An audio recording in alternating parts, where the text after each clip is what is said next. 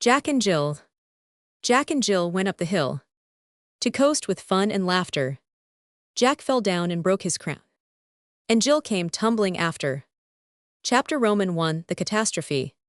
Clear the Lulla was the general cry on a bright December afternoon, when all the boys and girls of Harmony Village were out, enjoying the first good snow of the season up and down 3 long coasts. They went as fast as legs and sleds could carry them. One smooth path led into the meadow, and here the little folk congregated. One swept across the pond where skaters were darting about like water bugs, and the third, from the very top of the steep hill, ended abruptly at a rail fence on the high bank above the road. There was a group of lads and lasses, sitting or leaning on this fence to rest after an exciting race. And as they reposed, they amused themselves with criticizing their mates, still absorbed in this most delightful of outdoor sports. "Here comes Frank Minot, looking as solemn as a judge," cried one as a tall fellow of 16 spun by, with a set look about the mouth, and a keen sparkle of the eyes fixed on the distant goal with a Doherty expression. "Here's Molly Lou." "And Little Boo," sang out another, and down came a girl with flying hair carrying a small boy behind her so fat that his short legs stuck out from the sides, and his round face looked over her shoulder like a full moon. "There's Gus Burton, doesn't he go it?" And such a very long boy whizzed by that it looked almost as if his heels were at the top of the hill, when his head was at the bottom. "Hurrah for Ed Devlin," and a general shout greeted a sweet-faced lad with a laugh on his lips, a fine color on his brown cheek, and a gay word for every girl he passed. "Laura and Lottie keep to the safe coast into the meadow, and Molly Lou is the only girl that dares to try this long one to the pond. I wouldn't for the world, the ice can't be strong, yet though it is cold enough to freeze one's nose off," said a timid damsel, who sat hugging a post and screaming whenever a mischievous lad shook the fence. "No, she isn't. Here's Jack and Jill going like fury. Clear the track for Jolly Jack," sang the boys, who had rhymes and nicknames for nearly everyone. Down came a gay red sled bearing a boy, who seemed all smile and sunshine, so white were his teeth, so golden was his hair, so bright and happy his whole air. Behind him clung a little gypsy of a girl with black eyes and hair, cheeks as red as her hood, and a face full of fun and sparkle, as she waved Jack's blue tippet like a banner with one hand, and held on with the other. "Jill goes wherever Jack does, and he lets her. He's such a good-natured chap, he can't say no." To a girl, slyly added one of the boys who had wished to borrow the red sled, and had been politely refused because Jill wanted it. "He's the nicest boy in the world, for he never gets mad," said the timid young lady, recalling the many times Jack had shielded her from the terrors which beset her path to school, in the shape of cows, dogs, and boys who made faces and called her Fraidket. "He doesn't dare to get mad with Jill, for she'd take his head off in 2 minutes. If he did," growled Joe Flint, still smarting from the rebuke Jill had given him for robbing the little ones of their safe coast, because he fancied it. "She wouldn't. She's a dear. You needn't sniff at her, because she is poor. She's ever so much brighter than you are, or she wouldn't always be at the head of your class, old Joe," cried the girls, standing by their friend with a unanimity which proved what a favorite she was. Joe subsided with as scornful a curl to his nose as its chilly state permitted, and Mary Grant introduced a subject of general interest by asking abruptly, "Who is going to the Candace Scrape tonight?" "All of us," Frank invited the whole set, "and we shall have a tip-top time. We always do at the Minots," cried Sue, the timid trembler. Jack said there was a barrel of molasses in the house, so there would be enough for all to eat, and some to carry away. They know how to do things handsomely, and the speaker licked his lips, as if already tasting the feast in store for him. "Mrs. Minot is a mother worth having," said Molly Lou, coming up with Boo on the sled, and she knew what it was to need a mother, for she had none, and tried to care for the little brother with maternal love and patience. "She is just as sweet as she can be," declared Mary enthusiastically. "Especially when she has a Candace Scrape," said Joe, trying to be amiable lest he should be left out of the party. Whereat they all laughed and went gaily away for a farewell frolic, as the sun was setting, and the keen wind nipped fingers and toes as well as noses. Down they went one after another on the various coasts. Salem Frank, Long Gus, Gallant Ed, Flyaway, Molly Lou, Pretty Laura, and Lottie, Grumpy Joe, Sweet-faced Mary, with Sue shrieking wildly behind her, gay Jack and Gypsy Jill, always Toadthrone, and all bubbling over with the innocent jollity born of healthful exercise. People passing in the road below looked up and smiled involuntarily at the red-cheeked lads, and lasses filling the frosty air with peals of laughter and cries of triumph, as they flew by in every conceivable attitude, for the fun was at its height now. And the oldest and gravest observers felt a glow of pleasure, as they looked, remembering their own young days. "Jack, take me down that coast," Joe said. "I wouldn't dare to do it, so I must," commanded Jill, as they paused for breath after the long trudge uphill. Jill, of course, was not her real name, but had been given because of her friendship with Jack, who so admired Janie Peck's spirit and fun. "I guess I wouldn't. It is very bumpy, and ends in a big drift, not half so nice as this one. Hop on, and we'll have a good spin across the pond." And Jack brought Thunderbolt round with a skillful swing, and an engaging air that would have won obedience from anybody but willful Jill. "It is very nice, but I won't be told. I don't dare by any boy in the world. If you are afraid, I'll go alone." And before he could speak, she had snatched the rope from his hand, thrown herself upon the sled, and was off helter-skelter down the most dangerous coast on the hillside. She did not get far, however, for starting in a hurry, she did not guide her steed with care, and the red charger landed her in the snow halfway down, where she lay laughing, till Jack came to pick her up. "If you will go, I'll take you down." "All right, I am not afraid, for I've done it a dozen times with the other fellows. But we gave it up because it is short and bad," he said, still good-natured, though a little hurt at the charge of cowardice, for Jack was as brave as a little lion, and with the best sort of brave courage to do right. "So it is, but I must do it a few times or Joe will plague me and spoil my fun tonight," answered Jill, shaking her skirts and rubbing her blue hands wet and cold with the snow. "Here, put these on. I never use them. Keep them. If they fit, I only carry them to please mother." And Jack pulled out a pair of red mittens with the air of a boy used to giving away. "They are lovely warm, and they do fit. Must be too small for your paws, so I'll knit you a new pair for Christmas, and make you wear them too," said Jill, putting on the mittens with a nod of thanks, and ending her speech with a stamp of her rubber boots to enforce her threat. Jack laughed, and up they trudged to the spot whence the three coasts diverged. "Now which will you have?" he asked, with a warning look in the honest blue eyes, which often unconsciously controlled naughty Jill against her will. "That one," and the red mitten pointed firmly to the perilous path. "Just tried." "You will do it." "I wills." "Come on then, and hold tight." Jack's smile was gone now, and he waited without a word, while Jill tucked herself up, then took his place in front, and off they went on the brief, breathless trip straight into the drift by the fence below. "I don't see anything very awful in that. Come up, and have another. Joe is watching us, and I'd like to show him that we aren't afraid of anything," said Jill, with a defiant glance at a distant boy who had paused to watch the descent. "It is a regular go-bang, if that is what you like," answered Jack, as they plowed their way up again. "It is you boys think girls like little mean coasts, without any fun or danger in them, as if we couldn't be brave and strong as well as you. Give me 3 go-bangs, and then well, stop. My tumble doesn't count, so give me 2 more, and then I'll be good." Jill took her seat as she spoke, and looked up with such a rosy, pleading face that Jack gave in at once, and down they went again, raising a cloud of glittering snowdust, as they reined up in fine style with their feet on the fence. "It's just splendid. Now one more," cried Jill, excited by the cheers of a sleighing party passing below.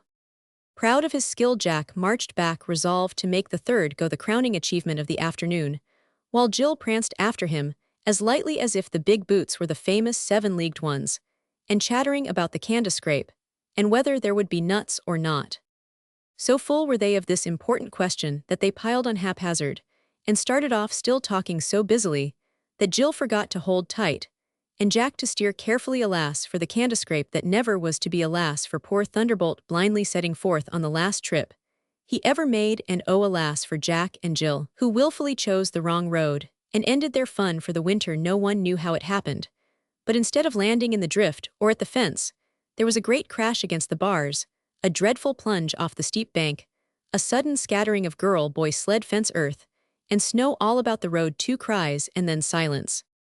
"I knew they'd do it," and standing on the post where he had perched, Joe waved his arms and shouted, smash up, run, run like a raven croaking over a battlefield." When the fight was done, down rushed boys and girls, ready to laugh or cry, as the case might be, for accidents will happen on the bestregulated coasting grounds. They found Jack sitting up, looking about him with a queer, dazed expression, while an ugly cut on the forehead was bleeding in a way which sobered the boys and frightened the girls half out of their wits. He's killed, wailed Sue, hiding her face and beginning to cry. No, I am not. It'll be all right when I get my breath. Where's Jill? Asked Jack stoutly, though still too giddy to see straight. The group about him opened, and his comrade in misfortune was discovered lying quietly in the snow, with all the pretty color shocked out of her face by the fall, and winking rapidly as if half-stunned, but no wounds appeared, and when asked if she was dead, she answered in a vague sort of way. I guess not. Is Jack hurt? Broken his head, croaked Joe, stepping aside that she might behold the fallen hero, vainly trying to look calm and cheerful with red drops running down his cheek, and a lump on his forehead. Jill shut her eyes and waved the girls away, saying faintly, Never mind me, go and see to him. Don't, I am all right, and Jack tried to get up in order to prove that headers off a bank were mere trifles to him, but at the first movement of the left leg, he uttered a sharp cry of pain and would have fallen if Gus had not caught and gently laid him down. What is it, old chap? Asked Frank, kneeling beside him, really alarmed now, the hurts seeming worse than mere bumps, which were common affairs among baseball players, and not worth much notice. I lit on my head, but I guess I've broken my leg. Don't frighten mother. And Jack held fast to Frank's arm as he looked into the anxious face bent over him, for though the elder tyrannized over the younger, the brothers loved one another dearly. Lift his head, Frank, while I tie my handkerchief round to stop the bleeding, said a quiet voice, as Ed Devlin laid a handful of soft snow on the wound, and Jack's face brightened as he turned to thank the one big boy who never was rough with the small ones. Better get him right home, advised Gus, who stood by looking on with his little sisters Laura and Lottie clinging to him. Take Jill too, for it's my opinion she has broken her back. She can't stir one bit, announced Molly Lou with a droll air of triumph, as if rather pleased than otherwise to have her patient hurt. The worse for Jack's wound was very effective, and Molly had a taste for the tragic. This cheerful statement was greeted with a wail from Susan and howls from Boo, who had earned that name from the ease with which on all occasions he could burst into a dismal roar, without shedding a tear, and stop as suddenly as he began. Oh, I am so sorry, it was my fault. I shouldn't have let her do it, said Jack distressfully. It was all my fault. I made him. If I'd broken every bone I've got, it would serve me right. Don't help me anybody, I am a wicked thing. And I deserve to lie here and freeze and starve and die, cried Jill, piling up punishments in her remorseful anguish of mind and body. But we want to help you, and we can settle about blame by and by, whispered Mary, with a kiss, for she adored dashing Jill, and never would own that she did wrong. Here come the Woodsolds just in time. I'll cut away, and tell one of them to hurry up, and freeing himself from his sisters, Gus went off at a great pace, proving that the long legs carried a sensible head as well as a kind heart. As the first sled approached, an air of relief pervaded the agitated party, for it was driven by Mr. Grant, a big benevolent-looking farmer, who surveyed the scene with the sympathetic interest of a man and a father. Had a little accident, have you? Well, that's a pretty likely place for a spill. Tried it once myself, and broke the bridge of my nose, he said, tapping that massive feature with a laugh which showed that 50 years of farming had not taken all the boy out of him now. Then, let's see about this little chore, and lively too, for it's late, and these parties ought to be housed, he added, throwing down his whip, pushing back his cap, and nodding at the wounded with a reassuring smile. Jill first, please, sir, said Ed, the gentle squire of dames, spreading his overcoat on the sled, as eagerly as ever Raleigh laid down his velvet cloak, for a queen to walk upon. All right, just lay easy, my dear, and I won't hurt you a mite if I can help it. Careful as Mr. Grant was, Jill could have screamed with pain as he lifted her, but she set her lips and bore it with the courage of a little Indian, for all the lads were looking on, and Jill was proud to show that a girl could bear as much as a boy. She hid her face in the coat as soon as she was settled to hide the tears that would come, and by the time Jack was placed beside her, she had quite a little cistern of salt water stored up in Ed's coat pocket. Then the mournful procession set forth, Mr. Grant driving the oxen, the girls clustering about the interesting invalids on the sled, while the boys came behind like a guard of honor, leaving the hill deserted by all but Joe, who had returned to hover about the fatal fence, and poor Thunderbolt split asunder lying on the bank, to mark the spot where the great catastrophe occurred. Chapter Roman 2 Penitence.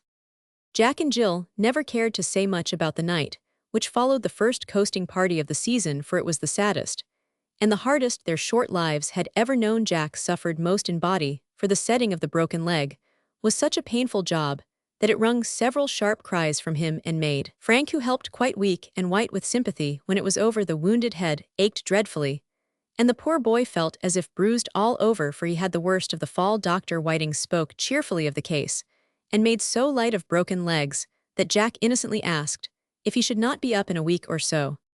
Well, no, it usually takes 21 days for bones to knit, and young ones make quick work of it, answered the doctor with a last scientific tuck to the various bandages, which made Jack feel like a hapless chicken trussed for the spit.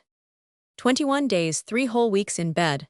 I shouldn't call that quick work, groaned the dismayed patient, whose experience of illness had been limited.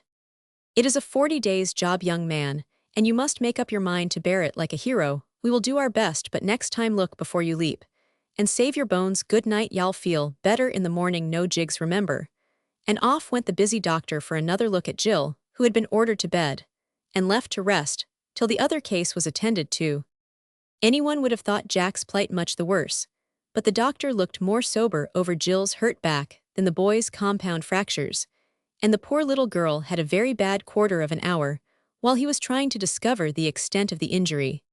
Keep her quiet and time will show how much damage is done, was all he said in her hearing. But if she had known that he told Mrs. Peck he feared serious consequences, she would not have wondered why her mother cried as she rubbed the numb limbs and placed the pillows so tenderly. Jill suffered most in her mind, for only a sharp stab of pain now and then reminded her of her body, but her remorseful little soul gave her no peace for thinking of Jack, whose bruises and breakages her lively fancy painted in the darkest colors. "Oh, don't be good to me, mammy. I made him go, and now he's hurt dreadfully and may die. And it is all my fault, and everybody ought to hate me," sobbed poor Jill, as a neighbor left the room after reporting in a minute manner how Jack screamed when his leg was set, and how Frank was found white as a sheet with his head under the pump, while Gus restored the tone of his friend's nerves by pumping as if the house was on fire. "Whist, my lass, and go to sleep. Take a sup of the good wine Mrs. Minot sent for you are as cold as a clod, and it breaks my heart to see my Janie so. I can't go to sleep. I don't see how Jack's mother could send me anything when I've half killed him. I want to be cold and ache, and have horrid things done to me. Oh, if I ever get out of this bed ill, be the best girl in the world to pay for this. See if I ain't." And Jill gave such a decided nod that her tears flew all about the pillow like a shower. "You'd better begin at once, for you won't get out of that bed for a long while, I'm afraid, my lamb," sighed her mother, unable to conceal the anxiety that lay so heavy on her heart. "Am I hurt badly, mammy?" "I fear it, lass." "I am glad of it. I ought to be worse than Jack, and I hope I am ill. Bear it well, and be good right away. Sing, mammy, and ill try to go to sleep to please you." Jill shut her eyes with sudden and unusual meekness, and before her mother had crooned half a dozen verses of an old ballad, the little black head lay still upon the pillow, and repentant Jill was fast asleep with a red mitten in her hand.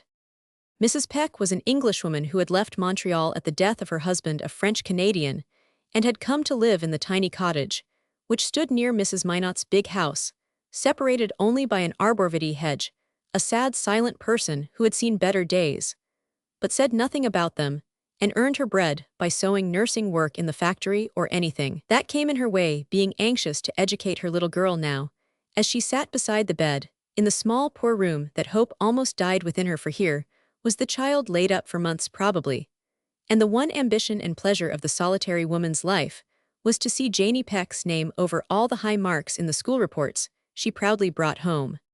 "Shall win through, please heaven, and ill see my lass, a gentlewoman yet, thanks to the good friend in yonder, who will never let her want for care," thought the poor soul, looking out into the gloom, where a long ray of light streamed from the great house, warm and comfortable upon the cottage, like the spirit of kindness, which made the inmates friends and neighbors.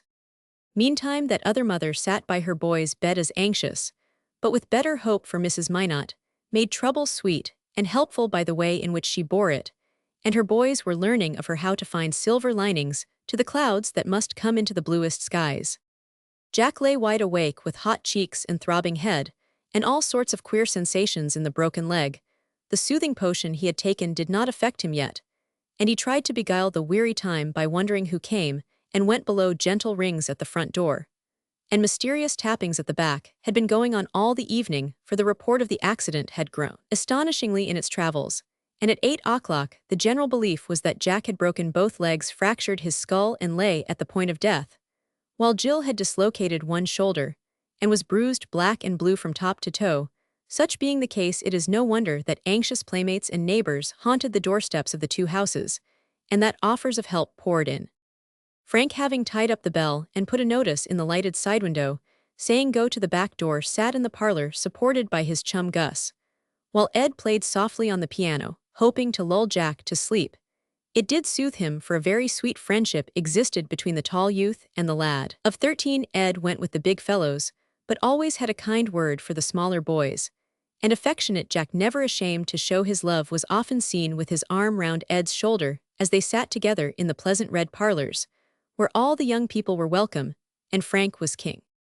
"Is the pain any easier, my darling?" asked Mrs. Minot, leaning over the pillow, where the golden head lay quiet for a moment. "Not much. I forget it listening to the music, dear. Old Ed is playing all my favorite tunes, and it is very nice. I guess he feels pretty sorry about me." "They all do." Frank could not talk of it. "Gus wouldn't go home to tea. He was so anxious to do something for us. Joe brought back the bits of your poor sled, because he didn't like to leave them lying round for anyone to carry off, he said, and you might like them to remember your fall by." Jack tried to laugh, but it was rather a failure, though he managed to say cheerfully, "That was good of old Joe. I wouldn't lend him Thunderbolt for fear he'd hurt. It couldn't have smashed it up better than I did, could he? Don't think I want any pieces to remind me of that fall. I just wish you'd seen us, Mother. It must have been a splendid spill to look at anyway." "No thank you, Id. Rather not even try to imagine my precious boy going heels over head down that dreadful hill. No more pranks of that sort for some time." Jackie and Mrs. Minot looked rather pleased on the whole to have her venturesome bird safe under her maternal wing. "No coasting till some time in January.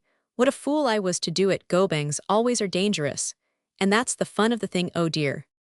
Jack threw his arms about and frowned darkly, but never said a word of the willful little baggage who had led him into mischief.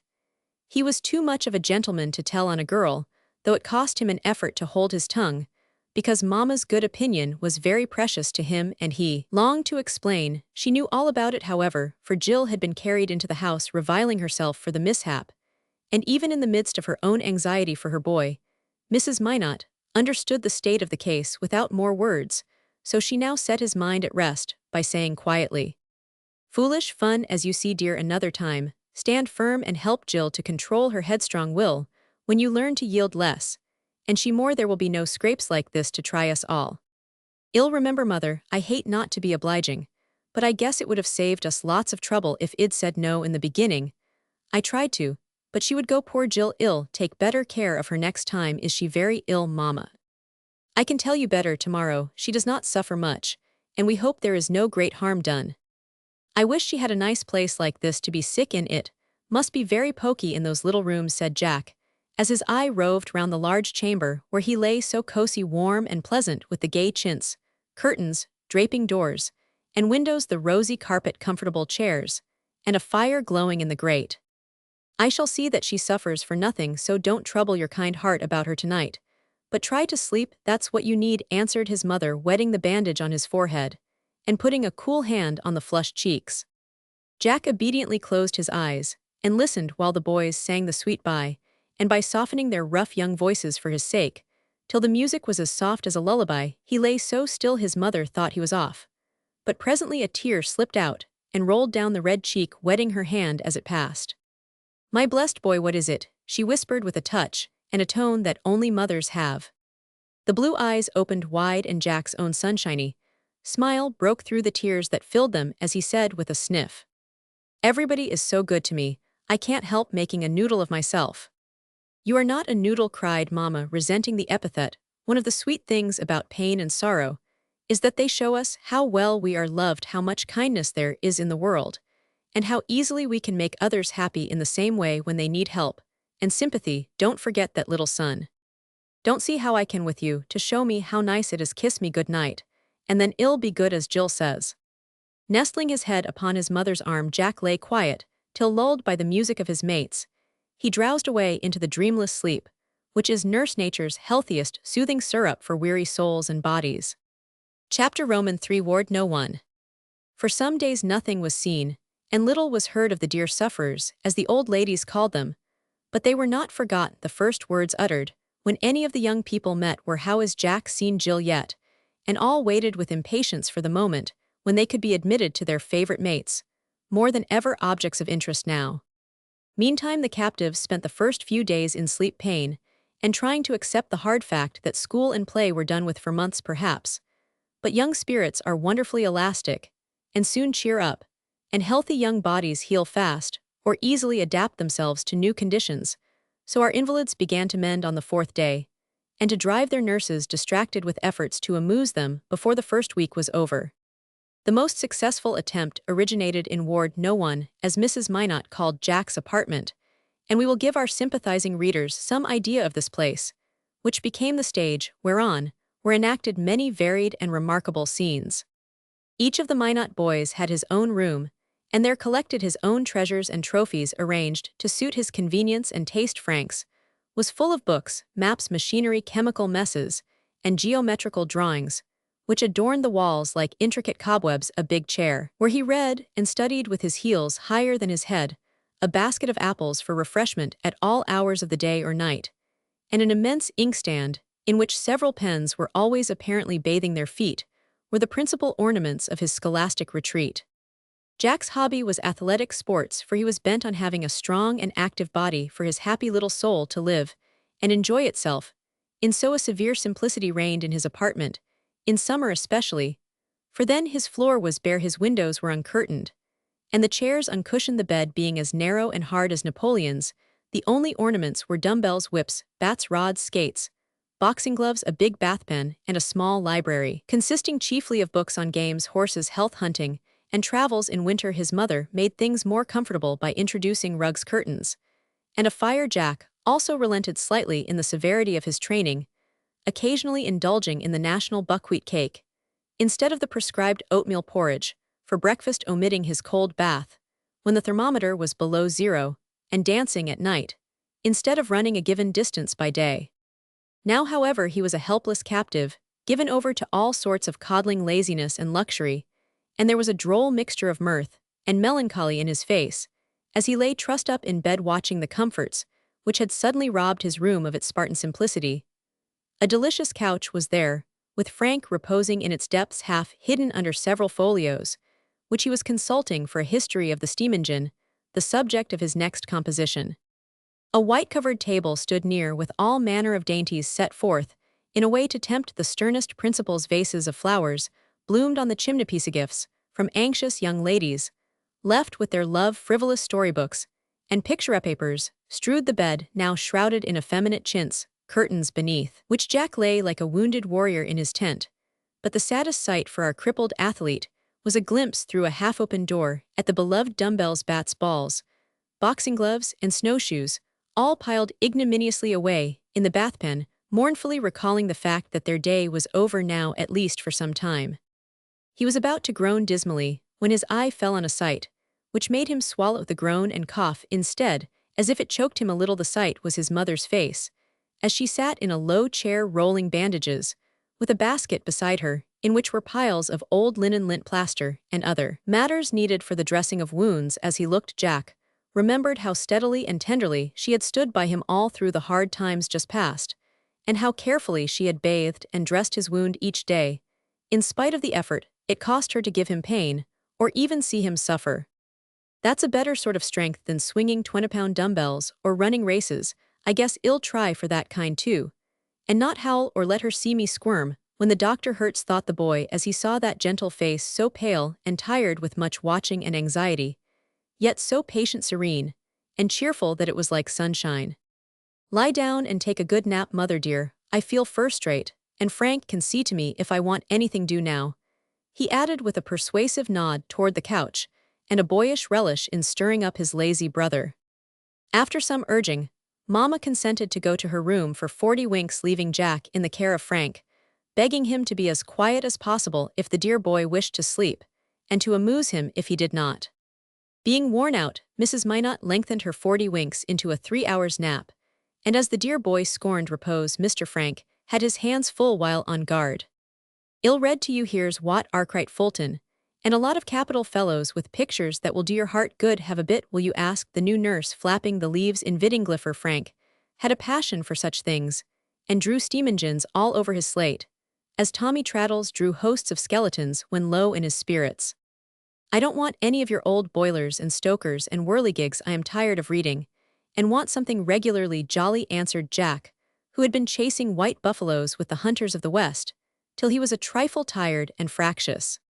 Play cribbage, euchre, anything you like, and Frank obligingly disinterred himself from under the folios, feeling that it was hard for a fellow to lie flat a whole week.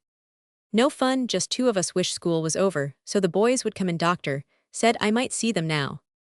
They'll be along by and I'll hail them. Till then, what shall we do? I am your man for anything, only put a name to it. Just wish I had a telegraph or a telephone, so I could talk to Jill. Wouldn't it be fun to pipe across and get an answer? I'll make either, you say, and Frank looked as if trifles of that sort were to be had for the asking. Could you really? Well, start the telegraph first, then you can send things over if you like, said Frank, prudently proposing the surest experiment. Go ahead then, I'd like that, and so would Jill, for I know she wants to hear from me. There's one trouble, though. I shall have to leave you alone for a few minutes, while I rig up the ropes. And Frank looked sober, for he was a faithful boy, and did not want to desert his post. Oh, never mind, I won't want anything. If I do, I can pound for Anne. And wake mother. I'll fix you a better way than that. And full of inventive genius, our young Edison spliced the poker to part of a fishing rod in a jiffy, making a long-handled hook, which reached across the room. There's an arm for you now, hook away, and let's see how it works, he said, handing over the instrument to Jack, who proceeded to show its unexpected capabilities by hooking the cloth off the table, in attempting to get his handkerchief, catching Frank by the hair when fishing for a book, and breaking a pane of glass in trying to draw down the curtain. It's so everlasting long I can't manage it, laughed Jack, as it finally caught in his bed hangings, and nearly pulled them ring and all down upon his head. Let it alone, unless you need something very much, and don't bother about the glass. It's just what we want for the telegraph wire or rope to go through. Keep still, and I'll have the thing running in 10 minutes. And delighted with the job, Frank hurried away, leaving Jack to compose a message to send as soon as it was possible. What in the world is that flying across the minot's yard? A brown hen, or a boy's kite? Exclaimed old Miss Hopkins, peering out of her window at the singular performances going on in her opposite neighbor's garden. First Frank appeared with a hatchet, and chopped a clear space in the hedge between his own house and the cottage. Next, a clothesline was passed through this aperture, and fastened somewhere on the other side. Lastly, a small covered basket slung on this rope was seen hitching along, drawn either way by a set of strings. Then, as if satisfied with his job, Frank retired, whistling Hail Columbia. It's those children at their pranks again. I thought broken bones wouldn't keep them out of mischief long, said the old lady, watching with great interest the mysterious basket traveling up and down the rope from the big house to the cottage. If she had seen what came and went over the wires of the great international telegraph, she would have laughed till her spectacles flew off her Roman nose. A letter from Jack, with a large orange, went first, explaining the new enterprise. Dear Jill, it's too bad you can't come over to see me. I am pretty well, but awful tired of keeping still. I want to see you ever so much. Frank has fixed us a telegraph, so we can write and send things. Won't it be jolly? I can't look out to see him do it. But when you pull your string, my little bell rings, and I know a message is coming. I send you an orange. Do you like Gorver jelly? People send in lots of goodies, and we will go halves. Good be. Jack. Away went the basket, and in 15 minutes it came back from the cottage with nothing in it but the orange. Hullo, is she mad? Asked Jack, as Frank brought the dispatch for him to examine. But at the first touch, the hollow peel opened, and out fell a letter, 2 gumdrops, and an owl made of a peanut with round eyes drawn at the end, where the stem formed a funny beak. 2 bits of straw were the legs, and the face looked so like Dr. Whiting that both boys laughed at the sight. That's so like Jill, she'd make fun if she was half dead. Let's see what she says. And Jack read the little note, which showed a sad neglect of the spelling book. Dear Jackie, I can't stir, and it's horrid. The telegraph is very nice, and we will have fun with it. I never ate any Gorver jelly. The orange was first rate. Send me a book to read all about bears and ships and crocodiles. The doctor was coming to see you, so I sent him the quickest way. Molly Lou says it is dreadful lonesome at school without us. Yours truly, Jill. Jack immediately dispatched the book, and a sample of guava jelly, which unfortunately upset on the way to the great detriment of the wild beasts of Asia and Africa. Jill promptly responded with the loan of a tiny black kitten, who emerged spitting and scratching to Jack's great delight, and he was cudgeling his brains as to how a fat white rabbit could be transported, when a shrill whistle from without saved Jill from that inconvenient offering. "It's the fellows, do you want to see them?" asked Frank, gazing down with calm superiority upon the three eager faces which looked up at him. "Guess I do," and Jack promptly threw the kitten overboard, scorning to be seen by any manly eye amusing himself with such girlish toys. Bang went the front door, tramp, tramp, tramp, came 6 booted feet up the stairs, and as Frank threw wide the door, 3 large beings paused on the threshold to deliver the courteous hello, which is the established greeting among boys on all social occasions. "Come along, old fellows, I am ever so glad to see you," cried the invalid, with such energetic demonstrations of the arms, that he looked as if about to fly or crow like an excited young cockerel. "How are you, Major? Does the leg ache much, Jack? Mr. Phipps says y'all have to pay for the new rails." With these characteristic greetings, the gentlemen cast away their hats and sat down, all grinning cheerfully, and all with eyes irresistibly fixed upon the dainties, which proved too much for the politeness of ever-hungry boys. "Help yourselves," said Jack with a hospitable wave. "All the dear old ladies in town have been sending in nice things, and I can't begin to eat them up. Lend a hand and clear away this lot, or we shall have to throw them out of the window. Bring on the donuts, and the tarts, and the shaky stuff in the entry closet, Frank, and let's have a lark." No sooner said than done. Gus took the tarts, Joe the donuts, Ed the jelly, and Frank suggested spoons all round for the Italian cream. A few trifles in the way of custard, fruit, and wafer biscuits were not worth mentioning, but every dish was soon emptied, and Jack said, as he surveyed the scene of devastation with great satisfaction, "Call again tomorrow, gentlemen, and we will have another bout. Free lunches at 5 p. Roman 1000. Till further notice, now tell me all the news." For half an hour 5 tongues went like mill clappers, and there is no knowing when they would have stopped if the little bell had not suddenly rung with a violence that made them jump. "That's Jill, see what she wants, Frank." And while his brother sent off the basket, Jack told about the new invention and invited his mates to examine and admire. They did so and shouted with merriment when the next dispatch from Jill arrived, a pasteboard jumping jack with one leg done up in cotton wool to preserve the likeness, and a great lump of molasses candy in a brown paper with accompanying note. "Dear Sir, I saw the boys go in, and know you are having a nice time, so I send over the candy Molly Lou, and Mary brought me. Mammy says I can't eat it, and it will all melt away if I keep it. Also a picture of Jack Minot, who will dance on one leg and waggle the other, and make you laugh. I wish I could come too. Don't you hate Grewel? I do. In haste. J.P. Let's all send her a letter," proposed Jack, and out came pens, ink, paper, and the lamp, and everyone fell to scribbling. A droll collection was the result, for Frank drew a picture of the fatal fall with broken rails, flying in every direction, Jack with his head swollen to the size of a balloon, and Jill in 2 pieces, while the various boys and girls were hit off with a sly skill that gave Gus legs like a stork, Molly Lou hair several yards long, and Boo, a series of visible howls coming out of an immense mouth in the shape of Os the oxen, were particularly good, for their horns branched like those of the moose, and Mr. Grant had a patriarchal beard, which waved in the breeze as he bore the wounded girl to a sled, very like a funeral pyre, the stakes being crowned with big mittens like torches. "You ought to be an artist. I never saw such a dabster as you are. That's the very moral of Joe, all in a bunch on the fence, with a blot to show how purple his nose was," said Gus, holding up the sketch for general criticism and admiration. "I'd rather have a red nose than legs like a grasshopper, so you needn't twit, Daddy," growled Joe, quite unconscious that a blot actually did adorn his nose, as he labored over a brief dispatch. The boys enjoyed the joke, and one after the other read out his message to the captive lady. "Dear Jill, sorry you ain't here. Great fun, Jack. Pretty lively. Laura and Lot would send love if they knew of the chance. Fly round and get well. Gus. Dear Gilliflower, hope you are pretty comfortable in your dungeon cell. Would you like a serenade when the moon comes? Hope you will soon be up again, for we miss you very much. Shall be very happy to help in any way I can. Love to your mother, your true friend, E. Roman 500. Miss Peck." Dear Madam, I am happy to tell you that we are all well and hope you are the same. I gave Jim Cox a licking because he went to your desk. You had better send for your books. You won't have to pay for the sled or the fence. Jack says he will see to it. We have been having a spread over here, first-rate things.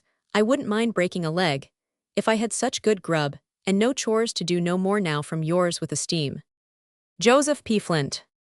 Joe thought that an elegant epistle, having copied portions of it from the letter writer, and proudly read it off to the boys, who assured him that Jill would be much impressed. Now Jack, hurry up, and let us send the lot off, for we must go, said Gus, as Frank put the letters in the basket, and the clatter of teethings was heard below. I am not going to show mine, it's private, and you must look, answered Jack, patting down an envelope with such care that no one had a chance to peep. But Joe had seen the little note copied, and while the others were at the window working the telegraph, he caught up the original, carelessly thrust by Jack under the pillow, and read it aloud before anyone knew what he was about. My dear, I wish I could send you some of my good times, as I can't. I send you much love, and I hope you will try and be patient, as I am going to, for it was our fault, and we must not make a fuss now. Ain't mother's sweet mine is coming over tomorrow to see you, and tell me how you are. This round thing is a kiss for good night. Your Jack. Isn't that spoony? You'd better hide your face. I think he's getting to be a regular mollycoddle, isn't he? Jeered Joe as the boys laughed, and then grew sober, seeing Jack's head buried in the bedclothes after sending a pillow at his tormentor.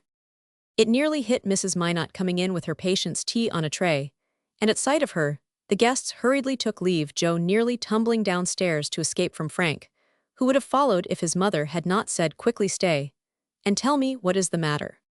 Only teasing Jack a bit. Don't be mad, old boy. Joe didn't mean any harm, and it was rather soft now, wasn't it? Asked Frank, trying to appease the wounded feelings of his brother.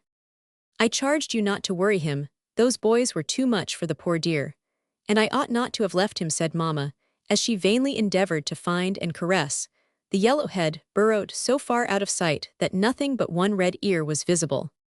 He liked it, and we got on capitally till Joe roughed him about Jill. Ah, Joe's getting it now. I thought Gus and Ed would do that little job for me, added Frank, running to the window, as the sound of stifled cries and laughter reached him. The red ear heard also, and Jack popped up his head to ask with interest, what are they doing to him? Rolling him in the snow, and he's howling like fun. Serves him right, muttered Jack with a frown. Then, as a wail arose suggestive of an unpleasant mixture of snow in the mouth and thumps on the back, he burst out laughing, and said good-naturedly, go and stop them, Frank. I want mind. Only tell him it was a mean trick. Hurry, Gus is so strong he doesn't know how his pounding hurts. Off ran Frank, and Jack told his wrongs to his mother. She sympathized heartily, and saw no harm in the affectionate little note which would please Jill, and help her to bear her trials patiently.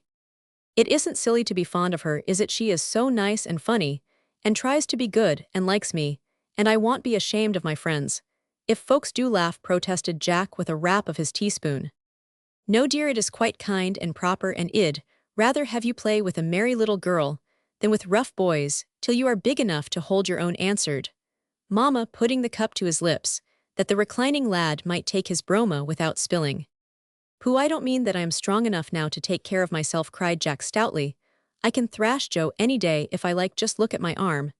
There's muscle for you, and up went a sleeve, to the great danger of overturning the tray, as the boy proudly displayed his biceps and expanded his chest, both of which were very fine for a lad of his years.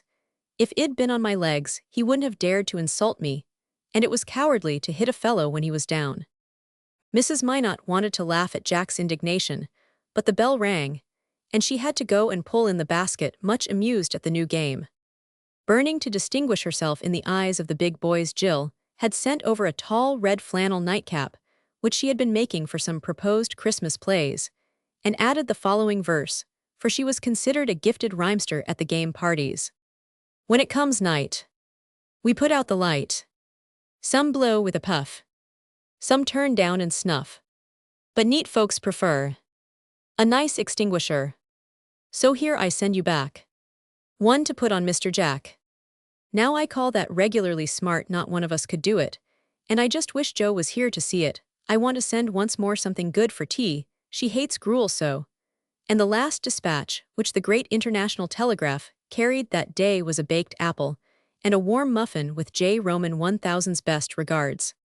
Chapter Roman 4 Ward No. 2. Things were not so gay in Ward No. 2, for Mrs. Peck was very busy, and Jill had nothing to amuse her but flying visits from the girls, and such little plays as she could invent for herself in bed. Fortunately, she had a lively fancy, and so got on pretty well, till keeping still grew unbearable, and the active child ached in every limb to be up and out. That, however, was impossible for the least attempt to sit or stand broad on the pain that took her breath away, and made her glad to lie flat again. The doctor spoke cheerfully, but looked sober, and Mrs. Peck began to fear that Janey was to be a cripple for life. She said nothing, but Jill's quick eyes saw an added trouble in the always anxious face, and it depressed her spirits, though she never guessed half the mischief the fall had done. The telegraph was a great comfort, and the two invalids kept up a lively correspondence, not to say traffic in light articles, for the Great International was the only aerial express in existence, but even this amusement flagged after a time. Neither had much to tell, and when the daily health bulletins had been exchanged, messages gave out, and the basket's travels grew more and more infrequent, neither could read all the time. Games were soon used up. Their mates were at school most of the day, and after a week or two, the poor children began to get pale and fractious with the confinement, always so irksome to young people. I do believe the child will fret herself into a fever, mem, and I'm clean distraught to know what to do for her. She never used to mind trifles, but now she frets about the oddest things, and I can't change them. This wallpaper is well enough, but she has taken a fancy that the spots on it look like spiders, and it makes her nervous. I've no other warm place to put her, and no money for a new paper. Poor lass, there are hard times before her, I am fearing. Mrs. Peck said this in a low voice to Mrs. Minot, who came in as often as she could to see what her neighbor needed, for both mothers were anxious, and sympathy drew them to one another. While one woman talked, the other looked about the little room, not wondering in the least that Jill found it hard to be contented there. It was very neat, but so plain that there was not even a picture on the walls nor an ornament upon the mantel, except the necessary clock lamp and matchbox. The paper was ugly, being a deep buff with a brown figure that did look very like spiders sprawling over it, and might well make one nervous to look at day after day. Jill was asleep in the folding chair Dr. Whiting had sent with a mattress to make it soft. The back could be raised or lowered at will, but only a few inches had been gained as yet, and the thin hair pillow was all she could bear.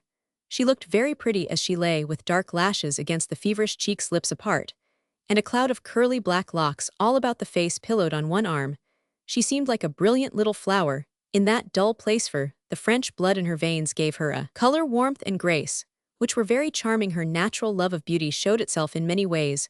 A red ribbon had tied up her hair, a gay but faded shawl was thrown over the bed, and the gifts sent her were arranged with care upon the table by her side among her own few toys and treasures. There was something pathetic in this childish attempt to beautify the poor place, and Mrs. Minot's eyes were full as she looked at the tired woman whose one joy and comfort lay there in such sad plight. "My dear soul, cheer up, and we will help one another through the hard times," she said, with a soft hand on the rough one, and a look that promised much. "Please God, we will, mem, with such good friends. I never should complain, I try not to do it, but it breaks my heart to see my little lass spoiled for life, most like," and Mrs. Peck pressed the kind hand with a despondent sigh. "We won't say or even think that yet everything is possible to youth and health like Janey's. We must keep her happy, and time will do the rest, I am sure. Let us begin at once, and have a surprise for her when she wakes." As she spoke, Mrs. Minot moved quietly about the room, pinning the pages of several illustrated papers against the wall at the foot of the bed, and placing to the best advantage the other comforts she had brought. "Keep up your heart, neighbor, I have an idea in my head, which I think will help us all if I can carry it out," she said cheerily, as she went, leaving Mrs. Peck to sew on Jack's new nightgowns with swift fingers, and the grateful wish that she might work for these good friends forever. As if the whispering and rustling had disturbed her, Jill soon began to stir, and slowly opened the eyes, which had closed so wearily on the dull December afternoon. The bare wall with its brown spiders no longer confronted her, but the colored print of a little girl dancing to the tune her father was playing on a guitar, while a stately lady with satin dress, ruff, and powder stood looking on, well pleased. The quaint figure, in its belaced frock, quilted petticoat, and red-heeled shoes, seemed to come tripping toward her in such a lifelike way that she almost saw the curls blow back, heard the rustle of the rich brocade, and caught the sparkle of the little maid's bright eyes. "Oh, how pretty! Who sent them?" asked Jill eagerly, as her eye glanced along the wall, seeing other new and interesting things. Beyond an elephant hunt, a ship in full sail, a horse race, and a ballroom. "The good fairy who never comes empty-handed. Look round a bit, and you will see more pretties all for you, my dearie." And her mother pointed to a bunch of purple grapes in a green leaf plate, a knot of bright flowers pinned on the white curtain, and a gay little double gown across the foot of the bed. Jill clapped her hands, and was enjoying her new pleasures, when in came Mary and Molly Lou, with Boo of course trotting after her like a fat and amiable puppy. Then the good times began. The gown was put on, the fruit tasted, and the pictures were studied like famous works of art. "It's a splendid plan to cover up that hateful wall. I'd stick pictures all round, and have a gallery. That reminds me, up in the garret at our house is a box full of old-fashioned books my aunt left. I often look at them on rainy days, and they are very funny. I'll go this minute and get everyone. We can pin them up or make paper dolls." And away rushed Molly Lou, with the small brother waddling behind, for when he lost sight of her he was desolate indeed. The girls had fits of laughter over the queer costumes of years gone by, and put up a splendid procession of ladies, in full skirts, towering hats, pointed slippers, powdered hair, simpering faces, and impossible waists. "I do think this bride is perfectly splendid. The long train and veil are so sweet," said Jill, reveling in fine clothes, as she turned from one plate to another. "I like the elephants best, and I'd give anything to go on a hunt like that," cried Molly Lou, who rode cows, drove any horse she could get, had 9 cats, and was not afraid of the biggest dog that ever barked. "I fancy the dancing lesson. It is so sort of splendid, with the great windows, gold chairs, and fine folks. Oh, I would like to live in a castle with a father and mother like that," said Mary, who was romantic, and found the old farmhouse on the hill a sad trial to her high-flown ideas of elegance. "Now that ship setting out for some faraway place is more to my mind. I weary for home now and then, and mean to see it again some day." And Mrs. Peck looked longingly at the English ship, though it was evidently outward bound. Then, as if reproaching herself for discontent, she added, "It looks like those I used to see going off to India with a load of missionaries. I came near going myself once with a lady bound for Siam, but I went to Canada with her sister, and here I am. I'd like to be a missionary, and go where folks throw their babies to the crocodiles. I'd watch, and fish them out, and have a school, and bring them up and convert all the people, till they knew better," said warm-hearted Molly Lou, who befriended every abused animal and forlorn child she met. "We needn't go to Africa to be missionaries. They have 'em nearer home, and need 'em too. In all the big cities there are many, and they have their hands full with the poor, the wicked, and the helpless. One can find that sort of work anywhere if one has a mind," said Mrs. Peck. "I wish we had some to do here. I'd so like to go round with baskets of tea and rice, and give out tracts, and talk to people, wouldn't you girls?" asked Molly, much taken with the new idea. "It would be rather nice to have a society all to ourselves, and have meetings and resolutions and things," answered Mary, who was fond of little ceremonies, and always went to the sewing circle with her mother. "We wouldn't let the boys come and have it a secret society, as they do their temperance, lodge and wed, have badges and passwords and grips. It would be fun, if we can only get some heathen to work it," cried Jill, ready for fresh enterprises of every sort. "I can tell you someone to begin on right away," said her mother, nodding at her, as wild a little savage as I'd wish to see. "Take her in hand, and make a pretty-mannered lady of her. Begin at home, my lass, and you'll find missionary work enough for a while." "Now, mammy, you mean me well. I will begin, and it'll be so good folks won't know me being sick makes naughty children behave in storybooks. I'll see if live ones can't." And Jill put on such a sanctified face that the girls laughed, and asked for their missions, also thinking they would be the same. "You, Mary, might do a deal at home, helping mother, and setting the big brothers a good example. One little girl in a house can do pretty much as she will, especially if she has a mind to make plain things nice and comfortable, and not long for castles, before she knows how to do her own tasks well," was the first unexpected reply. Mary colored, but took the reproof sweetly, resolving to do what she could, and surprised to find how many ways seemed open to her after a few minutes' thought.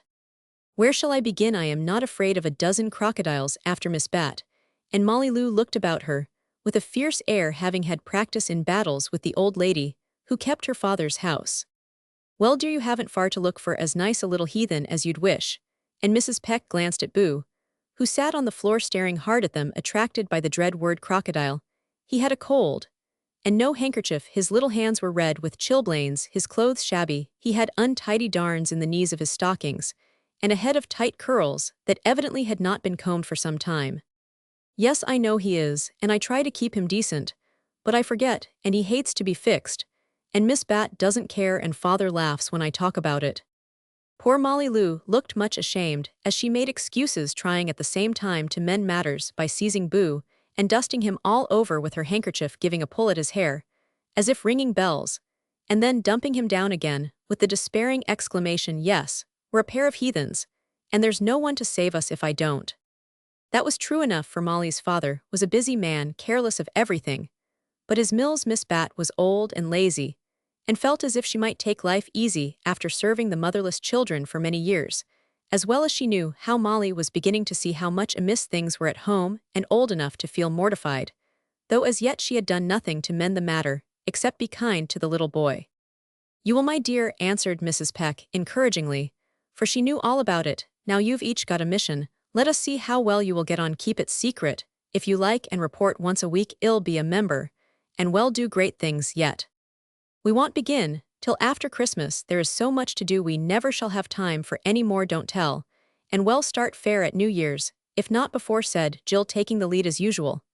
Then they went on with the gay ladies, who certainly were heathen enough in dress to be in sad need of conversion to common sense at least. "I feel as if I was at a party," said Jill, after a pause occupied in surveying her gallery with great satisfaction, for dress was her delight, and here she had every conceivable style and color. "Talking of parties, isn't it too bad that we must give up our Christmas fun? Can't get on without you and Jack, so we are not going to do a thing, but just have our presents," said Mary sadly, as they began to fit different heads and bodies together to try droll effects. "I shall be all well in a fortnight, I know, but Jack won't, for it will take more than a month to mend his poor leg. Maybe they will have a dance in the boys' big room, and he can look on," suggested Jill, with a glance at the dancing damsel on the wall, for she dearly loved it, and never guessed how long it would be before her light feet would keep time to music again. "You'd better give Jack a hint about the party. Send over some smart ladies, and say they have come to his Christmas ball," proposed audacious Molly Lou, always ready for fun. So they put a preposterous green bonnet toffee with plumes on a little lady in yellow, who sat in a carriage, the lady beside her in winter costume of velvet pelisse.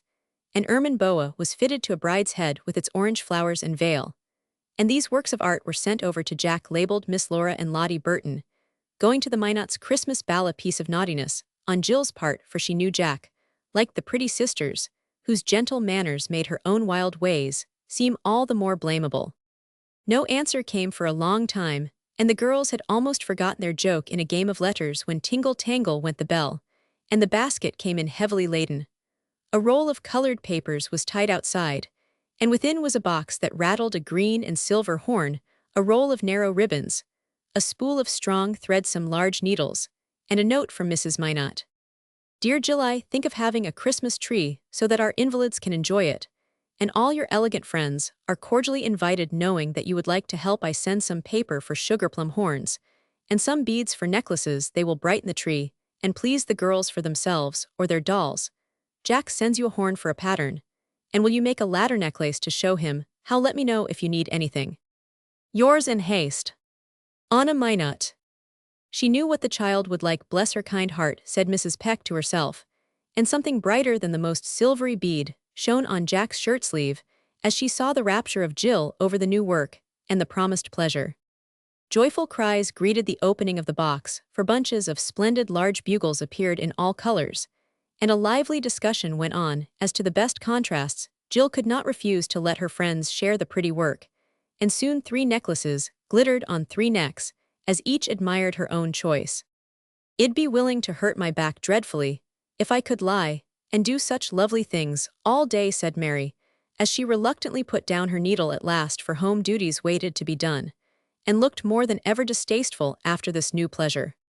"So would I. Oh, do you think Mrs. Minot will let you fill the horns when they are done? I'd love to help you. Then be sure you send for me," cried Molly Lou, arching her neck like a proud pigeon to watch the glitter of her purple and gold necklace on her brown gown. "I'm afraid you couldn't be trusted. You love sweeties so, and I am sure Boo couldn't, but I'll see about it," replied Jill with a responsible air.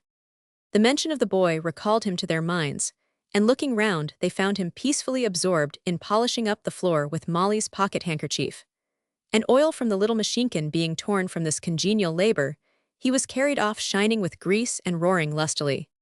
But Jill did not mind her loneliness now, and sang like a happy canary, while she threaded her sparkling beads or hung the gay horns to dry ready for their cargoes of sweets.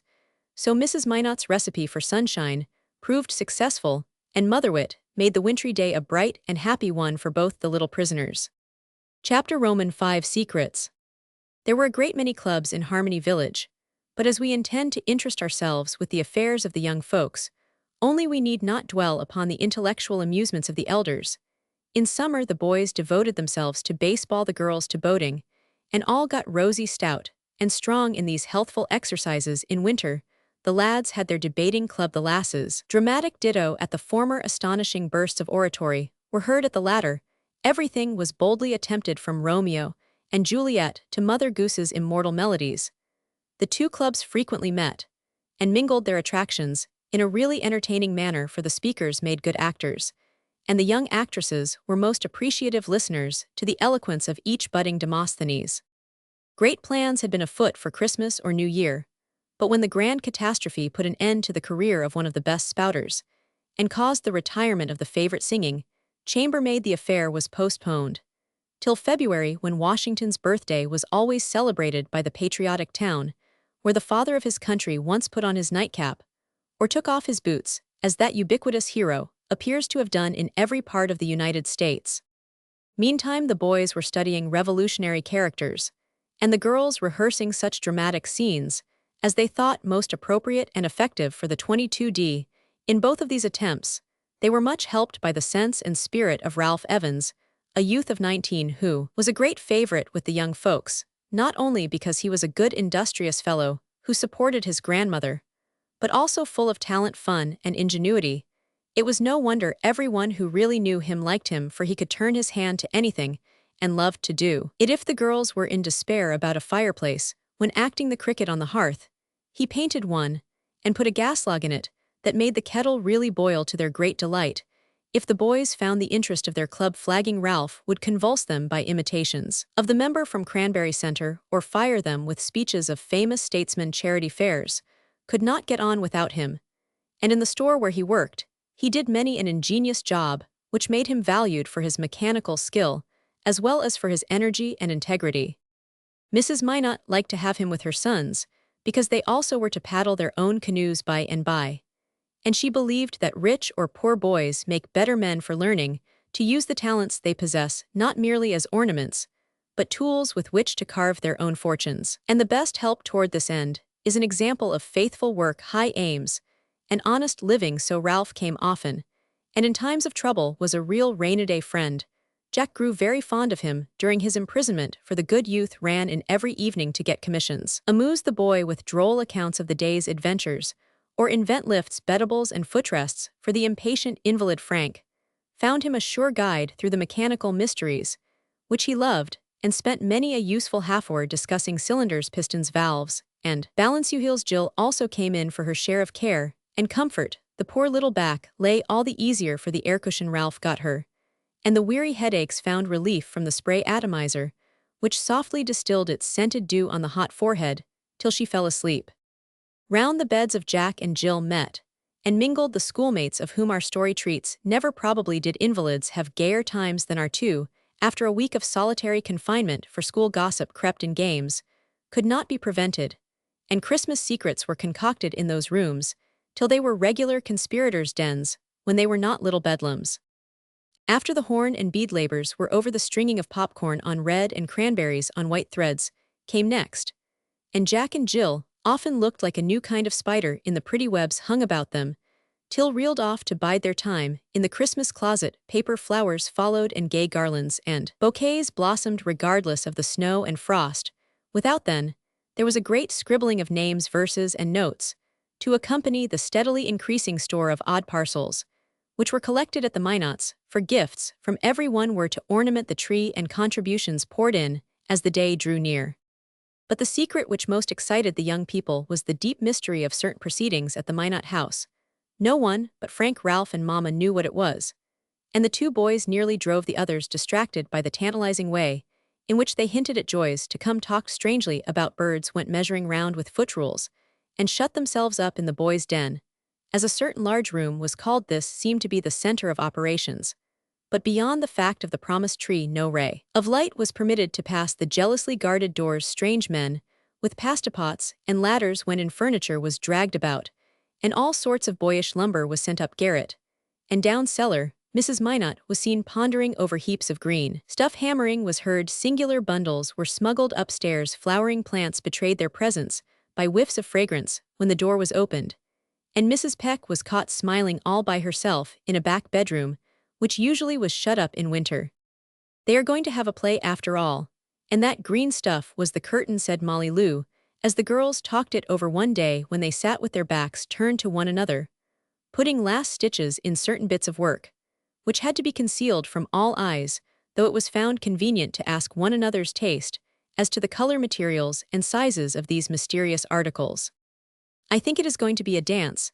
I heard the boys doing their steps when I went in last evening to find out whether Jack liked blue or yellow best, so I could put the bow on his penwhipper," declared Mary, knitting briskly away at the last of the pair of pretty white bedsocks she was making for Jill right under her inquisitive little nose. "They wouldn't have a party of that kind without Jack and me. It is only an extra nice tree, you see if it isn't," answered Jill from behind the pillows, which made a temporary screen to hide the toilet mats. She was preparing for all her friends.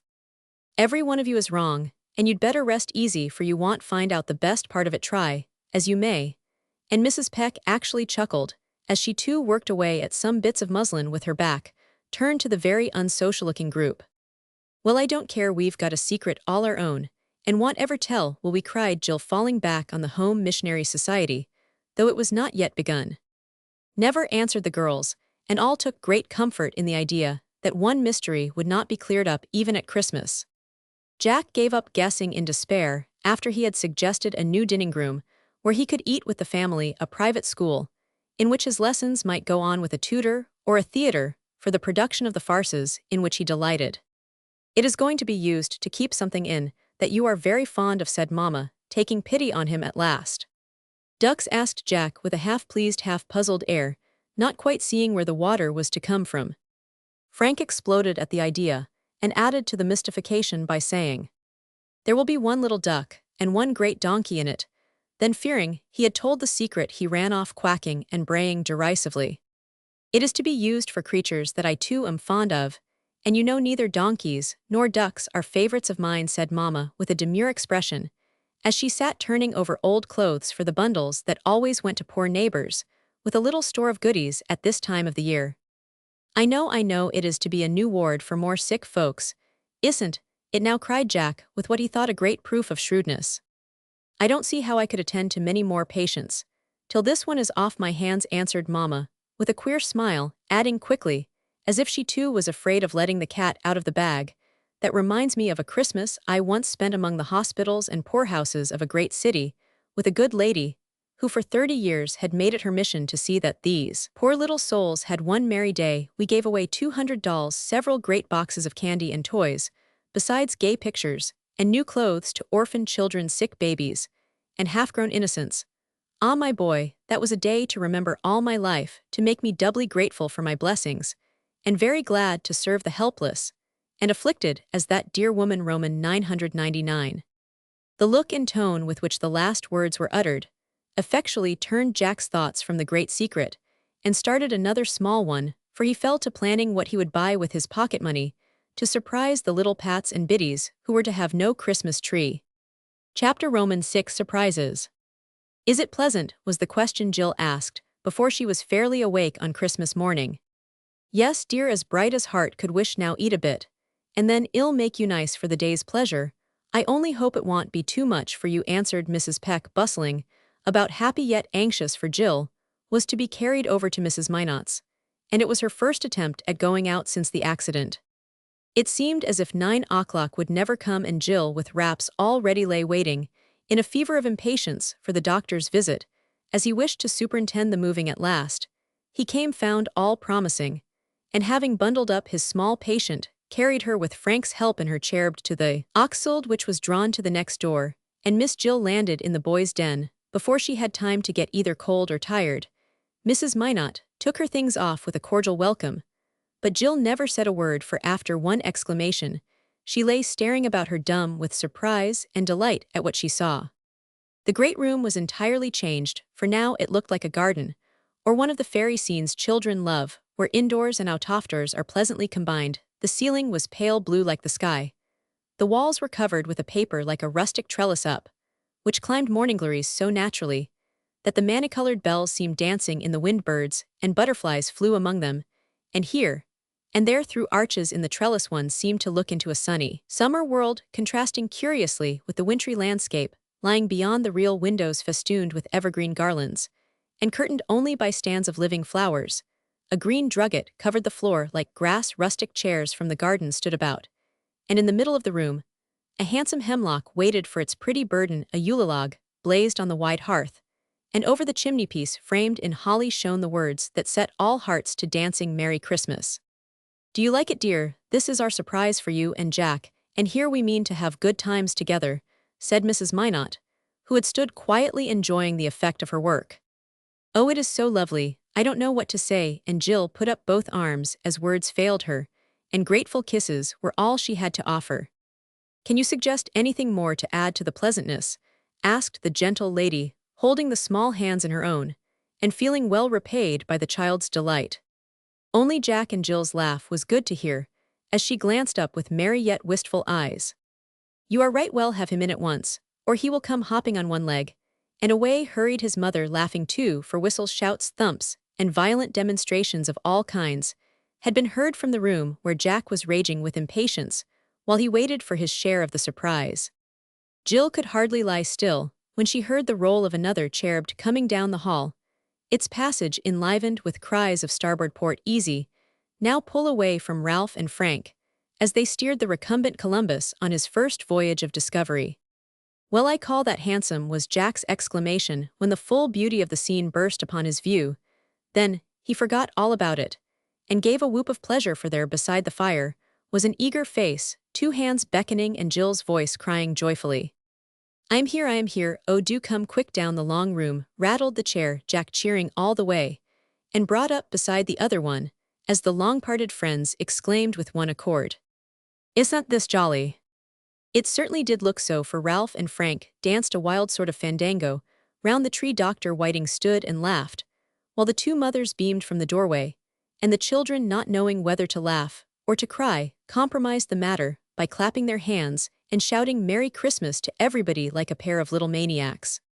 Then they all sobered down, and the busy ones went off to the various duties of the day, leaving the young invalids to repose and enjoy themselves together. "How nice you look," said Jill, when they had duly admired the pretty room. "So do you," gallantly returned Jack, as he surveyed her with unusual interest. They did look very nice, though happiness was the principal beautifier. Jill wore a red wrapper, with the most brilliant of all the necklaces sparkling at her throat, over a nicely crimped frill her mother had made in honor of the day. All the curly black hair was gathered into a red net, and a pair of smart little moccasins covered the feet that had not stepped for many a weary day. Jack was not so gay, but had made himself as fine as circumstances would permit. A gray dressing gown with blue cuffs and collar was very becoming to the blonde youth. An immaculate shirt, best studs, sleeve-buttons, blue tie, and handkerchief wet with cologne sticking out of the breast pocket gave an air of elegance, in spite of the afghans spread over the lower portions of his manly form. The yellow hair was brushed till it shone, and being parted in the middle to hide the black patch, made two engaging little quirls on his forehead. The summer tan had faded from his cheeks, but his eyes were as blue as the wintry sky, and nearly every white tooth was visible, as he smiled on his partner in misfortune, saying cheerily, "I am ever so glad to see you again. Guess we are over the worst of it now, and can have good times. Won't it be fun to stay here all the while, and amuse one another?" "Yes, indeed, but one day is so short it will be stupider than ever when I go home tonight," answered Jill, looking about her with longing eyes. "But you are not going home tonight, you are to stay ever so long, didn't Mama tell you?" "No, oh how splendid, am I really? Where will I sleep? What will Mammy do without me?" And Jill almost sat up. She was so delighted with the new surprise. "That room in there is all fixed for you. I made Frank tell me so much. Mama said I might tell you, but I didn't think she would be able to hold in. If she saw you first, your mother is coming too, and we are all going to have larks together till we are well." The splendor of this arrangement took Jill's breath away, and before she got it again, in came Frank and Ralph, with 2 clothes baskets of treasures to be hung upon the tree. While they wired on the candles, the children asked questions, and found out all they wanted to know about the new plans and pleasures. "Who fixed all this?" "Mama thought of it, and Ralph, and I did it. He's the man for this sort of thing, you know. He proposed cutting out the arches, and sticking on birds and butterflies. Just where they looked best, I put those canaries over there. They looked so well against the blue," and Frank proudly pointed out some queer orange-colored fowls, looking as if they were having fits in the air, but very effective nevertheless. "Your mother said you might call this the bird room. We caught a scarlet tanager for you to begin with, didn't we, Jack?" And Ralph threw a bonbon at Jill, who looked very like a bright little bird in a warm nest. "Good for you, yes, and we are going to keep her in this pretty cage, till we can both fly off together. I say, Jill, where shall we be in our classes when we do get back?" And Jack's merry face fell at the thought. "At the foot if we don't study, and keep up. Doctor said I might study sometimes, if I'd lie still as long as he thought best. And Molly brought home my books, and Mary says she will come in every day and tell me where the lessons are. I don't mean to fall behind, if my backbone is cracked," said Jill, with a decided nod that made several black rings fly out of the net to dance on her forehead. "Frank said he'd pull me along in my Latin, but I've been lazy and haven't done a thing. Let's go at it and start fair for New Year," proposed Jack, who did not love study as the bright girl did, but was ashamed to fall behind her in anything. "All right, they've been reviewing, so we can keep up when they begin if we work next week, while the rest have a holiday. Oh dear, I do miss school dreadfully," and Jill sighed for the old desk, every blot and notch of which was dear to her. "There come our things, and pretty nice they look too," said Jack, and his mother began to dress the tree, hanging up the gay horns, the gilded nuts, red and yellow apples and oranges, and festooning long strings of popcorn and scarlet cranberries from bough to bough, with the glittering necklaces hung where the light would show their colors best.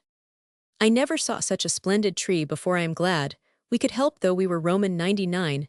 Is it all done now?" asked Jill when the last parcel was tied on, and everybody stood back to admire the pretty sight. "One thing more, hand me that box, Frank, and be very careful that you fasten this up firmly." Ralph answered Mrs. Minot, as she took from its wrappings the waxen figure of a little child. The rosy limbs were very lifelike, so was the smiling face under the locks of shining hair. Both plump arms were outspread as if to scatter blessings over all, and downy wings seemed to flutter from the dimpled shoulders, making an angel of the baby. "Is it St. Nicholas?" asked Jill, who had never seen that famous personage and knew but little of Christmas festivities. "It is the Christchild whose birthday we are celebrating. I got the best I could find, for I like the idea better than old Santa Claus, though we may have him too," said Mama, holding the little image so that both could see it well. "It looks like a real baby," and Jack touched the rosy foot with the tip of his finger, as if expecting a crow from the half-open lips. "It reminds me of the saints in the Chapel of the Sacred Heart in Montreal. One little St. John looked like this, only he had a lamb instead of wings," said Jill, stroking the flaxen hair and wishing she dared ask for it to play with. "He is the children's saint to pray to, love, and imitate, for he never forgot them, but blessed and healed, and taught them all his life.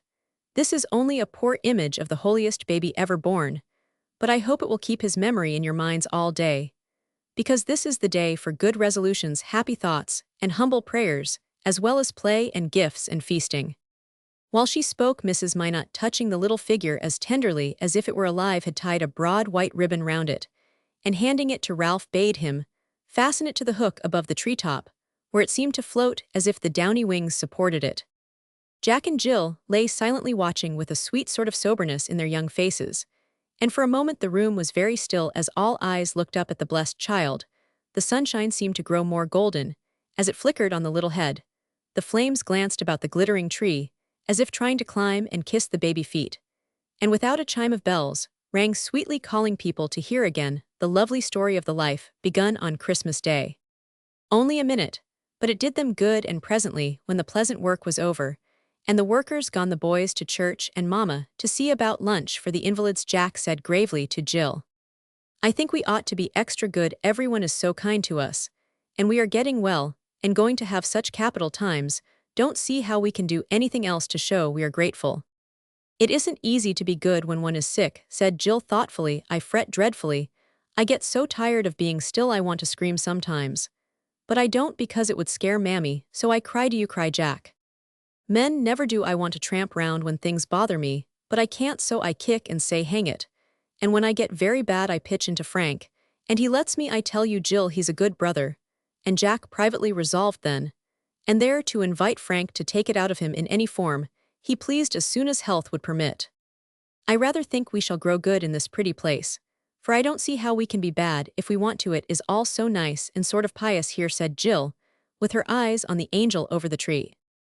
A fellow can be awfully hungry. I know that. I didn't half eat breakfast. I was in such a hurry to see you and know all about the secrets Frank kept saying. I couldn't guess that you had come, and I never would be ready till finally I got mad and fired an egg at him and made no end of a mess. Jack and Jill went off into a gale of laughter at the idea of dignified Frank dodging the egg that smashed on the wall, leaving an indelible mark of Jack's besetting sin impatience. Just then Mrs. Minot came in, well pleased to hear such pleasant sounds, and to see two merry faces, where usually one listless one met her anxious eyes. The new medicine works well, neighbor, she said to Mrs. Peck, who followed with the lunch tray. Indeed it does, mem. I feel as if I'd taken a sup myself. I am that easy in my mind.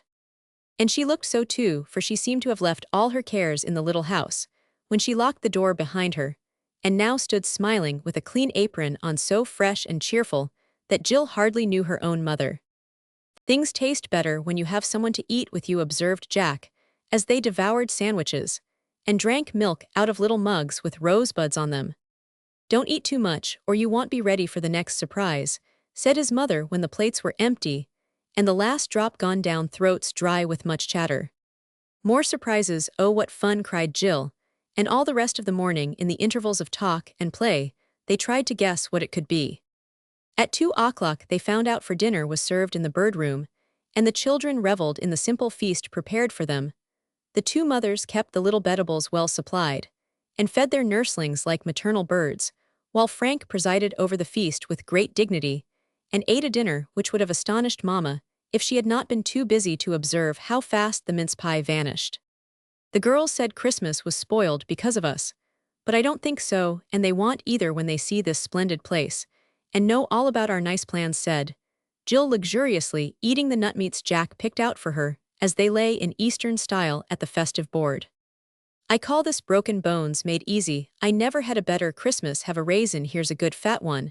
And Jack made a long arm to Jill's mouth, which began to sing Little Jack Horner as an appropriate return. It would have been a lonesome one to all of us, I am thinking, but for your mother, boys, my duty and hearty thanks to you, mem, put in grateful Mrs. Peck, bowing over her coffee cup, as she had seen ladies bow over their wineglasses at dinner parties in Old England.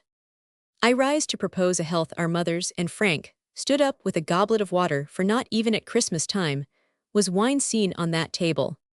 Hip hip hurrah, called Jack, baptizing himself with a good sprinkle, as he waved his glass and drank the toast with a look that made his mother's eyes fill with happy tears. Jill threw her mother a kiss, feeling very grown up and elegant to be dining out in such style. Then they drank everyone's health with much merriment, till Frank declared that Jack would float off on the deluge of water he splashed about in his enthusiasm, and Mamma proposed a rest after the merrymaking. Now the best fun is coming, and we have not long to wait, said the boy, when naps and rides about the room had whiled away the brief interval between dinner and dusk, for the evening entertainment was to be an early one to suit the invalid's bedtime. I hope the girls will like their things. I helped to choose them, and each has a nice present. I don't know mine though, and I am in a twitter to see it, said Jill, as they lay waiting for the fun to begin. I chose it, so I know you will like one of them anyway. Have I got more than one? I guess y'all think so when they are handed down. The bell was going all day yesterday, and the girls kept bringing in bundles for you. I see 7 now, and Jack rolled his eyes from one mysterious parcel to another hanging on the laden boughs. I know something too. That square bundle is what you want ever so much, I told Frank, and he got it for his present. It is all red and gold outside, and every sort of color inside. Y'all hurrah. When you see it, that roundish one is yours too. I made them, cried Jill, pointing to a flat package tied to the stem of the tree, and a neat little roll in which were the blue mittens that she had knit for him. "I can wait," but the boy's eyes shone with eagerness, and he could not resist firing 2 or 3 popcorns at it to see whether it was hard or soft. "That barking dog is for Boo, and the little yellow sled so Molly can drag him to school. He always tumbles down so when it is slippery," continued Jill, proud of her superior knowledge, as she showed a small spotted animal hanging by its tail with a red tongue, displayed as if about to taste the sweeties in the horn below. "Don't talk about sleds, for mercy's sake. I never want to see another. And you wouldn't either if you had to lie with a flatiron tied to your ankle, as I do," said Jack with a kick of the well leg, and an artful glance at the weight attached to the other that it might not contract while healing. "Well, I think plasters and liniment and rubbing as bad as flatirons any day. I don't believe you have ached half so much as I have, though it sounds worse to break legs than to sprain your back," protested Jill, eager to prove herself the greater sufferer as invalids are apt to be. "I guess you wouldn't think so if you'd been pulled round, as I was when they set my leg. Caesar, how it did hurt," and Jack squirmed at the recollection of it. "You didn't faint away, as I did when the doctor was finding out if my vertebrums were hurt, so now," cried Jill, bound to carry her point, though not at all clear what vertebrae were. "Pooh, girls always faint, men are braver, and I didn't faint a bit in spite of all that horrid agony. You held Frank told me so. Doctor said I was a brave girl, so you needn't brag, for you'll have to go on a crutch for a while. I know that. You may have to use 2 of them for years, maybe. I heard the doctor tell my mother, so I shall be up and about long before you will now then." Both children were getting excited, for the various pleasures of the day had been rather too much for them, and there is no knowing, but they would have added the sad surprise of a quarrel to the pleasant ones of the day, if a cheerful whistle had not been heard, as Ralph came in to light the candles and give the last artistic touches to the room. "Well, young folks, how goes it? Had a merry time so far?" he asked, as he fixed the steps and ran up with a lighted match in his hand. "Very nice, thank you," answered a prim little voice from the dusk below, for only the glow of the fire filled the room just then. Jack said nothing, and 2 red sulky faces were hidden in the dark, watching candle after candle sputter, brighten and twinkle, till the trembling shadows began to flit away like imps afraid of the light. "Now he will see my face, and I know it is cross," thought Jill, as Ralph went round the last circle, leaving another line of sparks among the hemlock boughs. Jack thought the same, and had just got the frown smoothed out of his forehead, when Frank brought a fresh log, and a glorious blaze sprung up, filling every corner of the room and dancing over the figures in the long chairs, till they had to brighten whether they liked it or not. Presently the bell began to ring and gay voices to sound below.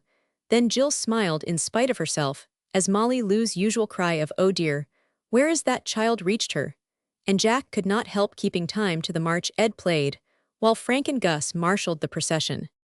"Ready!" cried Mrs. Minot at last, and up came the troop of eager lads and lasses, brave in holiday suits, with faces to match. A unanimous "Oh, oh, oh" burst from 20 tongues, as the full splendor of the tree, the room and its inmates dawned upon them, for not only did the pretty Christchild hover above, but Santa Claus himself stood below, fur-clad, white-bearded, and powdered with snow from the dredging box.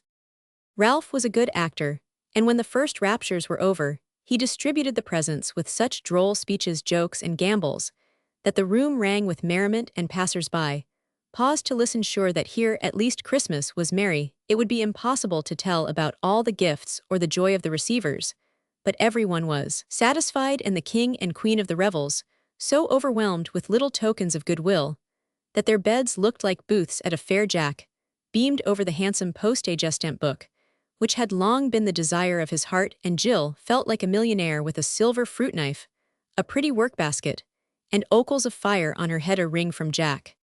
A simple little thing enough, with one tiny turquoise forget-me-not, but something like a dewdrop fell on it when no one was looking, and she longed to say, "I am sorry, I was cross, forgive me, Jack." But it could not be done then, so she turned to admire Mary's bedshoes, the pots of pansies, hyacinths, and geranium, which Gus and his sisters sent for her window garden, Molly's queer Christmas pie, and the zither Ed promised to teach her how to play upon. The tree was soon stripped, and popcorn strewed the floor as the children stood about picking them off the red threads, when candy gave out with an occasional cranberry by way of relish. Boo insisted on trying the new sled at once, and enlivened the trip by the squeaking of the spotted dog, the toot of a tin trumpet, and shouts of joy at the splendor of the turnout. The girls all put on their necklaces and danced about like fine ladies at a ball, the boys fell to comparing skates, balls, and cuff buttons on the spot, while the little ones devoted all their energies to eating everything eatable they could lay their hands on. Games were played till 9 o'clock, and then the party broke up after they had taken hands round the tree and sung a song written by one whom you all know so faithfully and beautifully does she love and labor for children the world over. The blessed day. What shall little children bring? On Christmas Day, on Christmas Day. What shall little children bring? On Christmas Day in the morning. This shall little children bring. On Christmas Day, on Christmas Day. Love and joy to Christ their King.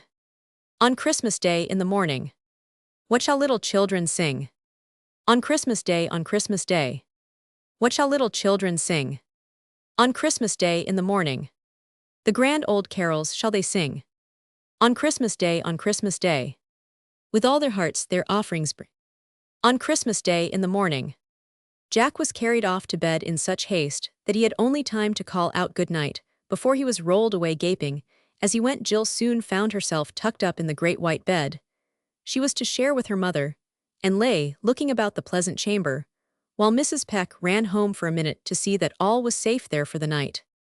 After the merry din, the house seemed very still, with only a light step now, and then the murmur of voices not far away, or the jingle of sleigh bells from without, and the little girl rested easily among the pillows, thinking over the pleasures of the day, too wide awake for sleep. There was no lamp in the chamber, but she could look into the pretty bird room where the firelight still shone on flowery walls, deserted tree, and Christchild floating above the green. Jill's eyes wandered there and lingered, till they were full of regretful tears, because the sight of the little angel recalled the words spoken when it was hung up, the good resolution she had taken then, and how soon it was broken. I said I couldn't be bad in that lovely place, and I was a cross, ungrateful girl after all they've done for Mammy and me. Poor Jack was hurt the worst, and he was brave, though he did scream. I wish I could go and tell him so, and hear him say, all right, oh me, I've spoiled the day. A great sob choked more words, and Jill was about to have a comfortable cry when someone entered the other room, and she saw Frank doing something with a long cord and a thing that looked like a tiny drum. Quiet as a bright-eyed mouse, Jill peeped out, wondering what it was, and suspecting mischief, for the boy was laughing to himself as he stretched the cord, and now and then bent over the little object in his hand, touching it with great care. Maybe it's a torpedo to blow up and scare me. Jack likes to play tricks. Well, I'll scream loud when it goes off, so he will be satisfied that I am dreadfully frightened, thought Jill, little dreaming what the last surprise of the day was to be. Presently a voice whispered, I say, are you awake? Yes. Anyone there but you? No. Catch this, then hold it to your ear and see what y'all get. The little drum came flying in, and catching it, Jill with some hesitation obeyed Frank's order. Judge of her amazement when she caught in broken whispers these touching words. Sorry I was cross, forgive, and forget, start fair tomorrow. All right, Jack. Jill was so delighted with this handsome apology that she could not reply for a moment, then steadied her voice and answered back in her sweetest tone. I am sorry too, never will again, feel much better now. Good night, you dear old thing. Satisfied with the success of his telephone, Frank twitched back the drum and vanished, leaving Jill to lay her cheek upon the hand that wore the little ring and fall asleep, saying to herself, with a farewell glance at the children's saint dimly seen in the soft gloom, I will not forget, I will be good. Chapter Romans 7. Jill's mission. The good times began immediately, and very little studying was done that week, in spite of the virtuous resolutions made by certain young persons on Christmas Day.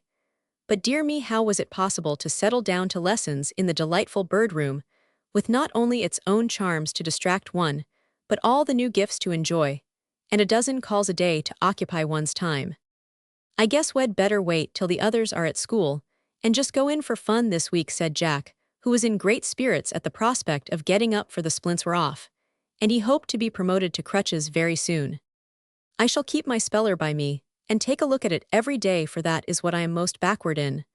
But I intend to devote myself to you, Jack, and be real kind and useful. I've made a plan to do it, and I mean to carry it out anyway, answered Jill, who had begun to be a missionary, and felt that this was a field of labor where she could distinguish herself. Here's a home mission all ready for you, and you can be paying your debts beside doing yourself good, Mrs. Peck said to her in private, having found plenty to do herself. Now Jill made one great mistake at the outset. She forgot that she was the one to be converted to good manners and gentleness, and devoted her efforts to looking after Jack, finding it much easier to cure other people's faults than her own. Jack was a most engaging heathen, and needed very little instruction. Therefore, Jill thought her task would be an easy one, but 3 or 4 weeks of petting and play had rather demoralized both children, so Jill's speller, though tucked under the sofa pillow every day, was seldom looked at, and Jack shirked his Latin shamefully. Both read all the storybooks they could get, held daily levees in the bird room, and all their spare minutes were spent in teaching Snowdrop, the great Angora cat, to bring the ball when they dropped it in their game. So Saturday came, and both were rather the worse for so much idleness, since daily duties and studies are the wholesome bread which feeds the mind better than the dyspeptic plumcake of sensational reading or the unsubstantial bonbons of frivolous amusement. It was a stormy day, so they had few callers, and devoted themselves to arranging the album, for these books were all the rage just then, and boys met to compare, discuss, buy, sell, and swap stamps with as much interest as men on change gamble in stocks. Jack had a nice little collection, and had been saving up pocket money to buy a book in which to preserve his treasures. Now, thanks to Jill's timely suggestion, Frank had given him a fine one, and several friends had contributed a number of rare stamps to grace the large, inviting pages. Jill wielded the gum brush and fitted on the little flaps, as her fingers were skillful at this nice work, and Jack put each stamp in its proper place with great rustling of leaves and comparing of marks. Returning after a brief absence, Mrs. Minot beheld the countenances of the workers adorned with gay stamps, giving them a very curious appearance. "My dears, what new play have you got now? Are you wild Indians, or letters that have gone round the world before finding the right address?" she asked, laughing at the ridiculous sight, for both were as sober as judges, and deeply absorbed in some doubtful specimen.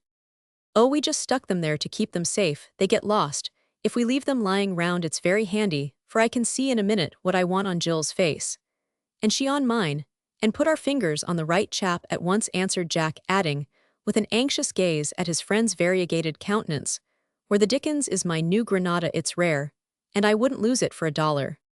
"Why, there it is on your own nose. Don't you remember you put it there because you said mine was not big enough to hold it?" laughed Jill, tweaking a large orange square off the round nose of her neighbor, causing it to wrinkle up in a droll way, as the gum made the operation slightly painful. "So I did, and gave you little Bolivar on yours. Now I'll have Alsace and Lorraine 1870. There are 7 of them, so hold still and see how you like it," returned Jack, picking the large pale stamps one by one from Jill's forehead, which they crossed like a band. She bore it without flinching, saying to herself with a secret smile, as she glanced at the hot fire which scorched her, if she kept near enough to Jack to help him, "This really is being like a missionary with a tattooed savage to look after. I have to suffer a little, as the good folks did who got speared and roasted sometimes. But I won't complain a bit, though my forehead smarts, my arms are tired, and one cheek is as red as fire. The Roman states make a handsome page, don't they?" asked Jack, little dreaming of the part he was playing in Jill's mind. "Oh, I say, isn't Korea a beauty? I am ever so proud of that." And he gazed fondly on a big blue stamp, the sole ornament of one page. "I don't see why the Cape of Good Hope has pyramids. They ought to go in Egypt. The Sandwich Islands are all right with heads of the black kings and queens on them," said Jill, feeling that they were very appropriate to her private play. "Turkey has crescents, Australia swans, and Spain women's heads with black bars across them. Frank says it is because they keep women shut up so. But that was only his fun. I'd rather have a good honest green United States with Washington on it, or a blue one-center with old Franklin, than all their eagles and lions and kings and queens put together," added the democratic boy with a disrespectful slap on a crowned head, as he settled Heligoland in its place. "Why does Austria have Mercury on the stamp? I wonder, do they wear helmets like that?" asked Jill, with the brush handle in her mouth, as she cut a fresh batch of flaps. "Maybe he was postman to the gods, so he has put on stamps. Now the Prussians wear helmets, but they have spikes like the old Roman fellows. I like Prussians ever so much. They fight splendidly, and always beat Austrians. Have a handsome uniform, though. Talking of Romans reminds me that I have not heard your Latin for 2 days. Come, lazybones, brace up, and let us have it now. I've done my compo, and shall have just time before I go out for a tramp with Gus," said Frank, putting by a neat page to dry, for he studied every day like a conscientious lad as he was. "Don't know it. Not going to try till next week. Grind away over your old Greek as much as you like, But don't bother me, answered Jack, frowning at the mere thought of the detested lesson. But Frank adored his Xenophon, and would not see his old friend Caesar neglected without an effort to defend him. So he confiscated the gumpot, and effectually stopped the stamp business, by whisking away, at one fell swoop, all that lay on Jill's table. Now then, young man, you will quit this sort of nonsense, and do your lesson, or you won't see these fellows again. In a hurry you asked me to hear you and I am going to do it. Here's the book. Frank's tone was the dictatorial one which Jack hated, and always found hard to obey, especially when he knew he ought to do it, usually when his patience was tried. He strode about the room, or ran off for a race round the garden, coming back breathless. But good-tempered, now both these vents for irritation were denied him, and he had fallen into the way of throwing things about in a pet. He longed to send Caesar to perpetual banishment in the fire blazing close by, but resisted the temptation, and answered honestly though gruffly, I know I did. But I don't see any use in pouncing on a fellow when he isn't ready. I haven't got my lesson, and don't mean to worry about it, so you may just give me back my things, and go about your business. I'll give you back a stamp for every perfect lesson you get, and you won't see them on any other terms. And thrusting the treasures into his pocket, Frank caught up his rubber boots, and went off swinging them like a pair of clubs, feeling that he would give a trifle to be able to use them on his lazy brother. At this high-handed proceeding, and the threat which accompanied it, Jack's patience gave out, and catching up Caesar, as he thought, sent him flying after the retreating tyrant with the defiant declaration, Keep them then, and your old book too. I won't look at it, till you give all my stamps back, and say you are sorry so now. It was all over before Mama could interfere or Jill do more than clutch and cling to the gumbrush. Frank vanished unharmed, but the poor book dashed against the wall to fall half open on the floor, its gay cover loosened, and its smooth leaves crushed by the blow. It's the album, oh Jack, how could you, cried Jill, dismayed at sight of the precious book so maltreated by the owner. Thought it was the other, guess it isn't hurt much, didn't mean to hit him, anyway he does provoke me so, muttered Jack, very red and shamefaced, as his mother picked up the book and laid it silently on the table before him. He did not know what to do with himself, and was thankful for the stamps still left him, finding great relief in making faces as he plucked them one by one from his mortified countenance. Jill looked on, half glad, half sorry that her savage showed such signs of unconverted ferocity, and Mrs. Minot went on writing letters, wearing the grave look her sons found harder to bear than another person's, scolding. No one spoke for a moment, and the silence was becoming awkward, when Gus appeared in a rubber suit, bringing a book to Jack from Laura, and a note to Jill from Lottie.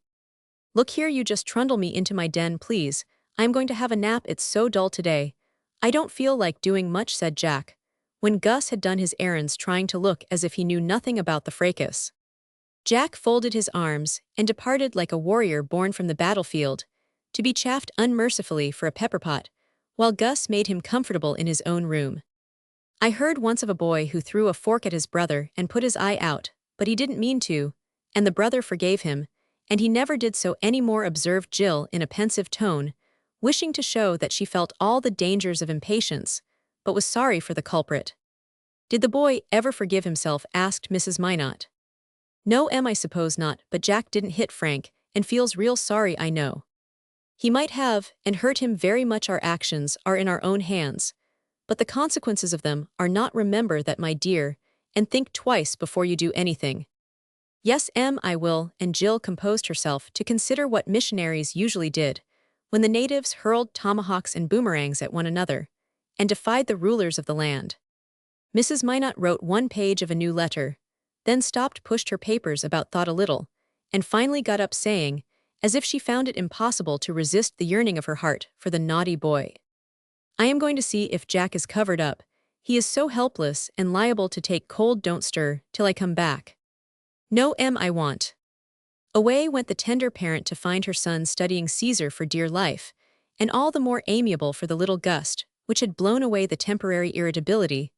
The brothers were often called Thunder and Lightning, because Frank lowered and growled, and was a good while clearing up, while Jack's temper came and went like a flash, and the air was all the clearer for the escape of dangerous electricity. Of course, Mama had to stop and deliver a little lecture, illustrated by sad tales of petulant boys, and punctuated with kisses, which took off the edge of these afflicting narratives.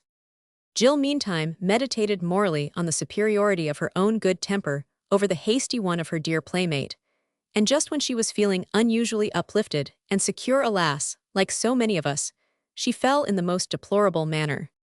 Glancing about the room for something to do, she saw a sheet of paper lying exactly out of reach, where it had fluttered from the table unperceived. At first her eye rested on it, as carelessly as it did on the stray stamp Frank had dropped then, as if one thing suggested the other. She took it into her head that the paper was Frank's composition, or better still a note to Annette, for the two corresponded when absence or weather prevented the daily meeting at school. Wouldn't it be fun to keep it till he gives back Jack's stamps? It would plague him so if it was a note, and I do believe it is, for compose don't begin with 2 words on one side. I'll get it and Jack, and I will plan some way to pay him off, cross thing.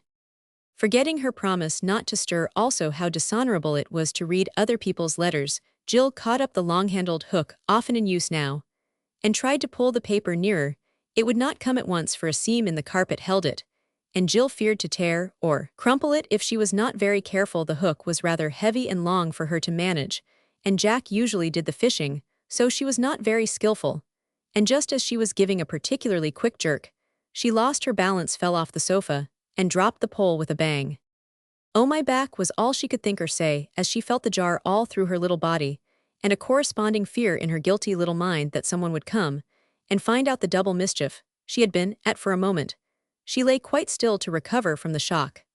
Then, as the pain passed, she began to wonder how she should get back, and looked about her to see if she could do it alone. She thought she could, as the sofa was near, and she had improved so much that she could sit up a little if the doctor would have let her. She was gathering herself together for the effort when, within arm's reach now, she saw the tempting paper, and seized it with glee, for in spite of her predicament she did want to tease Frank. A glance showed that it was not the composition nor a note, but the beginning of a letter from Mrs. Minot to her sister, and Jill was about to lay it down when her own name caught her eye, and she could not resist reading it. Hard words to write of one so young, doubly hard to read, and impossible to forget. "Dear Lizzie, Jack continues to do very well, and will soon be up again. But we begin to fear that the little girl is permanently injured in the back. She is here, and we do our best for her, but I never look at her without thinking of Lucinda Snow, who you remember was bedridden for 20 years owing to a fall at 15. Poor little Janie does not know yet, and I hope there it ended, and poor little Janie's punishment for disobedience began that instant she thought she was getting well, because she did not suffer all the time, and every one spoke cheerfully about by and by now she knew the truth, and shut her eyes with a shiver as she said low to herself, 20 years, I couldn't bear it, oh I couldn't bear it." A very miserable Jill lay on the floor, and for a while did not care who came and found her. Then the last words of the letter, I hope, seemed to shine across the blackness of the dreadful 20 years, and cheer her up a bit, for despair never lives long in young hearts, and Jill was a brave child.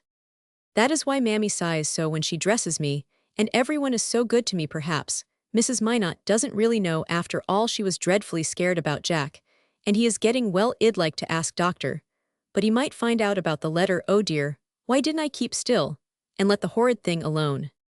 As she thought that, Jill pushed the paper away, pulled herself up, and with much painful effort managed to get back to her sofa, where she laid herself down with a groan, feeling as if the 20 years had already passed over her since she tumbled off. "I've told a lie, for I said I wouldn't stir. I've hurt my back. I've done a mean thing, and I've got paid for it. A nice missionary I am. I'd better begin at home, as Mammy told me to."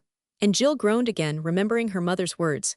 "Now, I've got another secret to keep all alone, for I'd be ashamed to tell the girls. I guess I'll turn round and study my spelling, then no one will see my face." Jill looked the picture of a good, industrious child, as she lay with her back to the large table, her book held so that nothing was to be seen but one cheek, and a pair of lips moving busily. Fortunately, it is difficult for little sinners to act a part, and even if the face is hidden, something in the body seems to betray the internal remorse and shame. Usually Jill lay flat, and still now her back was bent in a peculiar way, as she leaned over her book, and one foot wagged nervously, while on the visible cheek was a Spanish stamp, with a woman's face looking through the black bars very suggestively. If she had known it, how long the minutes seemed, till some one came, and what a queer little jump her heart gave when Mrs. Minot's voice said cheerfully, "Jack is all right, and I declare so is Jill. I really believe there's a telegraph still working somewhere between you two, and each knows what the other is about without words." I didn't have any other book handy, so I thought I'd study a while, answered Jill, feeling that she deserved no praise for her seeming industry.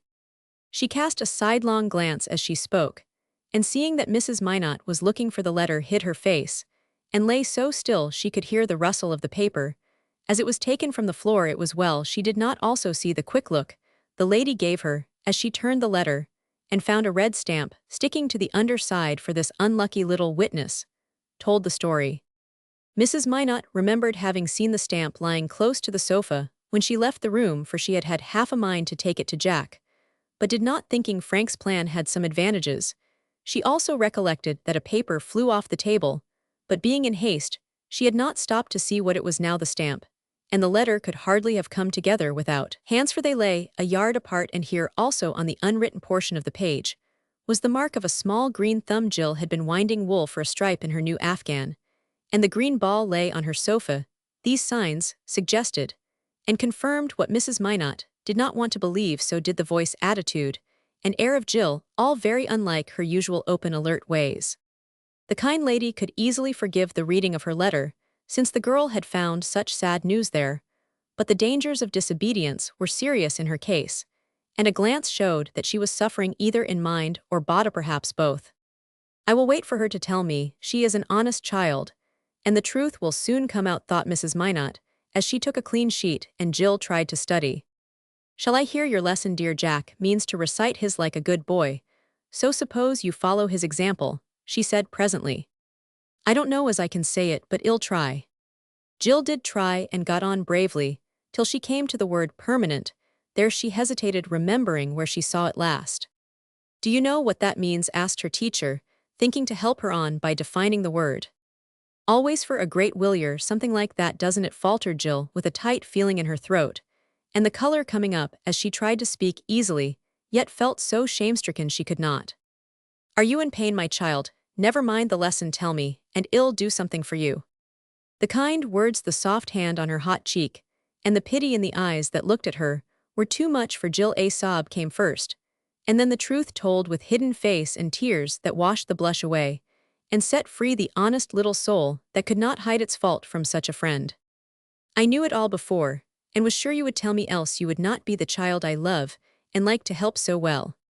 Then, while she soothed Jill's trouble, Mrs. Minot told her story, and showed the letter, wishing to lessen, if possible, some part of the pain it had given. Sly old stamp to go and tell on me when I meant to own up and get some credit, if I could, after being so mean and bad, said Jill, smiling through her tears, when she saw the telltale witnesses against her. You had better stick it in your book to remind you of the bad consequences of disobedience. Then perhaps this lesson will leave a permanent impression on your mind and memory, answered Mrs. Minot, glad to see her natural gaiety coming back, and hoping that she had forgotten the contents of the unfortunate letter. But she had not, and presently, when the sad affair had been talked over and forgiven, Jill asked slowly, as she tried to put on a brave look, Please tell me about Lucinda Snow. If I am to be like her, I might as well know how she managed to bear it so long. I am sorry you ever heard of her, and yet perhaps it may help you to bear your trial, dear, which I hope will never be as heavy a one as hers. This Lucinda I knew for years, and though at first I thought her fate the saddest that could be, I came at last to see how happy she was in spite of her affliction, how good and useful and beloved. Why, how could she be? What did she do? Cried Jill, forgetting her own troubles to look up with an open, eager face again. She was so patient other people were ashamed to complain of their small worries, so cheerful that her own great one grew lighter, so industrious that she made both money and friends by pretty things she worked and sold to her many visitors, and best of all, so wise and sweet that she seemed to get good out of everything, and make her poor room a sort of chapel where people went for comfort, counsel, and an example of a pious life. So you see, Lucinda was not so very miserable after. Well, if I could not be as I was, I'd like to be a woman like that, only I hope I shall not, answered Jill thoughtfully at first, then coming out so decidedly with the last words that it was evident the life of a bedridden saint was not at all to her mind. So do I, and I mean to believe that you will not. Meantime, we can try to make the waiting as useful and pleasant as possible. This painful little back will be a sort of conscience to remind you of what you ought to do and leave undone. And so you can be learning obedience then. When the body is strong, it will have formed a good habit to make duty easier, And my Lucinda can be a sweet example even while lying here if she chooses. Kenai and Jill's eyes were full of softer tears as the comfortable cheering words sank into her heart to blossom slowly by and by into her life. For this was to be a long lesson, hard to learn, but very useful in the years to come. When the boys returned after the Latin was recited, and peace restored, Jack showed her a recovered stamp, promptly paid by Frank, who was as just as he was severe, and Jill asked for the old red one, though she did not tell why she wanted it nor show it put away in the spelling book, a little seal upon a promise made to be kept. Chapter Roman 8. Mary and Molly. Now let us see how the other missionaries got on with their tasks. Farmer Grant was a thrifty, well-to-do man anxious to give his children greater advantages than he had enjoyed, and to improve the fine place of which he was justly proud. Mrs. Grant was a notable housewife, as ambitious and industrious as her husband, but too busy to spend any time on the elegancies of life, though always ready to help the poor and sick like a good neighbor and Christian woman. The three sons, Tom, Dick, and Harry, were big fellows of 17, 19, and 21, the first two on the farm and the elder in a store just setting up for himself, kind-hearted, but rough-mannered youths who loved Mary very much, but teased her sadly about her fine lady airs, as they called her, dainty ways and love of beauty. Mary was a thoughtful girl full of innocent fancies, refined tastes, and romantic dreams, in which no one sympathized at home. Though she was the pet of the family, it did seem to an outsider as if the delicate little creature had got there by mistake, for she looked very like a tarot in a field of clover and dandelions, whose highest aim in life was to feed cows and help make root beer. When the girls talked over the new society, it pleased Mary very much, and she decided not only to try and love work better, but to convert her family to a liking for pretty things, as she called her own more cultivated tastes. I will begin at once and show them that I don't mean to shirk my duty, though I do want to be nice, thought she as she sat at supper one night and looked about her planning her first move.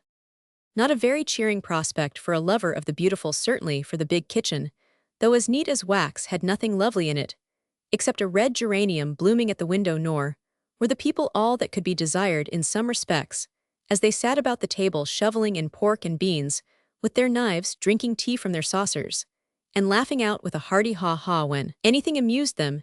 Yet the boys were handsome, strong specimens, the farmer a hale, benevolent-looking man, the housewife a pleasant, sharp-eyed matron, who seemed to find comfort in looking often at the bright face at her elbow, with the broad forehead, clear eyes, sweet mouth, and quiet voice, that came like music in among the loud masculine ones, or the quick nervous tones of a woman always in a hurry. Mary's face was so thoughtful that evening that her father observed it, for when at home, he watched her as one watches a kitten, glad to see anything so pretty, young, and happy at its play. "Little daughter has got something on her mind, I mistrust. Come and tell father all about it," he said with a sounding slap on his broad knee, as he turned his chair from the table to the ugly stove, where 3 pairs of wet boots steamed underneath, and a great kettle of cider apple sauce simmered above. "When I've helped clear up, ill come and talk. Now, mother, you sit down and rest, Roxy, and I can do everything," answered Mary, patting the old rocking chair so invitingly that the tired woman could not resist, especially as watching the kettle gave her an excuse for obeying. "Well, I don't care if I do, for I've been on my feet since 5 o'clock. Be sure you cover things up and shut the buttery door and put the cat down cellar and sift your meal, I'll see to the buckwheats last thing before I go to bed." Mrs. Grant subsided with her knitting, for her hands were never idle. Tom tilted his chair back against the wall and picked his teeth with his penknife. Dick got out a little pot of grease to make the boots watertight, and Harry sat down at the small table to look over his accounts with an important air, for everyone occupied this room, and the work was done in the out kitchen behind. Mary hated clearing up, but dutifully did every distasteful task, and kept her eye on careless Roxy till all was in order. Then she gladly went to perch on her father's knee, seeing in all the faces about her the silent welcome they always wore for the little one. "Yes, I do want something, but I know you will say it is silly," she began, as her father pinched her blooming cheek, with the wish that his peaches would ever look half as well. "Shouldn't wonder if it was a doll now," and Mr. Grant stroked her head with an indulgent smile, as if she was about 6 instead of 15. "Why, father, you know, I haven't played with dollies for years and years. No, I want to fix up my room pretty like Jill's. I'll do it all myself, and only want a few things, for I don't expect it to look as nice as hers." Indignation gave Mary courage to state her wishes boldly, though she knew the boys would laugh they did, and her mother said in a tone of surprise, "Why, child, what more can you want? I am sure your room is always as neat as a new pin, thanks to your bringing up. And I told you to have a fire there, whenever you wanted to. Let me have some old things out of the garret, and I'll show you what I want. It is neat, but so bare and ugly, I hate to be there. I do so love something pretty to look at." And Mary gave a little shiver of disgust, as she turned her eyes away from the large greasy boot Dick was holding up to be sure it was well lubricated all round. "So do I, and that's a fact. I couldn't get on without my pretty girl here anyway. Why, she touches up the old place better than a dozen flower pots in full blow," said the farmer as his eye went from the scarlet geranium to the bright young face so near his own. "I wish I had a dozen in the sitting-room window. Mother says they are not tidy, but it'd keep them neat. And I know you'd like it," broke in Mary, glad of the chance to get one of the long-desired wishes of her heart fulfilled. "I'll fetch you some next time I go over to Ballad's. Tell me what you want, and we'll have a posy bed somewhere round. See if we don't," said her father dimly, understanding what she wanted. "Now if Mother says I may fix my room, I shall be satisfied, and I'll do my chores without a bit of fuss, to show how grateful I am," said the girl, thanking her father with a kiss, and smiling at her mother so wistfully that the good woman could not refuse. "You may have anything you like out of the blue chest. There's a lot of things there that the moths got at after Grandma died, and I couldn't bear to throw or give 'em away. Trim up your room as you like, and mind you don't forget your part of the bargain," answered Mrs. Grant, seeing profit in the plan. "I want I'll work all the morning tomorrow, and in the afternoon I'll get ready to show you what I call a nice pretty room," answered Mary, looking so pleased it seemed as if another flower had blossomed in the large bare kitchen. She kept her word, and the very stormy afternoon when Jill got into trouble, Mary was working busily at her little bower in the blue chest. She found a variety of treasures, and ignoring the moth holes used them to the best advantage, trying to imitate the simple comfort, with a touch of elegance, which prevailed in Mrs. Minot's back bedroom. 3 faded red moreen curtains went up at the windows over the chilly paper shades, giving a pleasant glow to the bare walls. A red quilt with white stars, rather the worse for many washings, covered the bed, and a gay cloth the table, where a judicious arrangement of books in baskets concealed the spots. The little airtight stove was banished, and a pair of ancient andirons shone in the firelight. Grandma's last and largest braided rug lay on the hearth, and her brass candlesticks adorned the bureau, over the mirror of which was festooned a white muslin skirt tied up with Mary's red sash. This piece of elegance gave the last touch to her room, she thought, and she was very proud of it, setting forth all her small store of trinkets in a large shell, with an empty scent bottle and a clean tidy over the pincushion. On the walls she hung 3 old-fashioned pictures, which she ventured to borrow from the garret, till better could be found. One a mourning piece, with a very tall lady weeping on an urn in a grove of willows, and 2 small boys in knee breeches, and funny little square tails to their coats looking like cherubs in large frills. The other was as good as a bonfire, being an eruption of Vesuvius, and very lurid indeed, for the Bay of Naples was boiling like a pot, the red sky raining rocks, and a few distracted people lying flat upon the shore. The third was a really pretty scene of children dancing round a maypole, for though nearly 100 years old, the little maids smiled, and the boys pranced as gaily as if the flowers they carried were still alive and sweet. "Now I'll call them all to see, and say that it is pretty, then I'll enjoy it, and come here when things look dismal and bare everywhere else," said Mary, when at last it was done. She had worked all the afternoon, and only finished at supper time, so the candles had to be lighted, that the toilette might look its best, and impress the beholders with an idea of true elegance. Unfortunately, the fire smoked a little, and a window was set ajar to clear the room. An evil-disposed gust blew in, wafting the thin drapery within reach of the light, and when Mary threw open the door, proudly thinking to display her success, she was horrified to find the room in a blaze, and half her labor all in vain. The conflagration was over in a minute, however, for the boys tore down the muslin and stamped out the fire with much laughter, while Mrs. Grant bewailed the damage to her carpet, and poor Mary took refuge in her father's arms, refusing to be comforted in spite of his kind commendation of Grandma's fixins.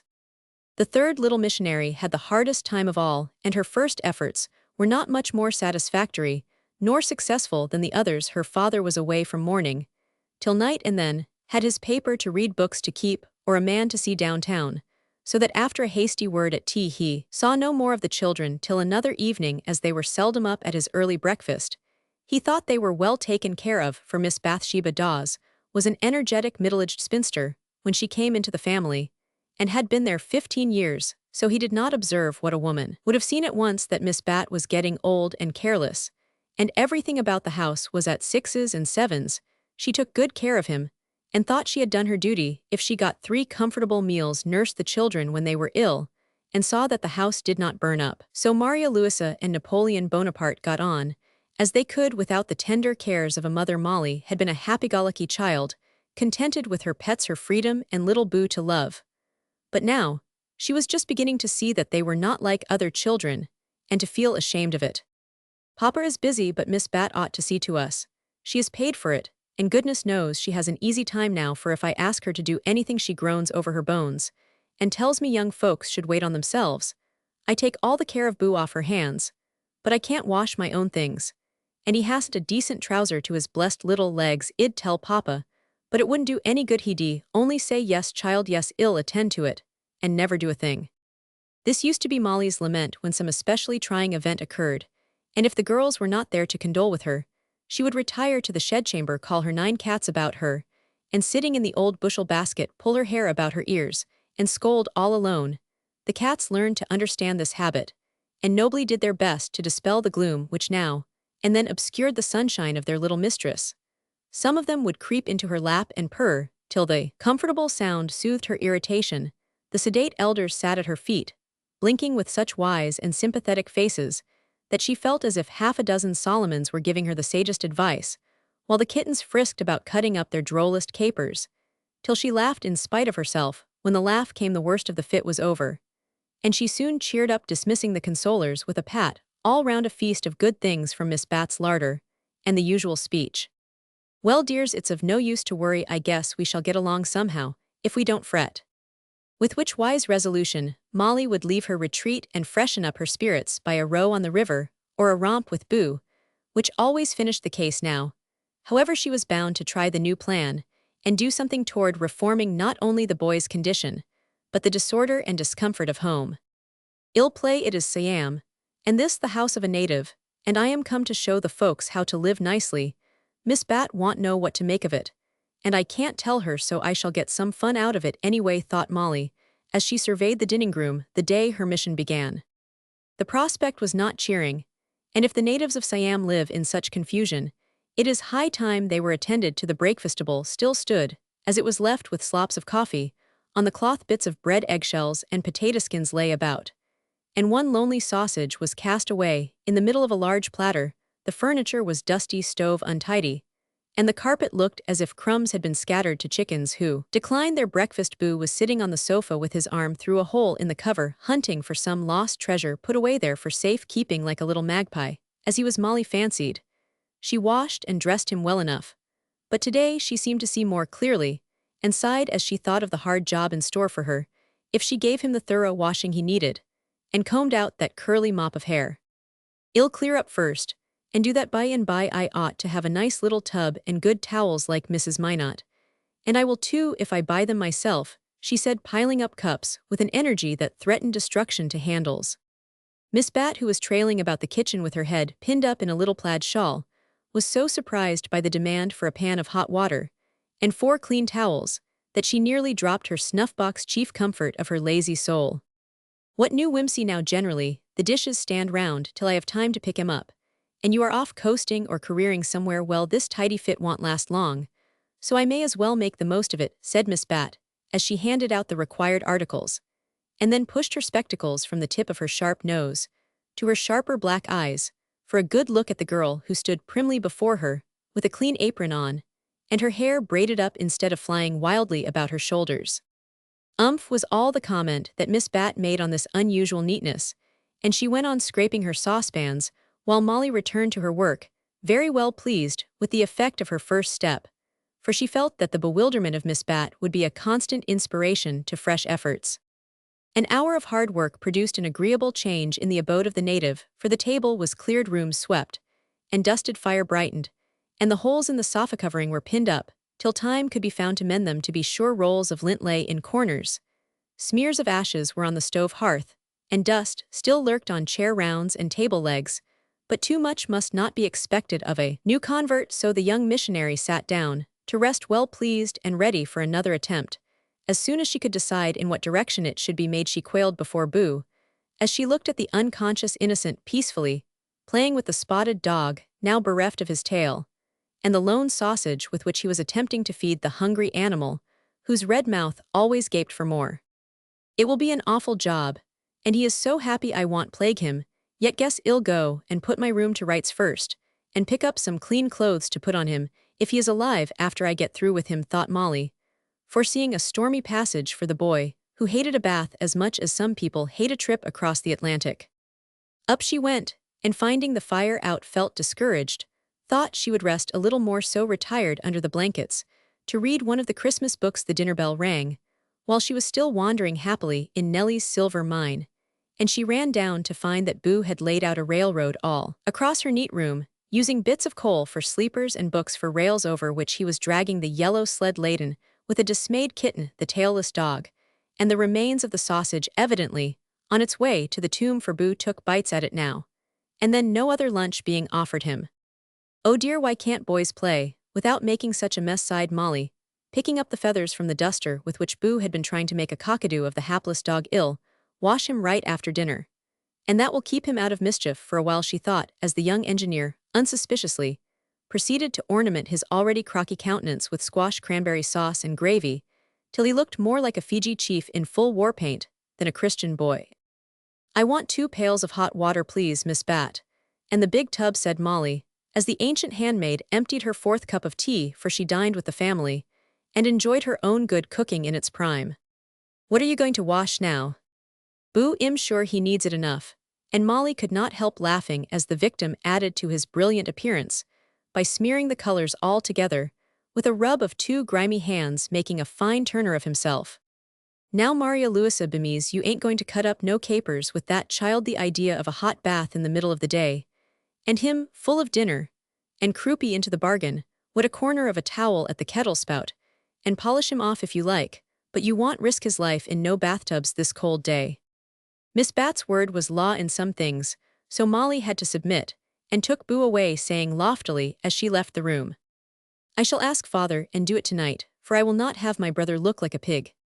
My patience, how the Siamese do leave their things round," she exclaimed, as she surveyed her room after making up the fire and polishing off Boo. "Ill put things in order, and then mend up my rags, if I can find my thimble now, let me see." And she went to exploring her closet, bureau, and table, finding such disorder everywhere that her courage nearly gave out. She had clothes enough, but all needed care. Even her best dress had 2 buttons off, and her Sunday hat, but 1 string shoes, skirts, books, and toys lay about, and her drawers were a perfect chaos of soiled ruffles, odd gloves, old ribbons, bootlacings, and bits of paper. "Oh my heart, what a muddle! Mrs. Minot wouldn't think much of me if she could see that," said Molly, recalling how that lady once said she could judge a good deal of a little girl's character and habits by a peep at her top drawer, and went on with great success to guess how each of the schoolmates kept her drawer. "Come, missionary, clear up, and don't let me find such a glory hole again, or I'll report you to the society," said Molly, tipping the whole drawerful out upon the bed, and beguiling the tiresome job by keeping up the new play. Twilight came before it was done, and a great pile of things loomed up on her table with no visible means of repair. For Molly's workbasket was full of nuts, and her thimble down a hole in the shed floor, where the cats had dropped it in their play. "I'll ask Bat for hooks and tape, and Papa for some money to buy scissors and things, for I don't know where mine are. Glad I can't do any more now. Being neat is such hard work." And Molly threw herself down on the rug, beside the old wooden cradle, in which Boo was blissfully rocking with a cargo of toys aboard. She watched her time, and as soon as her father had done supper, she hastened to say before he got to his desk, "Please, Papa, I want $1 to get some brass buttons and things to fix Boo's clothes with. He wore a hole in his new trousers, coasting down the Kemble's steps, and can't I wash him? He needs it, and Miss Bat won't let me have a tub." "Certainly, child, certainly. Do what you like, only don't keep me. I must be off or I shall miss Jackson, and he's the man I want." And throwing down $2 instead of 1, Mr. Bemise hurried away with a vague impression that Boo had swallowed a dozen brass buttons, and Miss Bat had been coasting somewhere in a bathpan, but catching Jackson was important, so he did not stop to investigate. Armed with the paternal permission, Molly carried her point, and oh what a dreadful evening poor Boo spent first. He was decoyed upstairs an hour too soon, then put in a tub by main force, and sternly scrubbed in spite of shrieks, that brought Miss Bat to the locked door to condole with the sufferer, scold the scrubber, and depart darkly prophesying croup before morning. He always howls when he is washed, but I shall do it since you want, and he must get used to it. I will not have people tell me he's neglected, if I can help it, cried Molly, working away with tears in her icefur. It was as hard for her as for Boo, but she meant to be thorough for once in her life, no matter what happened. When the worst was over, she coaxed him with candy and stories, till the long task of combing out the curls was safely done. Then in the clean nightgown, with a blue button newly sewed on, she laid him in bed, worn out but sweet as a rose. Now say your prayers, darling, and go to sleep with the nice red blanket all tucked round, so you won't get cold, said Molly, rather doubtful of the effect of the wet head. No, I want going to sleep now, and Boo shut his eyes, wearily feeling that his late trials had not left him in a prayerful mood. Then you'll be a real little heathen, as Mrs. Peck called you, and I don't know what I shall do with you, said Molly, longing to cuddle, rather than scold the little fellow, whose soul needed looking after as well as his body.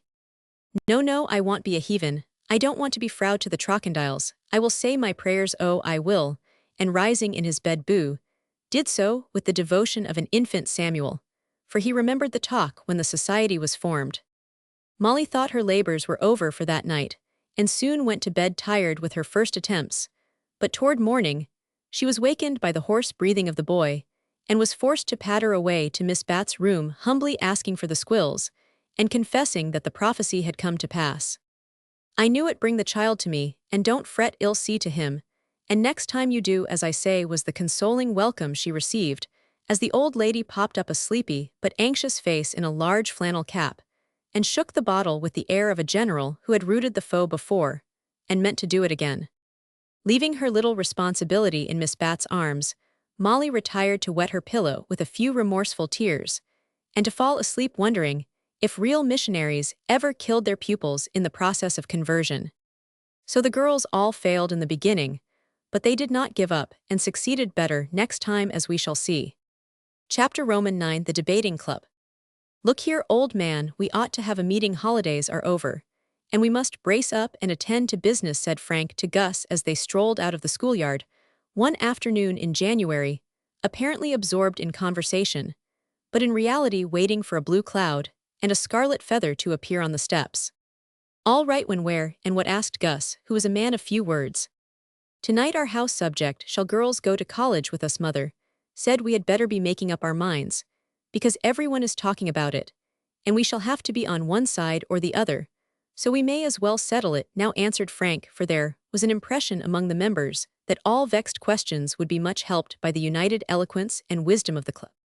Very good, ill pass the word, and be there. Hullo, Nettie, the Roman 500 Roman 100 meets tonight at Minot's 7 sharp co-ed Roman 100, added Gus, losing no time as a third boy came briskly round the corner with a little bag in his hand.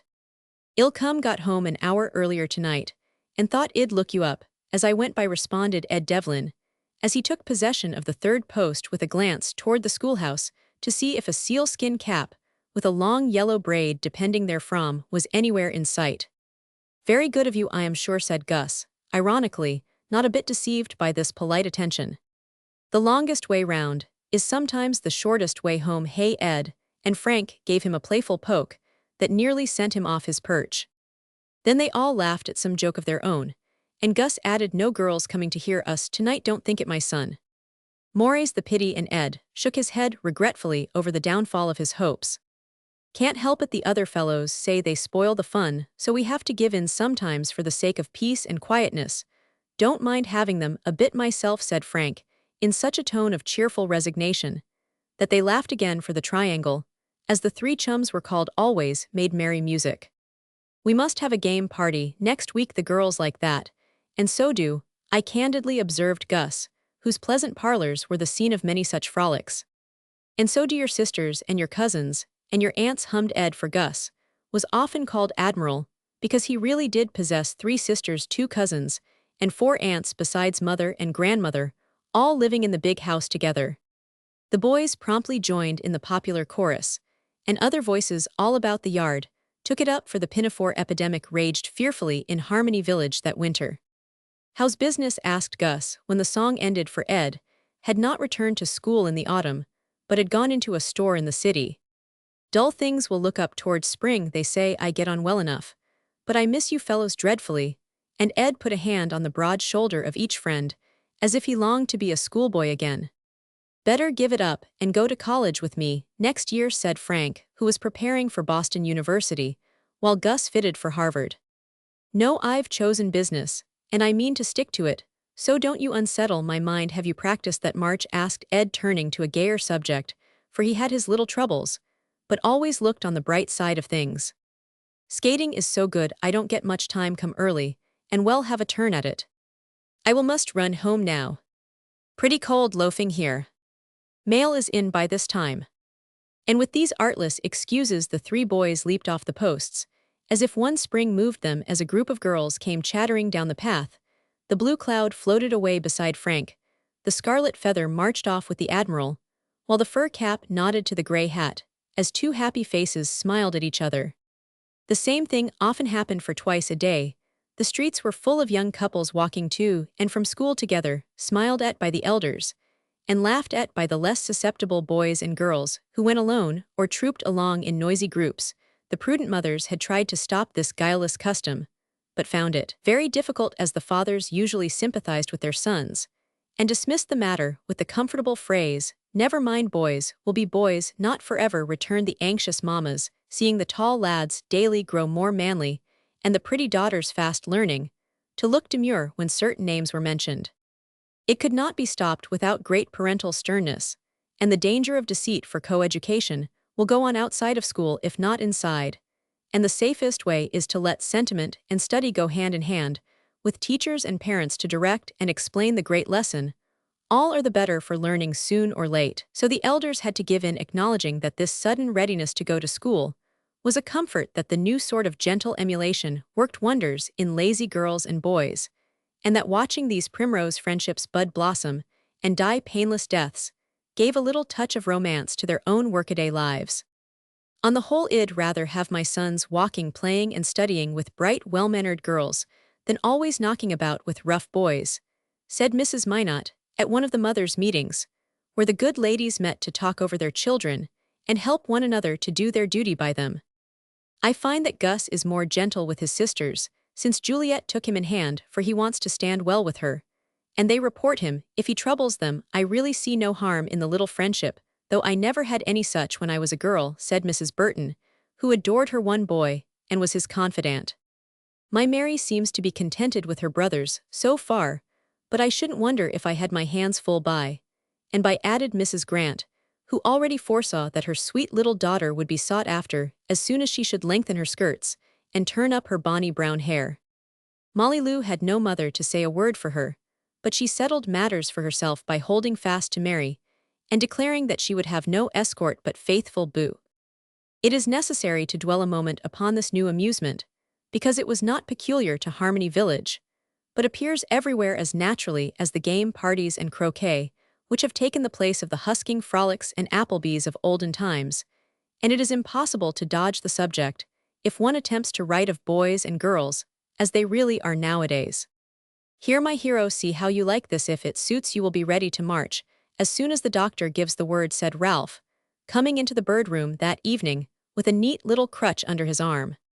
"Ha ha, that looks fine. I'd like to try it right off, but I want till I get leave." "Did you make it yourself, Ral?" asked Jack, handling it with delight, as he sat bolt upright with his leg on a rest, for he was getting on capitally now. "Mostly rather a neat job, I flatter myself." "I should say so. What a clever fellow you are. Any new inventions lately?" asked Frank, coming up to examine and admire. "Only an anti-snoring machine and an elbow pad," answered Ralph with a twinkle in his eye, as if reminded of something funny. "Go on and tell about them. I never heard of an anti-snorer." "Jack better have one," said Frank, interested at once. "Well, a rich old lady kept her family awake with that lively music, so she sent to Shirtman and Codleff for something to stop it. They thought it was a good joke, and told me to see what I could do. I thought it over, and got up the nicest little affair you ever saw. It went over the mouth, and had a tube to fit the ear, so when the lady snored she woke herself up, and stopped it. It suited exactly. I think of taking out a patent," concluded Ralph, joining in the boys' laugh at the droll idea. "What was the pad?" asked Frank, returning to the small model of an engine he was making. "Oh, that was a mere trifle for a man who had a tender elbow joint and wanted something to protect it. I made a little pad to fit on, and his crazy bone was safe. I planned to have you make me a new leg if this one was spoilt," said Jack, sure that his friend could invent anything under the sun.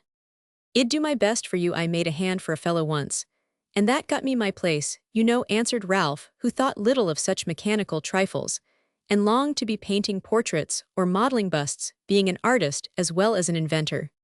Here Gus, Ed, and several other boys came in, and the conversation became general. Griff, Chick, and Brickbat were three young gentlemen whose own respectable names were usually ignored, and they cheerfully answered to these nicknames.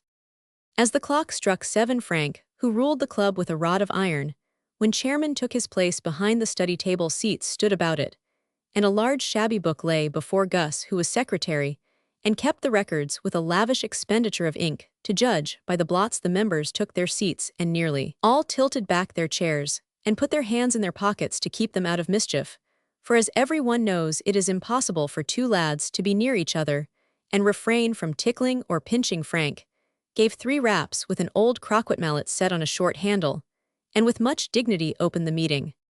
"Gentlemen, the business of the club will be attended to, and then we will discuss the question, shall girls go to our colleges? The secretary will now read the report of the last meeting."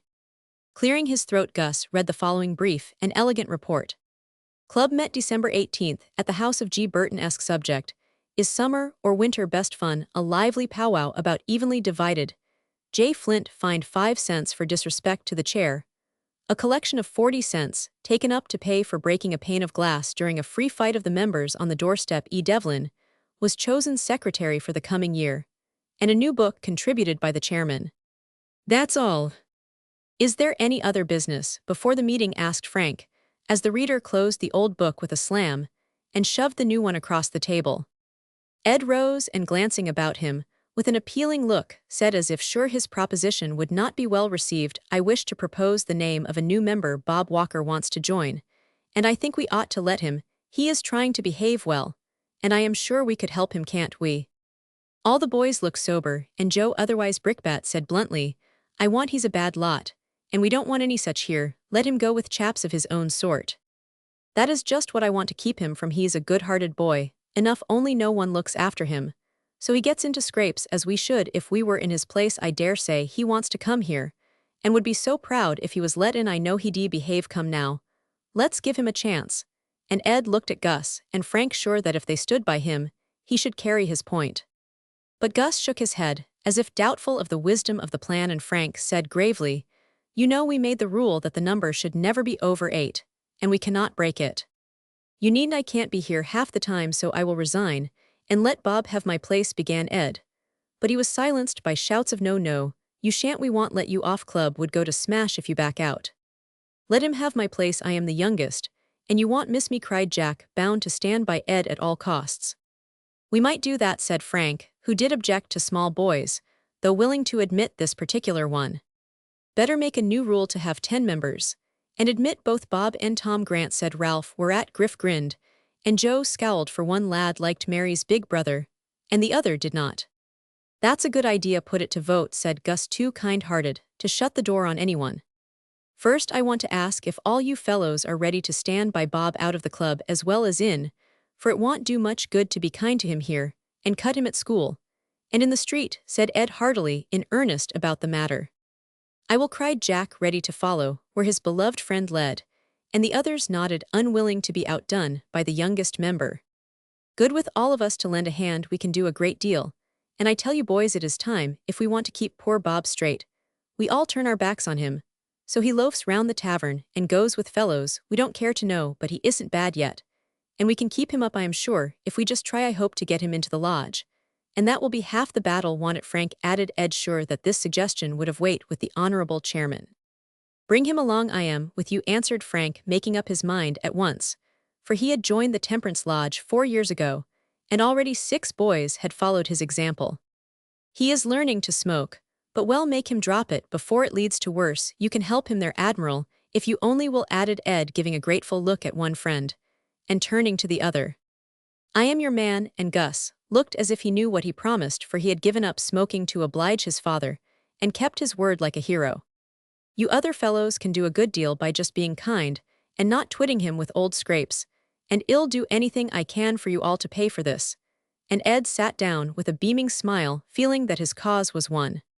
The vote was taken, and all hands went up, for even surly Joe gave in, so Bob and Tom were duly elected, and proved their gratitude for the honor done them by becoming worthy members of the club. It was only boys' play now, but the kind heart and pure instincts of one lad showed the others how to lend a helping hand to a comrade in danger, and win him away from temptation to the safer pastimes of their more guarded lives. Well pleased with themselves, for every genuine act or word, no matter how trifling it seems, leaves a sweet and strengthening influence behind, the members settled down to the debate, which was never very long, and often only an excuse for fun of all sorts. Ralph, Gus, and Ed are for, and Brickbat, Griff, and Chick against, I suppose, said Frank, surveying his company like a general preparing for battle. No, sir, I believe in everything, cried Chick, a mild youth, who loyally escorted a chosen damsel home from school every day. A laugh greeted this bold declaration, and Chick sat down red but firm. I'll speak for two, since the chairman can't and Jack won't go against those who pet him most to death, said Joe, who, not being a favorite with the girls, considered them a nuisance, and lost no opportunity of telling them so. Fire away then, since you are up, commanded Frank.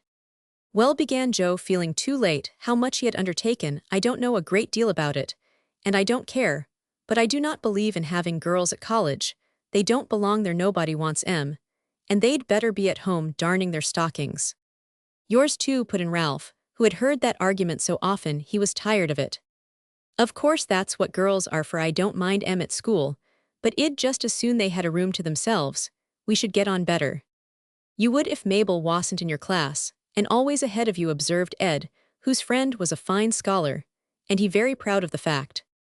Look here, if you fellows keep interrupting, I won't sit down for half an hour, said Joe, well knowing that eloquence was not his gift, but bound to have his say out. Deep silence reigned, for that threat quelled the most impatient member, and Joe prosed on, using all the arguments he had ever heard, and paying off several old scores by sly hits of a personal nature, as older orators often do. It is clear to my mind that boys would get on better without any girls fooling round, as for their being as smart as we are, it is all nonsense for some of 'em cry over their lessons every day, or go home with headaches, or get mad and scold all recess, because something isn't fair. No, sir, girls ain't meant to know much, and they can't. Wise folks say so, and I believe 'em haven't got any sisters myself, and I don't want any, for they don't seem to amount to much according to those who do have 'em. Groans from Gus and Ed greeted the closing remarks of the ungallant Joe, who sat down feeling that he had made somebody squirm up. Jumped Griff, the delight of whose life was practical jokes, which amiable weakness made him the terror of the girls, though they had no other fault to find with the merry lad. Mr. Chairman, the ground I take is this: girls have not the strength to go to college with us. They couldn't row a race, go on a lark, or take care of themselves as we do. They are all well enough at home, and I like them at parties, but for real fun and go, I wouldn't give a cent for them, began Griff, whose views of a collegiate life were confined to the enjoyments rather than the studies of that festive period. I have tried them, and they can't stand anything. They scream if you tell them there is a mouse in the room, and run if they see a big dog. I just put a cockroach in Molly's desk one day, and when she opened it, she jumped as if she was shot. So did the gentlemen of the club, for at that moment, half a dozen firecrackers exploded under the chair Griff had left and flew wildly about the room. Order was with difficulty restored. The mischievous party summarily chastised, and commanded to hold his tongue under penalty of ejectment from the room if he spoke again. Firmly grasping that red and unruly member, Griff composed himself to listen with his nose in the air, and his eyes shining like black beads. Ed was always the peacemaker, and now when he rose with his engaging smile, his voice fell like oil upon the troubled waters, and his bright face was full of the becoming bashfulness which afflicts youths of 17, when touching upon such subjects of newly acquired interest as girls and their pleasant but perplexing ways. It seems to me, we have hardly considered the matter enough to be able to say much. But I think that school would be awfully dry and dismal without a many young ladies to make it nice.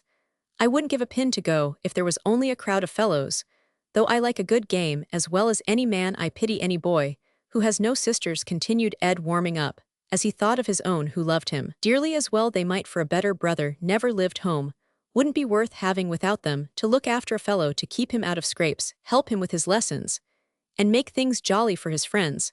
I tell you, we can't do without girls, and I'm not ashamed to say that I think the more we see of them, and try to be like them in many ways, the better men we shall be by and by. Hear, hear, cried Frank in his deepest tone, for he heartily agreed to that, having talked the matter over with his mother, and received much light upon things which should always be set right in young heads and hearts, and who can do this so wisely and well as mothers if they only will. Feeling that his sentiments had been approved, and he need not be ashamed of the honest color in his cheeks, Ed sat down amid the applause of his side, especially of Jack, who pounded so vigorously with his crutch that Mrs. Peck popped in her head to see if anything was wanted.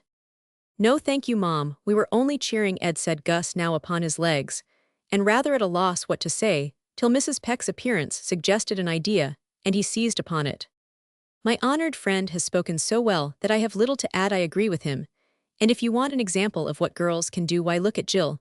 She's young, I know, but a first-rate scholar for her age. As for pluck, she is as brave as a boy, and almost as smart at running, rowing, and so on. Of course, she can't play ball, no girl can. Their arms are not made right to throw, but she can catch remarkably well. I'll say that for her. Now, if she and Maitland and some others I could name are so clever and strong at the beginning, I don't see why they shouldn't keep up and go along with us all through. I am willing, and will do what I can to help other fellow sisters, as I'd like to have them help mine, and I'll punch their heads if they don't." And Gus subsided, assured by a burst of applause that his manly way of stating the case met with general approval. "We shall be happy to hear from our senior member, if he will honor us with a few remarks," said Frank, with a bow to Ralph. No one ever knew whom he would choose to personate, for he never spoke in his own character now. He rose slowly, put one hand in his bosom, and fixing his eye sternly on Griff, who was doing something suspicious with a pin, gave them a touch of Sergeant Buzzfuzz from the Pickwick trial, thinking that the debate was not likely to throw much light on the subject under discussion. In the midst of this appeal to me, lud and gentlemen of the jury, he suddenly paused, smoothed his hair down upon his forehead, rolled up his eyes, and folding his hands droned out Mr. Chadbend's sermon on peace, delivered over poor Joe, and ending with the famous lines, "O running stream of sparkling joy, to be a glorious human boy." Then, setting his hair erect with one comprehensive sweep, he caught up his coat skirts over his arm, and assuming a parliamentary attitude, burst into a comical medley composed of extracts from Jefferson Brick's and Lafayette Kettle's speeches, and Elijah Pogram's defiance from Martin Chuzzlewit. Gazing at Gus, who was convulsed with suppressed merriment, he thundered forth, "In the name of our common country, sir, in the name of that righteous cause in which we are jinned, and in the name of the Star-Spangled Banner, I thank you for your eloquent and categorical remarks. You, sir, are a model of a man fresh from nature's mold, a true-born child of this free hemisphere, verdant as the mountains of our land, bright and flowin', as our mineral licks unspiled by fashion, as ere our boundless perriers, rough you may be, so ere our bars wild, you may be, so ere our bufflers. But sir, you air a child of freedom, and your proud answer to the tyrant is that your bright home is in the settin' sun. And sir, if any man denies this fact, though it be the British Lion himself, I defy him. Let me have him harassmitting the table, and causing the inkstand to skiffer upon the sacred altar here up. The ancestral ashes cemented with the glorious blood poured out like water on the plains of Chickabiddy Lick alone. I dare that lion, and tell him that freedom's hand once twisted in his mane, he rolls a course before me, and the eagles of the great republic scream ha ha." By this time, the boys were rolling about in fits of laughter. Even sober Frank was red and breathless, and Jack lay back feebly squealing, as he could laugh no more in a moment. Ralph was as meek as a Quaker, and sat looking about him with a mildly astonished air, as if inquiring the cause of such unseemly mirth. A knock at the door produced a lull, and in came a maid with apples. "Time's up, fall to, and make yourselves comfortable," was the summary way in which the club was released from its sterner duties, and permitted to unbend its mighty mind for a social half-hour, chiefly devoted to whist with an Indian wardens as a closing ceremony. Chapter Roman 10, The Dramatic Club.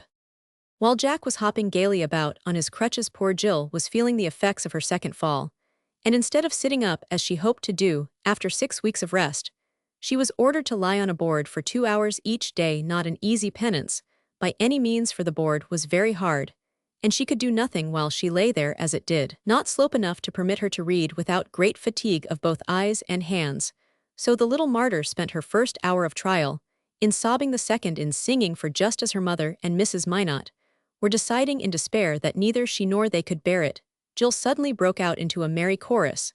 She used to hear her father sing, "Fout jower le mirlaton. Fout jower le merlatir. Fout jower le merlatir. Mirlaton." The sound of the brave little voice was very comforting to the two mothers hovering about her, and Jack said with a look of mingled pity and admiration, as he brandished his crutch over the imaginary foes, "That's right, sing away, and well play. You are an Indian captive being tormented by your enemies, and too proud to complain. Ill watch the clock, and the minute time is up, ill rush in and rescue you." Jill laughed, but the fancy pleased her, and she straightened herself out under the gay Afghan, while she sang in a plaintive voice another little French song her father taught her.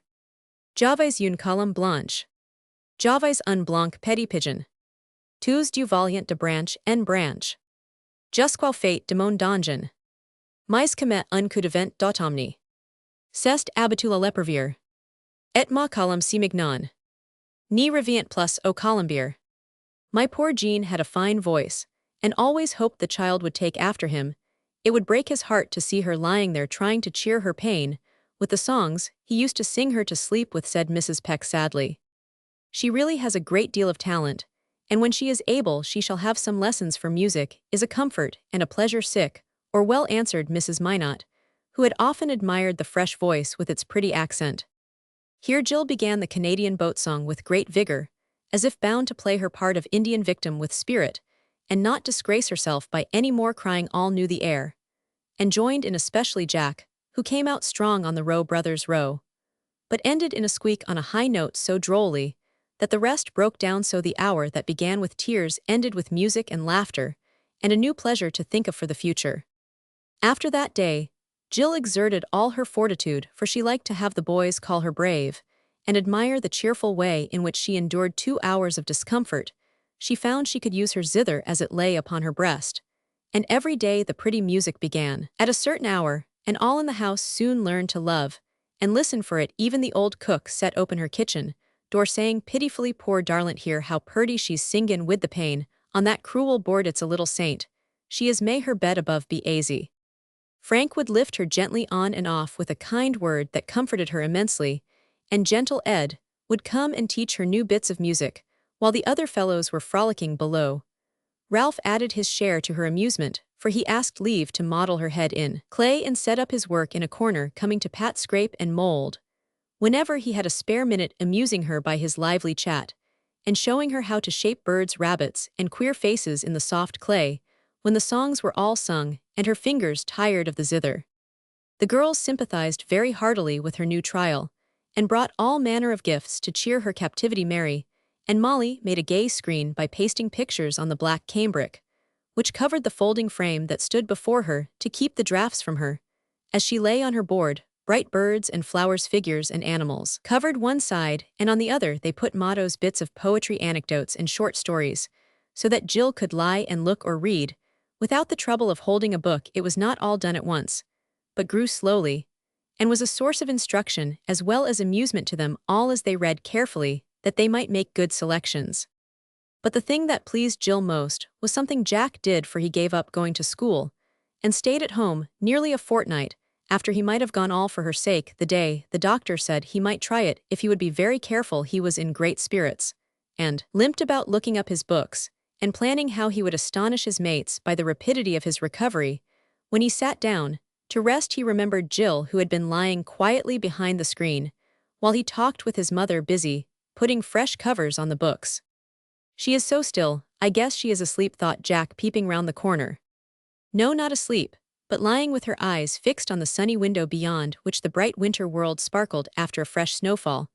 The jingle of sleigh bells could be heard, the laughter of boys and girls on their way to school, all the pleasant stir of a new day of happy work and play for the rest of the world, more lonely, quiet, and wearisome than ever to her, since her friend and fellow prisoner was set free and going to leave her. Jack understood that patient, wistful look, and without a word went back to his seat, staring at the fire so soberly that his mother presently asked, "What are you thinking of so busily with that pucker in your forehead?" "I've about made up my mind that I won't go to school, just yet," answered Jack, slowly lifting his head, for it cost him something to give up the long-expected pleasure. "Why not?" And Mrs. Minot looked much surprised till Jack pointed to the screen, and making a sad face to express Jill's anguish answered, in a cheerful tone, "Well, I am not sure that it is best. Doctor did not want me to go, but said I might because I teased. I shall be sure to come to grief. And then everyone will say I told you so, and that is so provoking. I'd rather keep still a week longer, hadn't I better?" His mother smiled and nodded as she said, sewing away at much-abused old Caesar, as if she loved him. "Do as you think best, dear. I always want you at home. But I don't wonder you are rather tired of it after this long confinement. I say, Jill, should I be in your way if I didn't go to school till the 1st of February, called Jack, laughing to himself at the absurdity of the question. "Not much," answered a glad voice from behind the screen, and he knew the sorrowful eyes were shining with delight, though he could not see them. "Well, I guess I may as well, and get quite firm on my legs before I start. Another week or so will bring me up if I study hard, so I shall not lose my time. I'll tackle my Latin as soon as it's ready, mother." Jack got a hearty kiss with the neatly covered book, and Mama loved him for the little sacrifice more than if he had won a prize at school. He did get a reward for in 5 minutes from the time he decided Jill was singing like a bobolink, and such a medley of merry music came from behind the screen that it was a regular morning concert. She did not know then that he stayed for her sake, but she found it out soon after, and when the time came did as much for him, as we shall see. It proved a wise decision, for the last part of January was so stormy Jack could not have gone half the time, so, while the snow drifted and bitter winds raged, he sat snugly at home amusing Jill, and getting on bravely with his lessons, for Frank took great pains with him to show his approbation of the little kindness, and somehow the memory of it seemed to make even the detested Latin easier. With February fair weather set in and Jack marched happily away to school, with Jill's new mittens on his hands, Mama nodding from the doorstep, and Frank ready to give him a lift on the new sled, if the way proved too long or too rough. "I shall not have time to miss him now, for we are to be very busy getting ready for the 22nd. The dramatic club meets tonight, and would like to come here if they may, so I can help," said Jill, as Mrs. Minot came up, expecting to find her rather low in her mind. "Certainly, and I have a basket of old finery I looked up for the club when I was rummaging out bits of silk for your blue quilt," answered the good lady, who had set up a new employment to beguile the hours of Jack's absence. When the girls arrived that evening, they found Mrs. Chairwoman surrounded by a strew of theatrical properties, enjoying herself very much. All brought such contributions as they could muster, and all were eager about a certain tableau, which was to be the gem of the whole. They thought Jill, of course, was not expected to take any part, but her taste was good, so all consulted her, as they showed their old silks, laces, and flowers, asking who should be this, and who that. All wanted to be the Sleeping Beauty, for that was the chosen scene, with the slumbering court about the princess, and the prince in the act of awakening her. Jack was to be the hero, brave in his mother's velvet cape, red boots, and a real sword, while the other boys were to have parts of more or less splendor. "Mabel should be the beauty, because her hair is so lovely," said Juliet, who was quite satisfied with her own part of the queen. "No, Mary ought to have it, as she is the prettiest, and has that splendid veil to wear," answered Molly, who was to be the maid of honor, cuffing the little page Boo. "I don't care a bit, but my feather would be fine for the princess, and I don't know as Emma would like to have me lend it to anyone else," said Annette, waving a long white plume over her head with girlish delight in its grace. "I should think the white silk dress, the veil, and the feather ought to go together with the scarlet crepe shawl, and these pearls, that would be sweet, and just what princesses really wear," advised Jill, who was stringing a quantity of old Roman pearls. "We all want to wear the nice things, so let us draw lots.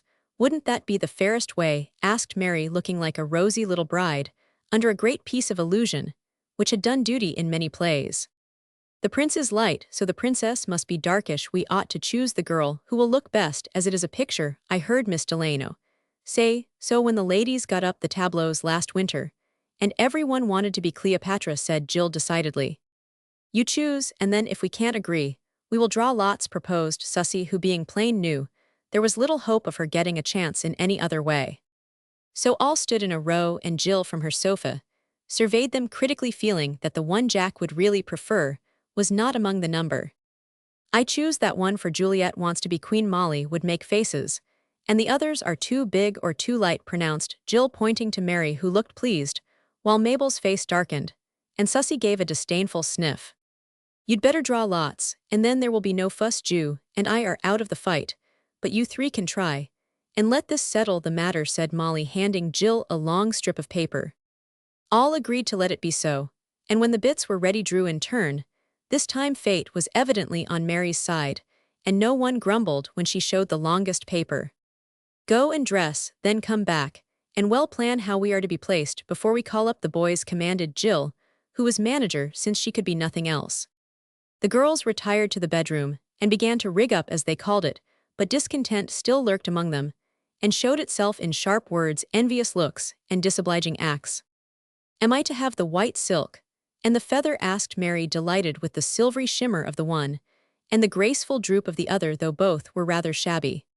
You can use your own dress. I don't see why you should have everything, answered Sussy, who was at the mirror putting a wreath of scarlet flowers on her red head, bound to be gay, since she could not be pretty. I think I'd better keep the plume, as I haven't anything else that is nice, and I am afraid Emma wouldn't like me to lend it, added Annette, who was disappointed that Mabel was not to be the beauty. I don't intend to act at all, declared Mabel, beginning to braid up her hair with a jerk, out of humor with the whole affair. I think you are a set of cross, selfish girls to back out and keep your nice things just because you can't all have the best part. I am ashamed of you, scolded Molly, standing by Mary, who was sadly surveying her mother's old purple silk, which looked like brown in the evening. I am going to have Miss Delano's red brocade for the Queen, and I shall ask her for the yellow satin dress for Mary when I go to get mine, and tell her how mean you are, said Juliet, frowning under her gilt paper crown, as she swept about in a red tablecloth for train till the brocade arrived. Perhaps you'd like to have Mabel cut her hair off, so Mary can have that too, cried Sussy, with whom hair was a tender point. Light hair isn't wanted, so Ju will have to give hers, or you'd better borrow Miss Bat's frisette, added Mabel with a scornful laugh. I just wish Miss Bat was here to give you girls a good shaking.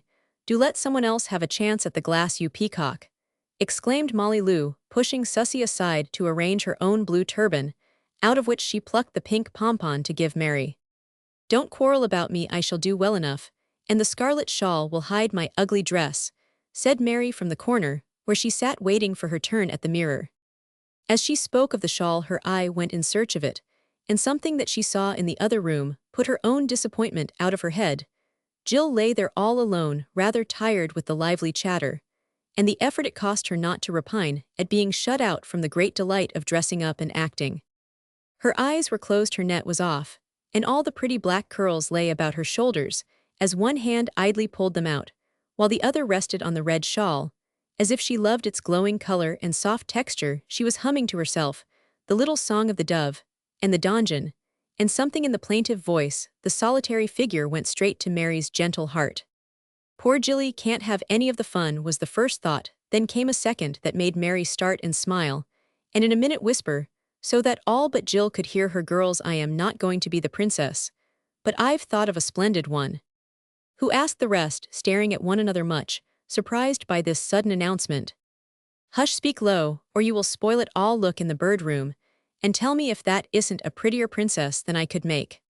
They all looked, but no one spoke, and Mary added with sweet eagerness, it is the only thing poor Jill can be, and it would make her so happy Jack would like it, and it would please everyone. I know perhaps she will never walk again, so we ought to be very good to her, poor dear.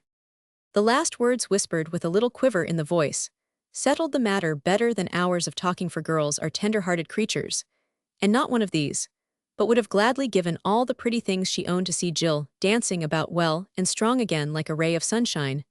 The kind thought touched and brightened every face. Envy, impatience, vanity, and discontent flew away like imps at the coming of the good fairy, and with one accord they all cried, "It will be lovely, let us go and tell her." Forgetting their own adornment out, they trooped after Mary, who ran to the sofa saying with a smile, which was reflected in all the other faces, "Jill dear, we have chosen another princess, and I know y'all like her." "Who is it?" asked Jill languidly, opening her eyes, without the least suspicion of the truth. "I'll show you," and taking the cherished veil from her own head, Mary dropped it like a soft cloud over Jill. Annette added the long plume, Susie laid the white silk dress about her, while Juliet and Mabel lifted the scarlet shawl to spread it over the foot of the sofa, and Molly tore the last ornament from her turban, a silver star, to shine on Jill's breast. Then, they all took hands, and danced round the couch, singing as they laughed at her astonishment, there she is, Princess Jill, as fine as you please."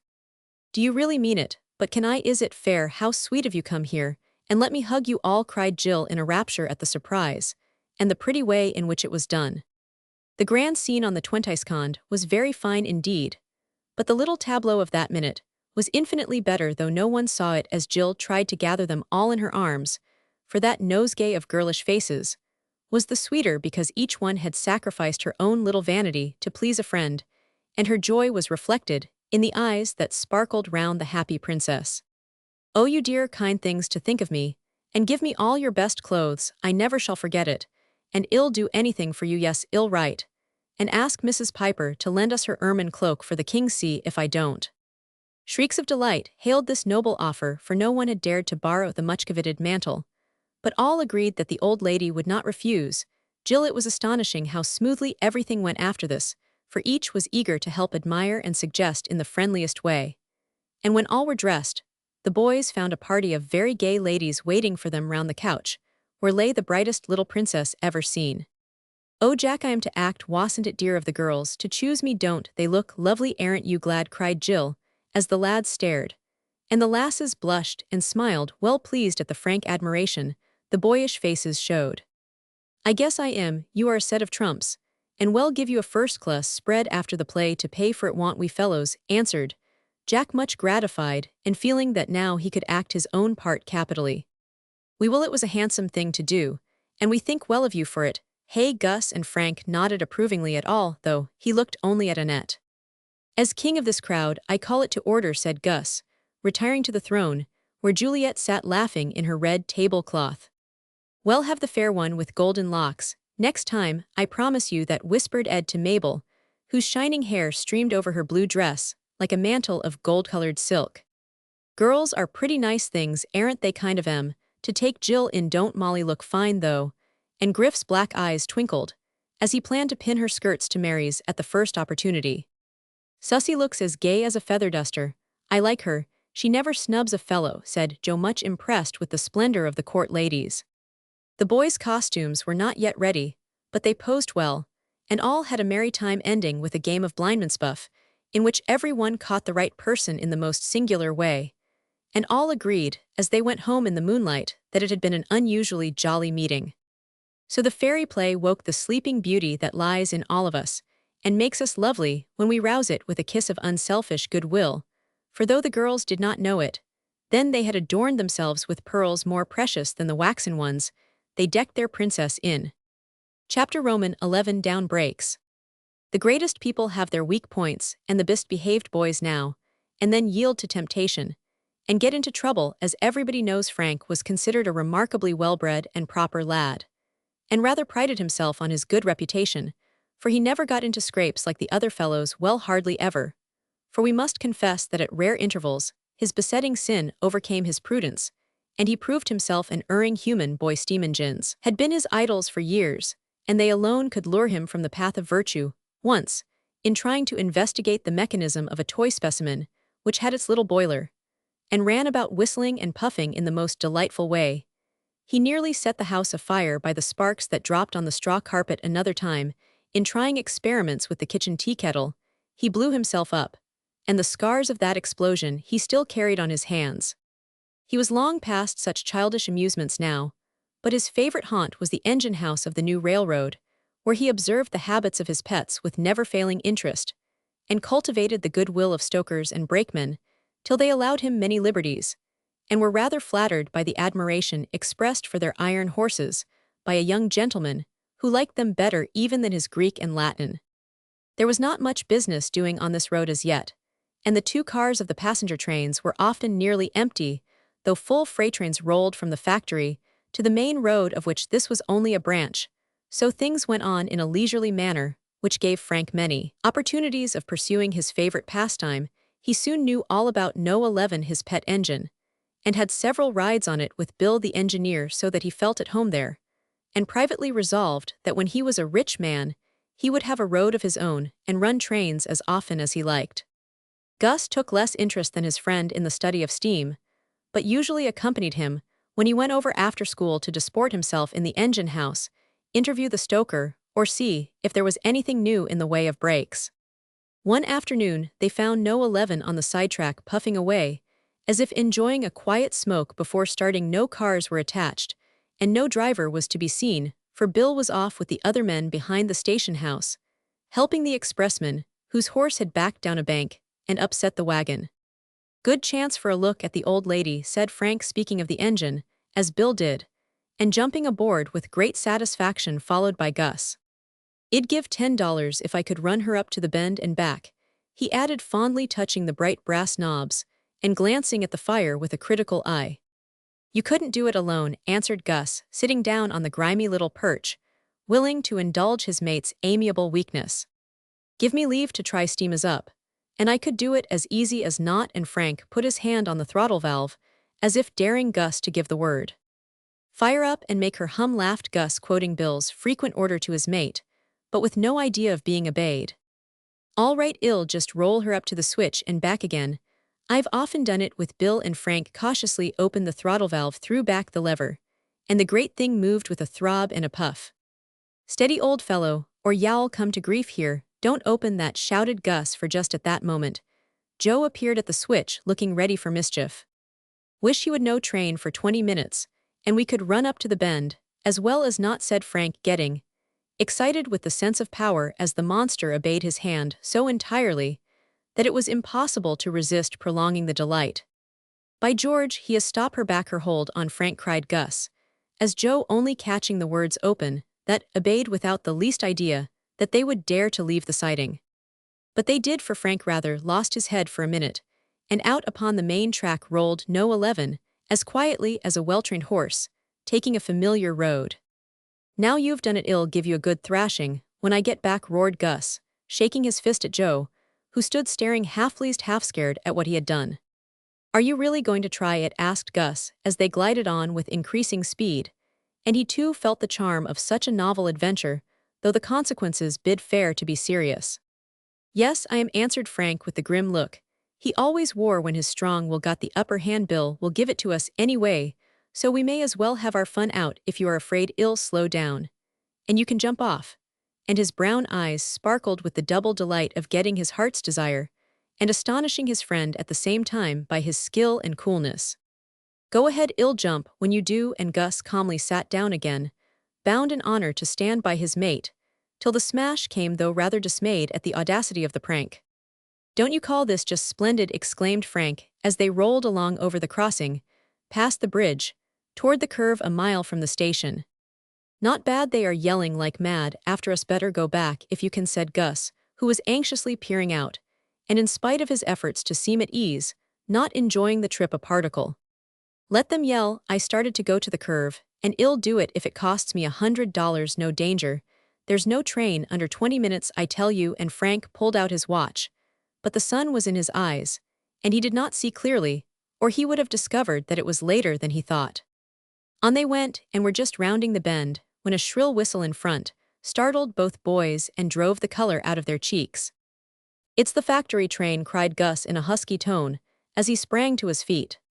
"No, it's the 5:40 on the other road," answered Frank with a queer thrill all through him, at the thought of what might happen if it was not. Both looked straight ahead, as the last tree glided by, and the long track lay before them, with the freight trains slowly coming down. For an instant the boys stood as if paralyzed. "Jump," said Gus, looking at the steep bank on one side, and the river on the other, undecided which to try.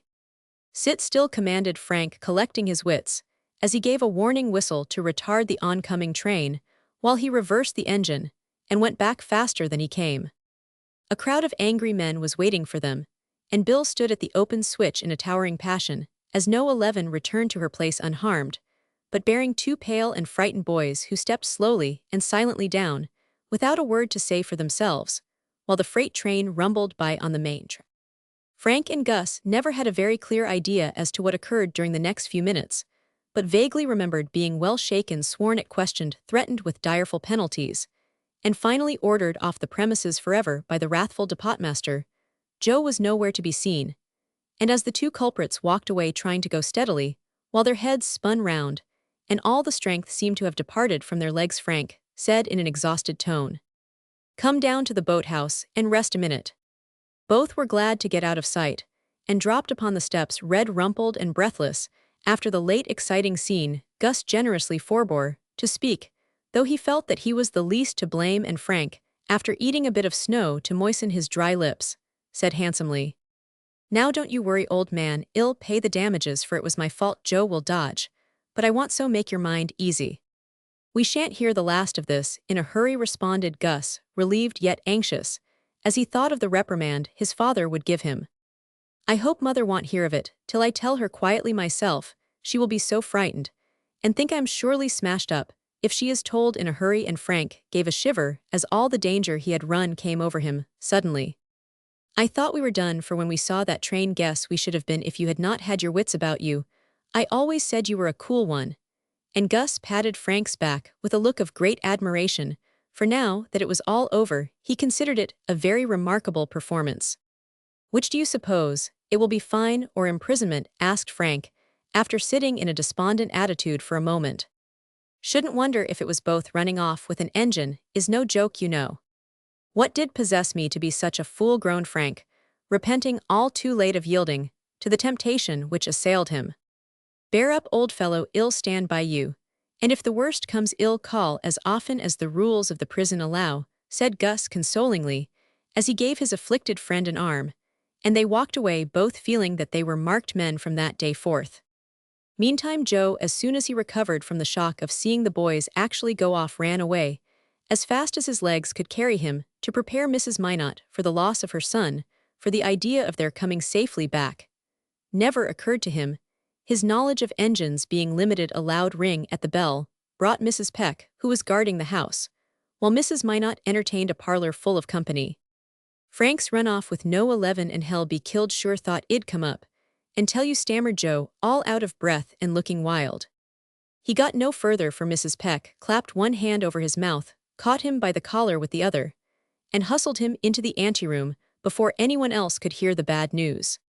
"Tell me all about it, and don't shout what's come to the boy," she demanded in a tone that reduced Joe to a whisper at once.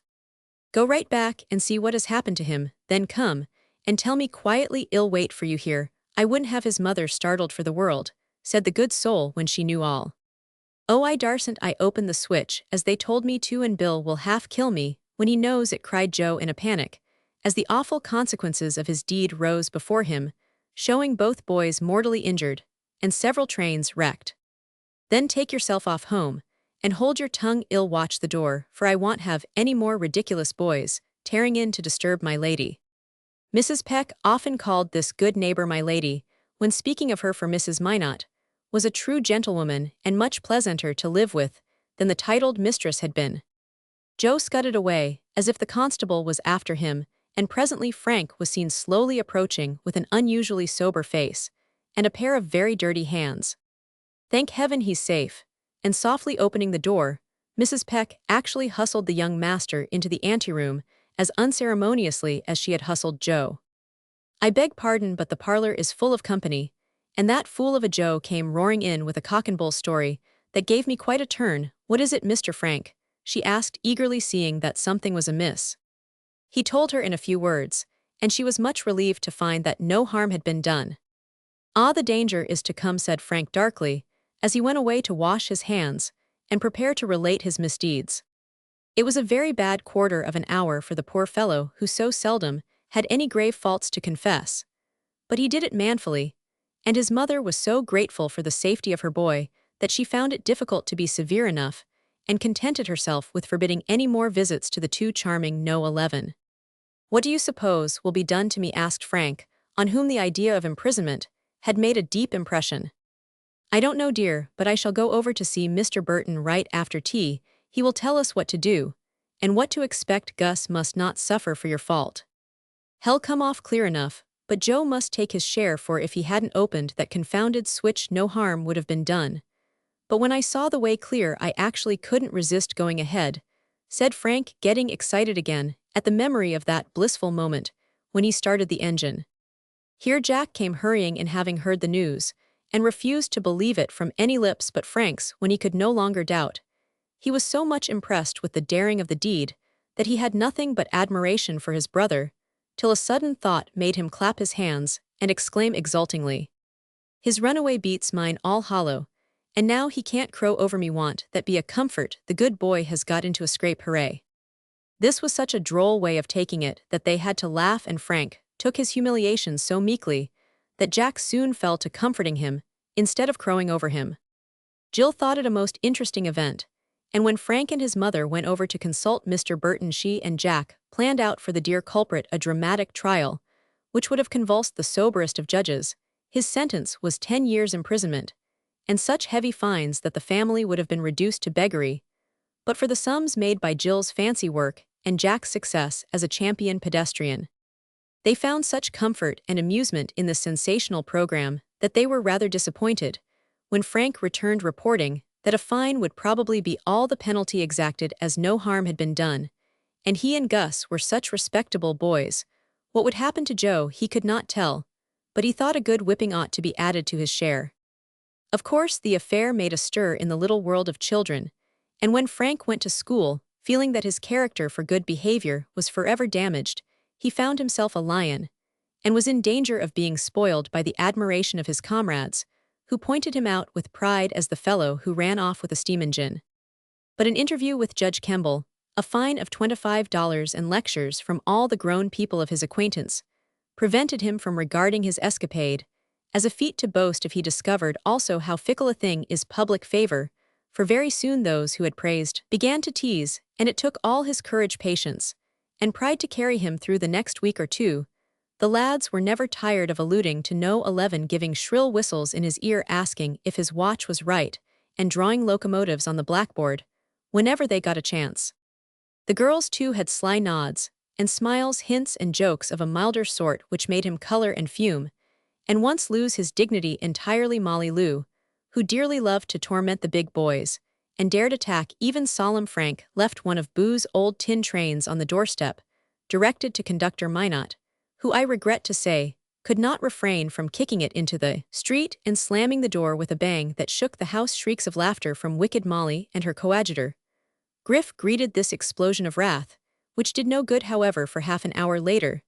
The same cars all in a heap were on the steps again, with two headless dolls tumbling out of the cab, and the dilapidated engine labeled No. 11 after the collision.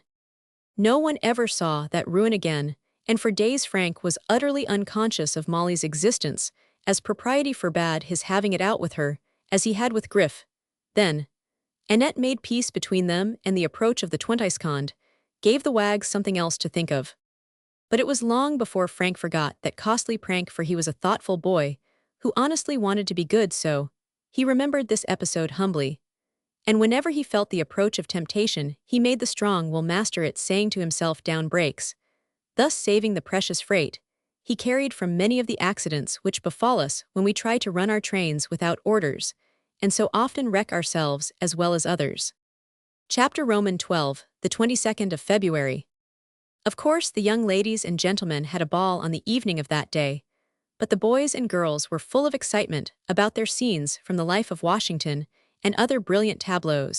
As the program announced, the Bird Room was the theater, being very large, with 4 doors conveniently placed. Ralph was in his element, putting up a little stage, drilling boys, arranging groups, and uniting in himself carpenter, scene-painter, manager, and gas man. Mrs. Minot permitted the house to be turned topsy-turvy, and Mrs. Peck flew about lending a hand everywhere. Jill was costumer with help from Miss Delano, who did not care for balls, and kindly took charge of the girls. Jack printed tickets, programs, and placards of the most imposing sort, and the work went gaily on till all was ready. When the evening came, the Bird Room presented a fine appearance.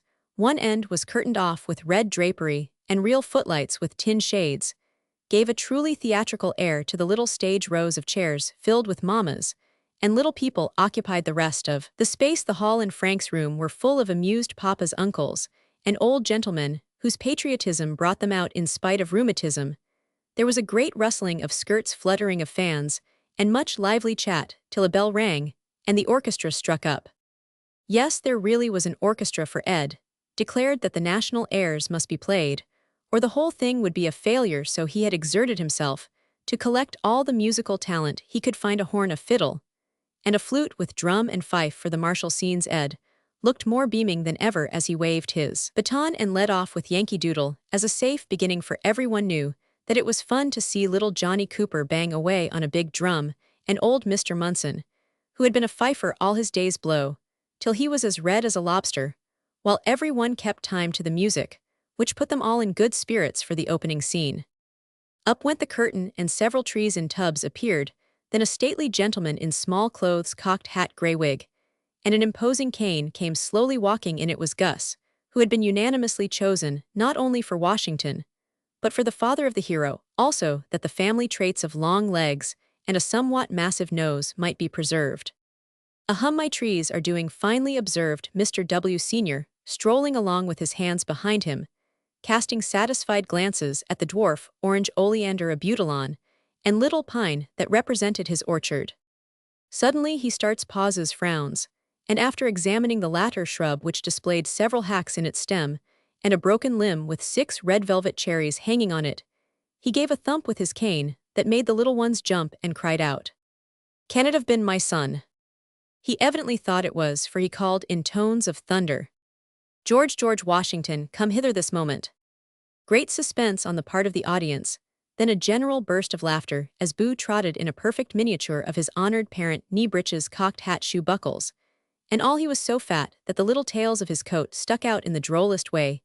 His chubby legs could hardly carry the big buckles, and the rosy face displayed, when he took his hat off with a dutiful bow, was so solemn the real George could not have looked more anxious when he gave the immortal answer. "Sirrah, did you cut that tree?" demanded the papa with another rap of the cane, and such a frown that poor Boo looked dismayed till Molly whispered, "Put your hand up, dear." Then he remembered his part, and putting one finger in his mouth, looked down at his square-toed shoes, the image of a shame-stricken boy. "My son, do not deceive me. If you have done this deed, I shall chastise you, for it is my duty not to spare the rod lest I spoil the child. But if you lie about it, you disgrace the name of Washington forever." This appeal seemed to convulse George with inward agony, for he squirmed most effectively as he drew from his pocket a toy hatchet which would not have cut a straw. Then, looking straight up into the awe-inspiring countenance of his parent, he bravely lisped, "Papa, I cannot tell a lie. I did tut it with my little handshit. Noble boy, come to my arms. I had rather you spoilt all my cherry trees than tell one lie," cried the delighted gentleman, catching his son in an embrace so close that the fat legs kicked convulsively, and the little coattails waved in the breeze, while cane and hatchet fell with a dramatic bang. The curtain descended on this affecting tableau, but the audience called out both Washingtons, and they came hand in hand, bowing with the cocked hats pressed to their breasts, the elder smiling blandly, while the younger, still flushed by his exertions, nodded to his friends, asking with engaging frankness, "Wasn't it nice?" The next was a marine piece, for a boat was seen surrounded by tumultuous waves of blue cambric, and rowed by a party of stalwart men in regimentals, who with difficulty kept their seats, for the boat was only a painted board, and they sat on boxes or stools behind it. But few marked the rowers, for in their midst, tall, straight, and steadfast as a mast, stood one figure in a cloak with folded arms, high boots, and under the turn-it-up hat a noble countenance, stern with indomitable courage. A sword glittered at his side, and a banner waved over him, but his eye was fixed on the distant shore, and he was evidently unconscious of the roaring billows, the blocks of ice, the discouragement of his men, or the danger and death that might await him. Napoleon crossing the Alps was not half so sublime, and with one voice, the audience cried, "Washington crossing the Delaware," while the band burst forth with "See, the conquering hero comes," all out of tune, but bound to play it or die in the attempt. It would have been very successful if all of a sudden one of the rowers had not caught a crab, with disastrous consequences. The oars were not moving, but a veteran who looked very much like Joe dropped the one he held, and in trying to turn and pummel the black-eyed warrior behind him, he tumbled off his seat, upsetting 2 other men, and pulling the painted boat upon them as they lay kicking in the cambric. Deep shouts of laughter greeted this mishap, but George Washington never stirred. Grasping the banner, he stood firm when all else went down in the general wreck, and the icy waves engulfed his gallant crew, leaving him erect amid a chaos of wildly tossing boots, entangled oars, and red-faced victims. Such godlike dignity could not fail to impress the frivolous crowd of laughers, and the curtain fell amid a round of applause for him. "Quite exciting, wasn't it? Didn't know Gus had so much presence of mind," said Mr. Burton, well pleased with his boy. "If we did not know that Washington died in his bed December 14, 1799, I should fear that we'd seen the last of him in that shipwreck," laughed an old gentleman proud of his memory for dates. Much confusion reigned behind the scenes. Ralph was heard scolding, and Joe set everyone off again by explaining audibly that Griff tickled him, and he couldn't stand it. A pretty old-fashioned picture of the Daughters of Liberty followed, for the girls were determined to do honor to the brave and patient women who so nobly bore their part in the struggle, yet are usually forgotten. When those days are celebrated, the damsels were charming in the big caps, flowered gowns, and high-heeled shoes of their great-grandmothers as they sat about a spider-legged table talking over the tax, and pledging themselves to drink no more tea till it was taken off. Molly was on her feet, proposing liberty forever and down, with all tyrants to judge from her flashing eyes, as she held her eggshell cup aloft, while the others lifted theirs to drink the toast. And Mary, as hostess, sat with her hand on an antique teapot, labeled "Sage," ready to fill again when the patriotic ladies were ready for a second dish. This was much applauded, and the curtain went up again, for the proud parents enjoyed seeing their pretty girls in the faded finery of 100 years ago. The band played "Auld Lang Syne" as a gentle hint that our foremothers should be remembered as well as the forefathers. It was evident that something very martial was to follow, for a great tramping, clashing, and flying about took place behind the scenes while the tea party was going on. After some delay, the surrender of Cornwallis was presented in the most superb manner, as you can believe when I tell you that the stage was actually lined with a glittering array of Washington and his generals, Lafayette, Kosciuszko, Rochambeau, and the rest, all in astonishing uniforms, with swords which were evidently the pride of their lives. Fife and drum struck up a march, and in came Cornwallis, much cast down, but full of manly resignation, as he surrendered his sword and stood aside with averted eyes, while his army marched past, piling their arms at the hero's feet. This scene was the delight of the boys, for the rifles of Company F had been secured, and at least a dozen soldiers kept filing in and out in British uniform, till Washington's august legs were hidden by the heaps of arms rattled down before him. The martial music, the steady tramp, and the patriotic memories awakened caused this scene to be enthusiastically encored, and the boys would have gone on marching till midnight if Ralph had not peremptorily ordered down the curtain and cleared the stage for the next tableau. This had been artfully slipped in between two brilliant ones, to show that the father of his country had to pay a high price for his glory. The darkened stage represented what seemed to be a camp in a snowstorm, and a very forlorn camp too, for on the cold, cold ground, a reckless display of cotton batting lay ragged soldiers sleeping without blankets, their worn-out boots turned up pathetically, and no sign of food or fire to be seen. A very shabby sentinel with feet bound in bloody cloths, and his face as pale as chalk, could make it not a dry crust, as he kept his watch in the wintry night. A tent at the back of the stage showed a solitary figure sitting on a log of wood, poring over the map spread upon his knee, by the light of one candle stuck in a bottle. There could be no doubt who this was, for the buff and blue coat, the legs, the nose, the attitude, all betrayed the great George laboring to save his country, in spite of privations, discouragements, and dangers, which would have daunted any other man. "Valley Forge," said someone, and the room was very still as old and young looked silently at this little picture of a great and noble struggle in one of its dark hours.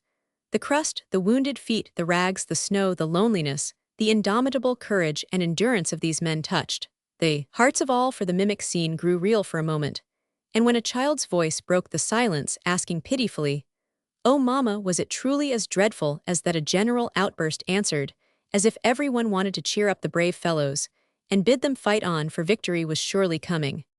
In the next scene it did come, and Washington at Trenton was prettily done. An arch of flowers crossed the stage with the motto, "The defender of the mothers will be the preserver of the daughters." And as the hero with his generals advanced on one side, a troop of girls in old-fashioned muslin frocks came to scatter flowers before him, singing the song of long ago. Welcome, mighty chief, once more. Welcome to this grateful shore. Now no mercenary foe aims again the fatal blow. Aims at thee the fatal blow. Virgins fair and matrons grave, those thy conquering arm did save, build for thee triumphal bowers. Strew ye fair his way with flowers. Strew your hero's way with flowers. And they did, singing with all their hearts, as they flung artificial roses and lilies at the feet of the great men who bowed with benign grace. Jack, who did Lafayette with a limp, covered himself with glory by picking up one of the bouquets and pressing it to his heart with all the gallantry of a Frenchman. And when Washington lifted the smallest of the maids and kissed her, the audience cheered. Couldn't help it, it was so pretty and inspiring. The Washington family after the famous picture came next with Annette as the serene and sensible Martha in a very becoming cap. The general was in uniform, there being no time to change, but his attitude was quite correct, and the Custies boy and girl displayed the wide sash and ruffled collar with historic fidelity. The band played home, and everyone agreed that it was sweet. Now I don't see what more they can have except the deathbed, and that would be rather out of place in this gay company, said the old gentleman to Mr. Burton, as he mopped his heated face after pounding so heartily he nearly knocked the ferule off his cane. No, they gave that up, for my boy wouldn't wear a nightgown in public. I can't tell secrets, but I think they have got a very clever little finale. For the first part, a pretty compliment to one person, and a pleasant surprise to all, answered Mr. Burton, who was in great spirits, being fond of theatricals, and very justly proud of his children, for the little girls had been among the Trenton maids, and the mimic general had kissed his own small sister, Nellie, very tenderly. A great deal of interest was felt as to what this surprise was to be, and a general O greeted the minute man standing motionless upon his pedestal. It was Frank, and Ralph had done his best to have the figure as perfect as possible, for the maker of the original had been a good friend to him, and while the young sculptor was dancing gaily at the ball, this copy of his work was doing him honor among the children. Frank looked it very well, for his firm-set mouth was full of resolution, his eyes shone keen and courageous under the three-cornered hat, and the muscles stood out upon the bare arm that clutched the old gun. Even the buttons on the gaiters seemed to flash defiance, as the sturdy legs took the first step from the furrow toward the bridge, where the young farmer became a hero when he fired the shot heard round the world.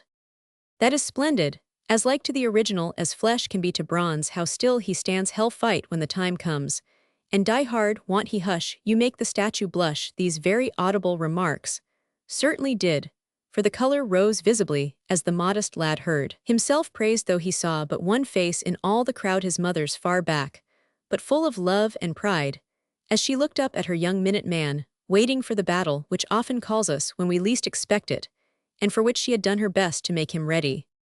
If there had been any danger of Frank being puffed up by the success of his statue, it was counteracted by irrepressible Griff, who just at the most interesting moment, when all were gazing silently, gave a whistle followed by a choo-choo-choo, and all aboard so naturally that no one could mistake the joke, especially as another laughing voice added, "Now then, no 11," which brought down the house, and the curtain too.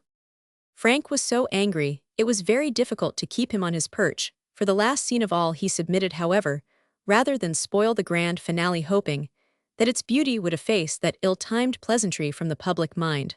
So when the agreeable clamor of hands and voices called for a repetition, the minute man reappeared grimmer than before, but not alone, for grouped all about his pedestal were Washington and his generals, the matrons and maids, with a background of troops shouldering arms, Griff and Joe doing such rash things with their muskets that more than one hero received a poke in his august back before the full richness of this picture had been taken in. Ed gave a rap, and all burst out with Hail Columbia in such an inspiring style that it was impossible for the audience to refrain from joining, which they did, all standing and all singing with a heartiness that made the walls ring. The fife shrilled, the horn blew sweet and clear, the fiddle was nearly drowned by the energetic boom of the drum, and out into the starry night through open windows rolled the song that stirs the coldest heart with patriotic warmth and tunes every voice to music. America, we must have America, pipe up, Ed, this is too good to end without one song more, cried Mr. Burton, who had been singing like a trumpet, and hardly waiting to get their breath off, they all went again with the national hymn, singing as they never had sung it before, for somehow the little scenes they had just acted or beheld seemed to show how much this dear America of ours had cost in more than one revolution, How full of courage, energy, and virtue, it was in spite of all its faults. And what a privilege as well as duty it was for each to do his part toward its safety and its honor in the present, as did those brave men and women in the past. So the scenes from the life of Washington were a great success, and when the songs were over, people were glad of a brief recess, while they had raptures and refreshed themselves with lemonade. The girls had kept the secret of who the princess was to be, and when the curtain rose, a hum of surprise and pleasure greeted the pretty group. Jill lay asleep in all her splendor, the bonny prince just lifting the veil to wake her with a kiss, and all about them the court in its nap of 100 years.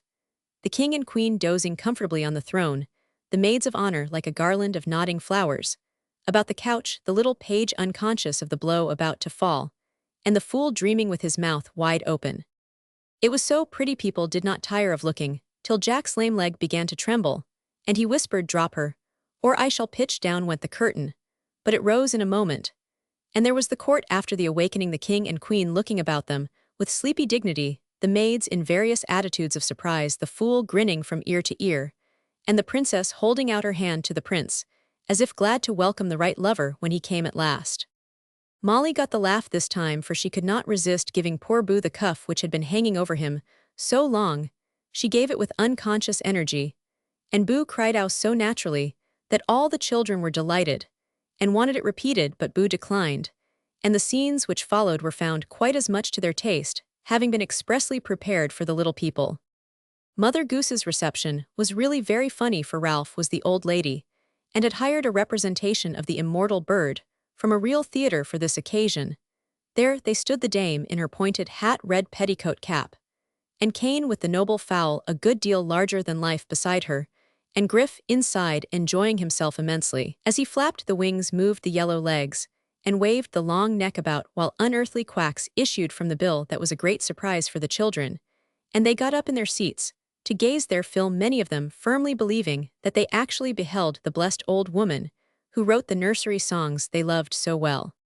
Then in came one after another, the best of the characters she has made famous, while a voice behind the scenes sang the proper rhyme as each made their manners to the interesting pair. Mistress Mary and her pretty maids, all in a row, passed by to their places in the background. King Cole and his fiddlers 3 made a goodly show, so did the royal couple who followed the great pie borne before them, with the 24 blackbirds popping their heads out in the most delightful way. Little Bo Peep led a woolly lamb and wept over its lost tail, for not a sign of one appeared on the poor thing. Simple Simon followed the pieman, gloating over his wares with the drollest antics.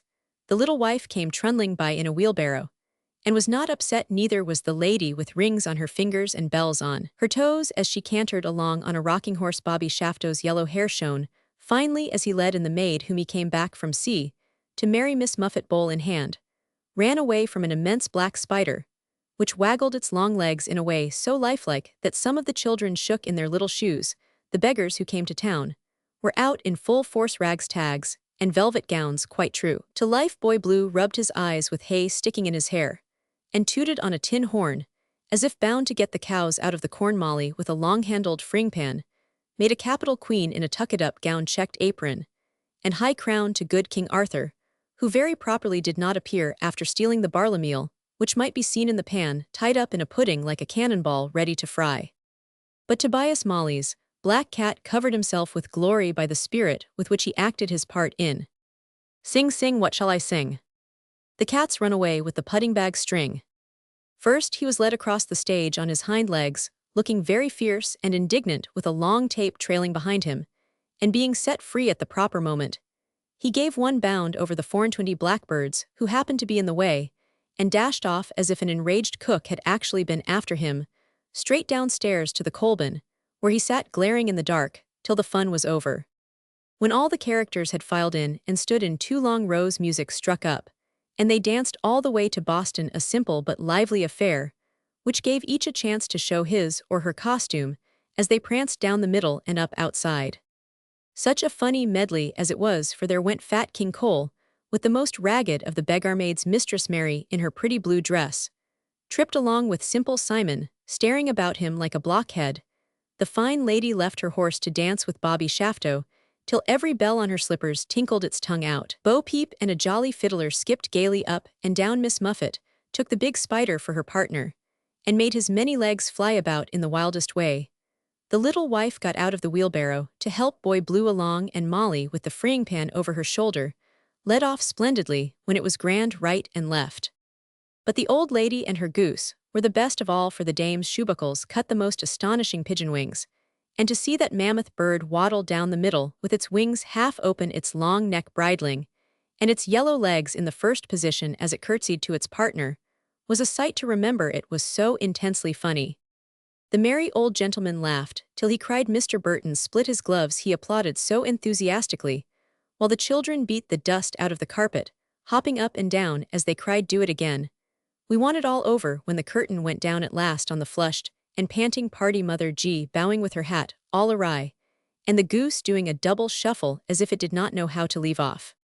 But they could not do it all over again, for it was growing late, and the people felt that they certainly had received their money's worth that evening. So it all ended merrily, and when the guests departed, the boys cleared the room like magic, and the promised supper to the actors was served in handsome style. Jack and Jill were at one end, Mrs. Goose and her bird at the other, and all between was a comical collection of military heroes, fairy characters, and nursery celebrities. All felt the need of refreshment after their labors, and swept over the table like a flight of locusts, leaving devastation behind. But they had earned their fun, and much innocent jollity prevailed, while a few lingering papas and mammas watched the revel from afar, and had not the heart to order these noble beings home, till even the father of his country declared that he'd had a perfectly splendid time, but couldn't keep his eyes open another minute, and very wisely retired to replace the immortal cocked hat with a nightcap. Chapter Roman 13. Jack has a mystery. "What is the matter? Does your head ache?" asked Jill one evening in March, observing that Jack sat with his head in his hands, an attitude which with him meant either pain or perplexity. "No, but I am bothered. I want some money, and I don't see how I can earn it," he answered, tumbling his hair about and frowning darkly at the fire. How much? And Jill's ready hand went to the pocket where her little purse lay, for she felt rich with several presents lately made her. 2.75. "No thank you, I want borrow." "What is it for?"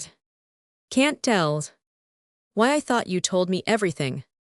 "Sorry, but I can't this time. Don't you worry, I shall think of something."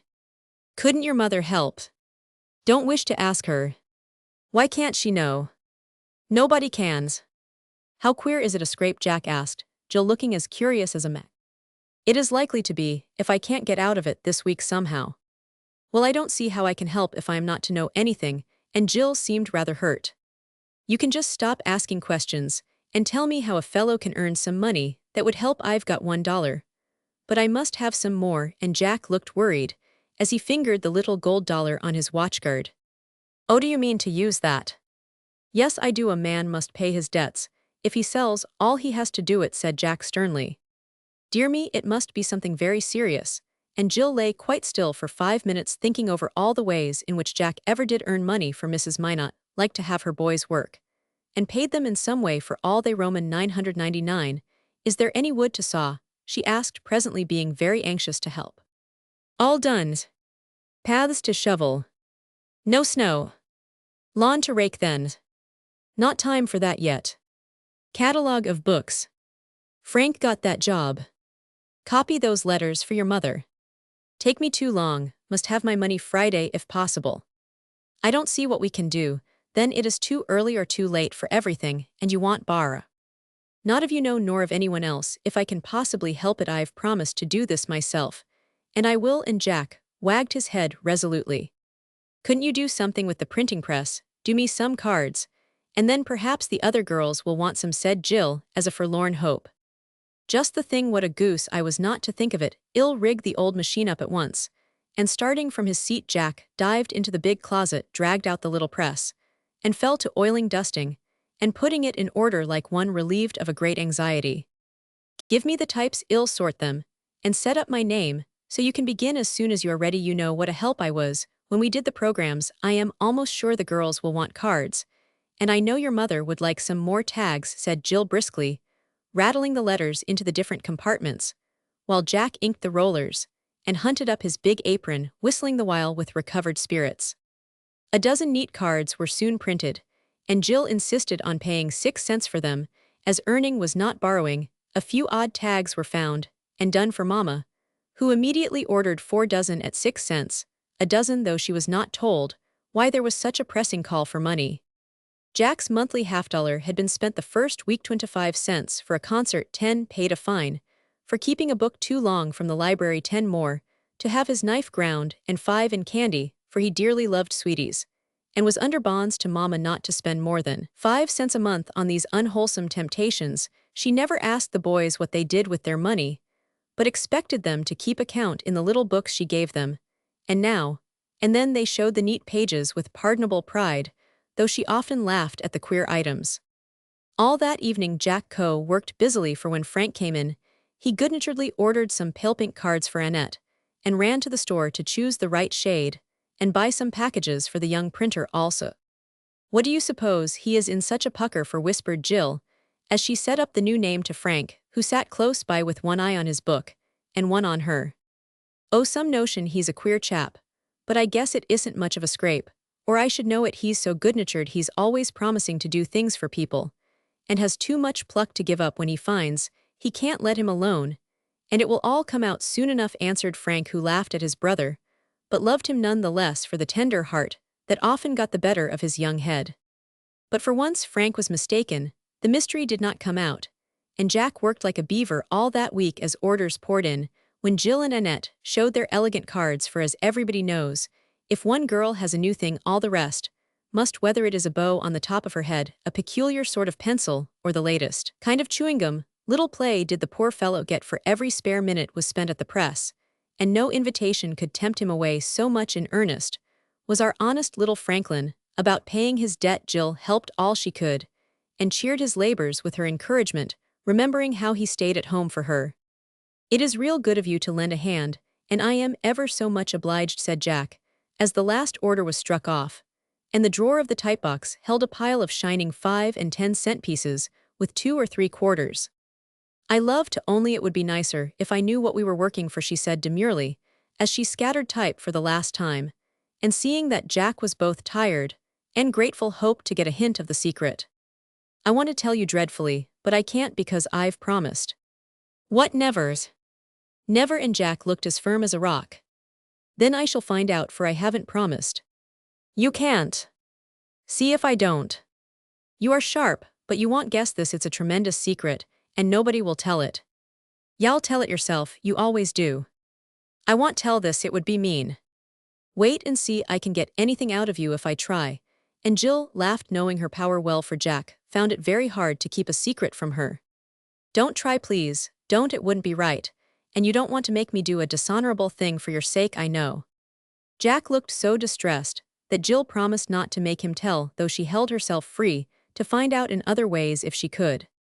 Thus relieved, Jack trudged off to school on Friday with the $2.75 jingling in his pocket, though the dear gold coin had to be sacrificed to make up the sum. He did his lessons badly. That day was late at recess in the afternoon, and as soon as school was over departed in his rubber boots to take a walk. He said though the roads were in a bad state with a spring thaw, nothing was seen of him till after tea time, when he came limping in very dirty and tired, but with a reposeful expression which betrayed that a load was off his mind. Frank was busy about his own affairs, and paid little attention to him, but Jill was on tenterhooks to know where he had been, yet dared not ask the question. "Mary's brother wants some cards. He liked hers so much he wishes to make his ladylove a present. Here's the name," and Jill held up the order from Harry Grant, who was to be married in the autumn. "Must wait till next week. I am too tired to do a thing tonight, and I hate the sight of that old press," answered Jack, laying himself down upon the rug, as if every joint ached. "What made you take such a long walk? You look as tired as if you'd been 10 miles, said Jill, hoping to discover the length of the trip.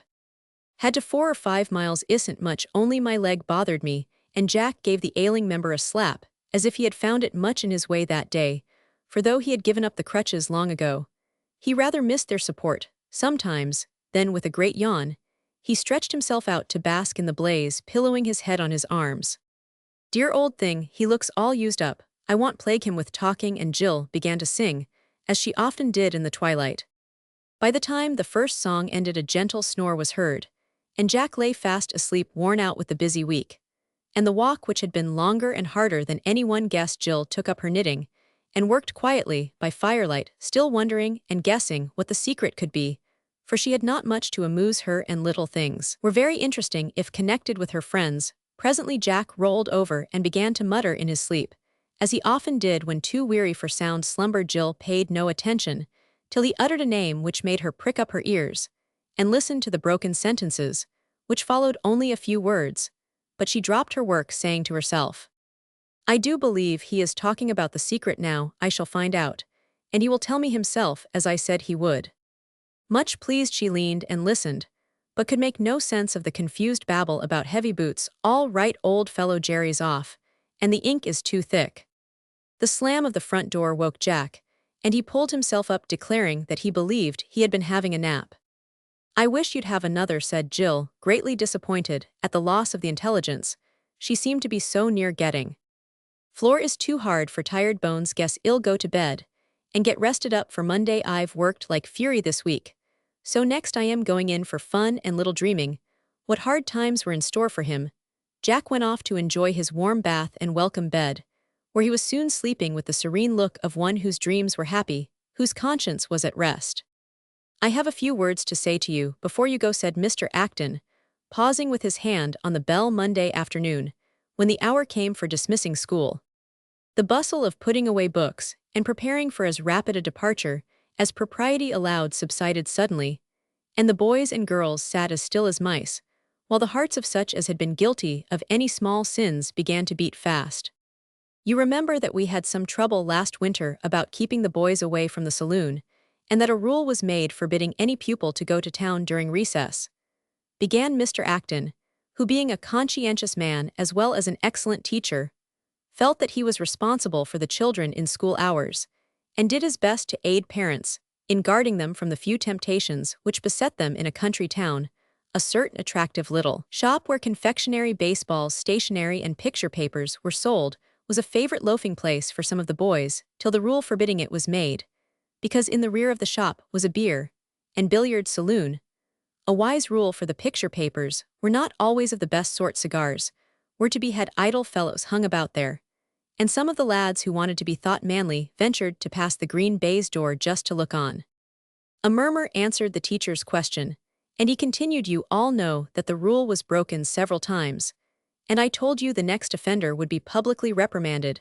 As private punishments had no effect, I am sorry to say that the time has come, and the offender is a boy whom I trusted entirely. It grieves me to do this, but I must keep my promise, and hope the example will have a good effect." Mr. Acton paused as if he found it hard to go on, and the boys looked at one another with inquiring eyes, for their teacher seldom punished, and when he did it was a very solemn thing. Several of these anxious glances fell upon Joe, who was very red and sat whittling a pencil as if he dared not lift his eyes. "He's the chap want he catch," it whispered Gus to Frank, for both owed him a grudge. "The boy who broke the rule last Friday at afternoon recess will come to the desk," said Mr. Acton in his most impressive manner. If a thunderbolt had fallen through the roof, it would hardly have caused a greater surprise than the sight of Jack Minot walking slowly down the aisle with a wrathful flash in the eyes. He turned on Joe as he passed him. "Now, Minot, let us have this over as soon as possible, for I do not like it any better than you do, and I am sure there is some mistake. I am told you went to the shop on Friday. Is it true?" asked Mr. Acton very gently, for he liked Jack and seldom had to correct him in any way. "Yes, sir," and Jack looked up, as if proud to show that he was not afraid to tell the truth as far as he could. "To buy something." "No, sir." "To meet someone." "Yes, sir." "Was it Jerry Shannon?" No answer, but Jack's fists doubled up of themselves as he shot another fiery glance at Joe, whose face burned as if it scorched him. "I am told it was also that you were seen to go into the saloon with him. Did you?" And Mr. Acton looked so sure that it was a mistake that it cost Jack a great effort to say slowly, "Yes, sir." Quite a thrill pervaded the school at this confession, for Jerry was one of the wild fellows the boys all shunned, and to have any dealings with him was considered a very disgraceful thing. "Did you play?" "No, sir, I can't." "Drink beer?" "I belong to the lodge," and Jack stood as erect as any little soldier who ever marched under a temperance banner and fought for the cause. "None, are too young nor too old to help along. I was sure of that. Then what took you there, my boy? The question was so kindly put that Jack forgot himself an instant and blurted out, I only went to pay him some money, sir. Ah, how much? 2.75, muttered Jack, as red as a cherry, at not being able to keep a secret better. Too much for a lad like you to owe such a fellow as Jerry. How came it? And Mr. Acton looked disturbed. Jack opened his lips to speak, but shut them again, and stood looking down with a little quiver about the mouth that showed how much it cost him to be silent. Does anyone beside Jerry know of this? One other fellow after a pause. Yes, I understand, and Mr. Acton's eye glanced at Joe, with a look that seemed to say, I wish he'd held his tongue. A queer smile flitted over Jack's face, for Joe was not the other fellow, and knew very little about it, excepting what he had seen when he was sent on an errand by Mr. Acton on Friday. I wish you would explain the matter, John, for I am sure it is better than it seems, and it would be very hard to punish you when you don't deserve it. But I do deserve it. I've broken the rule, and I ought to be punished, said Jack, as if a good whipping would be easier to bear than this public cross-examination. And you can't explain or even say you are sorry or ashamed, asked Mr. Acton, hoping to surprise another fact out of the boy. No, sir, I can't. I am not ashamed. I am not sorry, and I'd do it again tomorrow, if I had to, cried Jack, losing patience, and looking as if he would not bear much more. A groan from the boys greeted this barefaced declaration, and Sussy quite shivered at the idea of having taken 2 bites out of the apple of such a hardened desperado. Think it over till tomorrow, and perhaps you will change your mind. Remember that this is the last week of the month, and reports are given out next Friday, said Mr. Acton, knowing how much the boy prided himself on always having good ones to show his mother. Poor Jack turned scarlet and bit his lips to keep them still, for he had forgotten this when he plunged into the affair, which was likely to cost him dear. Then, the color faded away, the boyish face grew steady, and the honest eyes looked up at his teacher as he said very low, but all heard him, the room was so still. It isn't as bad as it looks, sir, but I can't say any more. No one is to blame but me, and I couldn't help breaking the rule, for Jerry was going away. I had only that time, and I'd promised to pay up, so I Roman 999. Mr. Acton believed every word he said, and regretted that they had not been able to have it out privately, but he too must keep his promise, and punish the offender, whoever he was. Very well, you will lose your recess for a week, and this month's report will be the first one in which behavior does not get the highest mark. You may go, and I wish it understood that Master Minot is not to be troubled with questions till he chooses to set this matter right. Then the bell rang, the children trooped out, Mr. Acton went off without another word, and Jack was left alone to put up his books and hide a few tears that would come, because Frank turned his eyes away from the imploring look cast upon him as the culprit came down from the platform, a disgraced boy. Elder brothers are apt to be a little hard on younger ones, so it is not surprising that Frank, who was an eminently proper boy, was much cut up when Jack publicly confessed to dealings with Jerry, leaving it to be supposed that the worst half of the story remained untold. He felt it his duty, therefore, to collar poor Jack when he came out, and talk to him all the way home like a judge bent on getting at the truth by main force. A kind word would have been very comforting, but the scolding was too much for Jack's temper, so he turned dogged, and would not say a word, though Frank threatened not to speak to him for a week. At tea-time both boys were very silent, one looking grim, the other excited. Frank stared sternly at his brother across the table, and no amount of marmalade sweetened or softened that reproachful look. Jack defiantly crunched his toast with occasional slashes at the butter, as if he must vent the pent-up emotions which half distracted him. Of course their mother saw that something was amiss, but did not allude to it, hoping that the cloud would blow over as so many did if left alone, but this one did not. And when both refused cake, this sure sign of unusual perturbation made her anxious to know the cause. As soon as tea was over, Jack retired with gloomy dignity to his own room, and Frank, casting away the paper he had been pretending to read, burst out with the whole story. Mrs. Minot was as much surprised as he, but not angry, because, like most mothers, she was sure that her sons could not do anything very bad. I will speak to him. My boy won't refuse to give me some explanation, she said, when Frank had freed his mind with as much warmth as if Jack had broken all the 10 commandments. He will. You often call me obstinate, but he is as pig-headed as a mule, Joe. only knows what he saw old Telltale and Jerry has left town, or it have it out of him. Make Jack own up whether he can, or not. Little donkey stormed Frank, who hated rowdies, and could not forgive his brother for being seen with one. My dear, all boys do foolish things, sometimes even the wisest and best behaved, so don't be hard on the poor child. He has got into trouble, I've no doubt. But it cannot be very bad, and he earned the money to pay for his prank, whatever it was. Mrs. Minot left the room as she spoke, and Frank cooled down as if her words had been a shower bath, for he remembered his own costly escapade, and how kindly both his mother and Jack had stood by him on that trying occasion.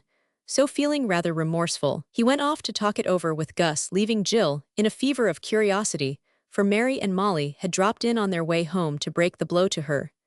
And Frank declined to discuss it with her, after mildly stating that Jack was a ninny in his opinion. Well, I know one thing, said Jill confidentially to Snowball when they were left alone together. If everyone else is scolding him, I won't say a word. It's so mean to crow over people when they are down, and I am sure he hasn't done anything to be ashamed of, though he won't tell. Snowball seemed to agree to this, for he went and sat down by Jack's slippers waiting for him on the hearth, and Jill thought that a very touching proof of affectionate fidelity to the little master who ruled them both. When he came, it was evident that he had found it harder to refuse his mother than all the rest, but she trusted him in spite of appearances, and that was such a comfort, for poor Jack's heart was very full, and he longed to tell the whole story, but he would not break his promise and so kept silence bravely. Jill asked no questions, affecting to be anxious for the games they always played together in the evening. But while they played, though the lips were sealed, the bright eyes said as plainly as words, I trust you, and Jack was very grateful. It was well he had something to cheer him up at home, for he got little peace at school. He bore the grave looks of Mr. Acton, meekly took the boys' jokes good-naturedly, and withstood the artful teasing of the girls with patient silence. But it was very hard for the social, affectionate fellow to bear the general distrust, for he had been such a favorite. He felt the change keenly. But the thing that tried him most was the knowledge that his report would not be what it usually was. It was always a happy moment when he showed it to his mother, and saw her eye bright as it fell on the 99 or 100, for she cared more for good behavior than for perfect lessons. Mr. Acton once said that Frank Minot's moral influence in the school was unusual, and Jack never forgot her pride and delight as she told them what Frank himself had not known. Till then it was Jack's ambition to have the same said of him, for he was not much of a scholar, and he had tried hard since he went back to school to get good records in that respect. At least now here was a dreadful downfall. Tardy marks, bad company, broken rules, and something too wrong to tell apparently. Well, I deserve a good report, and that's a comfort, though nobody believes it, he said to himself, trying to keep up his spirits as the slow week went by, and no word from him had cleared up the mystery. Chapter Roman 14, and Jill finds it out. Jill worried about it more than he did, for she was a faithful little friend, and it was a great trial to have Jack even suspected of doing anything wrong. School is a child's world, while he is there, and its small affairs are very important to him. So Jill felt that the one thing to be done was to clear away the cloud about her dear boy and restore him to public favor. Ed will be here Saturday night, and maybe he will find out for Jack tells him everything. I do hate to have him hectored so, for I know he is, though he's too proud to complain, she said on Thursday evening, when Frank told her some joke played upon his brother that day. I let him alone, but I see that he isn't badgered too much. That's all I can do. If Ed had only come home last Saturday, it might have done some good. But now it will be too late, for the reports are given out tomorrow. You know, answered Frank, feeling a little jealous of Ed's influence over Jack, though his own would have been as great if he had been as gentle. Has Jerry come back? Asked Jill, who kept all her questions for Frank, because she seldom alluded to the tender subject when with Jack. No, he's off for the summer, got a place somewhere, hope he'll stay there, and let Bob alone. Where is Bob now? I don't hear much about him lately, said Jill, who was constantly on the lookout for the other fellow since it was not Joe. Oh, he went to Captain Skinner's the 1st of March chores round, and goes to school up there. Captain is strict, and won't let Bob come to town, except Sundays. But he don't mind it much, for he likes horses, has nice grub, and the hill fellows are good chaps for him to be with, so he's all right if he only behaves. How far is it to Captain Skinner's? Asked Jill, suddenly having listened with her sharp eyes on Frank as he tinkered away at his model. since he was forbidden all other indulgence in his beloved pastime. It's 4 miles to Hill District, but the captain lives this side of the schoolhouse, about 3 from here I should say. How long would it take a boy to walk up? There went on the questioner, with a new idea in her head. Depends on how much of a walkist he is. Suppose he was lame, and it was sloshy, and he made a call, and came back, how long would that take? Asked Jill impatiently. Well, in that case, I should say 2 or 3 hours. But it's impossible to tell exactly, unless you know how lame the fellow was, and how long a call he made, said Frank, who liked to be accurate. Jack couldn't do it unless could he. He used to run up that hilly road for a breather, and think nothing of it. It would be a long job for him, now poor little chap, for his leg. Often troubles him, though he hates to own it. Jill lay back and laughed a happy little laugh, as if she was pleased about something, and Frank looked over his shoulder to ask questions in his turn. What are you laughing at? Can't tell. Why do you want to know about Hill District? Are you going there? Wish I could. I'd soon have it out of him. Who? Never mind, please push up my table. I must write a letter, and I want you to post it for me tonight, and never say a word till I give you leave. Oh, now you are going to have secrets and be mysterious, and get into a mess, are you? And Frank looked down at her with a suspicious air, though he was intensely curious to know what she was about. Go away till I'm done. You will have to see the outside, but you can't know the inside till the answer comes. And propping herself up, Jill wrote the following note with some hesitation at the beginning and end, for she did not know the gentleman she was addressing except by sight, and it was rather awkward. Robert Walker's. Dear Sir, I want to ask if Jack Minot came to see you last Friday afternoon. He got into trouble being seen with Jerry Shannon. He paid him some money, Jack won't tell.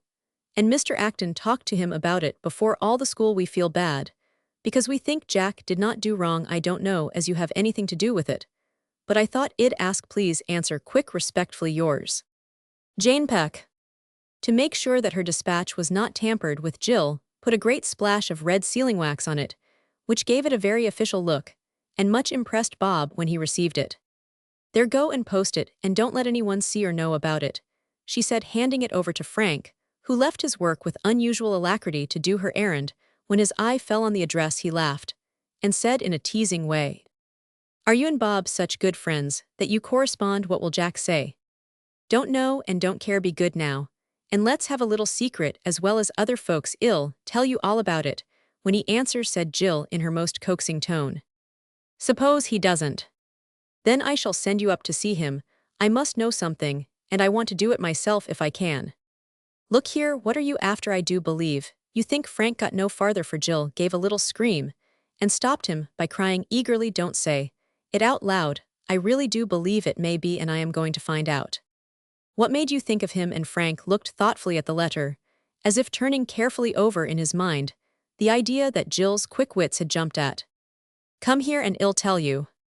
Holding him by one button, she whispered something in his ear that made him exclaim with a look at the rug. No, did he? I declare, I shouldn't wonder. It would be just like the dear old blunderhead. I never thought of it till you told me where Bob was, and then it all sort of burst upon me in 1 minute, cried Jill, waving her arms about to express the intellectual explosion which had thrown light upon the mystery like skyrockets in a dark night. You are as bright as a button. No time to lose. I'm off.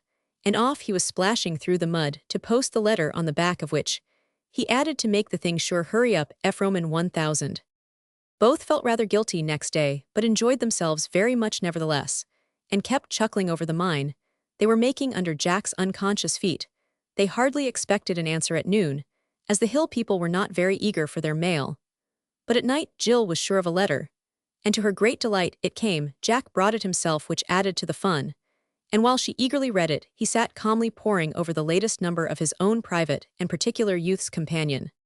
Bob was not a complete letter writer by any means, and with great labor and much ink had produced the following brief but highly satisfactory epistle. Not knowing how to address his fair correspondent, he let it alone, and went at once to the point in the frankest possible way.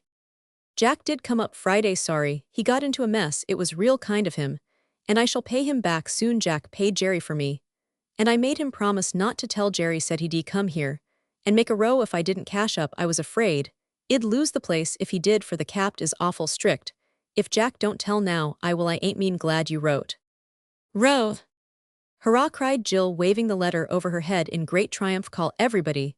And read it out, she added as Frank snatched it and ran for his mother, seeing at a glance that the news was good. Jill was so afraid she should tell before the others came that she burst out singing Pretty Bobby Shafto at the top of her voice, to Jack's great disgust, for he considered the song very personal, as he was rather fond of combing down his yellow hair, and Jill often plagued him by singing it when he came in with the golden curls, very smooth and nice, to hide the scar on his forehead. In about 5 minutes the door flew open, and in came Mama, making straight for bewildered Jack, who thought the family had gone crazy when his parent caught him in her arms, saying tenderly, "My good generous boy, I knew he was right all the time," while Frank worked his hand up and down like a pumpfendel, exclaiming heartily, "You're a trump, sir, and I am proud of you." Jill meantime, calling out in wild delight, "I told you so, I did find out, ha ha, I did. Come, I say, what's the matter? I am all right, don't squeeze the breath out of me, please," expostulated Jack, looking so startled and innocent, as he struggled feebly, that they all laughed, and this plaintive protest caused him to be released. But the next proceeding did not enlighten him much, for Frank kept waving a very inky paper before him and ordering him to read it, while Mama made a charge at Jill, as if it was absolutely necessary to hug somebody. "Hullo," said Jack, when he got the letter into his own hand and read it. "Now, who put Bob up to this? Nobody had any business to interfere, but it's mighty good of him. Anyway," he added, as the anxious lines in his round face smoothed themselves away, while a smile of relief told how hard it had been for him to keep his word. "I did," cried Jill, clapping her hands and looking so happy that he could not have scolded her if he had wanted to. "Who told you he was in the scrape?" demanded Jack, in a hurry to know all about it. Now, the seal was taken off his own lips. "You did," and Jill's face twinkled with naughty satisfaction, for this was the best fun of all. "I didn't, where it's a joke." "You did," cried Jill, pointing to the rug. "You went to sleep there after the long walk, and talked in your sleep about Bob, and all right, old boy, and ever so much gibberish. I didn't think about it then. But when I heard that Bob was up there, I thought maybe he knew something about it, and last night I wrote and asked him, and that's the answer, and now it is all right, and you are the best boy that ever was, and I am so glad."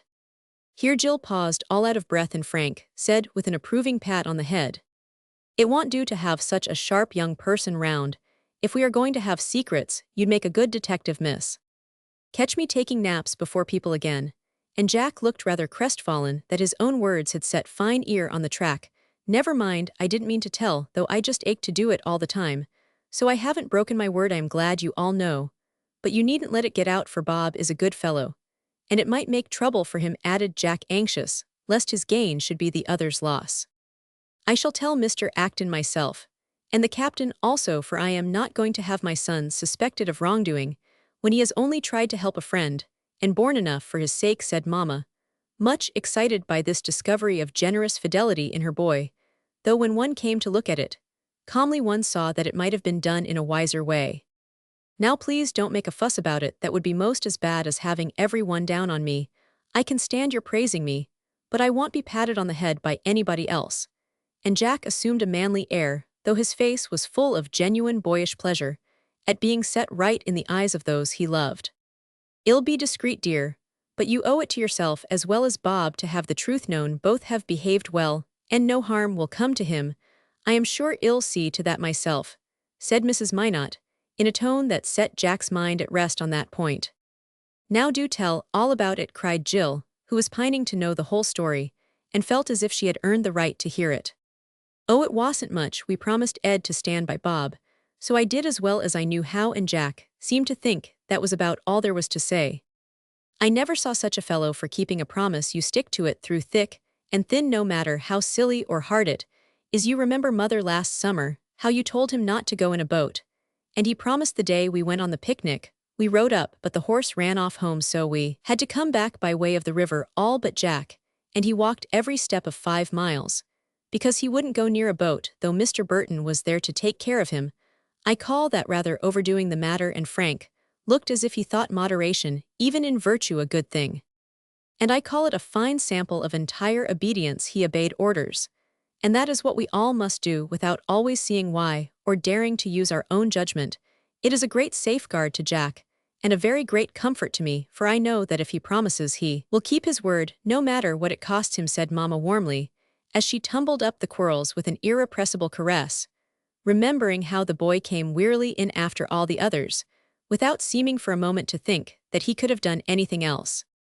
Like Kasabianka cried, Jill, much impressed, for obedience was her hardest trial. "I think he was a fool to burn up," said Frank, bound not to give in. "I don't, it's a splendid piece, and everyone likes to speak it, and it was true, and it wouldn't be in all the books if he was a fool. Grown people know what is good," declared Jill, who liked heroic actions, and was always hoping for a chance to distinguish herself in that way. "You admire the charge of the Light Brigade and glow all over as you thunder it out, yet they went gallantly to their death rather than disobey orders. A mistake perhaps, but it makes us thrill to hear of it, and the same spirit keeps my Jack true as steel when once his word is passed, or he thinks it is his duty. Don't be laughed out of it, my son, for faithfulness in little things fits one for heroism. When the great trials come, one's conscience can hardly be too tender when honor and honesty are concerned." "You are right, mother, and I am wrong. I beg your pardon, Jack, and you shan't get ahead of me next time." Frank made his mother a little bow, gave his brother a shake of the hand, and nodded to Jill as if anxious to show that he was not too proud to own up when he made a mistake. "Please tell on, Jack, this is very nice, but I do want to know all about the other," said Jill after a short pause. "Let me see. Oh, I saw Bob at church, and he looked rather blue so after Sunday school. I asked what the matter was. He said Jerry bothered him for some money he lent him at different times when they were loafing round together. Before we took him up, he wouldn't get any wages for some time. The captain keeps him short on purpose, I guess, and won't let him come down town except on Sundays. He didn't want anyone to know about it for fear he'd lose his place, so I promised I wouldn't tell. Then I was afraid Jerry would go and make a fuss and Bob would run off or do something desperate, being worried. And I said I'd pay it for him if I could, so he went home pretty jolly, and I scratched round for the money, got it too, and wasn't I glad." Jack paused to rub his hands, and Frank said, with more than usual respect, "Couldn't you get hold of Jerry in any other place and out of school time? That did the mischief. Thanks to Joe, I thrashed him." "Jill, did I mention it? I couldn't get all my money till Friday morning, and I knew Jerry was off at night. I looked for him before school and at noon, but couldn't find him, so afternoon recess was my last chance. I was bound to do it, and I didn't mean to break the rule, but Jerry was just going into the shop, so I pelted after him, and as it was private business, we went to the billiard room. I declare I never was so relieved as when I handed over that money and made him say it was all right, and he wouldn't go near Bob. He's off, so my mind is easy, and Bob will be so grateful. I can keep him steady perhaps. That will be worth 2.75, I think," said Jack heartily. "You should have come to me," began Frank. "And got laughed at." "No thank you," interrupted Jack, recollecting several philanthropic little enterprises which were nipped in the bud for want of cooperation. "To me then," said his mother, "it would have saved so much trouble. I thought of it, but Bob didn't want the big fellows to know for fear they'd be down on him, so I thought he might not like me to tell grown people. I don't mind the fuss now, and Bob is as kind as he can be, wanted to give me his big knife, but I wouldn't take it. I'd rather have this," and Jack put the letter in his pocket with a slap outside, as if it warmed the cockles of his heart to have it there. "Well, it seems rather like a tempest in a teapot now it is all over, but I do admire your pluck, little boy, in holding out so well when everyone was scolding at you. And you in the right all the time," said Frank, glad to praise now that he honestly could after his wholesale condemnation. "That is what pulled me through, I suppose. I used to think if I had done anything wrong that I couldn't stand the snubbing a day. I should have told right off and had it over now. I guess I'll have a good report if you do tell, Mr. Acton," said Jack, looking at his mother so wistfully that she resolved to slip away that very evening and make sure that the thing was done. "That will make you happier than anything else, won't it?" asked Jill, eager to have him rewarded after his trials. "There's one thing I like better, though I'd be very sorry to lose my report. It's the fun of telling Ed I tried to do as he wanted us to, and seeing how pleased he'll be," added Jack, rather bashfully, for the boys laughed at him sometimes for his love of this friend. "I know he won't be any happier about it than someone else who stood by you all through and set her bright wits to work till the trouble was all cleared away," said Mrs. Minot, looking at Jill's contented face as she lay smiling on them all. Jack understood, and hopping across the room, gave both the thin hands a hearty shake. Then, not finding any words quite cordial enough in which to thank this faithful little sister, he stooped down and kissed her gratefully. Chapter Roman 15, St. Lucy. Saturday was a busy and a happy time to Jack, for in the morning Mr. Acton came to see him, having heard the story overnight and promised to keep Bob's secret. While giving Jack an acquittal as public as the reprimand had been then, he asked for the report which Jack had bravely received the day before, and put away without showing to anybody. "There is one mistake here which we must rectify," said Mr. Acton, as he crossed out the low figures under the word behavior, and put the much-desired 100 there.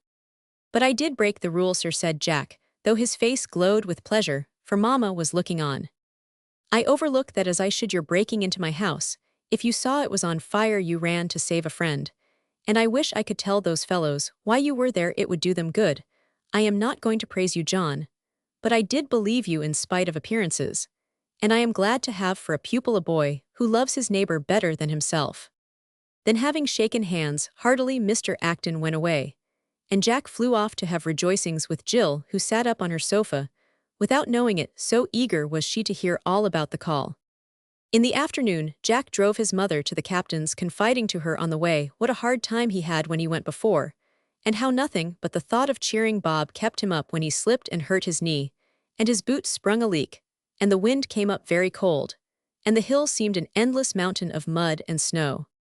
Mrs. Minot had such a gentle way of putting things that she would have won over a much harder man than the strict old captain, who heard the story with interest, and was much pleased with the boy's efforts to keep Bob straight. That young person dodged away into the barn with Jack and only appeared at the last minute to shove a bag of chestnuts into the chaise, but he got a few kind words that did him good from Mrs. Minot and the captain, and from that day felt himself under bonds to behave well if he would keep their confidence. "I shall give Jill the nuts, and I wish I had something she wanted very, very much, for I do think she ought to be rewarded for getting me out of the mess," said Jack, as they drove happily home again. "I hope to have something in a day or two that will delight her very much. I will say no more now, but keep my little secret, and let it be a surprise to all by and by," answered his mother, looking as if she had not much doubt about the matter. "That will be jolly. You are welcome to your secret, Mamma. I've had enough of them for one while." And Jack shrugged his broad shoulders, as if a burden had been taken off. In the evening Ed came, and Jack was quite satisfied when he saw how pleased his friend was at what he had done. "I never meant you should take so much trouble. Only be kind to Bob," said Ed, who did not know how strong his influence was nor what a sweet example of quiet well-doing his own life was to all his mates. "I wish to be really useful, not just to talk about it, and do nothing that isn't your way, and I want to be like you," answered Jack with such affectionate sincerity that Ed could not help believing him, though he modestly declined the compliment by saying as he began to play softly, "Better than I am, I hope. I don't amount to much." "Yes you do, and if anyone says you don't, ill shake him. I can't tell what it is, only you always look so happy and contented, sort of sweet and shiny," said Jack, as he stroked the smooth brown head, rather at a loss to describe the unusually fresh and sunny expression of Ed's face, which was always cheerful yet had a certain thoughtfulness that made it very attractive to both young and old. "Soap makes him shiny. I never saw such a fellow to wash and brush," put in Frank, as he came up with one of the pieces of music he and Ed were fond of practicing together. "I don't mean that," said Jack indignantly. "I wash and brush till you call me a dandy, but I don't have the same look. It seems to come from the inside somehow, as if he was always jolly and clean and good in his mind, you know." "Born so," said Frank, rumbling away in the bass, with a pair of hands that would have been the better for some of the above-mentioned soap, for he did not love to do much in the washing and brushing line. "I suppose that's it. Well, I like it, and I shall keep on trying, for being loved by everyone is about the nicest thing in the world, isn't it, Ed?" asked Jack with a gentle tweak of the ear, as he put a question which he knew would get no answer, for Ed was so modest he could not see wherein he differed from other boys, nor believe that the sunshine he saw in other faces was only the reflection from his own. Sunday evening, Mrs. Minot sat by the fire planning how she should tell some good news she had been saving up all day. Mrs. Peck knew it, and seemed so delighted that she went about smiling as if she did not know what trouble meant, and could not do enough for the family. She was downstairs now, seeing that the clothes were properly prepared for the wash, so there was no one in the bird room but Mamma and the children. Frank was reading up all he could find about some biblical hero, mentioned in the day's sermon Jill lay, where she had lain for nearly 4 long months, and though her face was pale and thin with the confinement, there was an expression on it now sweeter even than health. Jack sat on the rug beside her, looking at a white carnation through the magnifying glass, while she was enjoying the perfume of a red one as she talked to him. If you look at the white petals, you'll see that they sparkle like marble and go winding a long way down to the middle of the flower where it grows sort of rosy. And in among the small curly leaves like fringed curtains, you can see the little green fairy sitting all alone. Your mother showed me that, and I think it is very pretty. I call it a fairy. But it is really where the seeds are hidden, and the sweet smell comes from. Jill spoke softly lest she should disturb the others, and as she turned to push up her pillow, she saw Mrs. Minot looking at her with a smile she did not understand. "Did you speak, Em?" she asked, smiling back again without in the least knowing why. "No, dear, I was listening and thinking what a pretty little story one could make out of your fairy living alone down there, and only known by her perfume." "Tell it, Mama, it is time for our story, and that would be a nice one, I guess," said Jack, who was as fond of stories as when he sat in his mother's lap and chuckled over the hero of the beanstalk. "We don't have fairy tales on Sunday, you know," began Jill regretfully. "Call it a parable and have a moral to it. Then it will be all right," put in Frank, as he shut his big book, having found what he wanted. "I like stories about saints and the good and wonderful things they did," said Jill, who enjoyed the wise and interesting bits Mrs. Minot often found for her in grown-up books. For Jill had thoughtful times and asked questions, which showed that she was growing fast in mind if not in body. "This is a true story, but I will disguise it a little and call it The Miracle of St. Lucy," began Mrs. Minot, seeing a way to tell her good news and amuse the children likewise. Frank retired to the easy-chair that he might sleep if the tale should prove too childish for him. Jill settled herself among her cushions, and Jack lay flat upon the rug with his feet up, so that he could admire his red slippers and rest his knee which ached. "Once upon a time, there was a queen who had 2 princes." "Was there a princess?" asked Jack, interested at once. "No, and it was a great sorrow to the queen that she had no little daughter, for the sons were growing up, and she was often very lonely." "Like snowdrops," mother whispered Jill. "Now don't keep interrupting children, or we never shall get on," said Frank, more anxious to hear about the boys that were than the girl that was not. "One day when the princes were out a hunting, they found a little damsel lying on the snow half dead with cold. They thought she was the child of a poor woman who lived in the forest, a wild little thing, always dancing and singing about as hard to catch as a squirrel. And so, fearless, she would climb the highest trees, leap broad brooks, or jump off the steep rocks. To show her courage, the boys carried her home to the palace, and the queen was glad to have her. She had fallen and hurt herself, so she lay in bed week after week with her mother to take care of her."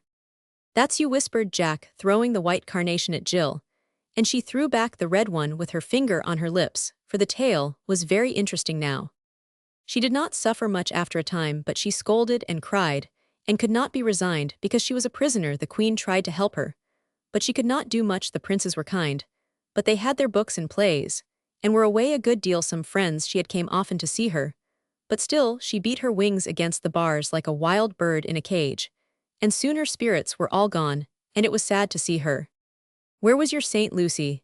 I thought it was about her," asked Jack, who did not like to have Jill's past troubles dwelt upon since his were not.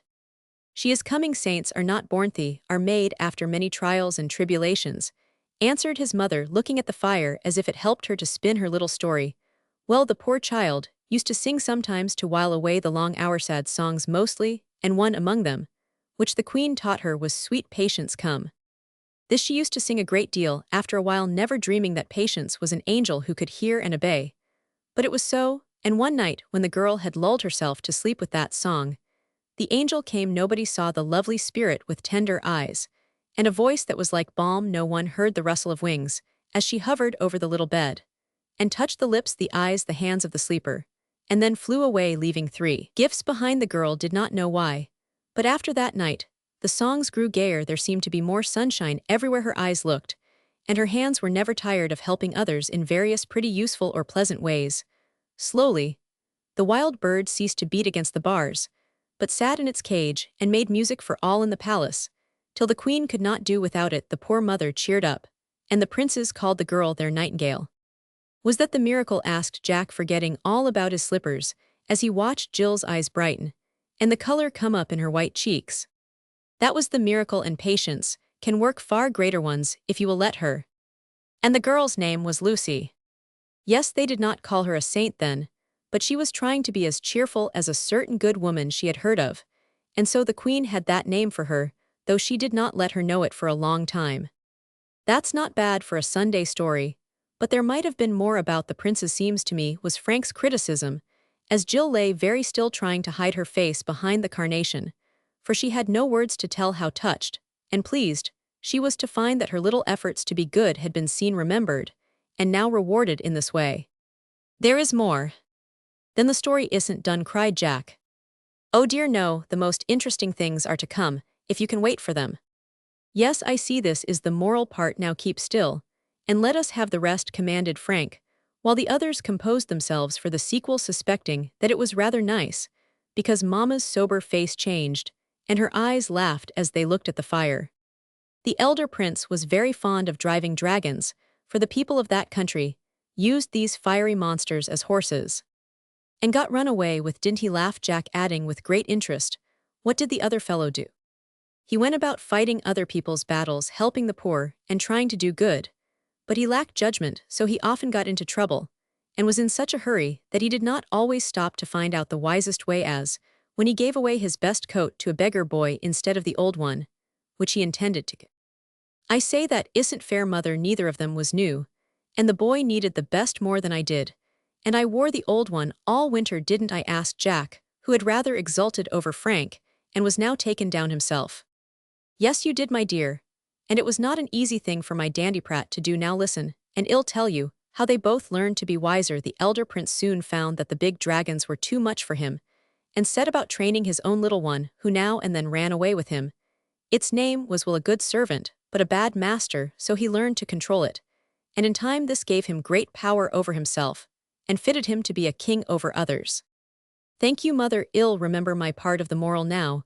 Give Jack his," said Frank, who liked the dragon episode as he had been wrestling with his own of late, and found it hard to manage.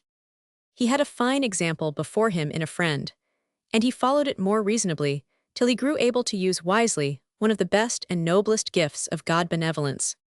"Now tell about the girl. Was there more to that part of the story?" asked Jack, well pleased with his moral, as it took Ed in likewise.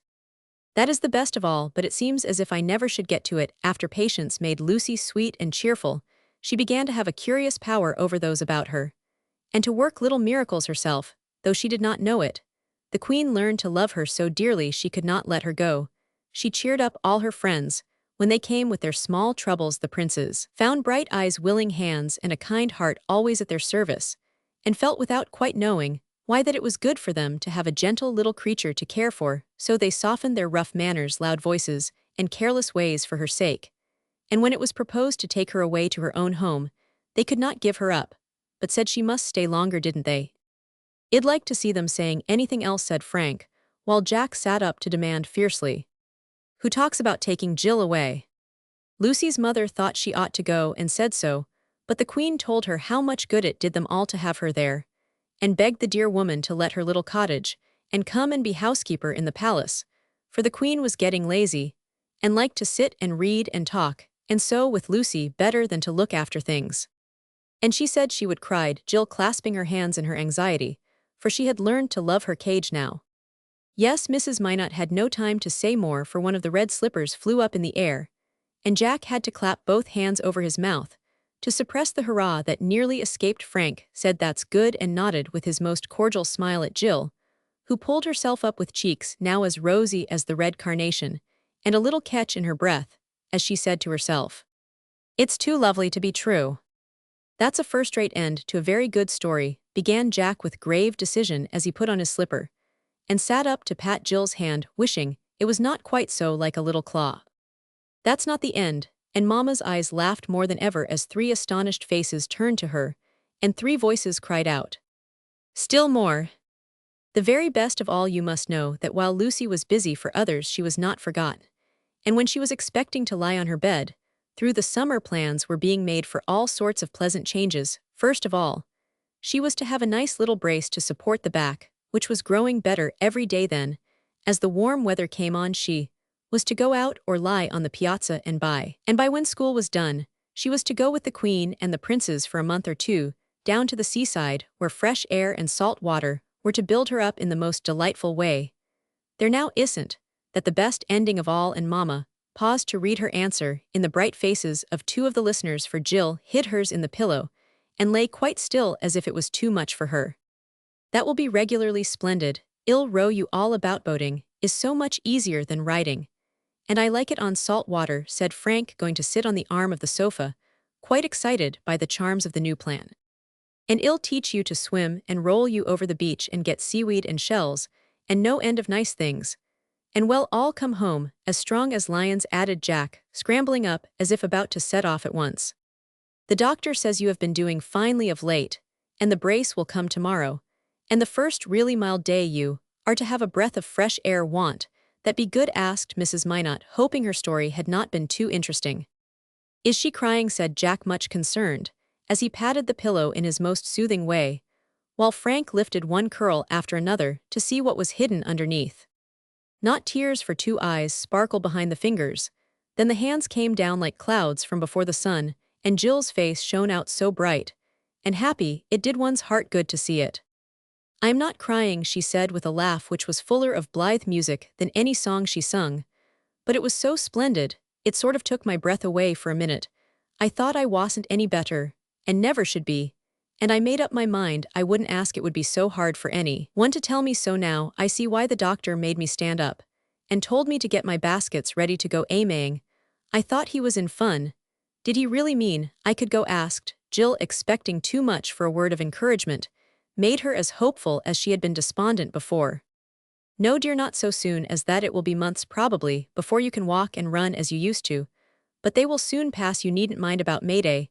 It is always too cold for flowers, and you will find more here among your own plants than on the hills to fill your baskets, answered Mrs. Minot, hastening to suggest something pleasant to beguile the time of probation. I can wait. Months are not years, and if I am truly getting well, everything will seem beautiful and easy to me, said Jill, laying herself down again with the patient look she had learned to wear, and gathering up the scattered carnations to enjoy their spicy breath, as if the fairies hidden there had taught her some of their sweet secrets. Dear little girl, it has been a long, hard trial for you, but it is coming to an end, and I think you will find that it has not been time wasted. I don't want you to be a saint quite yet, but I am sure a gentler Jill will rise up from that sofa than the one who lay down there in December. How could I help growing better when you were so good to me? Cried Jill, putting up both arms as Mrs. Minot went to take Frank's place, and he retired to the fire there to stand surveying the scene with calm approval. You have done quite as much for us, so we are even. I proved that to your mother, and she is going to let the little house and take care of the big one for me, while I borrow you to keep me happy and make the boys gentle and kind. That is the bargain, and we get the best of it, said Mrs. Minot, looking well pleased, while Jack added, that's so, and Frank observed with an air of conviction, we couldn't get on without Jill possibly. Can I do all that? I didn't know I was of any use. I only tried to be good and grateful, for there didn't seem to be anything else I could do, said Jill, wondering why they were all so fond of her. No real trying is ever in vain. It is like the spring rain, and flowers are sure to follow in good time. The three gifts Patience gave St. Lucy were courage, cheerfulness, and love. And with these one can work the sweetest miracles in the world, as you see, and Mrs. Minot pointed to the pretty room and its happy inmates. Am I really the least bit like that good Lucinda? I tried to be, but I didn't think I was, asked Jill softly. You are very like her in all ways, but one she did not get well, and you will. A short answer, but it satisfied Jill to her heart's core, and that night when she lay in bed, she thought to herself how curious it is that I've been a sort of missionary without knowing it. They all love and thank me, and won't let me go, so I suppose I must have done something, but I don't know what except trying to be good and pleasant. That was the secret, and Jill found it out just when it was most grateful as a reward for past efforts, most helpful as an encouragement toward the constant well-doing, which can make even a little girl a joy and comfort to all who know and love her. Chapter Romans 16. Up at Mary's. Now fly round, child, and get your sweeping done up smart and early. Yes, mother. I shall want you to help me about the baking by and by. Yes, mother. Roxy is cleaning the cellar closets, so y'all have to get the vegetables ready for dinner. Father wants a boiled dish, and I shall be so busy I can't see to it. Yes, Mother. A cheerful voice gave the three answers, but it cost Mary an effort to keep it, for she had certain little plans of her own, which made the work before her unusually distasteful Saturday always was a trying day, for though she liked to see rooms in order, she hated to sweep as no speck escaped Mrs. Grant's eye, and only the good old-fashioned broom wielded by a pair of strong arms was allowed. Baking was another trial. She loved good bread and delicate pastry, but did not enjoy burning her face over a hot stove, daubing her hands with dough, or spending hours rolling out cookies for the boys, while a boiled dinner was her especial horror, as it was not elegant, and the washing of vegetables was a job she always shirked when she could. However, having made up her mind to do her work without complaint, she ran upstairs to put on her dust cap, trying to look as if sweeping was the joy of her life. It is such a lovely day. I did want to rake my garden and have a walk with Molly and finish my book, so I can get another, she said with a sigh, as she leaned out of the open window for a breath of the unusually mild air. Down in the 10-acre lot, the boys were carting and spreading loam out in the barn. Her father was getting his plows ready. Over the hill rose the smoke of the distant factory, and the river that turned the wheels was gliding through the meadows, where soon the blackbirds would be singing. Old Bess pawed the ground, eager to be off. The gray hens were scratching busily all about the yard. Even the green things in the garden were pushing through the brown earth, softened by April rains, and there was a shimmer of sunshine over the wide landscape that made every familiar object beautiful with hints of spring and the activity it brings. Something made the old nursery hymn come into Mary's head, and humming to herself, "In works of labor or of skill, I would be busy too." She tied on her cap, shouldered her broom, and fell to work so energetically that she soon swept her way through the chambers, down the front stairs to the parlor door, leaving freshness and order behind her as she went. She always groaned when she entered that apartment, and got out of it again as soon as possible, for it was like most country parlors, a prim and chilly place, with little beauty and no comfort. Black horsehair furniture, very slippery and hard, stood against the wall. The table had its gift books, albums, worsted mat, an ugly lamp, the mantelpiece, its china vases, pink shells, and clock that never went. The gay carpet was kept distressingly bright by closed shutters 6 days out of the 7, and a general air of God-omitting solemnity pervaded the room. Mary longed to make it pretty and pleasant, but her mother would allow of no change there, so the girl gave up her dreams of rugs and hangings, fine pictures and tasteful ornaments, and dutifully aired, dusted, and shut up this awful apartment once a week, privately resolving that if she ever had a parlor of her own, it should not be as dismal as a tomb. The dining room was a very different place, for here Mary had been allowed to do as she liked, yet so gradual had been the change that she would have found it difficult to tell how it came about. It seemed to begin with the flowers, for her father kept his word about the posy pots, and got enough to make quite a little conservatory in the bay window, which was sufficiently large for 3 rows all round, and hanging baskets overhead. Being discouraged by her first failure, Mary gave up trying to have things nice everywhere, and contented herself with making that one nook so pretty that the boys called it her bower. Even busy Mrs. Grant owned that plants were not so messy as she expected, and the farmer was never tired of watching little daughter as she sat at work there with her low chair and table full of books. The lamp helped also, for Mary set up her own, and kept it so well trimmed that it burned clear and bright, shining on the green arch of ivy overhead, and on the nasturtium vines framing the old glass and peeping at their gay little faces, and at the pretty young girl so pleasantly that first her father came to read his paper by it, then her mother slipped in to rest on the lounge in the corner, and finally the boys hovered about the door, as if the settin' room had grown more attractive than the kitchen. But the open fire did more than anything else to win and hold them all, as it seldom fails to do when the black demon of an airtight stove is banished from the hearth after the room was cleaned, till it shone. Mary begged to have the brass andirons put in, and offered to keep them as bright as gold if her mother would consent. So the great logs were kindled, and the flames went dancing up the chimney, as if glad to be set free from their prison. It changed the whole room like magic, and no one could resist the desire to enjoy its cheery comfort. The farmer's 3-cornered leathern chair soon stood on one side, and mother's rocker on the other, as they toasted their feet and dozed or chatted in the pleasant warmth. The boys' slippers were always ready on the hearth, and when the big boots were once off, they naturally settled down about the table, where the tall lamp with its pretty shade of pressed autumn leaves burned brightly, and the books and papers lay ready to their hands. Instead of being tucked out of sight in the closet, they were beginning to see that Mary's notions had some sense in them since they were made comfortable and good-naturedly took some pains to please her in various ways. Tom brushed his hair and washed his hands nicely before he came to table. Dick tried to lower his boisterous laughter, and Harry never smoked in the sitting room. Even Roxy expressed her pleasure in seeing things kind of spruced up, and Mary's gentle treatment of the hardworking drudge won her heart entirely. The girl was thinking of these changes as she watered her flowers, dusted the furniture, and laid the fire ready for kindling. And when all was done, she stood a minute to enjoy the pleasant room full of spring sunshine, fresh air, and exquisite order. It seemed to give her heart for more distasteful labors, and she fell to work at the pies as cheerfully as if she liked it.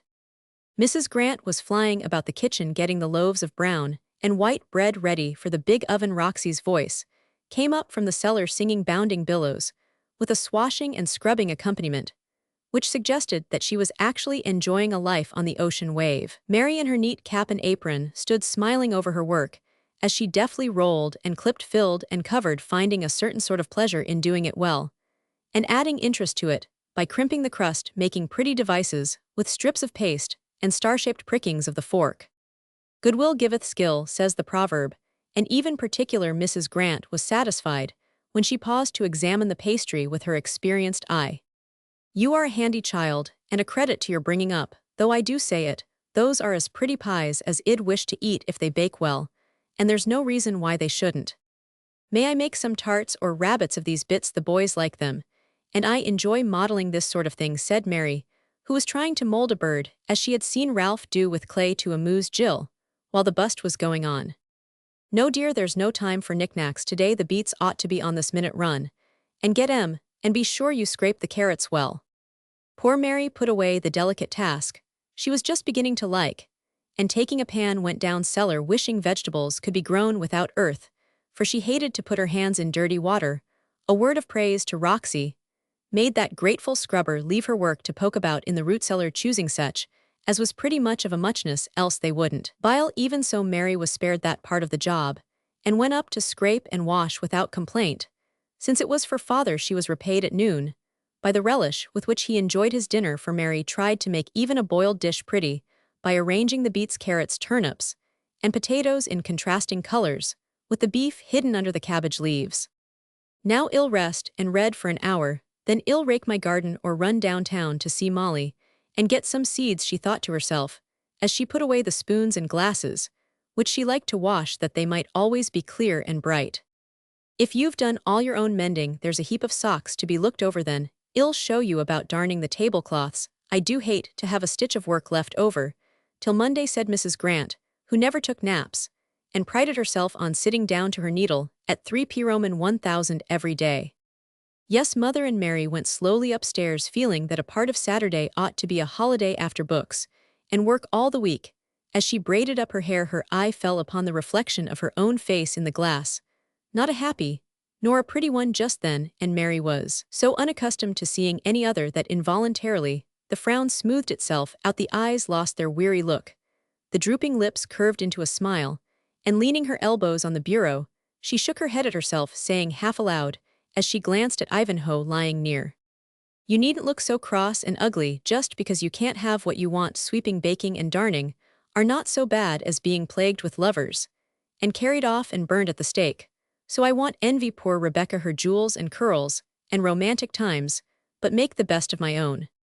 Then she laughed, and the bright face came back into the mirror, looking like an old friend, and Mary went on dressing with care, for she took pleasure in her own little charms, and felt a sense of comfort in knowing that she could always have one pretty thing to look at if she kept her own face serene and sweet. It certainly looked so as it bent over the pile of big socks half an hour later, and brightened with each that was laid aside. Her mother saw it, and guessing why such wistful glances went from clock to window, kindly shortened the task of tablecloth darning by doing a good bit herself before putting it into Mary's hands. She was a good and loving mother in spite of her strict ways, and knew that it was better for her romantic daughter to be learning all the housewifery lessons she could teach her than to be reading novels, writing verses, or philandering about with her head full of girlish fancies quite innocent in themselves. but not the stuff to live on, so she wisely taught the hands that preferred to pick flowers, trim up rooms, and mold birds to work well with needle, broom, and rolling pin, put a receipt book before the eyes that loved to laugh and weep over tender tales, and kept the young head and heart safe and happy with wholesome duties, useful studies, and such harmless pleasures as girls should love, instead of letting them waste their freshness in vague longings, idle dreams, and frivolous pastimes. But it was often hard to thwart the docile child, and lately she had seemed to be growing up so fast that her mother began to feel a new sort of tenderness for this sweet daughter, who was almost ready to take upon herself the cares, as well as triumphs and delights of maidenhood. Something in the droop of the brown head and the quick motion of the busy hand with a little burn on it made it difficult for Mrs. Grant to keep Mary at work that day, and her eye watched the clock almost as impatiently as the girls, for she liked to see the young face brighten when the hour of release came. "What next?" asked Mary as the last stitch was set, and she stifled a sigh on hearing the clock strike 4, for the sun was getting low and the lovely afternoon going fast. "One more job, if you're not too tired for it. I want the receipt for diet drink. Miss Dawes promised me. Would you like to run down and get it for me, dear?" "Yes, mother," and that answer was as blithe as a robin's chirp, for that was just where Mary wanted to go. Away went thimble and scissors, and in 5 minutes away went Mary, skipping down the hill, without a care in the world, for a happy heart sat singing within, and everything seemed full of beauty. She had a capital time with Molly, called on Jill, did her shopping in the village, and had just turned to walk up the hill, when Ralph Evans came tramping along behind her, looking so pleased and proud about something that she could not help asking what it was, for they were great friends, and Mary thought that to be an artist was the most glorious career a man could choose. "I know you've got some good news," she said, looking up at him as he touched his hat and fell into step with her, seeming more contented than before. "I have, and was just coming up to tell you, for I was sure you would be glad. It is only a hope, a chance, but it is so splendid I feel as if I must shout and dance or fly over a fence or two to let off steam." "Do tell me quick, have you got an order?" asked Mary, full of interest at once, for artistic vicissitudes were very romantic, and she liked to hear about them. "I may go abroad in the autumn." "Oh, how lovely! Isn't it? David German is going to spend a year in Rome to finish a statue, and wants me to go along. Grandma is willing, as Cousin Maria wants her for a long visit, so everything looks promising, and I really think I may go." "Won't it cost a great deal?" asked Mary, who, in spite of her little elegancies, had a good deal of her thrifty mother's common sense. "Yes, and I've got to earn it, but I know I can, for I've saved some, and I shall work like 10 beavers all summer. I won't borrow if I can help it, but I know someone who would lend me 500 if I wanted it," and Ralph looked as eager and secure as if the earning of twice that sum was a mere trifle, when all the longing of his life was put into his daily tasks. "I wish I had it to give you. It must be so splendid to feel that you can do great things if you only have the chance, and to travel and see all the lovely pictures and statues and people and places in Italy. How happy you must be." And Mary's eyes had the wistful look they always wore when she dreamed dreams of the world she loved to live in. "I am so happy that I am afraid it never will happen if I do go ill. Right, and tell you all about the fine sights and how I get on. Would you like me to?" asked Ralph, beginning enthusiastically and ending rather bashfully, for he admired Mary very much and was not quite sure how this proposal would be received.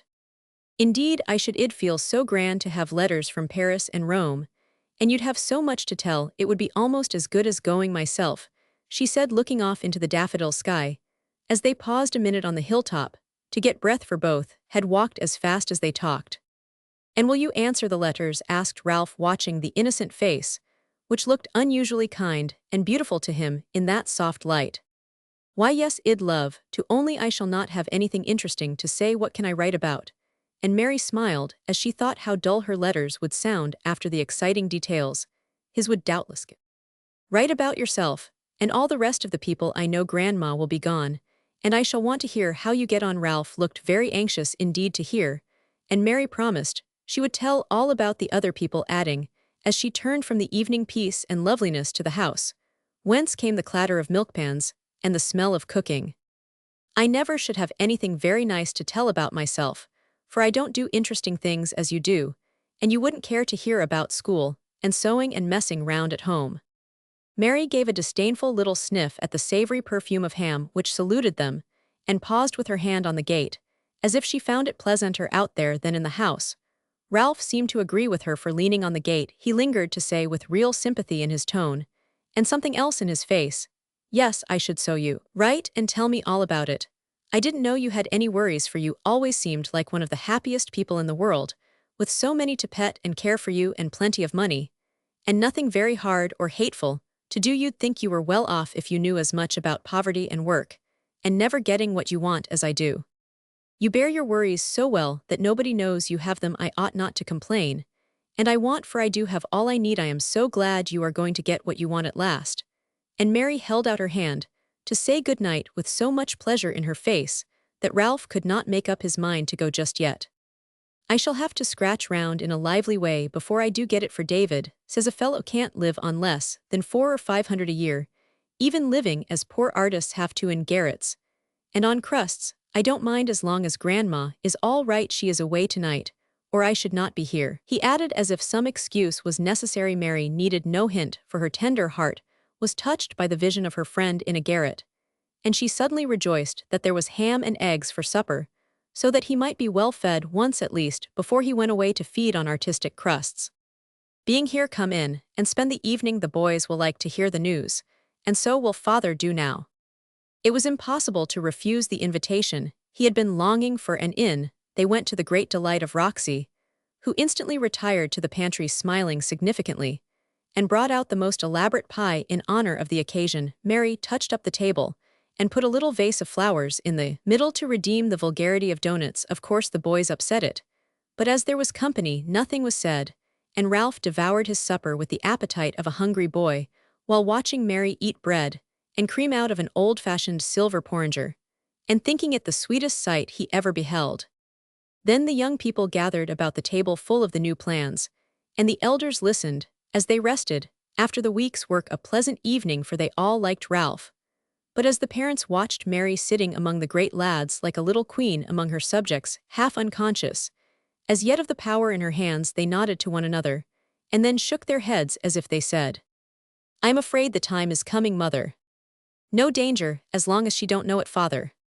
At 9 the boys went off to the barn, the farmer to wind up the 8-day clock, and the housewife to see how the baked beans and Indian pudding for tomorrow were getting on in the oven. Ralph took up his hat to go, saying, as he looked at the shade on the tall student lamp, "What a good light that gives. I can see it as I go home every night, and it burns up here like a beacon. I always look for it, and it hardly ever fails to be burning, sort of cheers up the way, you know, when I am tired or low in my mind. Then I am very glad I got it. I like the shape." But the boys laughed at it, as they did at my bulrushes in a ginger jar over there. "Id been reading about household art, and I thought I'd try a little," answered Mary, laughing at her own whims. "You've got a better sort of household art, I think, for you make people happy, and places pretty without fussing over it. This room is ever so much improved every time I come, though I hardly see what it is, except the flowers," said Ralph, looking from the girl to the tall calla that bent its white cup above her, as if to pour its dew upon her head. "Isn't that lovely? I tried to draw it. The shape was so graceful I wanted to keep it, but I couldn't. Isn't it a pity such beautiful things won't last forever?" And Mary looked regretfully at the half-faded one that grew beside the fresh blossom. "I can keep it for you. It would look well in plaster. May I?" asked Ralph. "Thank you, I should like that very much. Take the real one as a model, please do. There are more coming, and this will brighten up your room for a day or two."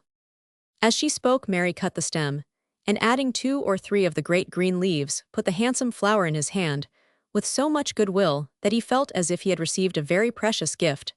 Then he said good night so gratefully that Mary's hand quite tingled with the grasp of his, and went away, often looking backward through the darkness, to where the light burned brightly on the hilltop beacon, kindled by an unconscious hero, for a young Leander swimming gallantly against wind, and tied toward the goal of his ambition. Chapter Romans 17. Down at Molly's. "Now, my dears, I've something very curious to tell you, so listen quietly, and then I'll give you your dinners," said Molly, addressing the 9 cats, who came trooping after her, as she went into the shed chamber with a bowl of milk and a plate of scraps in her hands. She had taught them to behave well at meals, so though their eyes glared and their tails quivered with impatience, they obeyed, and when she put the food on a high shelf and retired to the big basket. The 4 old cats sat demurely down before her, while the 5 kits scrambled after her and tumbled into her lap, as if hoping to hasten the desired feast by their innocent gambols. Granny Tobias Mortification and Molasses were the elders. Granny, a gray old puss, was the mother and grandmother of all the rest. Tobias was her eldest son, and Mortification his brother, so named because he had lost his tail, which affliction depressed his spirits and cast a blight over his young life. Molasses was a yellow cat, the mamma of 4 of the kits, the 5th being Granny's latest darling. Toddlekins the little ant was the image of her mother, and very sedate even at that early age. Miss Muffet, so called from her dread of spiders, was a timid black and white kit. Beauty, a pretty Maltese with a serene little face and pink nose. Ragbag, a funny thing, every color that a cat could be, and Scamp, who well deserved his name, for he was the plague of Miss Bat's life and Molly's especial pet. He was now perched on her shoulder, and as she talked kept peeping into her face or biting her ear in the most impertinent way, while the others sprawled in her lap or promenaded round the basket rim. My friends, something very remarkable has happened. Miss Bat is cleaning house, and having made this announcement, Molly leaned back to see how the cats received it, for she insisted that they understood all she said to them. Tobias stared. Mortification lay down, as if it was too much for him. Molasses beat her tail on the floor as if whipping a dusty carpet, and Granny began to purr approvingly. The giddy kits paid no attention, as they did not know what housecleaning meant. Happy little dears. I thought you'd like it, Granny, for you are a decent cat, and know what is proper, continued Molly, leaning down to stroke the old puss, who blinked affectionately at her. I can't imagine what put it into Miss Bat's head. I never said a word, and gave up groaning over the clutter as I couldn't mend it. I just took care of Boo and myself, and left her to be as untidy as she pleased, and she is a regular old. Here Scamp put his paw on her lips, because he saw them moving, but it seemed as if it was to check the disrespectful word just coming out. Well, I want call names, but what shall I do when I see everything in confusion, and she won't let me clear up? Asked Molly, looking round at Scamp, who promptly put the little paw on her eyelid, as if the roll of the blue ball underneath amused him. Shut my eyes to it, you mean I do all I can, but it is hard when I wish to be nice, and do try, don't I? Asked Molly. But Scamp was ready for her, and began to comb her hair with both paws, as he stood on his hind legs to work so busily that Molly laughed, and pulled him down, saying as she cuddled the sly kit, "You sharp little thing, I know my hair is not neat now, for I've been chasing Boo round the garden to wash him for school." Then Miss Bat threw the parlor carpet out of the window, and I was so surprised I had to run and tell you. Now, what had we better do about it? The cats all winked at her, but no one had any advice to offer except Tobias, who walked to the shelf, and looking up uttered a deep suggestive yowl, which said as plainly as words, "Dinner first, and discussion afterward." "Very well, don't scramble," said Molly, getting up to feed her pets, first the kits, who rushed at the bowl and thrust their heads in, lapping, as if for a wager, then the cats, who each went to one of the 4 piles of scraps laid round at intervals, and placidly ate their meat, while Molly retired to the basket to ponder over the phenomena taking place in the house. She could not imagine what had started the old lady. It was not the example of her neighbors, who had beaten carpets and scrubbed paint every spring for years, without exciting her to any greater exertion than cleaning a few windows, and having a man to clear away the rubbish displayed. When the snow melted, Molly never guessed that her own efforts were at the bottom of the change, or knew that a few words not meant for her ear had shamed Miss Bat into action. Coming home from prayer meeting one dark night, she trotted along behind 2 old ladies who were gossiping in loud voices, as one was rather deaf, and Miss Bat was both pleased and troubled to hear herself unduly praised. "I always said Sister Dawes meant well, but she's getting into years, and the care of 2 children is a good deal for her, with her cooking and her rheumatiz. I don't deny she did neglect 'em for a spell, but she does well by 'em now, and I wouldn't wish to see better appearing children. You've no idea how improved Molly is. She came in to see my girls, and brought her sewing work shirts for the boy, and done it as neat and capable as you'd wish to see. She always was a smart child, but dreadful careless," said the other old lady, evidently much impressed by the change in harum-scarum Molly Lou. "Being over to me's Minuts, so much has been good for her, and up to me's Grant's girls catch neat ways as quick as they do untidy ones, and them wild little tykes often turn out smart women. Sister Dawes has done well by them children, And I hope Mr. Bemis sees it he ought to give her something comfortable to live on. When she can't do for him any longer, he can well afford it. I haven't a doubt he's a lavish man, when he starts to do a thing but dreadful unobserving else he'd have seen to matters long ago them children, was town talk last fall, and I used to feel as if it was my bounden duty to speak to Miss Dawes, but I never did fearing I might speak too plain and hurt her feelings. You've spoken plain enough now, and I am beholden to you, though y'all never know it, said Miss Bat to herself, as she slipped into her own gate, while the gossips trudged on quite unconscious of the listener behind them. Miss Bat was a worthy old soul in the main, only like so many of us she needed rousing up to her duty. She had got the rousing now, and it did her good, for she could not bear to be praised when she had not deserved it. She had watched Molly's efforts with lazy interest, and when the girl gave up meddling with her affairs, as she called the housekeeping, Miss Bat ceased to oppose her, and let her scrub Boo mend clothes and brush her hair as much as she liked, so Molly had worked along without any help from her running in to Mrs. Peck for advice, to Mary for comfort, or Mrs. Minot for the higher kind of help one often needs so much. Now Miss Bat found that she was getting the credit and the praise belonging to other people, and it stirred her up to try and deserve a part at least. Molly don't want any help about her work or the boy, it's too late for that. But if this house don't get a spring cleaning that will make it shine, my name ain't Bathsheba Dawes, said the old lady, as she put away her bonnet that night and laid energetic plans for a grand revolution, inspired thereto not only by shame, but by the hint that Mr. Bemis was a lavish man, as no one knew better than she. Molly's amazement next day at seeing carpets fly out of window, ancient cobwebs come down, and long undisturbed closets rooted out, to the great dismay of moths and mice, has been already confided to the cats. And as she sat there watching them lap and gnaw, she said to herself, I don't understand it, but as she never says much to me about my affairs, I won't take any notice till she gets through, then I'll admire everything all I can. It is so pleasant to be praised after you've been trying hard. She might well say that, for she got very little herself, and her trials had been many, her efforts not always successful, and her reward seemed a long way off. Poor Boo could have sympathized with her, for he had suffered much persecution from his small schoolmates when he appeared with large gray patches on the little brown trousers where he had worn them out coasting down those 2 fascinating steps. As he could not see the patches himself, he fancied them invisible, and came home much afflicted by the jeers of his friends. Then Molly tried to make him a new pair out of a sack of her own, but she cut both sides for the same leg, so one was wrong side out, fondly hoping no one would observe it. She sewed bright buttons wherever they could be put, and sent confiding Boo away in a pair of blue trousers, which were absurdly hunchy behind and buttony, before he came home heartbroken and muddy, having been accidentally tipped into a mud puddle by 2 bad boys, who felt that such tailoring was an insult to mankind. That roused Molly's spirit, and she begged her father to take the boy and have him properly fitted out, as he was old enough now to be well dressed, and she wouldn't have him tormented. His attention being called to the trousers, Mr. Bemis had a good laugh over them, and then got Boo a suit which caused him to be the admired of all observers, and to feel as proud as a little peacock. Cheered by this success, Molly undertook a set of small shirts, and stitched away bravely, though her own summer clothes were in a sad state, and for the first time in her life, she cared about what she should wear. I must ask Mary, and maybe Father will let me go with her and her mother when they do their shopping, instead of leaving it to Miss Bat, who dresses me like an old woman.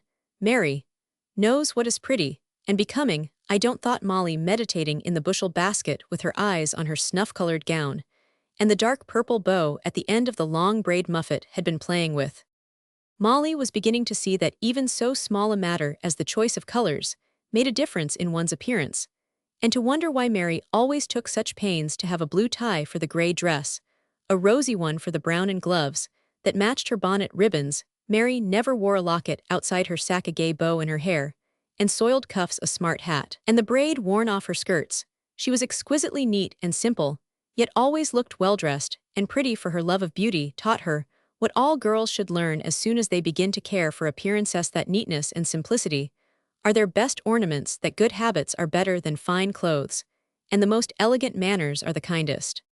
All these thoughts were dancing through Molly's head, and when she left her cats after a general romp, in which even decorous Granny allowed her family to play leapfrog over her respectable back, she had made up her mind not to have yellow ribbons on her summer hat if she got a pink muslin, as she had planned, but to finish off Boo's last shirt before she went shopping with Mary. It rained that evening and Mr. Bemis had a headache, so he threw himself down upon the lounge after tea, for a nap with his silk handkerchief spread over his face. He did get a nap. And when he waked he lay for a time, drowsily listening to the patter of the rain and another sound, which was even more soothing, putting back a corner of the handkerchief, to learn what it was. He saw Molly sitting by the fire with Boo in her lap, rocking and humming as she warmed his little bare feet, having learned to guard against croup by attending to the damp shoes and socks. Before going to bed, Boo lay with his round face turned up to her, stroking her cheek, while the sleepy blue eyes blinked lovingly at her, as she sang her lullaby with a motherly patience sweet to see. They made a pretty little picture, and Mr. Bemis looked at it with pleasure, having a leisure moment in which to discover, as all parents do sooner or later, that his children were growing up. Molly is getting to be quite a woman, and very like her mother, thought Papa, wiping the eye that peeped, for he had been fond of the pretty wife who died when Boo was born. Sad loss to them, poor things. But Miss Bat seems to have done well by them.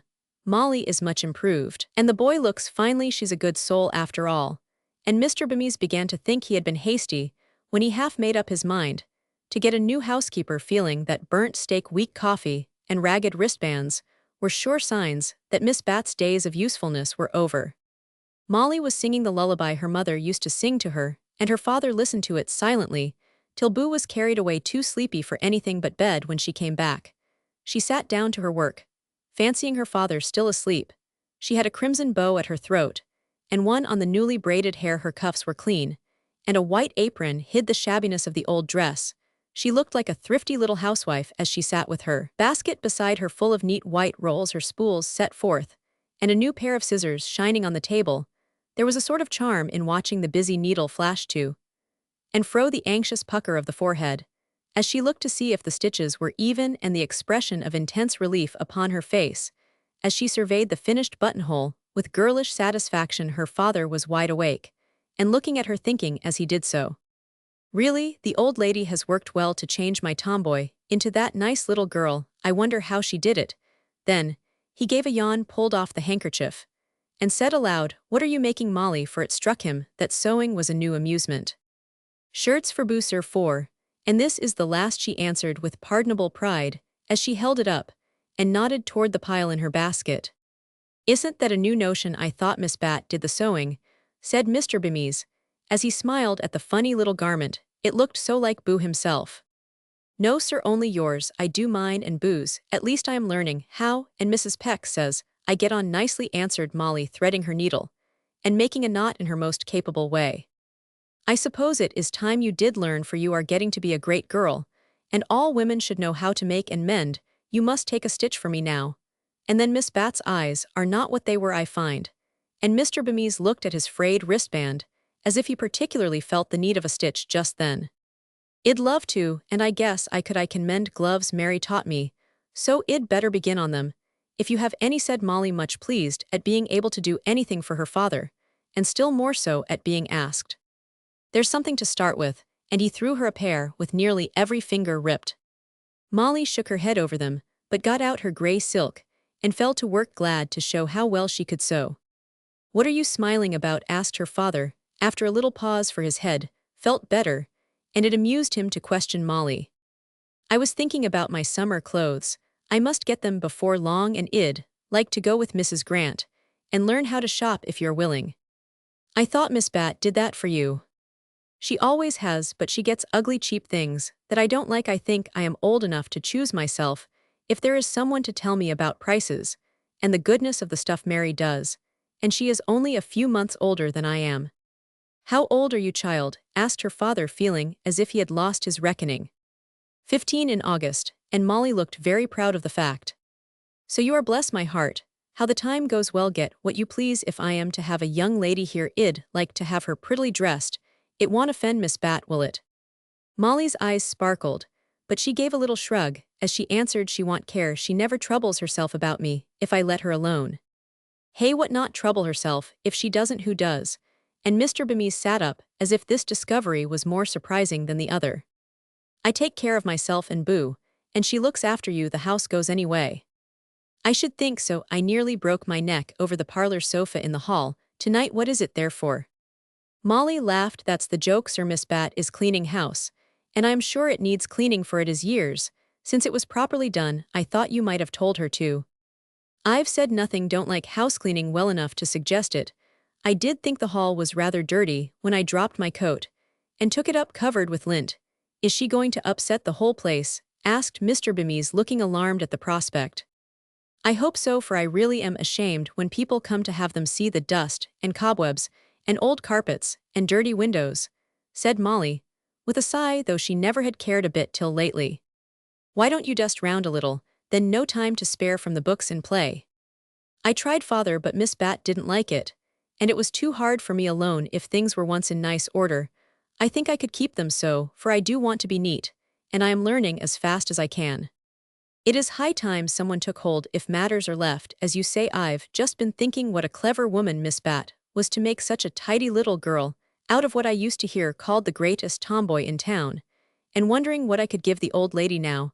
I find you are the one to be thanked, and it is a very pleasant surprise to me. Give her the present, please. I am satisfied if you like what I've done. It isn't much, and I didn't know as you would ever observe any difference, but I did try. And now, I guess I am really getting on, said Molly, sewing away with a bright color in her cheeks, for she too found it a pleasant surprise to be praised after many failures and few successes.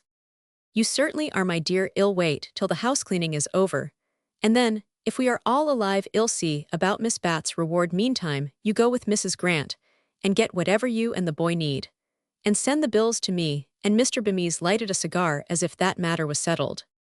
Oh, thank you, sir, that will be splendid. Mary always has pretty things, and I know you will like me when I get fixed, said Molly, smoothing down her apron with a little air.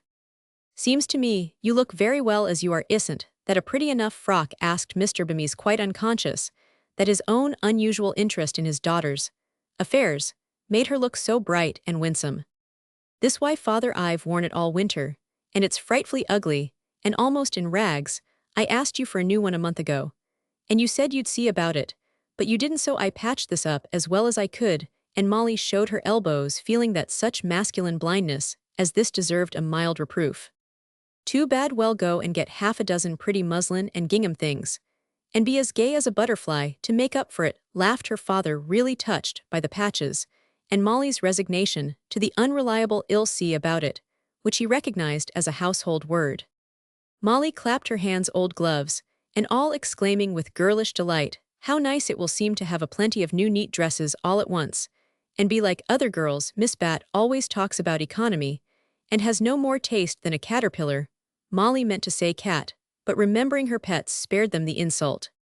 I think I can afford to dress my girl as well as Grant does his. Get a new hat and coat, child, and any little notions you fancy. Miss Bat's economy isn't the sort I like. And Mr. Bemis looked at his wristbands again, as if he could sympathize with Molly's elbows.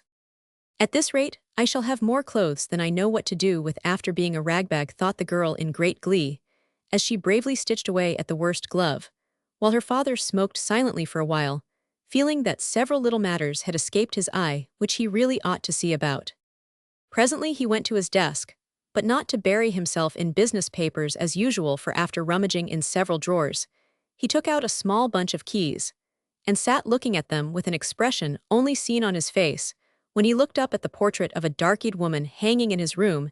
He was a very busy man, but he had a tender place in his heart for his children, and when a look, a few words, a moment's reflection called his attention to the fact that his little girl was growing up, he found both pride and pleasure in the thought that this young daughter was trying to fill her mother's place and be a comfort to him if he would let her.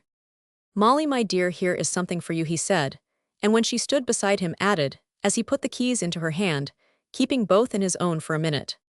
Those are the keys to your mother's things. I always meant you to have them when you were old enough to use or care for them. I think y'all fancy this better than any other present, for you are a good child, and very like her. Something seemed to get into his throat there, and Molly put her arm round his neck, saying with a little choke in her own voice, "Thank you, father, I'd rather have this than anything else in the world, and I'll try to be more like her every day for your sake." He kissed her, then said, as he began to stir his papers, about, "I must write some letters. Run off to bed, child. Good night, my dear, good night."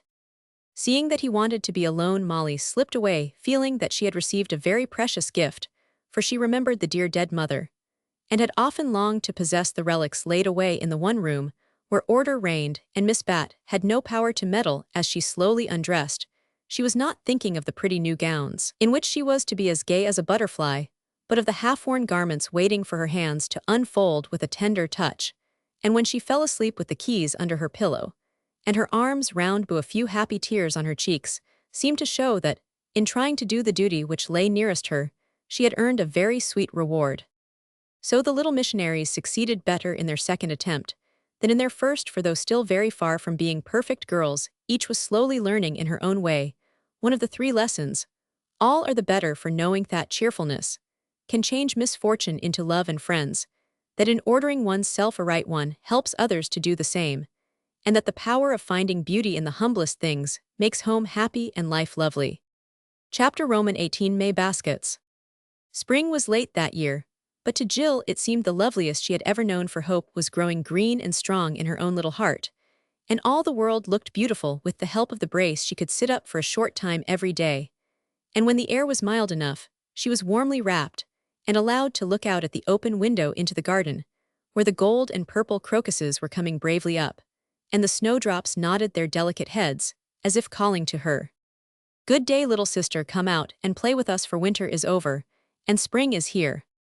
"I wish I could," thought Jill, as the soft wind kissed a tinge of color into her pale cheeks. "Never mind, they have been shut up in a darker place than I for months, and had no fun at all. I won't fret, but think about July and the seashore while I work." The job now in hand was May baskets, for it was the custom of the children to hang them on the doors of their friends the night before May Day, and the girls had agreed to supply baskets if the boys would hunt for flowers.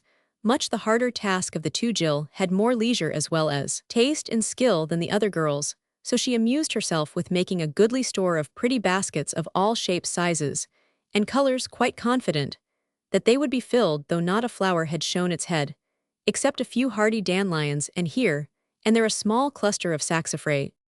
The violets would not open their blue eyes till the sunshine was warmer. The columbines refused to dance with the boisterous east wind.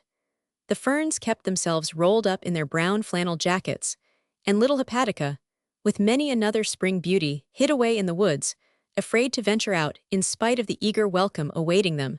But the birds had come punctual as ever, and the blue jays were screaming in the orchard. Robins were perking up their heads and tails as they went house hunting. Purple finches in their little red hoods were feasting on the spruce buds, and the faithful chip birds chirped gaily on the grapevine trellis, where they had lived all winter, warming their little gray breasts against the southern side of the house when the sun shone, and hiding under the evergreen boughs when the snow fell.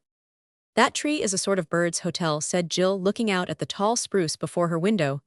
"Every spray now tipped with a soft green. They all go there to sleep and eat, and it has room for everyone. It is green when other trees die. The wind can't break it, and the snow only makes it look prettier. It sings to me and nods as if it knew I loved it. We might call it the Holly Tree Inn, as some of the cheap eating houses for poor people are called in the city. As my holly bush grows at its foot for a sign, you can be the landlady and feed your feathery customers every day till the hard times are over," said Mrs. Minot, glad to see the child's enjoyment of the outer world from which she had been shut so long.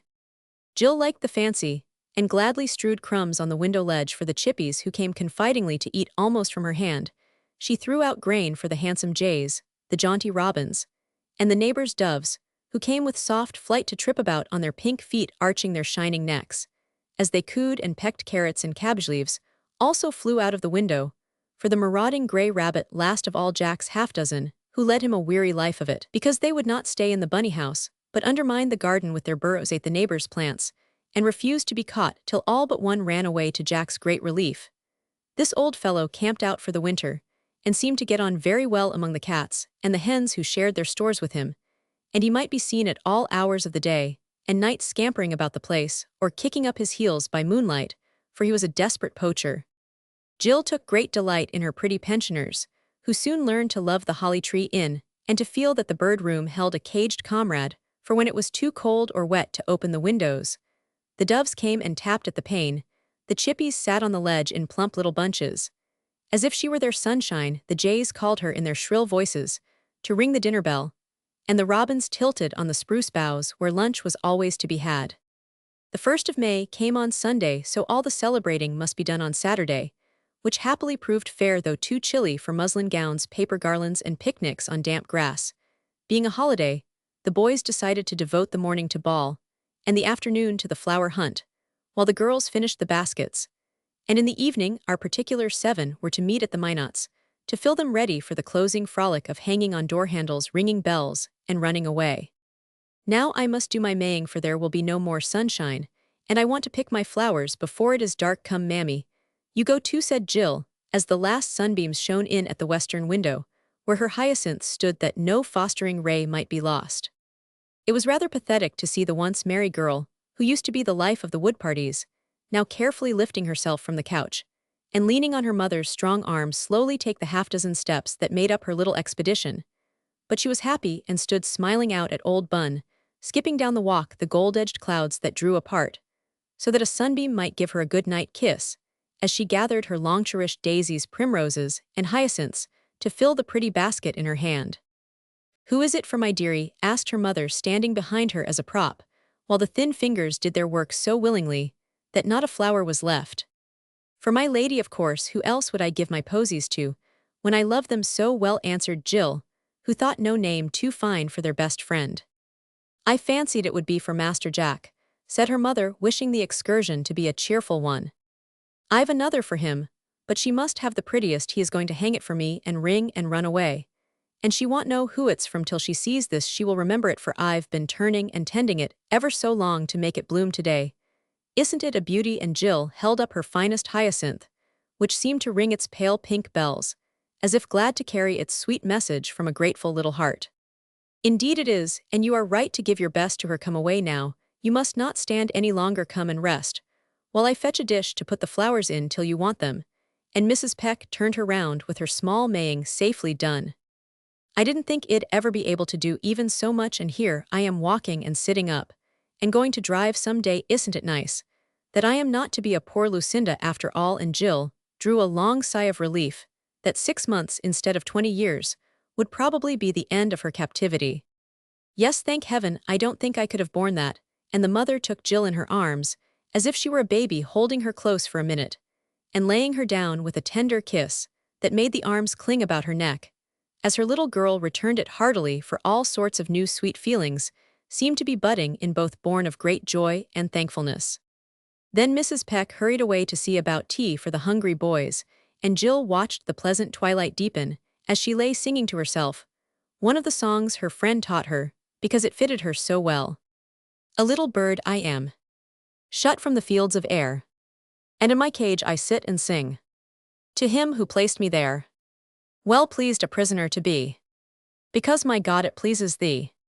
Naught have I else to do, I sing the whole day long, and he whom most I love to please doth listen to my song.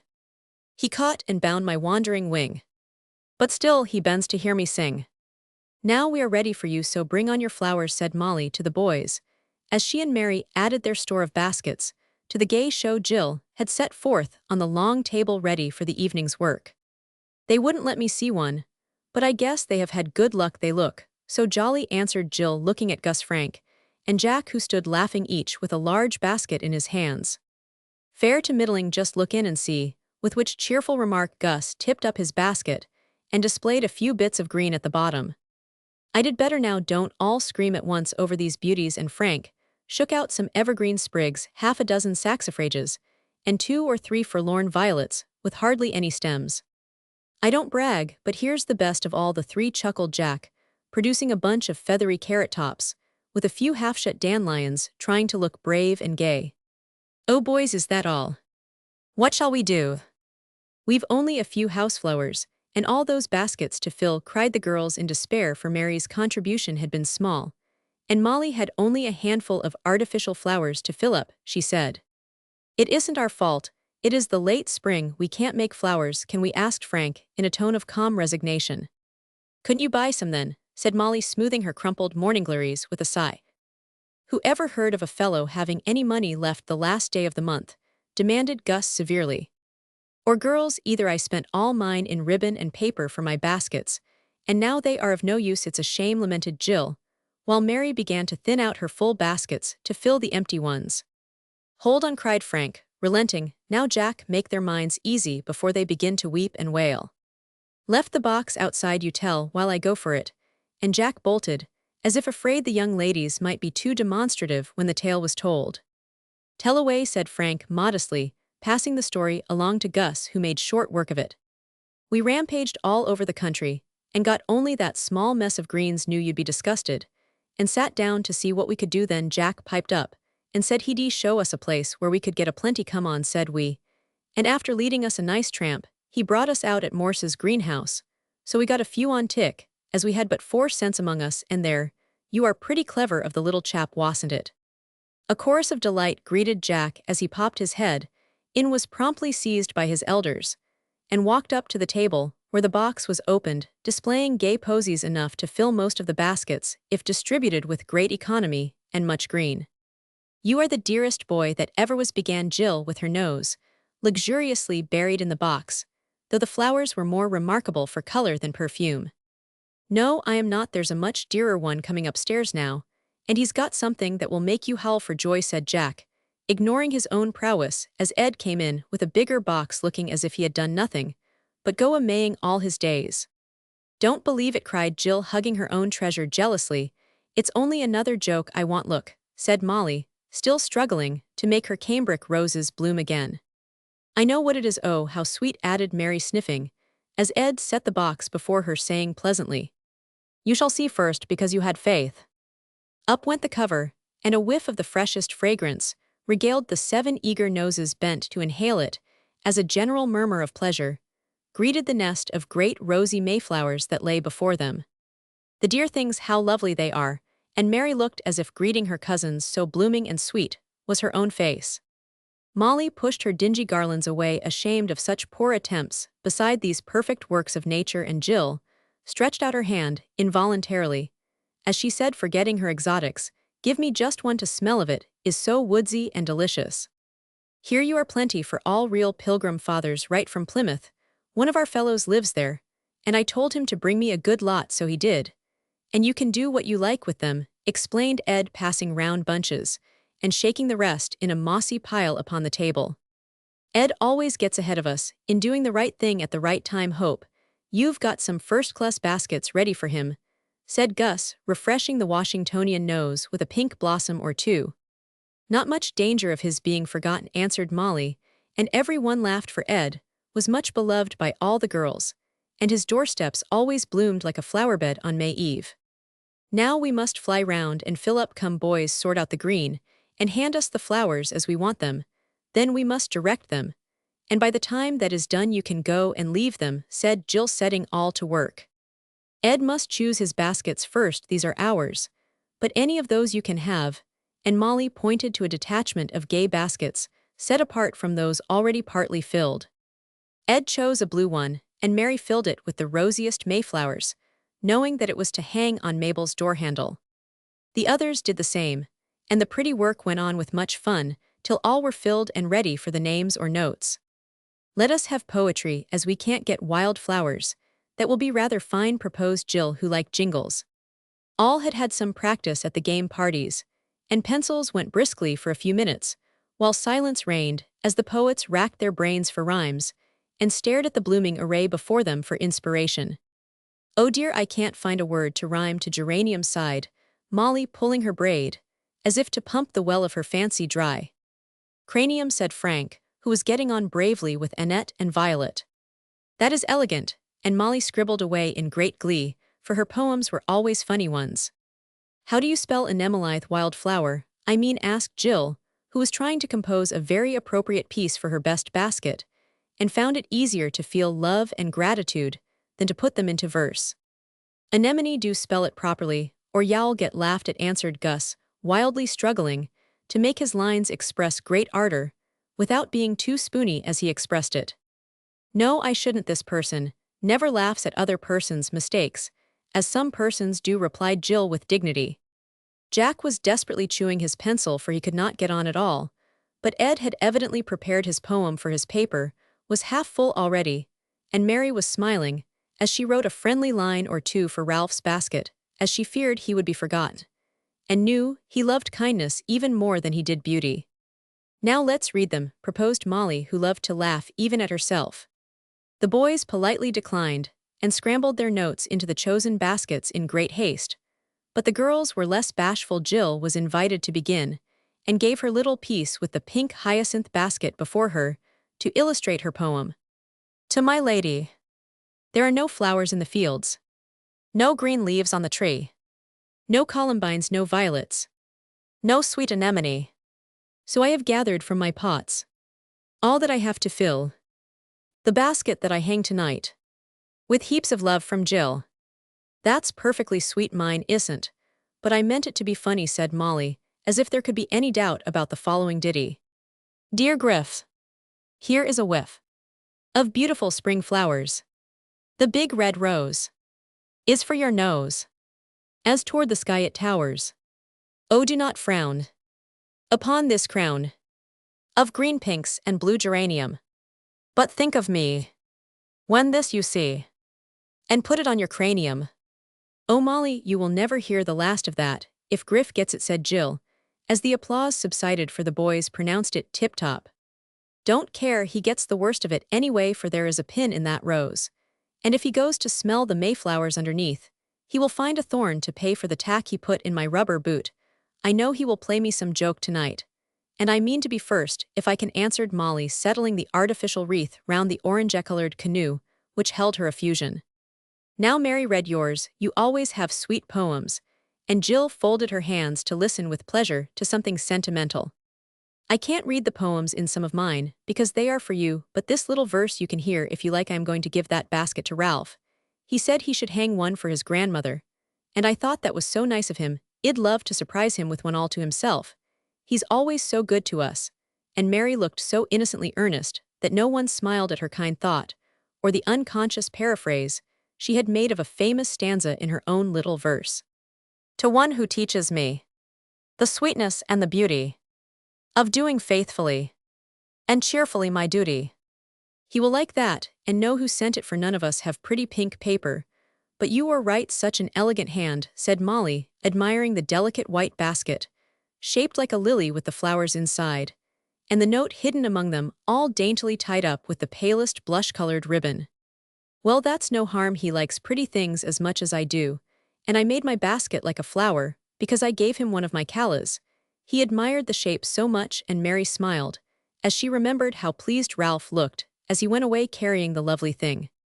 "I think it would be a good plan to hang some baskets on the doors of other people who don't expect or often have any ill do it. If you can spare some of these, we have so many, give me only one.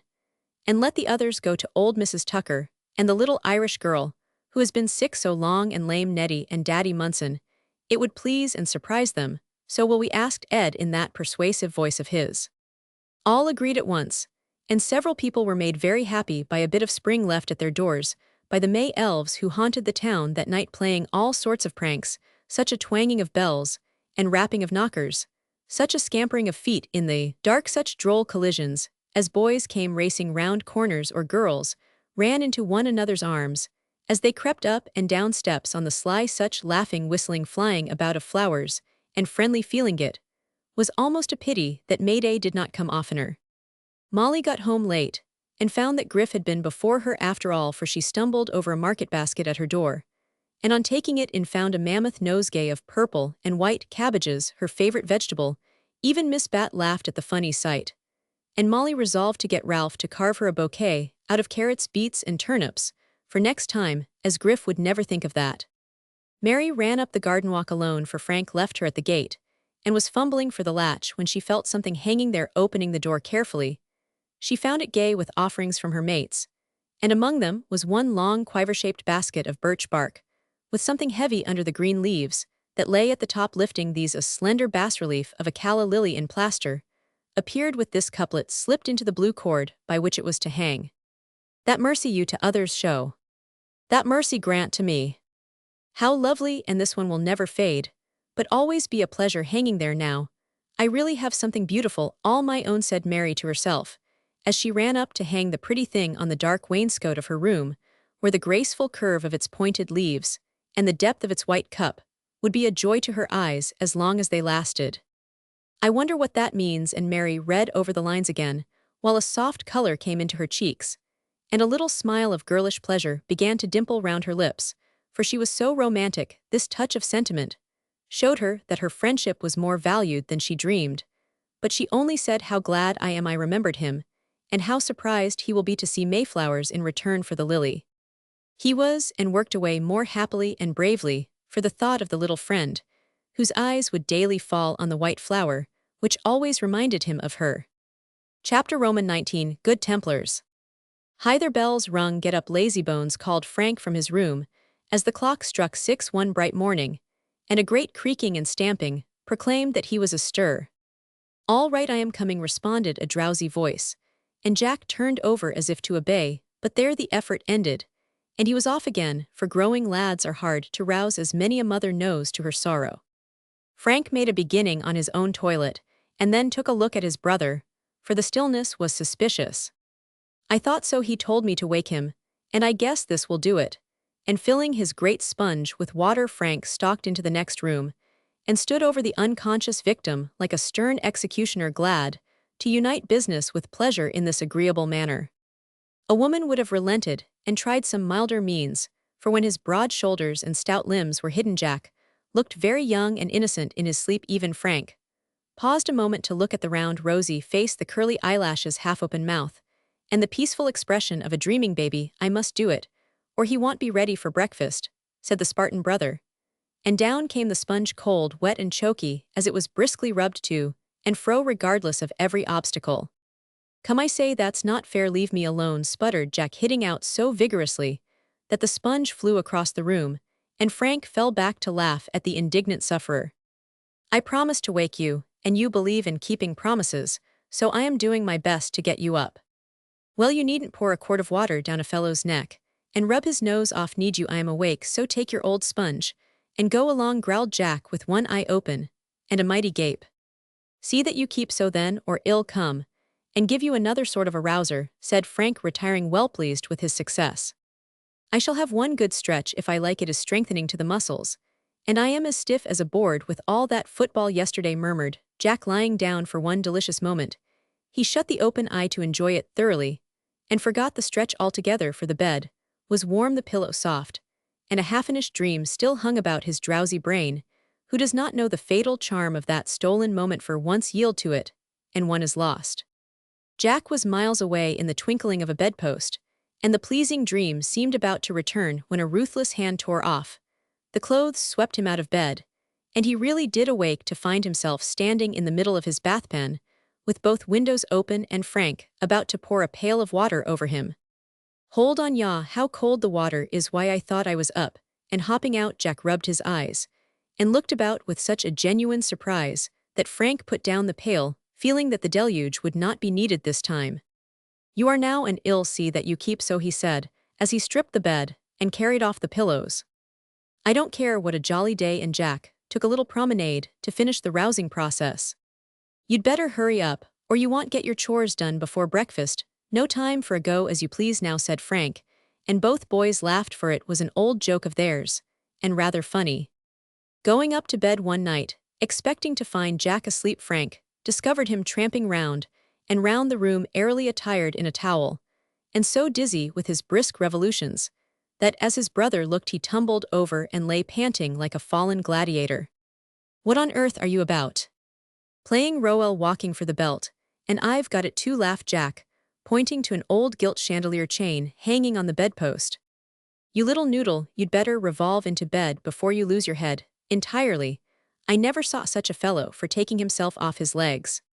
"Well, if I didn't exercise, do you suppose I should be able to do theater?" that cried Jack, turning a somersault and striking a fine attitude as he came up, flattering himself that he was the model of a youthful athlete. "You look more like a clothespin than a Hercules," was the crushing reply of this unsympathetic brother, and Jack meekly retired with a bad headache. "I don't do such silly things now. I am as broad across the shoulders as you are, and twice as strong on my pins, thanks to my gymnastics. Bet you a cent I'll be dressed first, though you have got the start," said Jack, knowing that Frank always had a protracted wrestle with his collar buttons, which gave his adversary a great advantage over him. "Done," answered Frank, And at it they went. A wild scramble was heard in Jack's room, and a steady tramp in the other, as Frank worked away at the stiff collar and the unaccommodating button, till every finger ached. A clashing of boots followed, while Jack whistled Polly Hopkins and Frank declaimed in his deepest voice. Arma verumque, cano trai qui primus ob oris Italium fado, profugus laviniac venit litor. Hairbrushes came next, and here Frank got ahead, for Jack's thick crop would stand straight up on the crown, and only a good wetting and a steady brush would make it lie down. Play away, no two, called out Frank as he put on his vest, while Jack was still at it, with a pair of the stiffest brushes procurable for money. Hold hard, no 11, and don't forget your teeth, answered Jack, who had done his. Frank took a hasty rub and whisked on his coat, while Jack was picking up the various treasures which had flown out of his pockets as he caught up his roundabout. Ready, ill trouble you for a cent, sonny, and Frank held out his hand, as he appeared equipped for the day. You haven't hung up your nightgown, nor aired the bed, nor opened the windows. That's part of the dressing, mother said, so I've got you there, for you did all that for me, except this. And Jack threw his gown over a chair with a triumphant flourish, as Frank turned back to leave his room in the order which they had been taught, was one of the signs of a good bringing up in boys as well as girls.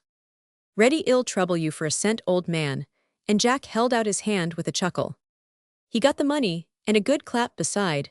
Then they retired to the shed to black their boots, after which Frank filled the woodboxes, and Jack split kindlings, till the daily allowance was ready. Both went at their lessons for half an hour, Jack scowling over his algebra in the sofa corner, while Frank, with his elbows on, and his legs round the little stand, which held his books, seemed to be having a wrestling match with Herodotus.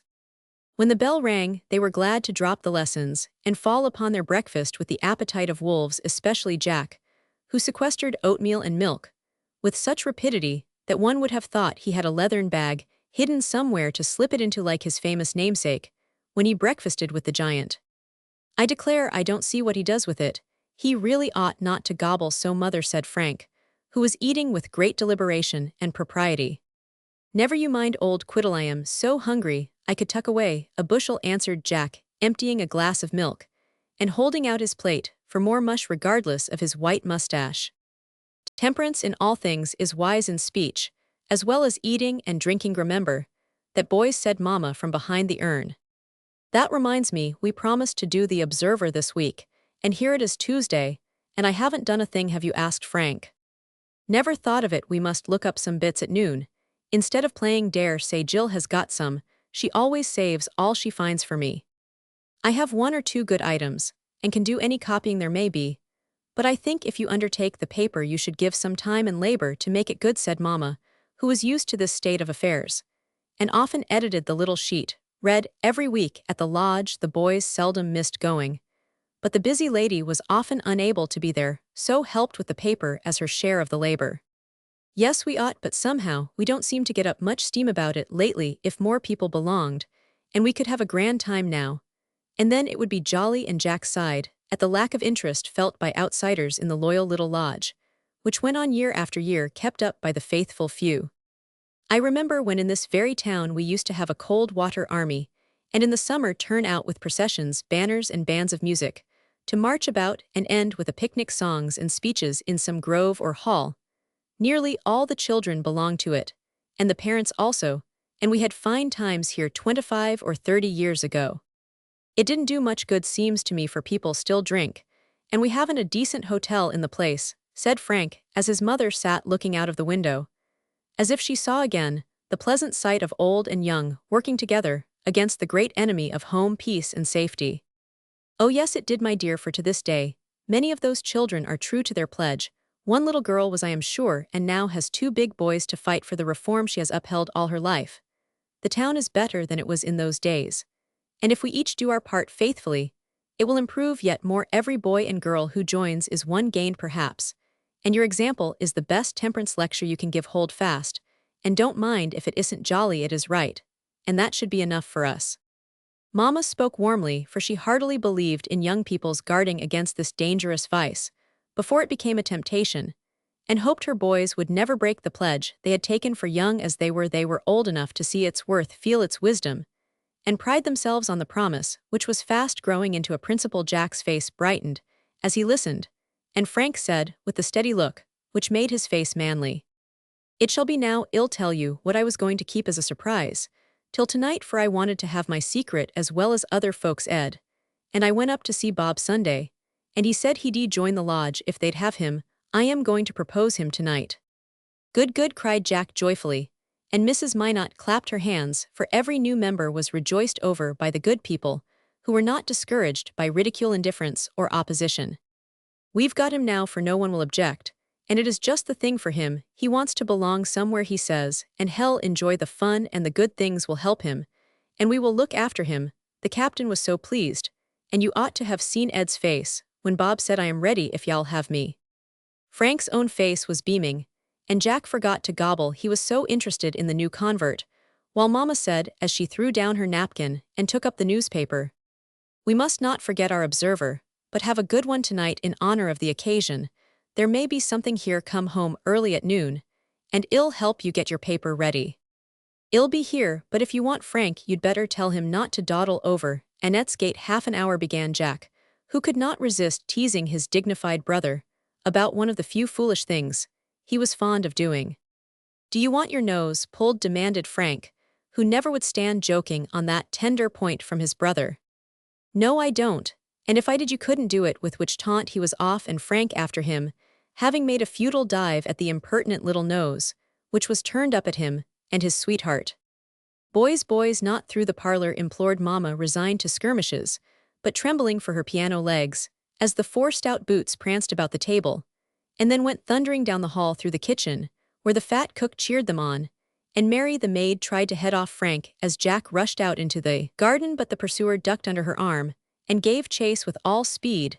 Then there was a glorious race all over the place, for both were good runners, and being as full of spring vigor as frisky calves, they did astonishing things in the way of leaping fences, dodging round corners, and making good time down the wide walks. But Jack's leg was not quite strong yet, and he felt that his round nose was in danger of a vengeful tweak, as his breath began to give out, and Frank's long arms drew nearer and nearer to the threatened feature, just when he was about to give up and meet his fate like a man. Old Bunny, who had been much excited by the race, came scampering across the path with such a droll skip into the air and shake of the hind legs that Frank had to dodge to avoid stepping on him and to laugh in spite of himself. This momentary check gave Jack a chance to bolt up the back stairs and take refuge in the bird room, from the window of which Jill had been watching the race with great interest. No romping was allowed there, so a truce was made by locking little fingers, and both sat down to get their breath. "I am to go on the piazza for an hour by, and by doctor said, would you mind carrying me down before you go to school? You do it so nicely." "I am not a bit afraid," said Jill, as eager for the little change as if it had been a long and varied journey. "Yes, indeed, come on, princess," answered Jack, glad to see her so well and happy. The boys made an armchair, and away she went for a pleasant day downstairs. She thanked Frank with a posy for his buttonhole, well knowing that it would soon pass into other hands, and he departed to join Annette, having told Jill about Bob, and set her to work on the observer. Jack kissed his mother, and went whistling down the street, a gay little bachelor with a nod and smile for all he met, and no turn-it-up hat or jaunty turban bobbing along beside him to delay his steps or trouble his peace of mind. At noon they worked on their paper, which was a collection of items cut from other papers concerning temperance, a few anecdotes, a bit of poetry, a story, and if possible an original article by the editor. Many hands make light work, and nothing remained but a little copying, which Jill promised to do before night. So the boys had time for a game of football after school in the afternoon, which they much enjoyed as they sat resting on the posts. Gus said, "Uncle Fred says he will give us a haycart ride tonight, as it is moony, and after it, you are all to come to our house and have games." "Can't do it," answered Frank sadly. Lodge, groaned Jack, for both considered a drive in the cart, where they all sat in a merry bunch among the hay, one of the joys of life, and much regretted that a prior engagement would prevent their sharing in it. "That's a pity. I forgot it was Tuesday, and can't put it off, as I've asked all the rest. Give up your old lodge and come along," said Gus, who had not joined yet. "We might for once, perhaps, but I don't like Tobgan." Jack hesitating. "I want who's to propose Bob. If we don't, I want to go awfully, but I wouldn't disappoint Bob for a good deal now. He is willing to come," and Frank sprang off his post as if anxious to flee temptation, for it was very pleasant to go singing up hill and down dale in the spring moonlight, with well the fellows of his set. Nor Ed I forgot that no we can't go we want to be good Templars, and we mustn't shirk, added Jack, following his brother. Better come, can't put it off, lots of fun, called Gus, disappointed at losing two of his favorite mates. But the boys did not turn back, and as they went steadily away, they felt that they were doing their little part in the good work, and making their small sacrifices like faithful members. They got their reward, however, for at home, they found Mr. Chauncey, a good and great man from England, who had known their grandfather, and was an honored friend of the family. The boys loved to hear him talk, and all tea-time listened with interest to the conversation, for Mr. Chauncey was a reformer as well as a famous clergyman, and it was like inspiring music to hear him tell about the world's work, and the brave men and women who were carrying it on, eager to show that they had at least begun. The boys told him about their lodge, and were immensely pleased when their guest took from his pocketbook a worn paper proving that he too was a good Templar, and belonged to the same army as they. Roman 999. Nor was that all, for when they reluctantly excused themselves, Mr. Chauncey gave each a hearty grip, and said, holding their hands in his, as he smiled at the young faces looking up at him, with so much love and honor in them, "Tell the brothers and sisters that if I can serve them in any way while here to command me, I will give them a lecture at their lodge, or in public, whichever they like, and I wish you Godspeed, dear boys." Two prouder lads never walked the streets than Frank and Jack, as they hurried away, nearly forgetting the poor little paper in their haste to tell the good news, for it was seldom that such an offer was made the lodge, and they felt the honor done them as bearers of it. As the secrets of the association cannot be divulged to the uninitiated, we can only say that there was great rejoicing over the new member, for Bob was unanimously welcomed, and much gratitude both felt and expressed for Mr. Chauncey's interest in this small division of the Grand Army. For these good folk met with little sympathy from the great people of the town, and it was very cheering to have a well-known and much-beloved man say a word for them. All agreed that the lecture should be public, that others might share the pleasure with them, and perhaps be converted by a higher eloquence than any they possessed. So the services that night were unusually full of spirit and good cheer, for all felt the influence of a friendly word, the beauty of a fine example. The paper was much applauded, the songs were very hearty, and when Frank, whose turn it was to be chaplain, read the closing prayer, every one felt that they had much to give thanks for, since one more had joined them, and the work was slowly getting on. With unexpected helpers sent to lend a hand, the lights shone out from the little hall across the street. The music reached the ears of passers-by, and the busy hum of voices up there told how faithfully some, at least, of the villagers tried to make the town a safer place for their boys to grow up in, though the tavern still had its private bar, and the saloon door stood open to invite them in.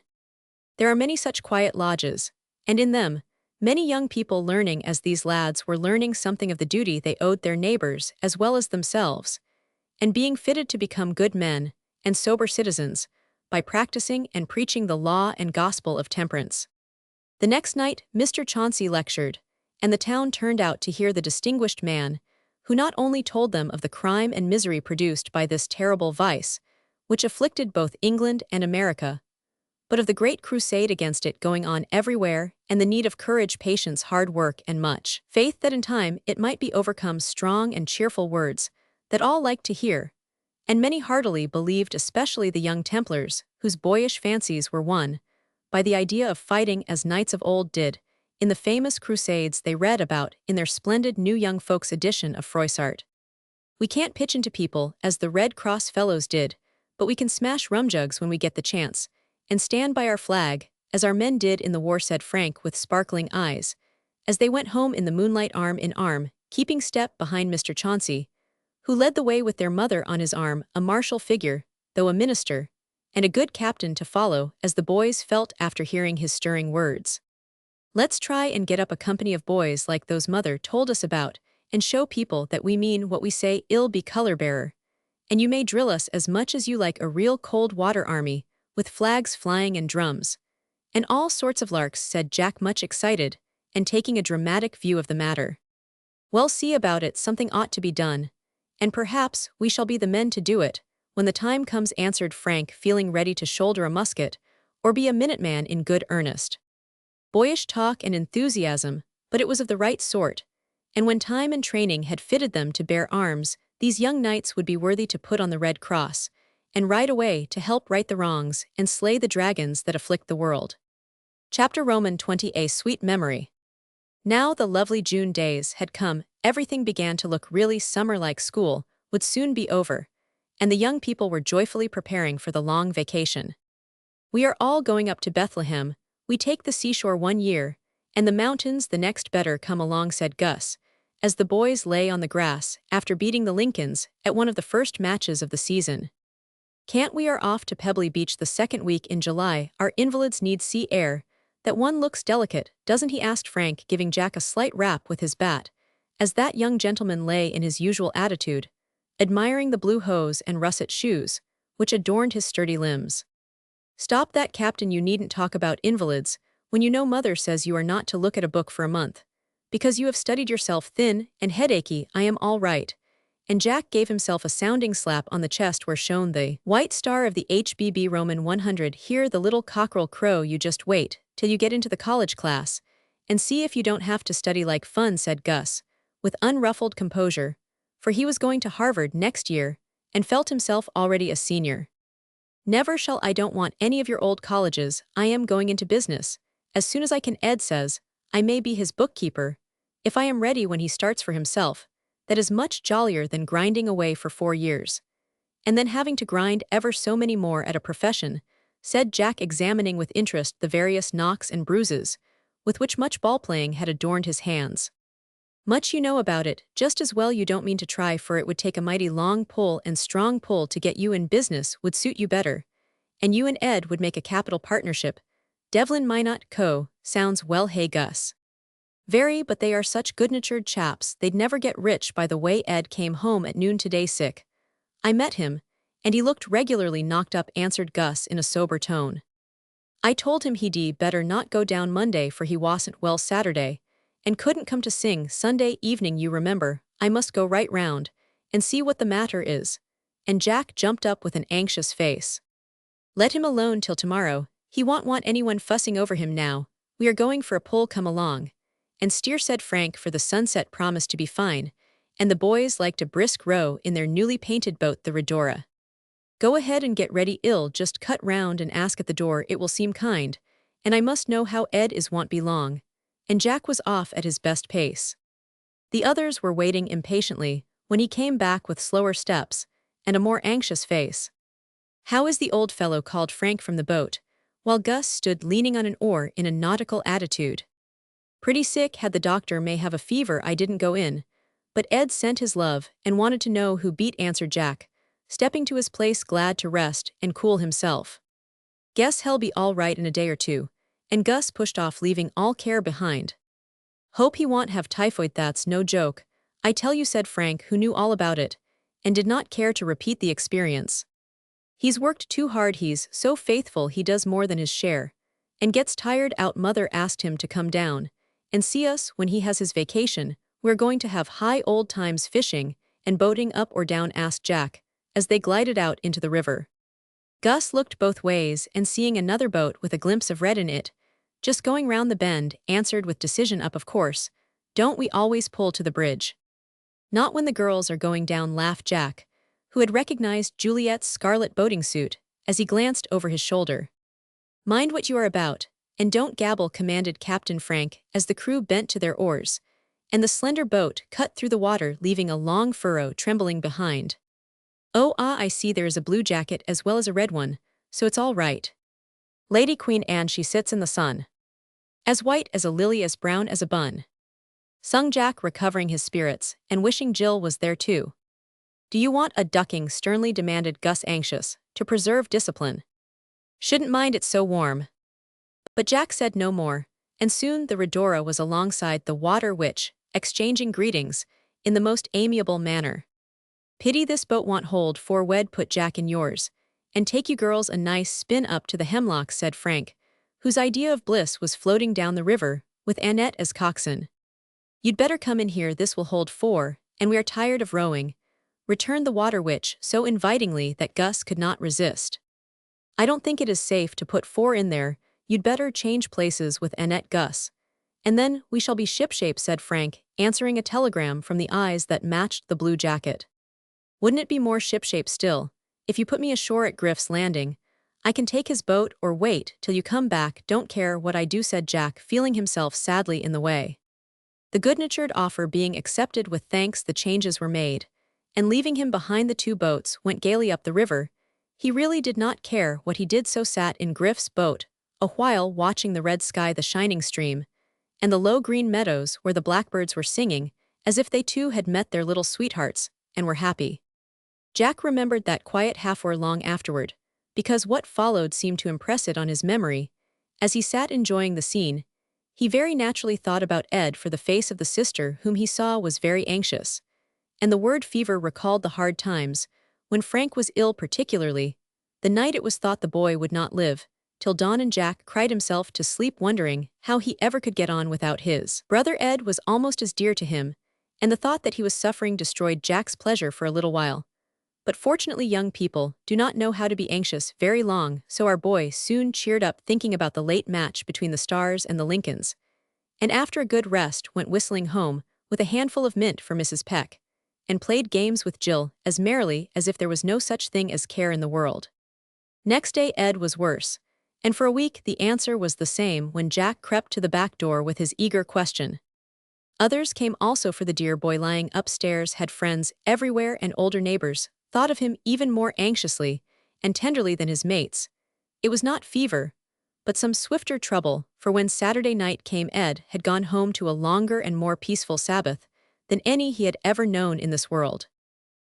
Jack had been there in the afternoon, and a kind message had come down to him that his friend was not suffering so much, and he had gone away hoping in his boyish ignorance that all danger was over. An hour later, he was reading in the parlor, having no heart for play, when Frank came in with a look upon his face which would have prepared Jack for the news if he had seen it, but he did not look up, and Frank found it so hard to speak that he lingered a moment at the piano, as he often did when he came home. It stood open, and on the rack was the Jolly Brothers Gallop, which he had been learning to play with Ed, big boy, as he was the sudden thought that never again would they sit shoulder to shoulder thundering the marches, or singing the songs both liked so well, made his eyes fill, as he laid away the music, and shut the instrument, feeling as if he never wanted to touch it again. Then he went and sat down beside Jack with an arm round his neck, trying to steady his voice by a natural question before he told the heavy news.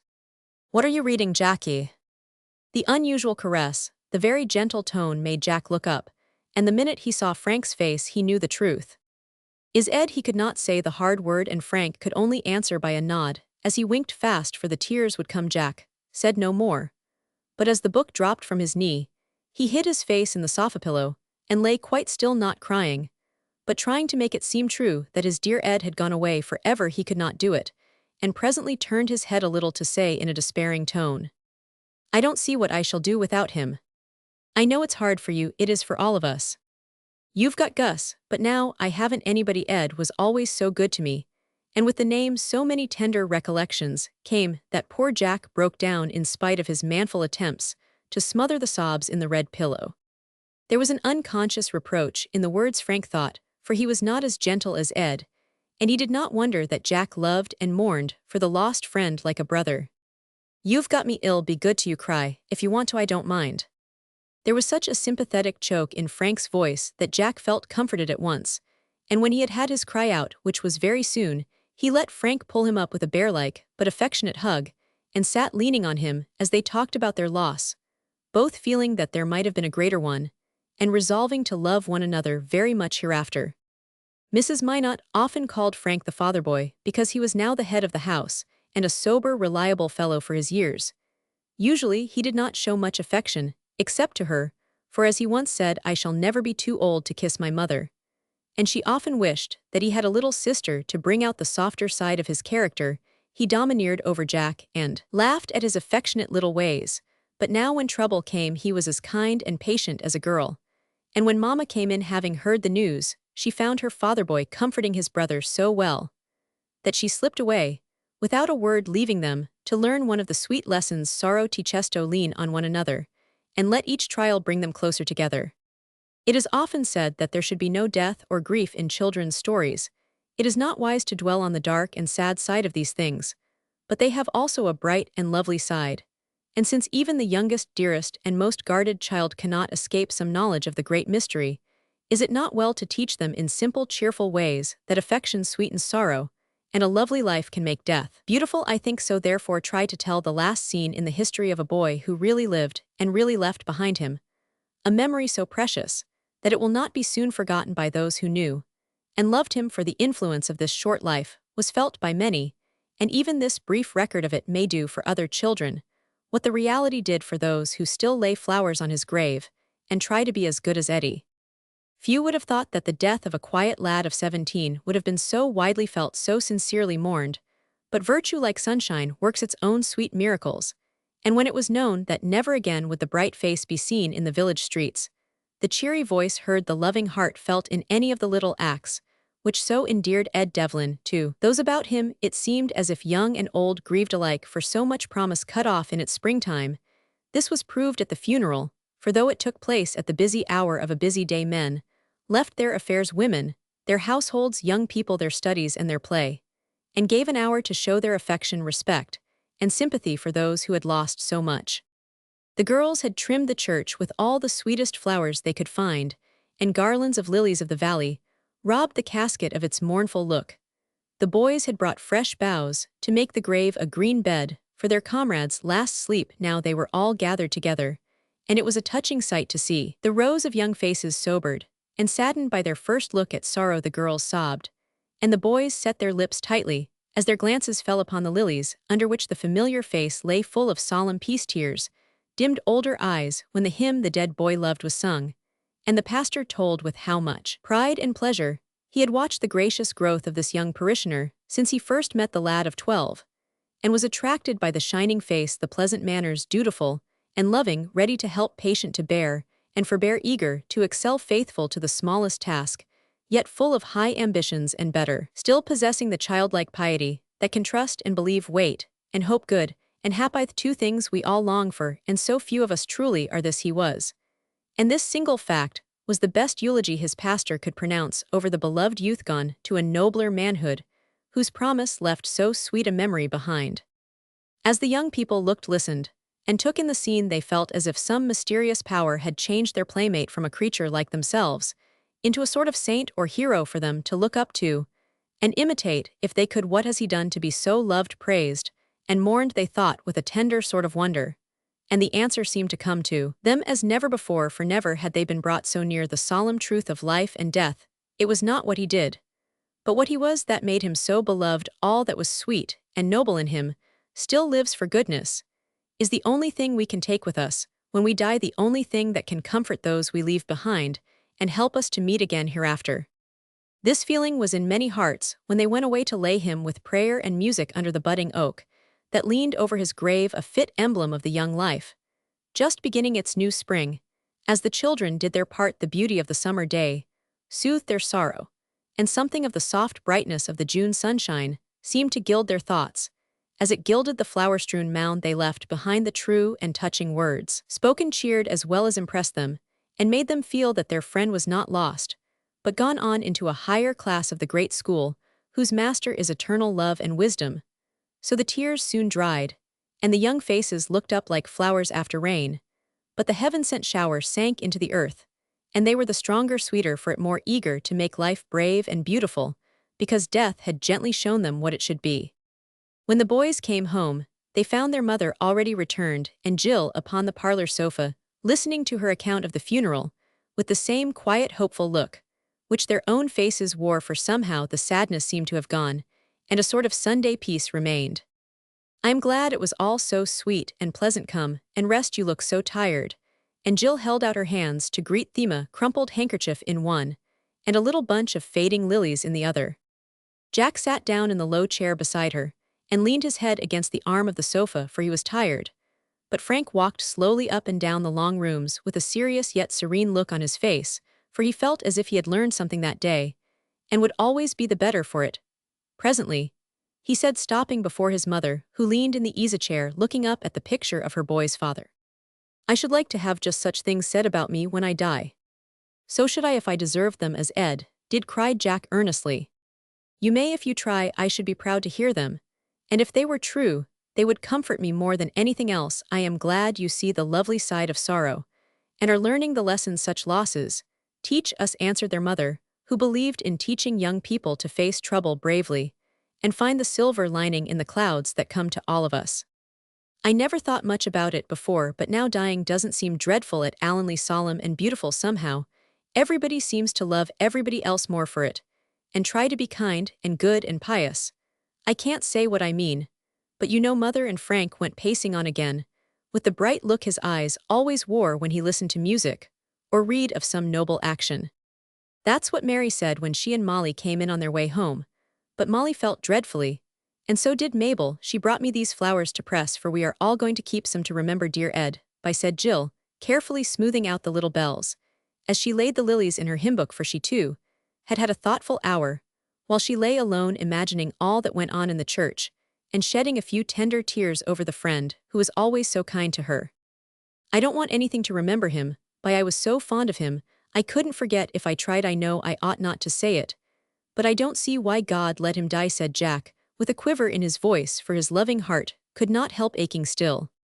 "No, dear, we cannot see or know many things that grieve us very much, but we can trust that it is right and try to believe that all is meant for our good. That is what faith means, and without it, we are miserable. When you were little you were afraid of the dark, but if I spoke or touched you then, you were sure all was well, and fell asleep holding my hand. God is wiser and stronger than any father or mother, so hold fast to him, and you will have no doubt or fear, however dark it seems."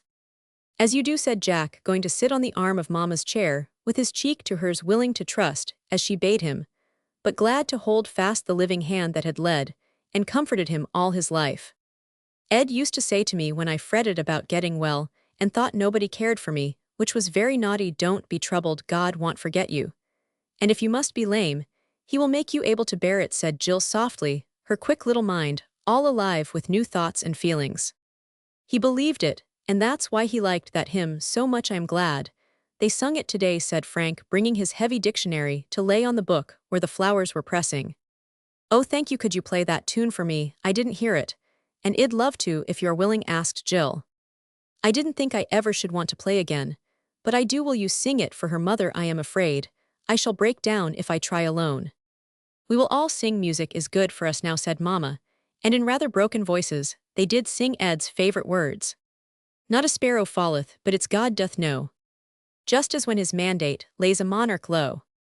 Not a leaflet moveth, but its God doth see. Think not then, O mortal, God forgetteth thee. Far more precious, surely, than the birds that is a father's image to a father's eye. E'en thy hairs are numbered, trust him full and free. Cast thy cares before him, he will comfort thee.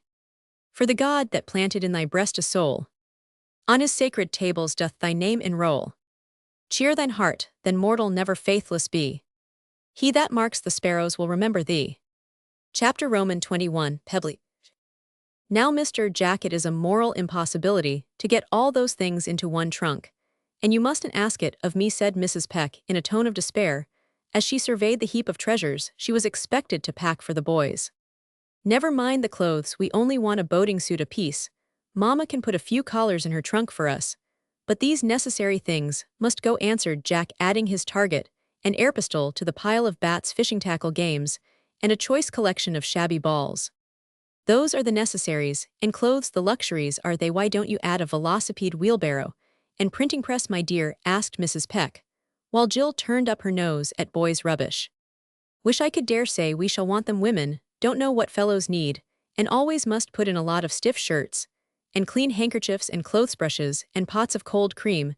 We are going to rough it, and don't want any fuss and feathers," said Jack, beginning to pack the precious balls in his rubber boots, and strap them up with the umbrellas, rods, and bats, seeing that there was no hope of a place in the trunk. Here Frank came in with 2 big books, saying calmly, "Just slip these in somewhere, we shall need them." "But you are not to study at all, so you want those great dictionaries," cried Jill, busily packing her new traveling basket with all sorts of little rolls, bags, and boxes. "They are not dicks, but my encyclopedia. We shall want to know heaps of things, and this tells about everything with those books, and a microscope, and a telescope. You could travel round the world and learn all you wanted to. Can't possibly get on without them," said Frank, fondly patting his favorite work. "My patience, what queer cattle boys are!" exclaimed Mrs. Peck, While they all laughed, "It can't be done, Mr. Frank. All the boxes are brim full. And y'all have to leave those fat books behind, for there's no place anywhere. Then I'll carry them myself," and Frank tucked one under each arm with a determined air, which settled the matter. "I suppose y'all study cochleology, instead of boating and read up on polywogs, while we play tennis or go poking round with your old spyglass, instead of having a jolly good time," said Jack, hauling away on the strap, till all was taut and shipshape with the bundle. "Tadpoles don't live in salt water, my son, and if you mean conchology you'd better say so. I shall play as much as I wish, and when I want to know about any new or curious thing, I shall consult my cyclo, instead of bothering other people with questions, or giving it up like a dunce," with which crushing reply Frank departed, leaving Jill to pack and unpack her treasures a dozen times, and Jack to dance jigs on the lids of the trunks till they would shut. A very happy party set off the next day, leaving Mrs. Peck waving her apron on the steps. Mrs. Minot carried the lunch, Jack his precious bundle, with trifles dropping out by the way. And Jill felt very elegant bearing her new basket, with red worsted cherries bobbing on the outside. Frank actually did take the encyclopedia done up in the roll of shawls, and whenever the others wondered about anything tides, lighthouses, towns, or natural productions, brought forth one of the books, and triumphantly read therefrom, to the great merriment, if not edification, of his party. A very short trip by rail, and the rest of the journey by boat, to Jill's great contentment, for she hated to be shut up. And while the lads roved here and there, she sat under the awning too happy to talk. But Mrs. Minot watched with real satisfaction how the fresh wind blew the color back into the pale cheeks, how the eyes shone, and the heart filled with delight at seeing the lovely world again, and being able to take a share in its active pleasures. The Willows was a long, low house close to the beach, and as full as a beehive of pleasant people, all intent on having a good time. A great many children were swarming about, and Jill found it impossible to sleep after her journey. There was such a lively clatter of tongues on the piazzas, and so many feet going to and fro in the halls. She lay down obediently, while Mrs. Minot settled matters in the 2 airy rooms, and gave her some dinner, but she kept popping up her head to look out of the window to see what she could see. Just opposite stood an artist's cottage and studio, with all manner of charming galleries, towers, steps, and even a sort of drawbridge to pull up, when the painter wished to be left in peace. He was absent now, and the visitors took possession of this fine playplace. Children were racing up and down the galleries, ladies sitting in the tower, boys disporting themselves on the roof, and young gentlemen preparing for theatricals in the large studio. What fun I'll have over there, thought Jill, watching the merry scene with intense interest and wondering if the little girls she saw were as nice as Molly and Mary. Then there were glimpses of the sea beyond the green bank, where a path wound along to the beach, whence came the cool dash of waves, and now and then the glimmer of a passing sail. "Oh, when can I go out? It looks so lovely. I can't wait long," she said, looking as eager as a little gull shut up in a cage, and pining for its home on the wide ocean. "As soon as it is a little cooler, dear. I am getting ready for our trip. But we must be careful, and not do too much at once. Slow and sure is our motto," answered Mrs. Minot, busily collecting the camp stools, the shawls, the air cushions, and the big parasols. "It'll be good, only do let me have my sailor hat to wear, and my new suit. I am not a bit tired, and I do want to be like other folks right off," said Jill, who had been improving rapidly of late, and felt much elated at being able to drive out nearly every day to walk a little, and sit up some hours without any pain or fatigue. To gratify her, the blue flannel suit with its white trimming was put on, and Mamma was just buttoning the stout boots, when Jack thundered at the door and burst in with all sorts of glorious news. "Do come out, Mother. It's perfectly splendid on the beach. I've found a nice place for Jill to sit, and it's only a step. Lots of capital fellows here. One has a bicycle, and is going to teach us to ride. No end of fun up at the hotel. And everyone seems glad to see us." 2 ladies asked about Jill, and one of the girls has got some shells all ready for her. Gertie, somebody, and her mother is so pretty and jolly. I like her ever so much. They sit at our table, and Wally is the boy, younger than I am, but very pleasant. Bacon is the fellow in knickerbockers. Just wish you could see what stout legs he's got. Cox is the chap for me, though we are going fishing tomorrow. He's got a sweet-looking mother, and a sister for you, Jill. Now then, do come on, I'll take the traps."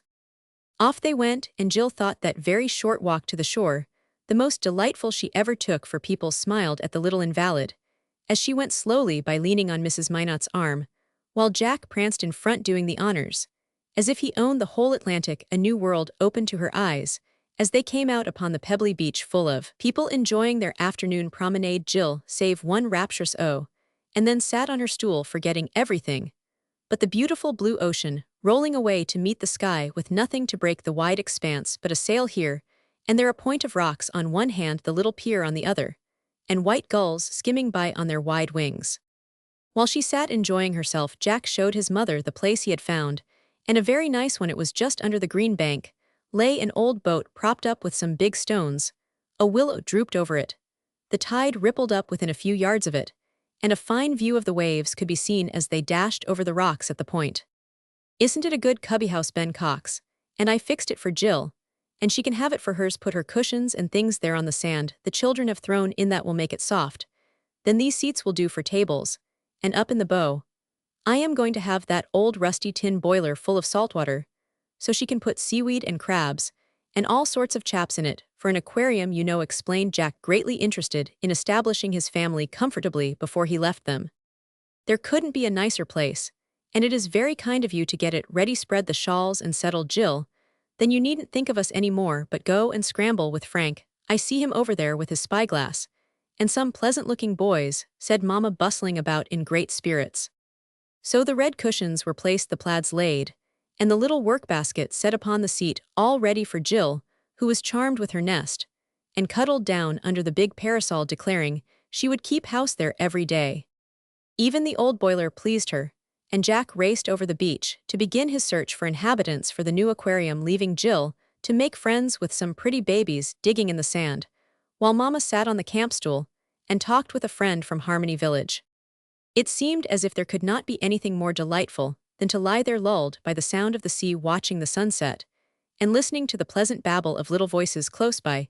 But when they went to tea in the great hall with 6 tables full of merry people and half a dozen maids flying about, Jill thought that was even better, because it was so new to her. Gertie and Wally nodded to her, and their pretty Mama was so kind and so gay that Jill could not feel bashful after the first few minutes, and soon looked about her, sure of seeing friendly faces everywhere. Frank and Jack ate as if the salt air had already improved their appetites, and talked about Bacon and Cox as if they had been bosom friends for years. Mama was as happy as they, for her friend Mrs. Hammond sat close by, and this rosy lady, who had been a physician, cheered her up by predicting that Jill would soon be running about as well as ever. But the best of all was in the evening, when the elder people gathered in the parlors and played 20 questions, while the children looked on for an hour before going to bed, much amused at the sight of grown people laughing, squabbling, dodging, and joking, as if they had all become young again, for as everyone knows, it is impossible to help lively skirmishes when that game is played. Jill lay in the sofa corner, enjoying it all immensely, for she never saw anything so droll, and found it capital fun to help guess the thing or try to puzzle the opposite side. Her quick wits and bright face attracted people, and in the pauses of the sport she held quite a levee, for everybody was interested in the little invalid. The girls shyly made friends in their own way. The Mamas told thrilling tales of the accidents their darlings had survived. Several gentlemen kindly offered their boats, and the boys, with the best intentions in life, suggested strolls of 2 or 3 miles to Rafe's Chasm and Norman's Woe, or invited her to tennis and archery, as if violent exercise was the cure for all human ills. She was very grateful, and reluctantly went away to bed, declaring, when she got upstairs, that these new friends were the dearest people she ever met, and the Willows the most delightful place in the whole world. Next day a new life began for the young folks, a very healthy, happy life, and all threw themselves into it so heartily that it was impossible to help getting great good from it. For these summer weeks, if well spent, work miracles in tired bodies and souls. Frank took a fancy to the bicycle boy, and being able to hire one of the breakneck articles, soon learned to ride it, and the two might be seen wildly working their long legs on certain smooth stretches of road, or getting up their muscle rowing about the bay, till they were almost as brown and nautical in appearance and language as the fishermen who lived in nooks and corners along the shore. Jack struck up a great friendship with the sturdy Bacon, and the agreeable Cox, the latter being about his own age, was his especial favorite, and they soon were called Box and Cox by the other fellows, which did not annoy them a bit, as both had played parts in that immortal farce. They had capital times fishing, scrambling over the rocks, playing ball and tennis, and rainy days they took possession of the studio opposite, drew up the portcullis, and gallantly defended the castle, which some of the others besieged with old umbrellas, for shields, bats for battering rams, and bunches of burrs. For cannonballs, great larks went on over there, while the girls applauded from the piazza or chamber windows, and made a gay flag for the victors to display from the tower when the fight was over. But Jill had the best time of all, for each day brought increasing strength and spirits, and she improved so fast, it was hard to believe that she was the same girl who lay so long almost helpless in the bird room at home. Such lively letters as she sent her mother, all about her new friends, her fine sails, drives, and little walks, the good times she had in the evening, the lovely things people gave her. And she was learning to make with shells and seaweed, and what splendid fun it was to keep house in a boat. This last amusement soon grew quite absorbing, and her cubby, as she called it, rapidly became a pretty grotto, where she lived like a little mermaid daily, loving more and more the beauty of the wonderful sea, finding the boat too sunny. At times, the boys cut long willow boughs and arched them over the seats, laying hemlock branches across till a green roof made it cool and shady inside there. Jill sat or lay among her cushions, reading, trying to sketch, sorting shells, drying gay seaweeds, or watching her crabs, jellyfish, and anemones in the old boiler, now buried in sand and edged about with moss from the woods. Nobody disturbed her treasures, but kindly added to them, and often when she went to her nest, she found fruit or flowers, books or bonbons laid ready for her. Everyone pitied, and liked the bright little girl who could not run and frisk with the rest, who was so patient and cheerful after her long confinement, ready to help others, and so grateful for any small favor. She found now that the weary months had not been wasted, and was very happy to discover in herself a new sort of strength and sweetness that was not only a comfort to her, but made those about her love and trust her. The songs she had learned attracted the babies, who would leave their play to peep at her and listen when she sung over her work. Passers-by paused to hear the blithe voice of the bird in the green cage, and other invalids strolling on the beach would take heart when they saw the child so happy in spite of her great trial. The boys kept all their marine curiosities for her, and were always ready to take her a row or a sail, as the bay was safe, and that sort of traveling suited her better than driving. But the girls had capital times together, and it did Jill good to see another sort from those she knew at home. She had been so much petted of late that she was getting rather vain of her small accomplishments, and being with strangers richer, better bred, and educated than herself made her more humble in some things, while it showed her the worth of such virtues as she could honestly claim. Mamie Cox took her to drive in the fine carriage of her mamma, and Jill was much impressed by the fact that Mamie was not a bit proud about it, and did not put on any airs, though she had a maid to take care of her. Gertie wore pretty costumes, and came down with pink and blue ribbons in her hair, that Jill envied very much, yet Gertie liked her curls and longed to have some, while her mother, the lady from Philadelphia, as they called her, was so kind and gay that Jill quite adored her, and always felt as if sunshine had come into the room. When she entered, two little sisters were very interesting to her, and made her long for one of her own, when she saw them going about together, and heard them talk of their pleasant home, where the great silk factories were. But they invited her to come and see the wonderful cocoons, and taught her to knot pretty gray fringe on a cushion, which delighted her, being so new and easy. There were several other nice little lasses, and they all gathered about Jill with the sweet sympathy children are so quick to show toward those in pain or misfortune. She thought they would not care for a poor little girl like herself. Yet here she was the queen of the troop, and this discovery touched and pleased her very much. In the morning, they camped round the boat on the stones with books, gay work, and merry chatter, till bathing time. Then the beach was full of life and fun, for everyone looked so droll in the flannel suits. It was hard to believe that the neat ladies and respectable gentlemen who went into the little houses could be the same persons as the queer short-skirted women with old hats tied down, and bareheaded, barefooted men in old suits, who came skipping over the sand to disport themselves in the sea in the most undignified ways. The boys raced about looking like circus tumblers, and the babies were regular little cupids, running away from the waves that tried to kiss their flying feet. Some of the young ladies and girls were famous swimmers, and looked very pretty in their bright red and blue costumes, with loose hair and gay stockings, as they danced into the water, and floated away as fearlessly as real mermaidens. Jill had her quiet dip and good rubbing each fine day, and then lay upon the warm sand watching the pranks of the others, and longing to run and dive and shout and tumble with the rest. Now that she was among the well and active, it seemed harder to be patient than when shut up and unable to stir. She felt so much better, and had so little pain to remind her of past troubles. It was almost impossible to help forgetting the poor back, and letting her recovered spirits run away with her. If Mrs. Minot had not kept good watch, she would have been off more than once, so eager was she to be like other girls again. So difficult was it to keep the restless feet quietly folded among the red cushions. One day she did yield to temptation, and took a little voyage which might have been her last owing to the carelessness of those whom she trusted. It was a good lesson, and made her as meek as a lamb during the rest of her stay. Mrs. Minot drove to Gloucester one afternoon, leaving Jill safely established after her nap in the boat, with Gertie and Mamie making lace beside her. "Don't try to walk or run about, my dear. Sit on the piazza, if you get tired of this, and amuse yourself quietly, till I come back. I'll not forget the worsted and the canvas," said Mamma, peeping over the bank for a last word, as she waited for the omnibus to come along. "Oh, don't forget the Gibraltars," cried Jill, popping her head out of the green roof. "Nor the bananas, please," added Gertie, looking round one end. "Nor the pink and blue ribbon to tie our shell baskets," called Mamie, nearly tumbling into the aquarium at the other end. Mrs. Minot laughed and promised, and rumbled away, leaving Jill to an experience which she never forgot.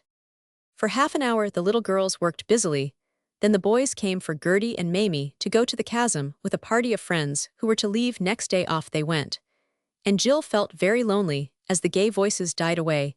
Every one had gone somewhere, and only little Harry Hammond and his maid were on the beach. 2 or 3 sandpipers ran about among the pebbles, and Jill envied them, their nimble legs, so much that she could not resist getting up to take a few steps. She longed to run straight away over the firm, smooth sand and feel again the delight of swift motion.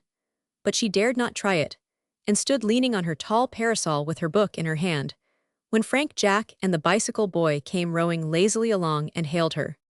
"Come for a sail, Jill. Take you anywhere you like," called Jack, touched by the lonely figure on the beach. "I'd love to go if you will row. Mamma made me promise not to go sailing without a man to take care of me. Would it spoil your fun to have me?" answered Jill eagerly. "Not a bit. Come out on the big stones, and we'll take you aboard," said Frank, as they steered to the place where she could embark the easiest. "All the rest are gone to the chasm. I wanted to go because I've never seen it, but of course I had to give it up, as I do most of the fun." And Jill sat down with an impatient sigh. "Well, row you round there. Can't land, but you can see the place and shout to the others, if that will be any comfort to you," proposed Frank, as they pulled away round the pier. "Oh yes, that would be lovely," and Jill smiled at Jack, who was steering, for she found it impossible to be dismal now, with the fresh wind blowing in her face, the blue waves slapping against the boat, and 3 good-natured lads ready to gratify her wishes. Away they went, laughing and talking gaily, till they came to Goodwin's Rocks, where an unusual number of people were to be seen, though the tide was going out, and no white spray was dashing high into the air to make a sight worth seeing. "What do you suppose they are about? Never saw such a lot of folks at this time. Shouldn't wonder if something had happened. I say, put me ashore and I'll cut up and see," said the bicycle boy, who was of an inquiring turn. "I'll go with you," said Frank. "It won't take but a minute, and I'd like to discover what it is. Maybe something we ought to know about." So the boys pulled round into a quiet nook, and the 2 elder ones scrambled up the rocks to disappear in the crowd. 5, 10, 15 minutes passed, and they did not return. Jack grew impatient, so did Jill, and bade him run up and bring them back. Glad to know what kept them, Jack departed to be swallowed up in his turn, for not a sign of a boy did she see after that, and having vainly strained her eyes to discover the attraction which held them, she gave it up, lay down on their jackets, and began to read. Then the treacherous tide, as it ebbed lower and lower down the beach, began to lure the boat away, for it was not fastened, and when lightened of its load was an easy prize to the hungry sea, always ready to steal all it can. Jill knew nothing of this, for her story was dull. The gentle motion proved soothing, and before she knew it, she was asleep. Little by little the runaway boat slid farther from the shore, and presently was floating out to sea with its drowsy freight, while the careless boys, unconscious of the time they were wasting, lingered to see group after group photographed by the enterprising man who had trundled his camera to the rocks. In the midst of a dream about home, Jill was roused by a loud shout, and starting up so suddenly that the sun umbrella went overboard, she found herself sailing off alone, while the distracted lads roared and beckoned vainly from the cove. The oars lay at their feet where they left them, and the poor child was quite helpless, for she could not manage the sail, and even the parasol with which she might have paddled a little had gone down with all sail set. For a minute Jill was so frightened that she could only look about her with a scared face and wonder if drowning was a very disagreeable thing. Then the sight of the bicycle boy struggling with Jack, who seemed inclined to swim after her, and Frank shouting wildly, "Hold on, come back," made her laugh in spite of her fear. It was so comical, and their distress so much greater than hers, since it was their own carelessness which caused the trouble. "I can't come back, there's nothing to hold on to, you didn't fasten me. And now, I don't know where I am going," cried Jill, looking from the shore to the treacherous sea that was gently carrying her away. "Keep cool, well, get a boat, and come after you," roared Frank, before he followed Jack, who had collected his wits, and was tearing up the rocks like a chamois hunter. The bicycle boy calmly sat down to keep his eye on the runaway, calling out from time to time such cheering remarks as, "All aboard for Liverpool, give my love to Victoria Luff, and bear away when you come to Halifax. If you're hard up for provisions, y'all find an apple and some bait in my coat pocket," and other directions for a comfortable voyage, till his voice was lost in the distance as a stronger current bore her swiftly away, and the big waves began to tumble and splash. At first Jill had laughed at his efforts to keep up her spirits, but when the boat floated round a point of rock that shut in the cove, she felt all alone and sat quite still, wondering what would become of her. She turned her back to the sea and looked at the dear safe land, which never had seemed so green and beautiful before. Up on the hill rustled the wood through which the happy party were wandering to the chasm on the rocks. She still saw the crowd, all busy with their own affairs, unconscious of her danger. Here and there artists were sketching in picturesque spots, and in one place an old gentleman sat fishing peacefully. Jill called and waved her handkerchief, but he never looked up, and an ugly little dog barked at her in what seemed to her a most cruel way. "Nobody sees or hears or cares, and those horrid boys will never catch up," she cried in despair, as the boat began to rock more and more, and the loud swash of water dashing in and out of the chasm drew nearer and nearer. Holding on now with both hands, she turned and looked straight before her, pale and shivering, while her eyes tried to see some sign of hope among the steep cliffs that rose up on the left. No one was there, though usually at this hour they were full of visitors, and it was time for the walkers to have arrived. "I wonder if Gertie and Mamie will be sorry if I am drowned," thought Jill, remembering the poor girl who had been lost in the chasm not long ago. Her lively fancy pictured the grief of her friends at her loss, but that did not help or comfort her now, and as her anxious gaze wandered along the shore, she said aloud in a pensive tone, "Perhaps I shall be wrecked on Norman's Woe, and somebody will make poetry about me. It would be pretty to read, but I don't want to die that way. Oh, why did I come? Why didn't I stay safe and comfortable in my own boat?" At the thought a sob rose, and poor Jill laid her head down on her lap to cry with all her heart, feeling very helpless, small, and forsaken, alone there on the great sea. In the midst of her tears came the thought, when people are in danger they ask God to save them, and slipping down upon her knees, she said her prayer as she had never said it before, for when human help seems gone we turn to Him as naturally as lost children cry to their Father, and feel sure that He will hear and answer them. After that she felt better, and wiped away the drops that blinded her, to look out again like a shipwrecked mariner watching for a sail. And there it was close by, coming swiftly on with a man behind it, a sturdy brown fisher busy with his lobster pots, and quite unconscious how like an angel he looked to the helpless little girl in the rudderless boat. "Hi, hi, oh please do stop and get me, I am lost, no oars, nobody to fix the sail, oh, oh please come," screamed Jill, waving her hat frantically as the other boat skimmed by, and the man stared at her as if she really was a mermaid with a fishy tail. "Keep still, ill come about, and fetch you," he called out, and Jill obeyed, sitting like a little image of faith, till with a good deal of shifting and flapping of the sail, the other boat came alongside and took her in tow.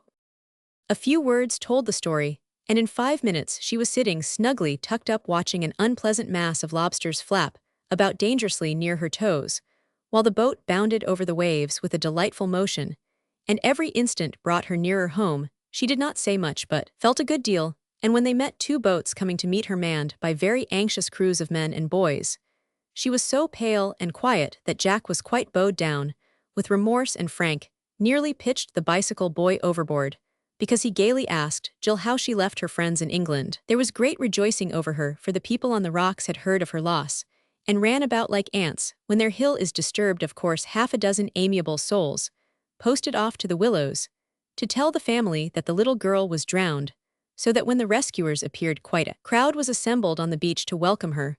But Jill felt so used up with her own share of the excitement that she was glad to be carried to the house by Frank and Jack, and laid upon her bed, where Mrs. Hammond soon restored her with sugar-coated pills and words even sweeter and more soothing. Other people busied with their own pleasures forgot all about it by the next day, but Jill remembered that hour long afterward, both awake and asleep, for her dreams were troubled, and she often started up imploring someone to save her. Then she would recall the moment when, feeling most helpless, she had asked for help, and it had come as quickly as if that tearful little cry had been heard and answered, though her voice had been drowned by the dash of the waves that seemed ready to devour her. This made a deep impression on her, and a sense of childlike faith in the Father of all began to grow up within her, for in that lonely voyage, short as it was, she had found a very precious treasure to keep forever, to lean on and to love during the longer voyage, which all must take before we reach our home. Chapter Roman 22, A Happy Day. Oh dear, only a week more, and then we must go back. Don't you hate the thoughts of it, said Jack, as he was giving Jill her early walk on the beach one August morning. Yes, it will be dreadful to leave Gertie and Mamie, and all the nice people, but I am so much better I won't have to be shut up again, even if I don't go to school. How I long to see Mary and Molly, dear things, if it wasn't for them. I should hate going home more than you do, answered Jill, stepping along quite briskly, and finding it very hard to resist breaking into a skip or a run. She felt so well and gay. Wish they could be here today to see the fun, said Jack, for it was the anniversary of the founding of the place, and the people celebrated it by all sorts of festivity. I did want to ask Molly, but your mother is so good to me, I couldn't find courage to do it. Mammy told me not to ask for a thing, and I am sure I don't get a chance. I feel just as if I was your truly born sister, Jack. That's all right, I am glad you do, answered Jack comfortably, though his mind seemed a little absent, and his eyes twinkled when she spoke of Molly. Now, you sit in the cubby house and keep quiet till the boat comes in, then the fun will begin, and you must be fresh and ready to enjoy it. Don't run off now, I shall want to know where to find you by and by. No more running off, thank you. I'll stay here till you come and finish this box for Molly. She has a birthday this week, and I've written to ask what day so I can send it right up and surprise her. Jack's eyes twinkled more than ever as he helped Jill settle herself in the boat, and then with a whoop he tore over the beach, as if practicing for the race which was to come off in the afternoon. Jill was so busy with her work that time went quickly, and the early boat came in just as the last pink shell was stuck in its place. Putting the box in the sun to dry, she leaned out of her nook to watch the gay parties land and go streaming up the pier along the road that went behind the bank that sheltered her. Flocks of children were running about on the sand, and presently strangers appeared, eager to see and enjoy all the delights of this gala day. There's a fat little boy who looks ever so much like Boo, said Jill to herself, watching the people and hoping they would not come and find her, since she had promised to stay till Jack returned. The fat little boy was staring about him in a blissful sort of maze, holding a wooden shovel in one hand, and the skirts of a young girl with the other. Her back was turned to Jill, but something in the long brown braid with a flyaway blue bow hanging down her back looked very familiar to Jill. So did the gray suit and the Japanese umbrella, but the hat was strange, and while she was thinking how natural the boots looked, the girl turned round. Why, how much she looks like Molly! It can't base, it might, I do believe it is, cried Jill, starting up and hardly daring to trust her own eyes. As she came out of her nest and showed herself, there could be no doubt about the other girl, for she gave one shout and came racing over the beach with both arms out, while her hat blew off unheeded, and the gay umbrella flew away, to the great delight of all the little people, except Boo, who was upset by his sister's impetuous rush and lay upon his back howling. Molly did not do all the running though, and Jill got her wish for never stopping to think of herself. She was off at once, and met her friend halfway with an answering cry. It was a pretty sight to see them run into one another's arms and hug and kiss, and talk and skip in such a state of girlish joy they never cared who saw or laughed at their innocent raptures. You darling dear, where did you come from? Cried Jill, holding Molly by both shoulders and shaking her a little to be sure she was real. Mrs. Minot sent for us to spend a week. You look so well, I can't believe my eyes, answered Molly, patting Jill's cheeks and kissing them over and over as if to make sure the bright color would not come off. A week, how splendid! Oh, I've such heaps to tell, and show you. Come right over to my cubby and see how lovely it is, said Jill, forgetting everybody else in her delight at getting Molly. I must get poor Boo and my hat and umbrella. I left them all behind me when I saw you, laughed Molly, looking back. But Mrs. Minot and Jack had consoled Boo and collected the scattered property, so the girls went on arm in arm and had a fine time before anyone had the heart to disturb them. Molly was charmed with the boat, and Jill very glad the box was done in season. Both had so much to tell and hear, and planned that they would have sat there forever if bathing time had not come, and the beach suddenly looked like a bed of red and yellow tulips, for everyone took a dip, and the strangers added much to the fun. Molly could swim like a duck, and quite covered herself with glory by diving off the pier Jack undertook to teach Boo, who was a promising pupil being so plump that he could not sink if he tried. Jill was soon through, and lay on the sand, enjoying the antics of the bathers, till she was so faint with laughter, she was glad to hear the dinner horn, and do the honors of the Willows to Molly, whose room was next hers. Boat races came first in the afternoon, and the girls watched them sitting luxuriously in the nest, with the ladies and children close by. The sailing matches were very pretty to see, but Molly and Jill were more interested in the rowing for Frank, and the bicycle boy pulled one boat, and the friends felt that this one must win it, though the race was not very exciting nor the prize of great worth. But the boys and girls were satisfied, and Jack was much exalted, for he always told Frank he could do great things if he would only drop books and go in on his muscle. Foot races followed, and burning to distinguish himself, also Jack insisted on trying, though his mother warned him that the weak leg might be harmed, and he had his own doubts about it.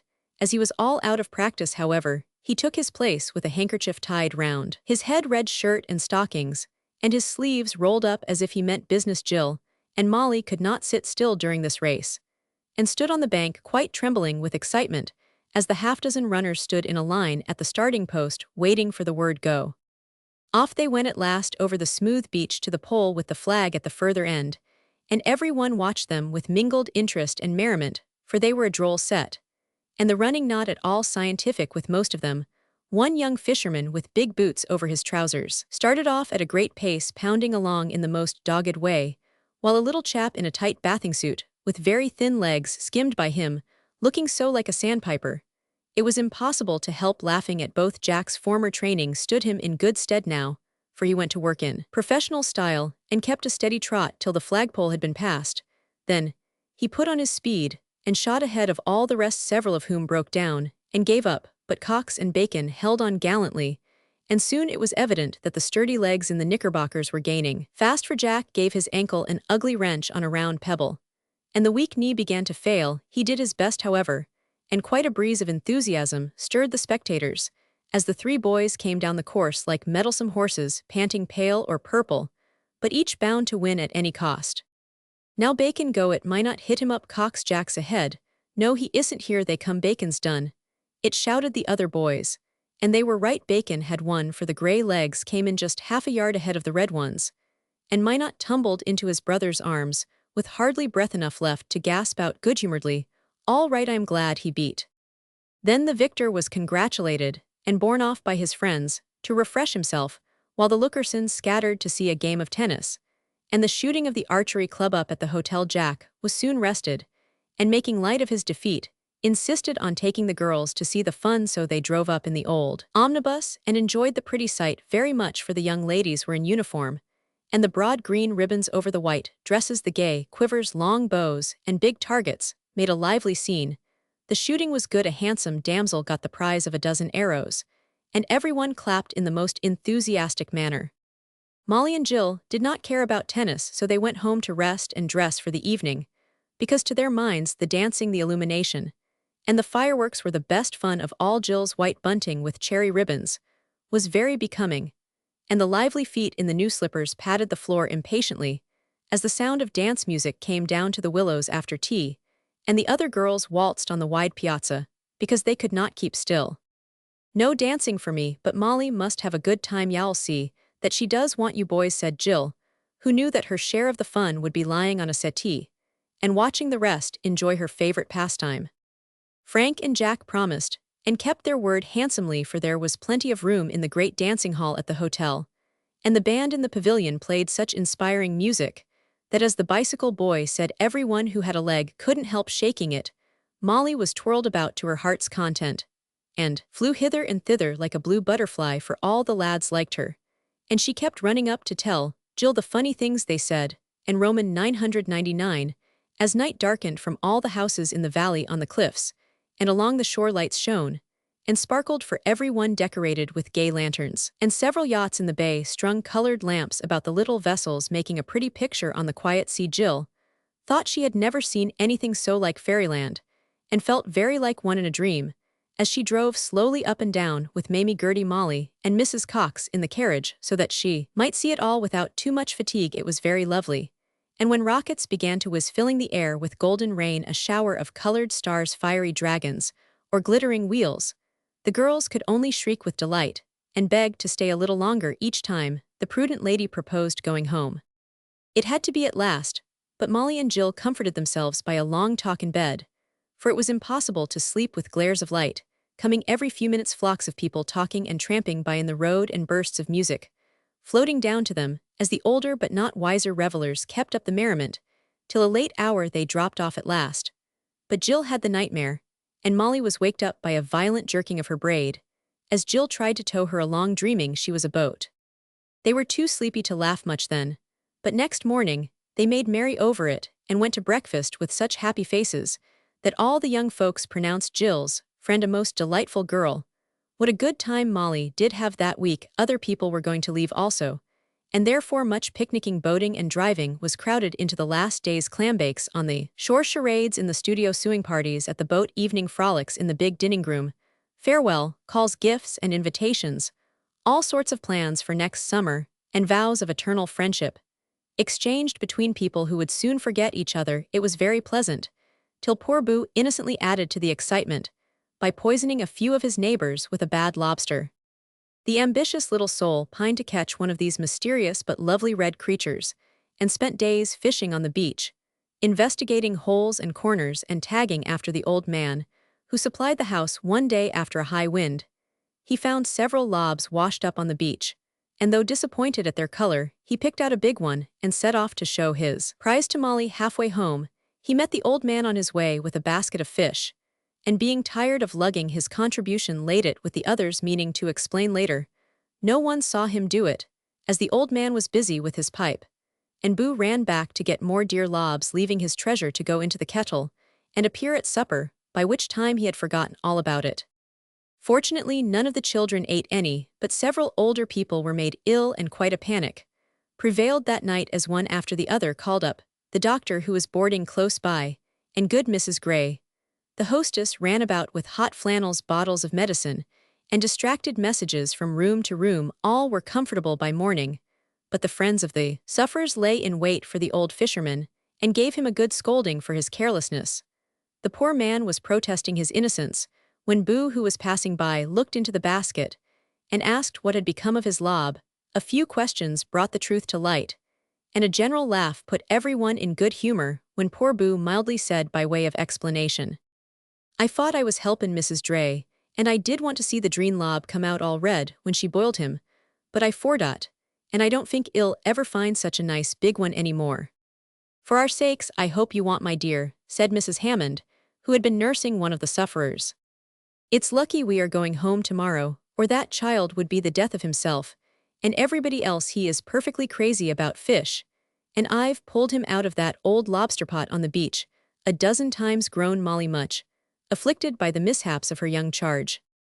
There was a great breaking up next day, and the old omnibus went off to the station, with Bacon hanging on behind the bicycle boy, and his iron whirligig atop, and heads popping out of all the windows for last goodbyes. Our party and the Hammonds were going by boat, and were all ready to start for the pier, when Boo and little Harry were missing. Molly, the maid, and both boys ran different ways to find them, and all sorts of dreadful suggestions were being made, when shouts of laughter were heard from the beach, and the truants appeared proudly dragging in Harry's little wagon a dead devilfish, as the natives call that ugly thing which looks like a magnified tadpole, all head and no body.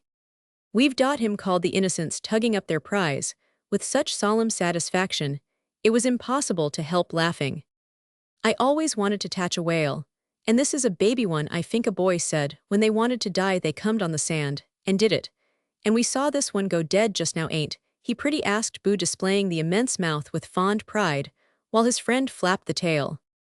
"What are you going to do with him?" said Mrs. Hammond, regarding her infant, as if she often asked herself the same question about her boy. Wrap him up in a paper, and take him home to pay Wid, answered Harry, with such confidence in his big blue eyes, that it was very hard to disappoint his hopes, and tell him the treasure must be left behind.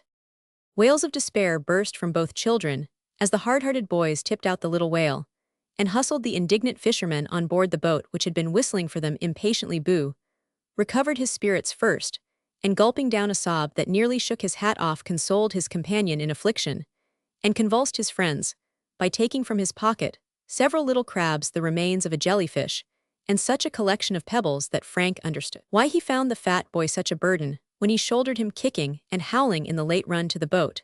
These delicate toys healed the wounds of Boo and Harry, and they were soon happily walking the little trabs about inside a stone wall of their own building, while the others rested after their exertions and laid plans for coming to the Willows another year, as people usually did who had once tasted the wholesome delights and cordial hospitality of this charming place.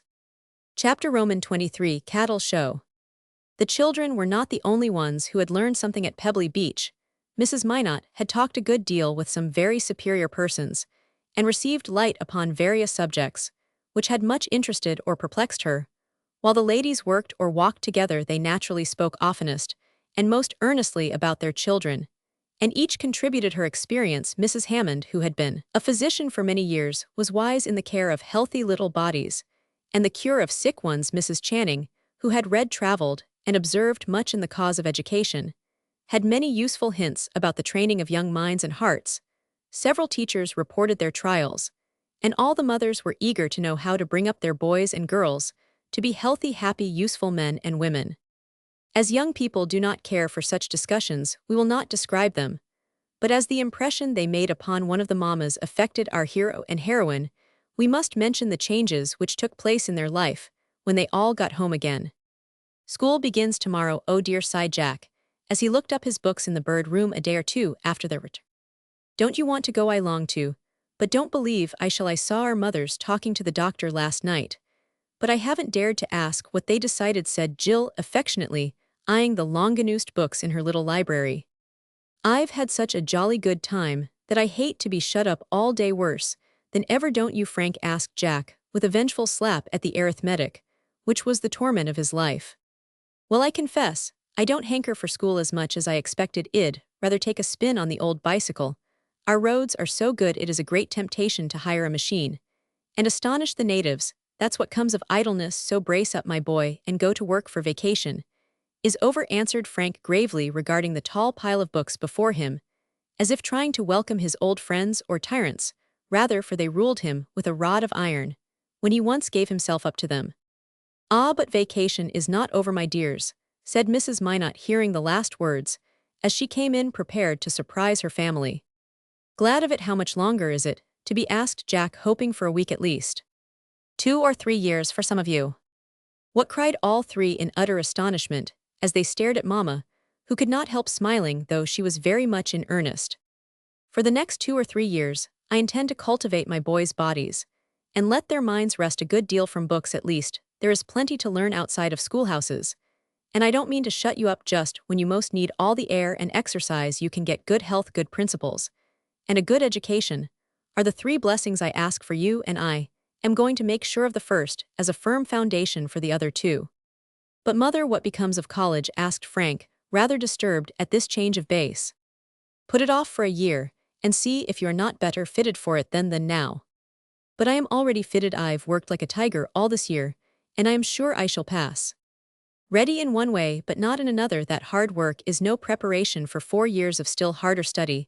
It has cost you these round shoulders many a headache and consumed hours, when you had far better have been on the river, or in the fields. I cannot have you break down as so many boys do, or pull through at the cost of ill health afterward. 18 is young enough to begin the steady grind, if you have a strong constitution to keep pace with the eager mind. 16 is too young to send even my good boy out into the world, just when he most needs his mother's care to help him be the man she hopes to see him." Mrs. Minot laid her hand on his shoulder as she spoke, looking so fond and proud that it was impossible to rebel, though some of his most cherished plans were spoilt. "Other fellows go at my age, and I was rather pleased to be ready at 16, he began, but she added quickly, "They go, but how do they come out? Many lose health of body, and many what is more precious still moral strength, because too young and ignorant to withstand temptations of all sorts. The best part of education does not come from books, and the good principles I value more than either of the other things are to be carefully watched over, till firmly fixed. Then you may face the world, and come to no real harm. Trust me, dear, I do it for your sake, so bear the disappointment bravely, and in the end I think you will say I am right. I'll do my best, but I don't see what is to become of us if we don't go to school. You will get tired of it, first said Frank, trying to set a good example to the others, who were looking much impressed and interested. No danger of that, for I never sent my children to school to get rid of them, and now that they are old enough to be companions, I want them at home more than ever. There are to be some lessons, however, for busy minds must be fed, but not crammed, so you boys will go and recite at certain hours such things as seem most important. But there is to be no studying at night, no shutting up all the best hours of the day, no hurry and fret of getting on fast or skimming over the surface of many studies, without learning any thoroughly. So I say, cried Jack, pleased with the new idea, for he never did love books. I do hate to be driven, so I don't half understand, because there is no time to have things explained. School is good fun as far as play goes, but I don't see the sense of making a fellow learn 80 questions in geography one day and forget them the next.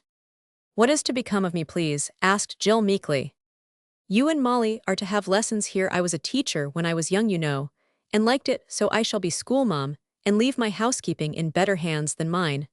I always thought that mothers should teach their girls during these years, and vary their studies to suit the growing creatures as only mothers can.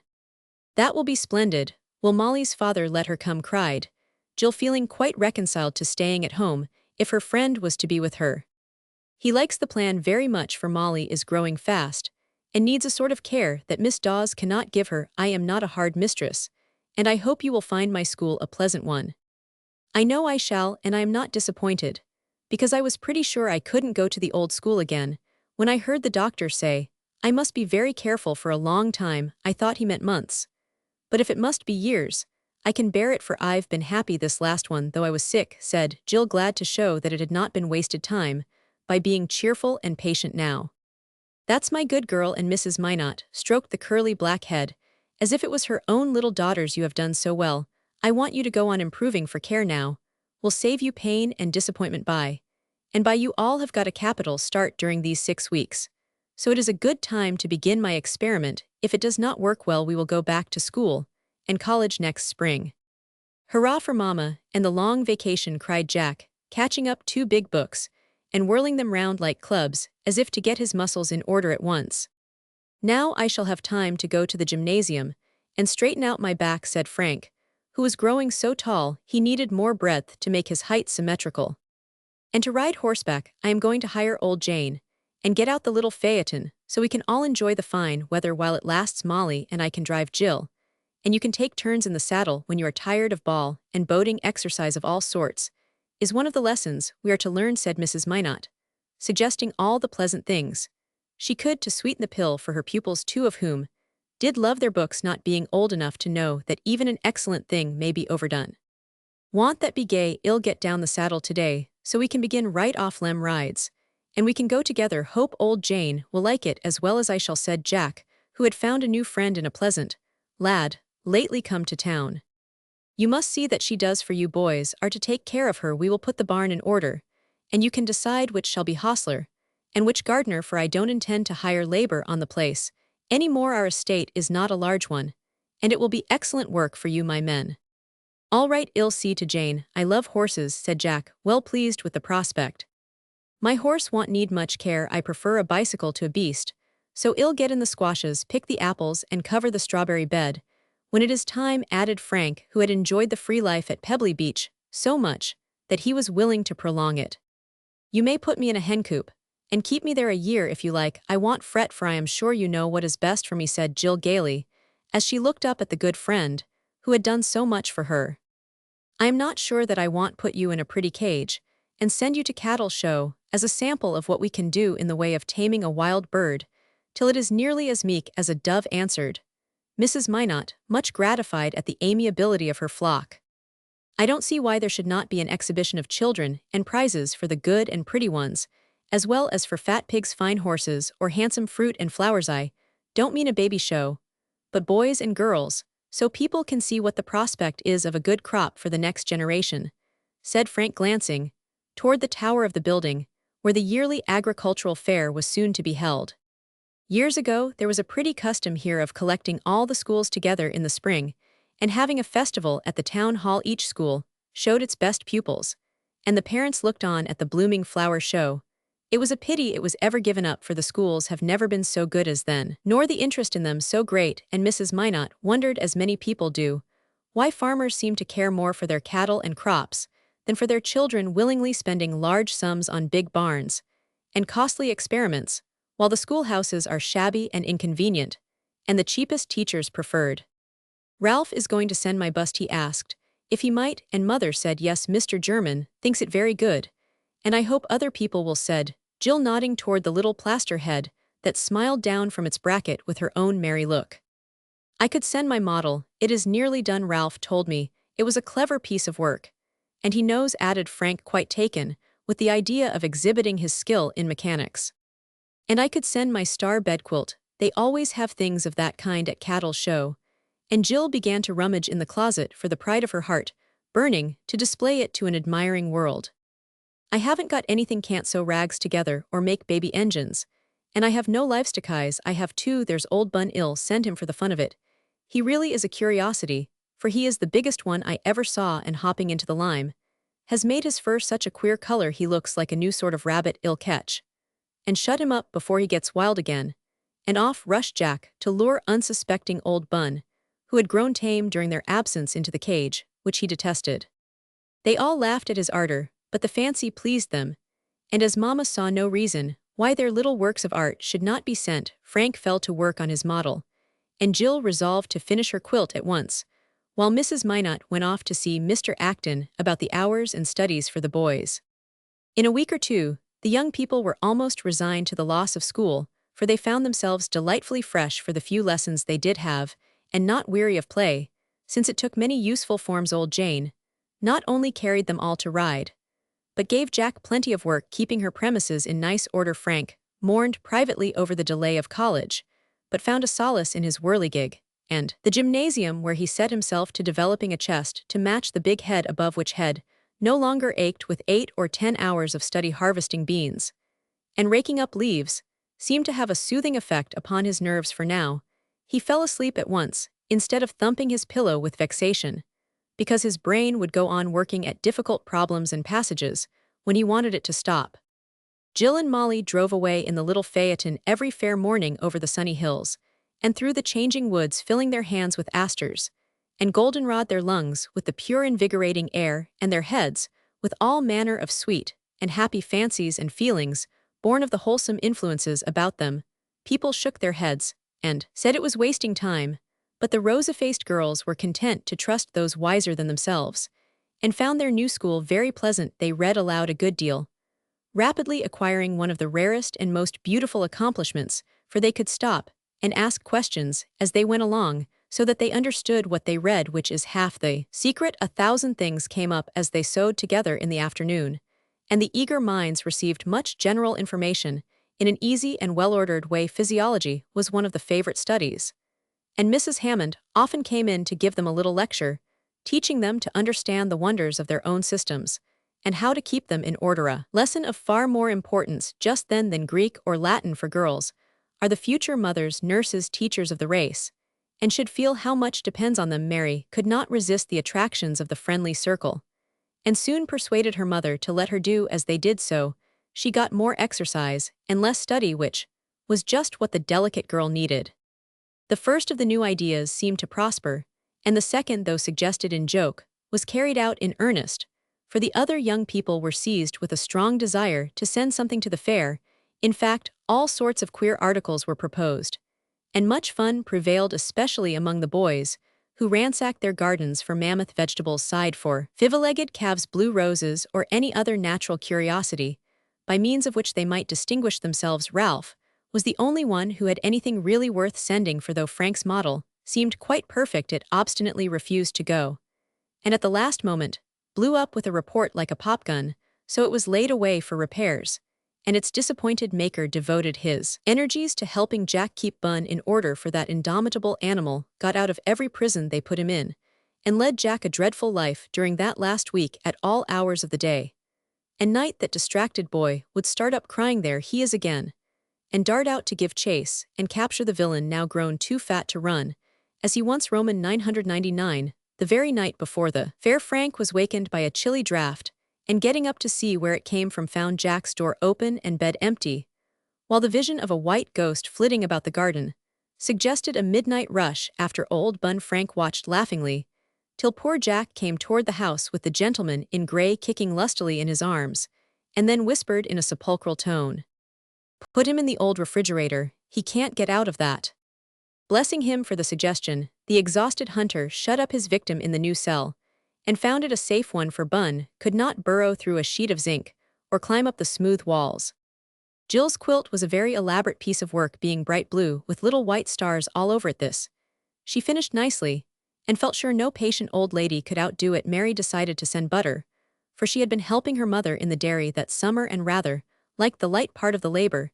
She knew it would please her very much if she chose that instead of wild flowers, so she practiced molding the yellow pats into pretty shapes that it might please both eye and taste. Molly declared she would have a little pen, and put Boo in it as the prize fat boy, a threat which so alarmed the innocent that he ran away, and was found 2 or 3 miles from home asleep under the wall with 2 seed cakes and a pair of socks done up in a bundle. Being with difficulty convinced that it was a joke, he consented to return to his family, but was evidently suspicious, till Molly decided to send her cats, and set about preparing them for exhibition. The Minot's deserted bunny house was rather large, but as cats cannot be packed as closely as much-enduring sheep, Molly borrowed this desirable family mansion, and put her darlings into it, where they soon settled down, and appeared to enjoy their new residence. It had been scrubbed up, and painted red cushions and plates put in, and 2 American flags adorned the roof, being barred all round. A fine view of the happy family could be had, now 12 in number, as Molasses had lately added 3 white kits to the varied collection.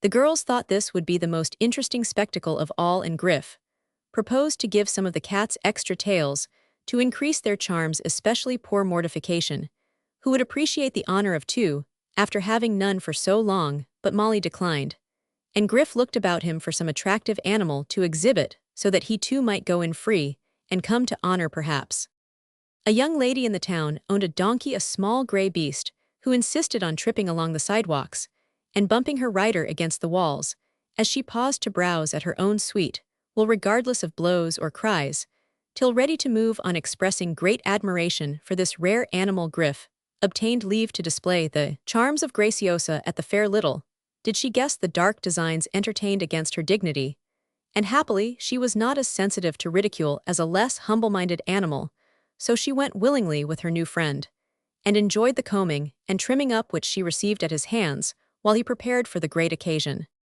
When the morning of September 28th arrived, the town was all astir, and the fair ground a lively scene. The air was full of the lowing of cattle, the tramp of horses, squealing of indignant pigs, and clatter of tongues, as people and animals streamed in at the great gate, and found their proper places. Our young folks were in a high state of excitement as they rumbled away with their treasures. In a haycart, the bunny house might have been a cage of tigers, so rampant were the cats at this new move. Old Bun, in a small box, brooded over the insult of the refrigerator, and looked as fierce as a rabbit could. Gus had a coop of rare fowls who clucked wildly all the way, while Ralph, with the bust in his arms, stood up in front, and Jill and Molly bore the precious bedquilt as they sat behind. These objects of interest were soon arranged, and the girls went to admire Mary's golden butter cups among the green leaves, under which lay the ice that kept the pretty flowers fresh. The boys were down below, where the cackling was very loud, but not loud enough to drown the sonorous bray, which suddenly startled them as much as it did the horses outside. A shout of laughter followed, and away went the lads to see what the fun was, while the girls ran out on the balcony, as someone said, "It's that rogue of a Griff with some new joke."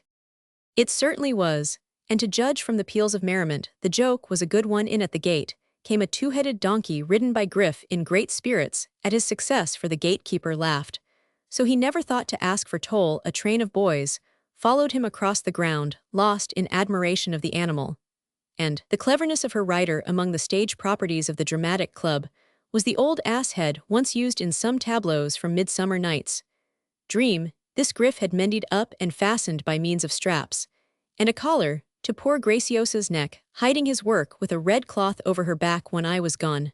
But the other still opened and shut, and the long ears wagged by means of strings, which he slyly managed with the bridle.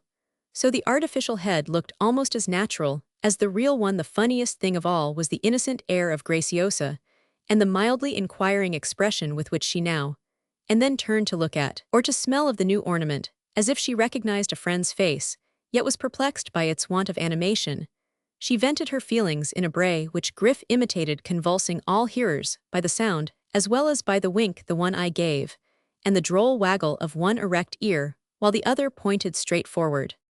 The girls laughed so at the ridiculous sight that they nearly fell over the railing, and the boys were in ecstasies, especially when Griff, emboldened by his success, trotted briskly round the racecourse, followed by the cheers of the crowd. Excited by the noise, Graciosa did her best, till the false head, loosened by the rapid motion, slipped round under her nose, causing her to stop so suddenly that Griff flew off, alighting on his own head, with a violence which would have killed any other boy sobered by his downfall. He declined to mount again, but led his steed to repose in a shed, while he rejoined his friends, who were waiting impatiently to congratulate him on his latest and best prank.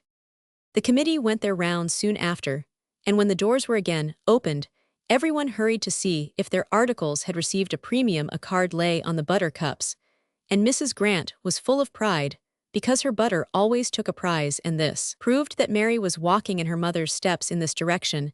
At least another card swung from the blue quilt, for the kindly judges knew who made it, and were glad to please the little girl, though several others as curious, but not so pretty, hung near by. The cats were admired, but as they were not among the animals usually exhibited, there was no prize awarded. Gus hoped his hens would get one, but somebody else outdid him, to the great indignation of Laura and Lottie, who had fed the white biddies faithfully for months. Jack was sure his rabbit was the biggest there, and went eagerly to look for his premium, but neither card nor bun were to be seen, for the old rascal had escaped for the last time, and was never seen again, which was a great comfort to Jack, who was heartily tired of him.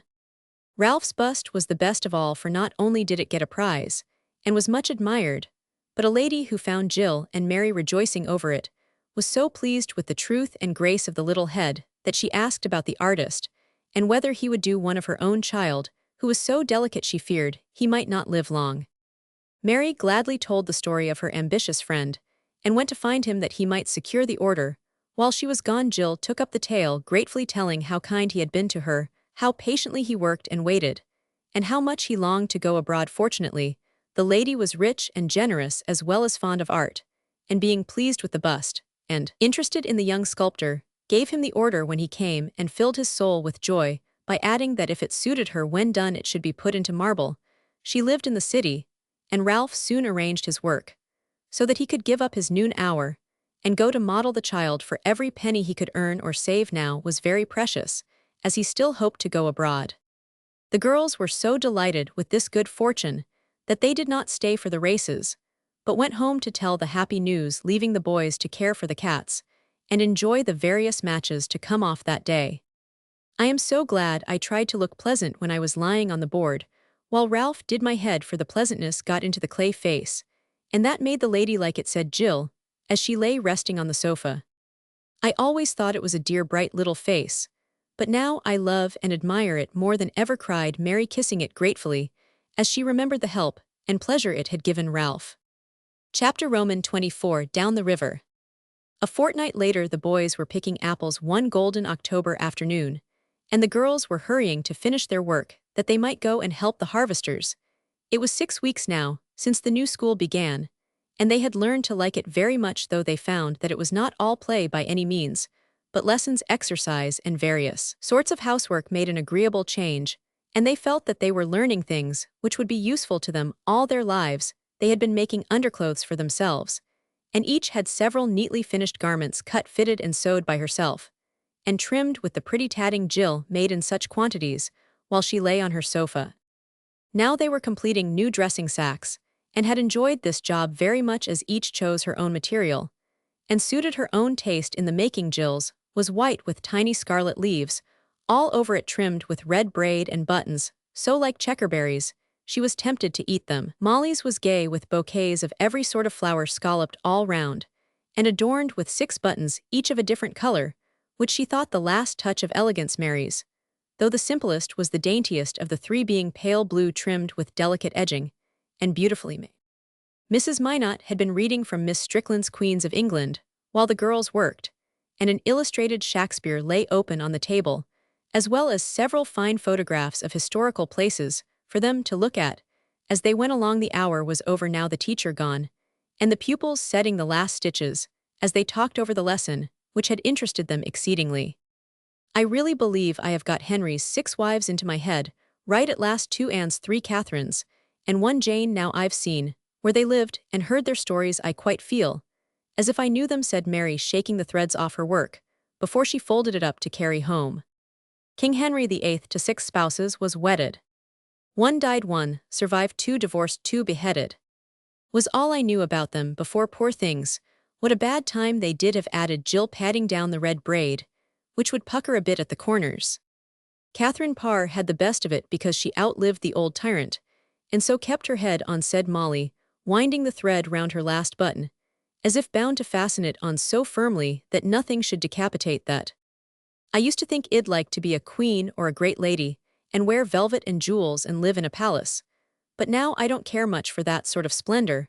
I like to make things pretty at home, and know that they all depend on me and love me very much. Queens are not happy, and I am, said Mary, pausing to look at Anne Hathaway's cottage as she put up the picture, and to wonder if it was very pleasant to have a famous man for one's husband. I guess your missionarying has done you good. Mine has, and I am getting to have things my own way more and more every day. Miss Bat is so amiable, I hardly know her, and father tells her to ask Miss Molly when she goes to him for orders. Isn't that fun, laughed Molly in high glee at the agreeable change. I like it ever so much, but I don't want to stay so all my days. I mean to travel, and just as soon as I can I shall take Boo and go all round the world and see everything, she added, waving her gay sack as if it were the flag she was about to nail to the masthead of her ship. Well, I should like to be famous in some way, and have people admire me very much. I'd like to act or dance or sing, or be what I heard the ladies at Pebbly Beach call a queen of society. But I don't expect to be anything, and I am not going to worry. I shall not be a Lucinda, so I ought to be contented and happy all my life, said Jill, who was very ambitious in spite of the newly acquired meekness, which was all the more becoming because her natural liveliness often broke out like sunshine through a veil of light clouds. If the 3 girls could have looked forward 10 years, they would have been surprised to see how different a fate was theirs from the one each had chosen, and how happy each was in the place she was called to fill. Mary was not making the old farmhouse pretty, but living in Italy with a young sculptor for her husband, and beauty, such as she never dreamed of. All about her, Molly was not traveling round the world, but contentedly keeping house for her father and still watching over Boo, who was becoming her pride and joy as well as care. Neither was Jill a famous woman, but a very happy and useful one, with the 2 mothers leaning on her. As they grew old, the young men better for her influence over them, many friends to love and honor her, and a charming home, where she was queen by right of her cheery spirit, grateful heart, and unfailing devotion to those who had made her what she was. If any curious reader, not content with this peep into futurity, asks, did Molly and Jill ever marry, we must reply, for the sake of peace, Molly remained a merry spinster all her days, one of the independent, brave, and busy creatures, of whom there is such need in the world, to help take care of other people's wives and children, and do the many useful jobs that the married folk have no time for. Jill certainly did wear a white veil on the day she was 25, and called her husband Jack. Further than that we cannot go, except to say that this leap did not end in a catastrophe like the first one they took together. That day, however, they never dreamed of what was in store for them, but chattered away as they cleared up the room, and then ran off ready for play, feeling that they had earned it by work well done.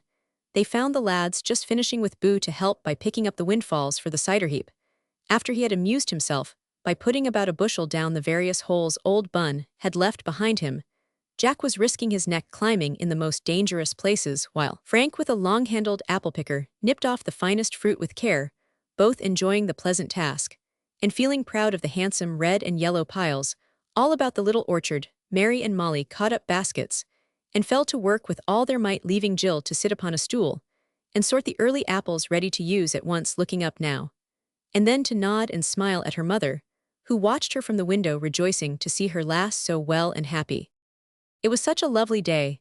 They all felt its cheerful influence, for the sun shone bright and warm, the air was full of an invigorating freshness, which soon made the girls' faces look like rosy apples, and their spirits, as gay as if they had been stealing sips of new cider through a straw. Jack whistled like a blackbird as he swung and bumped about. Frank orated and joked merry, and Molly ran races to see who would fill and empty fastest, and Jill sung to Boo, who reposed in a barrel exhausted with his labors.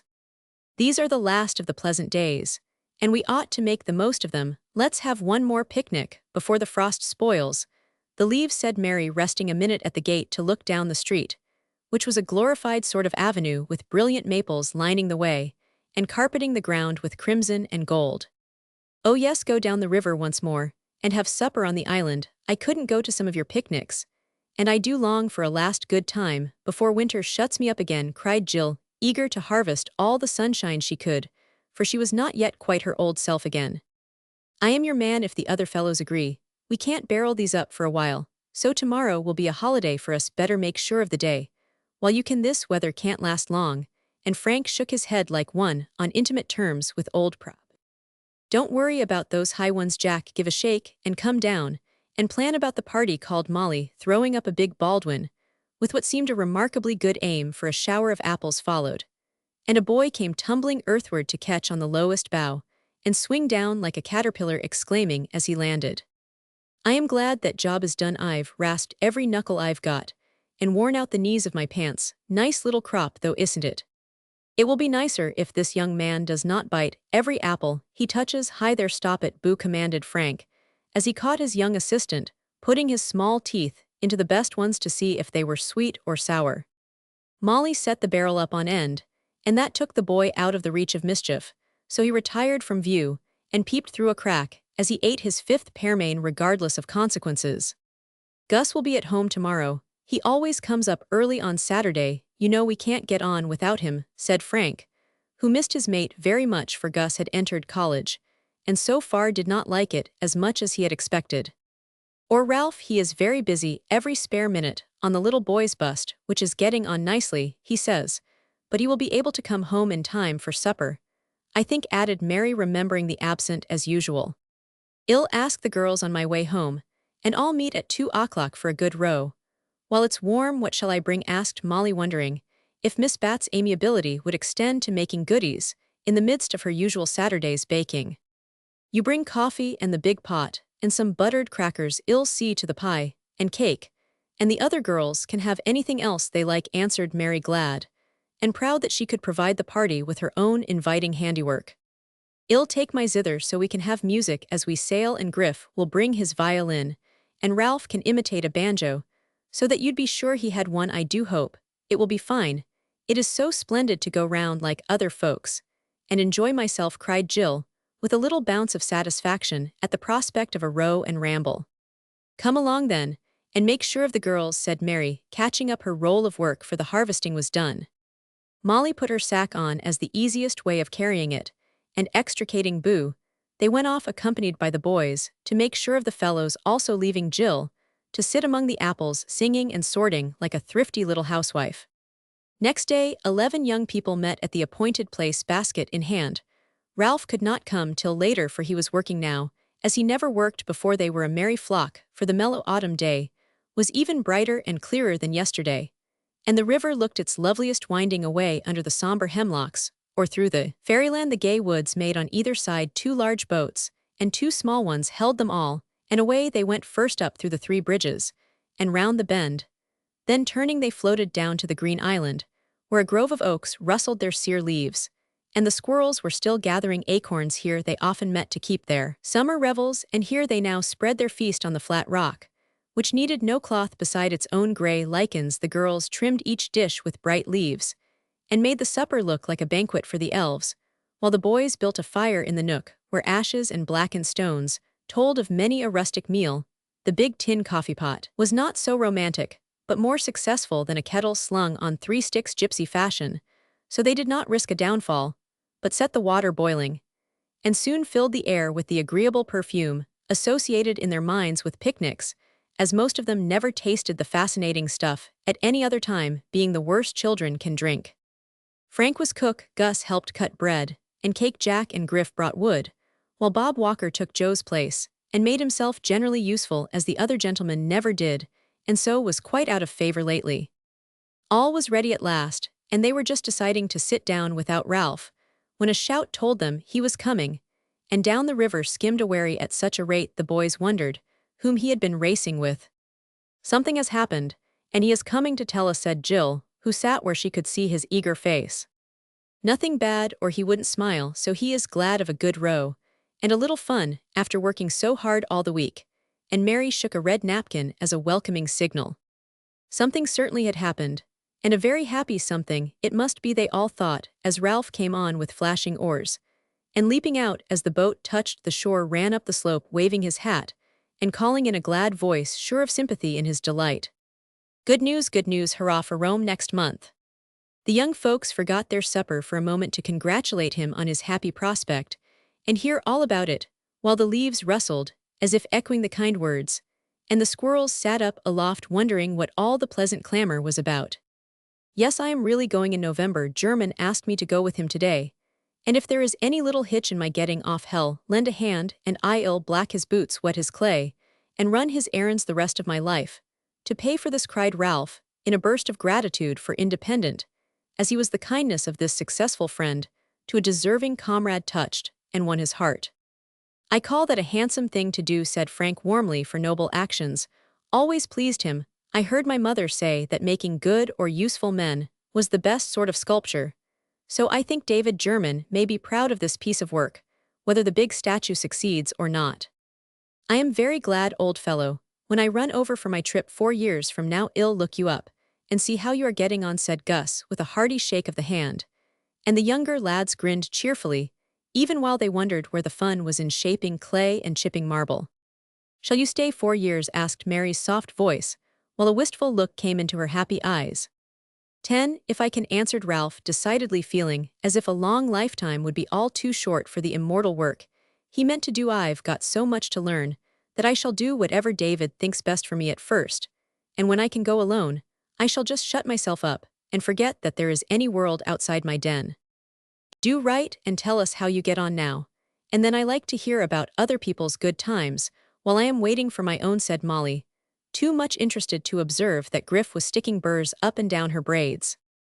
"Of course I shall write to some of you, but you must expect any great things for years, yet people don't grow famous in a hurry, and it takes a deal of hard work even to earn your bread and butter, as y'all find, if you ever try it," answered Ralph, sobering down a little, as he remembered the long and steady effort it had taken to get even so far. "Speaking of bread and butter reminds me that we'd better eat ours before the coffee gets quite cold," said Annette, for Mary seemed to have forgotten that she had been chosen to play matron, as she was the oldest. The boys seconded the motion, and for a few minutes supper was the all-absorbing topic as the cups went round, and the goodies vanished rapidly, accompanied by the usual mishaps, which make picnic meals such fun. Ralph's health was drunk with all sorts of good wishes, and such splendid prophecies were made that he would have far surpassed Michelangelo if they could have come true. Griff gave him an order on the spot for a full-length statue of himself, and stood up to show the imposing attitude in which he wished to be taken, but unfortunately slipped, and fell forward with one hand in the custard pie, the other clutching wildly at the coffee pot, which inhospitably burnt his fingers. "I think I grasp the idea, and will be sure to remember not to make your hair blow one way, and the tails of your coat another, as a certain sculptor made those of a famous man," laughed Ralph, as the fallen hero scrambled up amidst general merriment. "Will the little bust be done before you go?" asked Jill, anxiously, feeling a personal interest in the success of that order. "Yes, I've been hard at it every spare minute I could get, and have a fortnight more. It suits Mrs. Lennox, and she will pay well for it, so I shall have something to start with, though I haven't been able to save much. I am to thank you for that, and I shall send you the first pretty thing I get hold of," answered Ralph, looking gratefully at the bright face, which grew still brighter as Jill exclaimed, "I do feel so proud to know a real artist, and have my bust done by him. I only wish I could pay for it as Mrs. Lennox does, but I haven't any money, and you don't need the sort of things I can make," she added, shaking her head, as she thought over knit slippers, wall pockets, and crochet in all its forms as offerings to her departing friend. You can write often and tell me all about everybody, for I shall want to know, and people will soon forget me when I am gone, said Ralph, looking at Mary, who was making a garland of yellow leaves for Juliet's black hair. Jill promised and kept her word, but the longest letters went from the farmhouse on the hill, though no one knew the fact till long afterward. Mary said nothing now, but she smiled with a pretty color in her cheeks and was very much absorbed in her work while the talk went on. I wish I was 20 and going to seek my fortune as you are, said Jack, and the other boys agreed with him, for something in Ralph's new plans and purposes roused the manly spirit in all of them, reminding them that playtime would soon be over and the great world before them where to choose. It is easy enough to say what you'd like, but the trouble is you have to take what you can get and make the best of it, said Gus, whose own views were rather vague as yet. No, you don't always. You can make things go as you want them, if you only try hard enough and walk right over whatever stands in the way. I don't mean to give up my plans for any man, but if I live ill, carry them out, you see. If I don't. And Frank gave the rock, where he lay, a blow with his fist that sent the acorns flying all about. One of them hit Jack, and he said sorrowfully, as he held it in his hand so carefully, it was evident he had some association with it. Ed used to say that, and he had some splendid plans, but they didn't come to anything. Perhaps they did. Who can tell? Do your best while you live, and I don't believe anything good is lost, whether we have it a long or a short time, said Ralph, who knew what a help and comfort high hopes were, and how they led to better things if worthily cherished. A great many acorns are wasted, I suppose, but some of them sprout and grow, and make splendid trees, added Mary, feeling more than she knew how to express, as she looked up at the oaks overhead. Only 7 of the party were sitting on the knoll now, for the rest had gone to wash the dishes and pack the baskets down by the boats. Jack and Jill, with the 3 elder boys, were in a little group, and as Mary spoke, Gus said to Frank, "Did you plant yours?" "Yes, on the lawn, and I mean it shall come up if I can make it," answered Frank gravely. "I put mine where I can see it from the window, and not forget to water and take care of it," added Jack, still turning the pretty brown acorn to and fro as if he loved it. "What do they mean?" whispered Mary to Jill, who was leaning against her knee to rest. The boys were walking in the cemetery last Sunday, as they often do, and when they came to Ed's grave, the place was all covered with little acorns from the tree that grows on the bank. They each took up some as they stood talking, and Jack said he should plant his, for he loved Ed very much. "You know, the others said they would too, and I hope the trees will grow, though we don't need anything to remember him by," answered Jill, in a low tone, thinking of the pressed flowers the girls kept for his sake. The boys heard her, but no one spoke for a moment as they sat looking across the river, toward the hill where the pines whispered their lullabies and pointed heavenward, steadfast and green, all the year round. None of them could express the thought that was in their minds as Jill told the little story, but the act and the feeling that prompted it were perhaps as beautiful an assurance as could have been given that the dear dead boy's example had not been wasted, for the planting of the acorns was a symbol of the desire budding in those young hearts to be what he might have been, and to make their lives nobler for the knowledge and the love of him. "It seems as if a great deal had happened this year," said Mary in a pensive tone, for this quiet talk just suited her mood. "So I say, for there's been a Declaration of Independence and a revolution in our house, and I am Commander-in-Chief now, and don't I like it?" cried Molly, complacently surveying the neat new uniform she wore of her own choosing. "I feel as if I never learned so much in my life as I have since last December, and yet I never did so little," added Jill, wondering why the months of weariness and pain did not seem more dreadful to her. "Well, pitching on my head seems to have given me a good shaking up somehow, and I mean to do great things next year in better ways than breaking my bones coasting," said Jack with a manly air. "I feel like a Siamese twin without his mate, now you are gone, but I am under orders for a while, and mean to do my best. Guess it won't be lost time," and Frank nodded at Gus, who nodded back with the slightly superior expression all freshmen wear. "Hope you won't find it so. My work is all cut out for me, and I intend to go in and win, though it is more of a grind than you fellows know. I am sure I have everything to be grateful for. It won't be plain sailing, I don't expect it, but if I live ill, do something to be proud of," said Ralph, squaring his shoulders as if to meet and conquer all obstacles as he looked into the glowing west, which was not fairer than his ambitious dreams.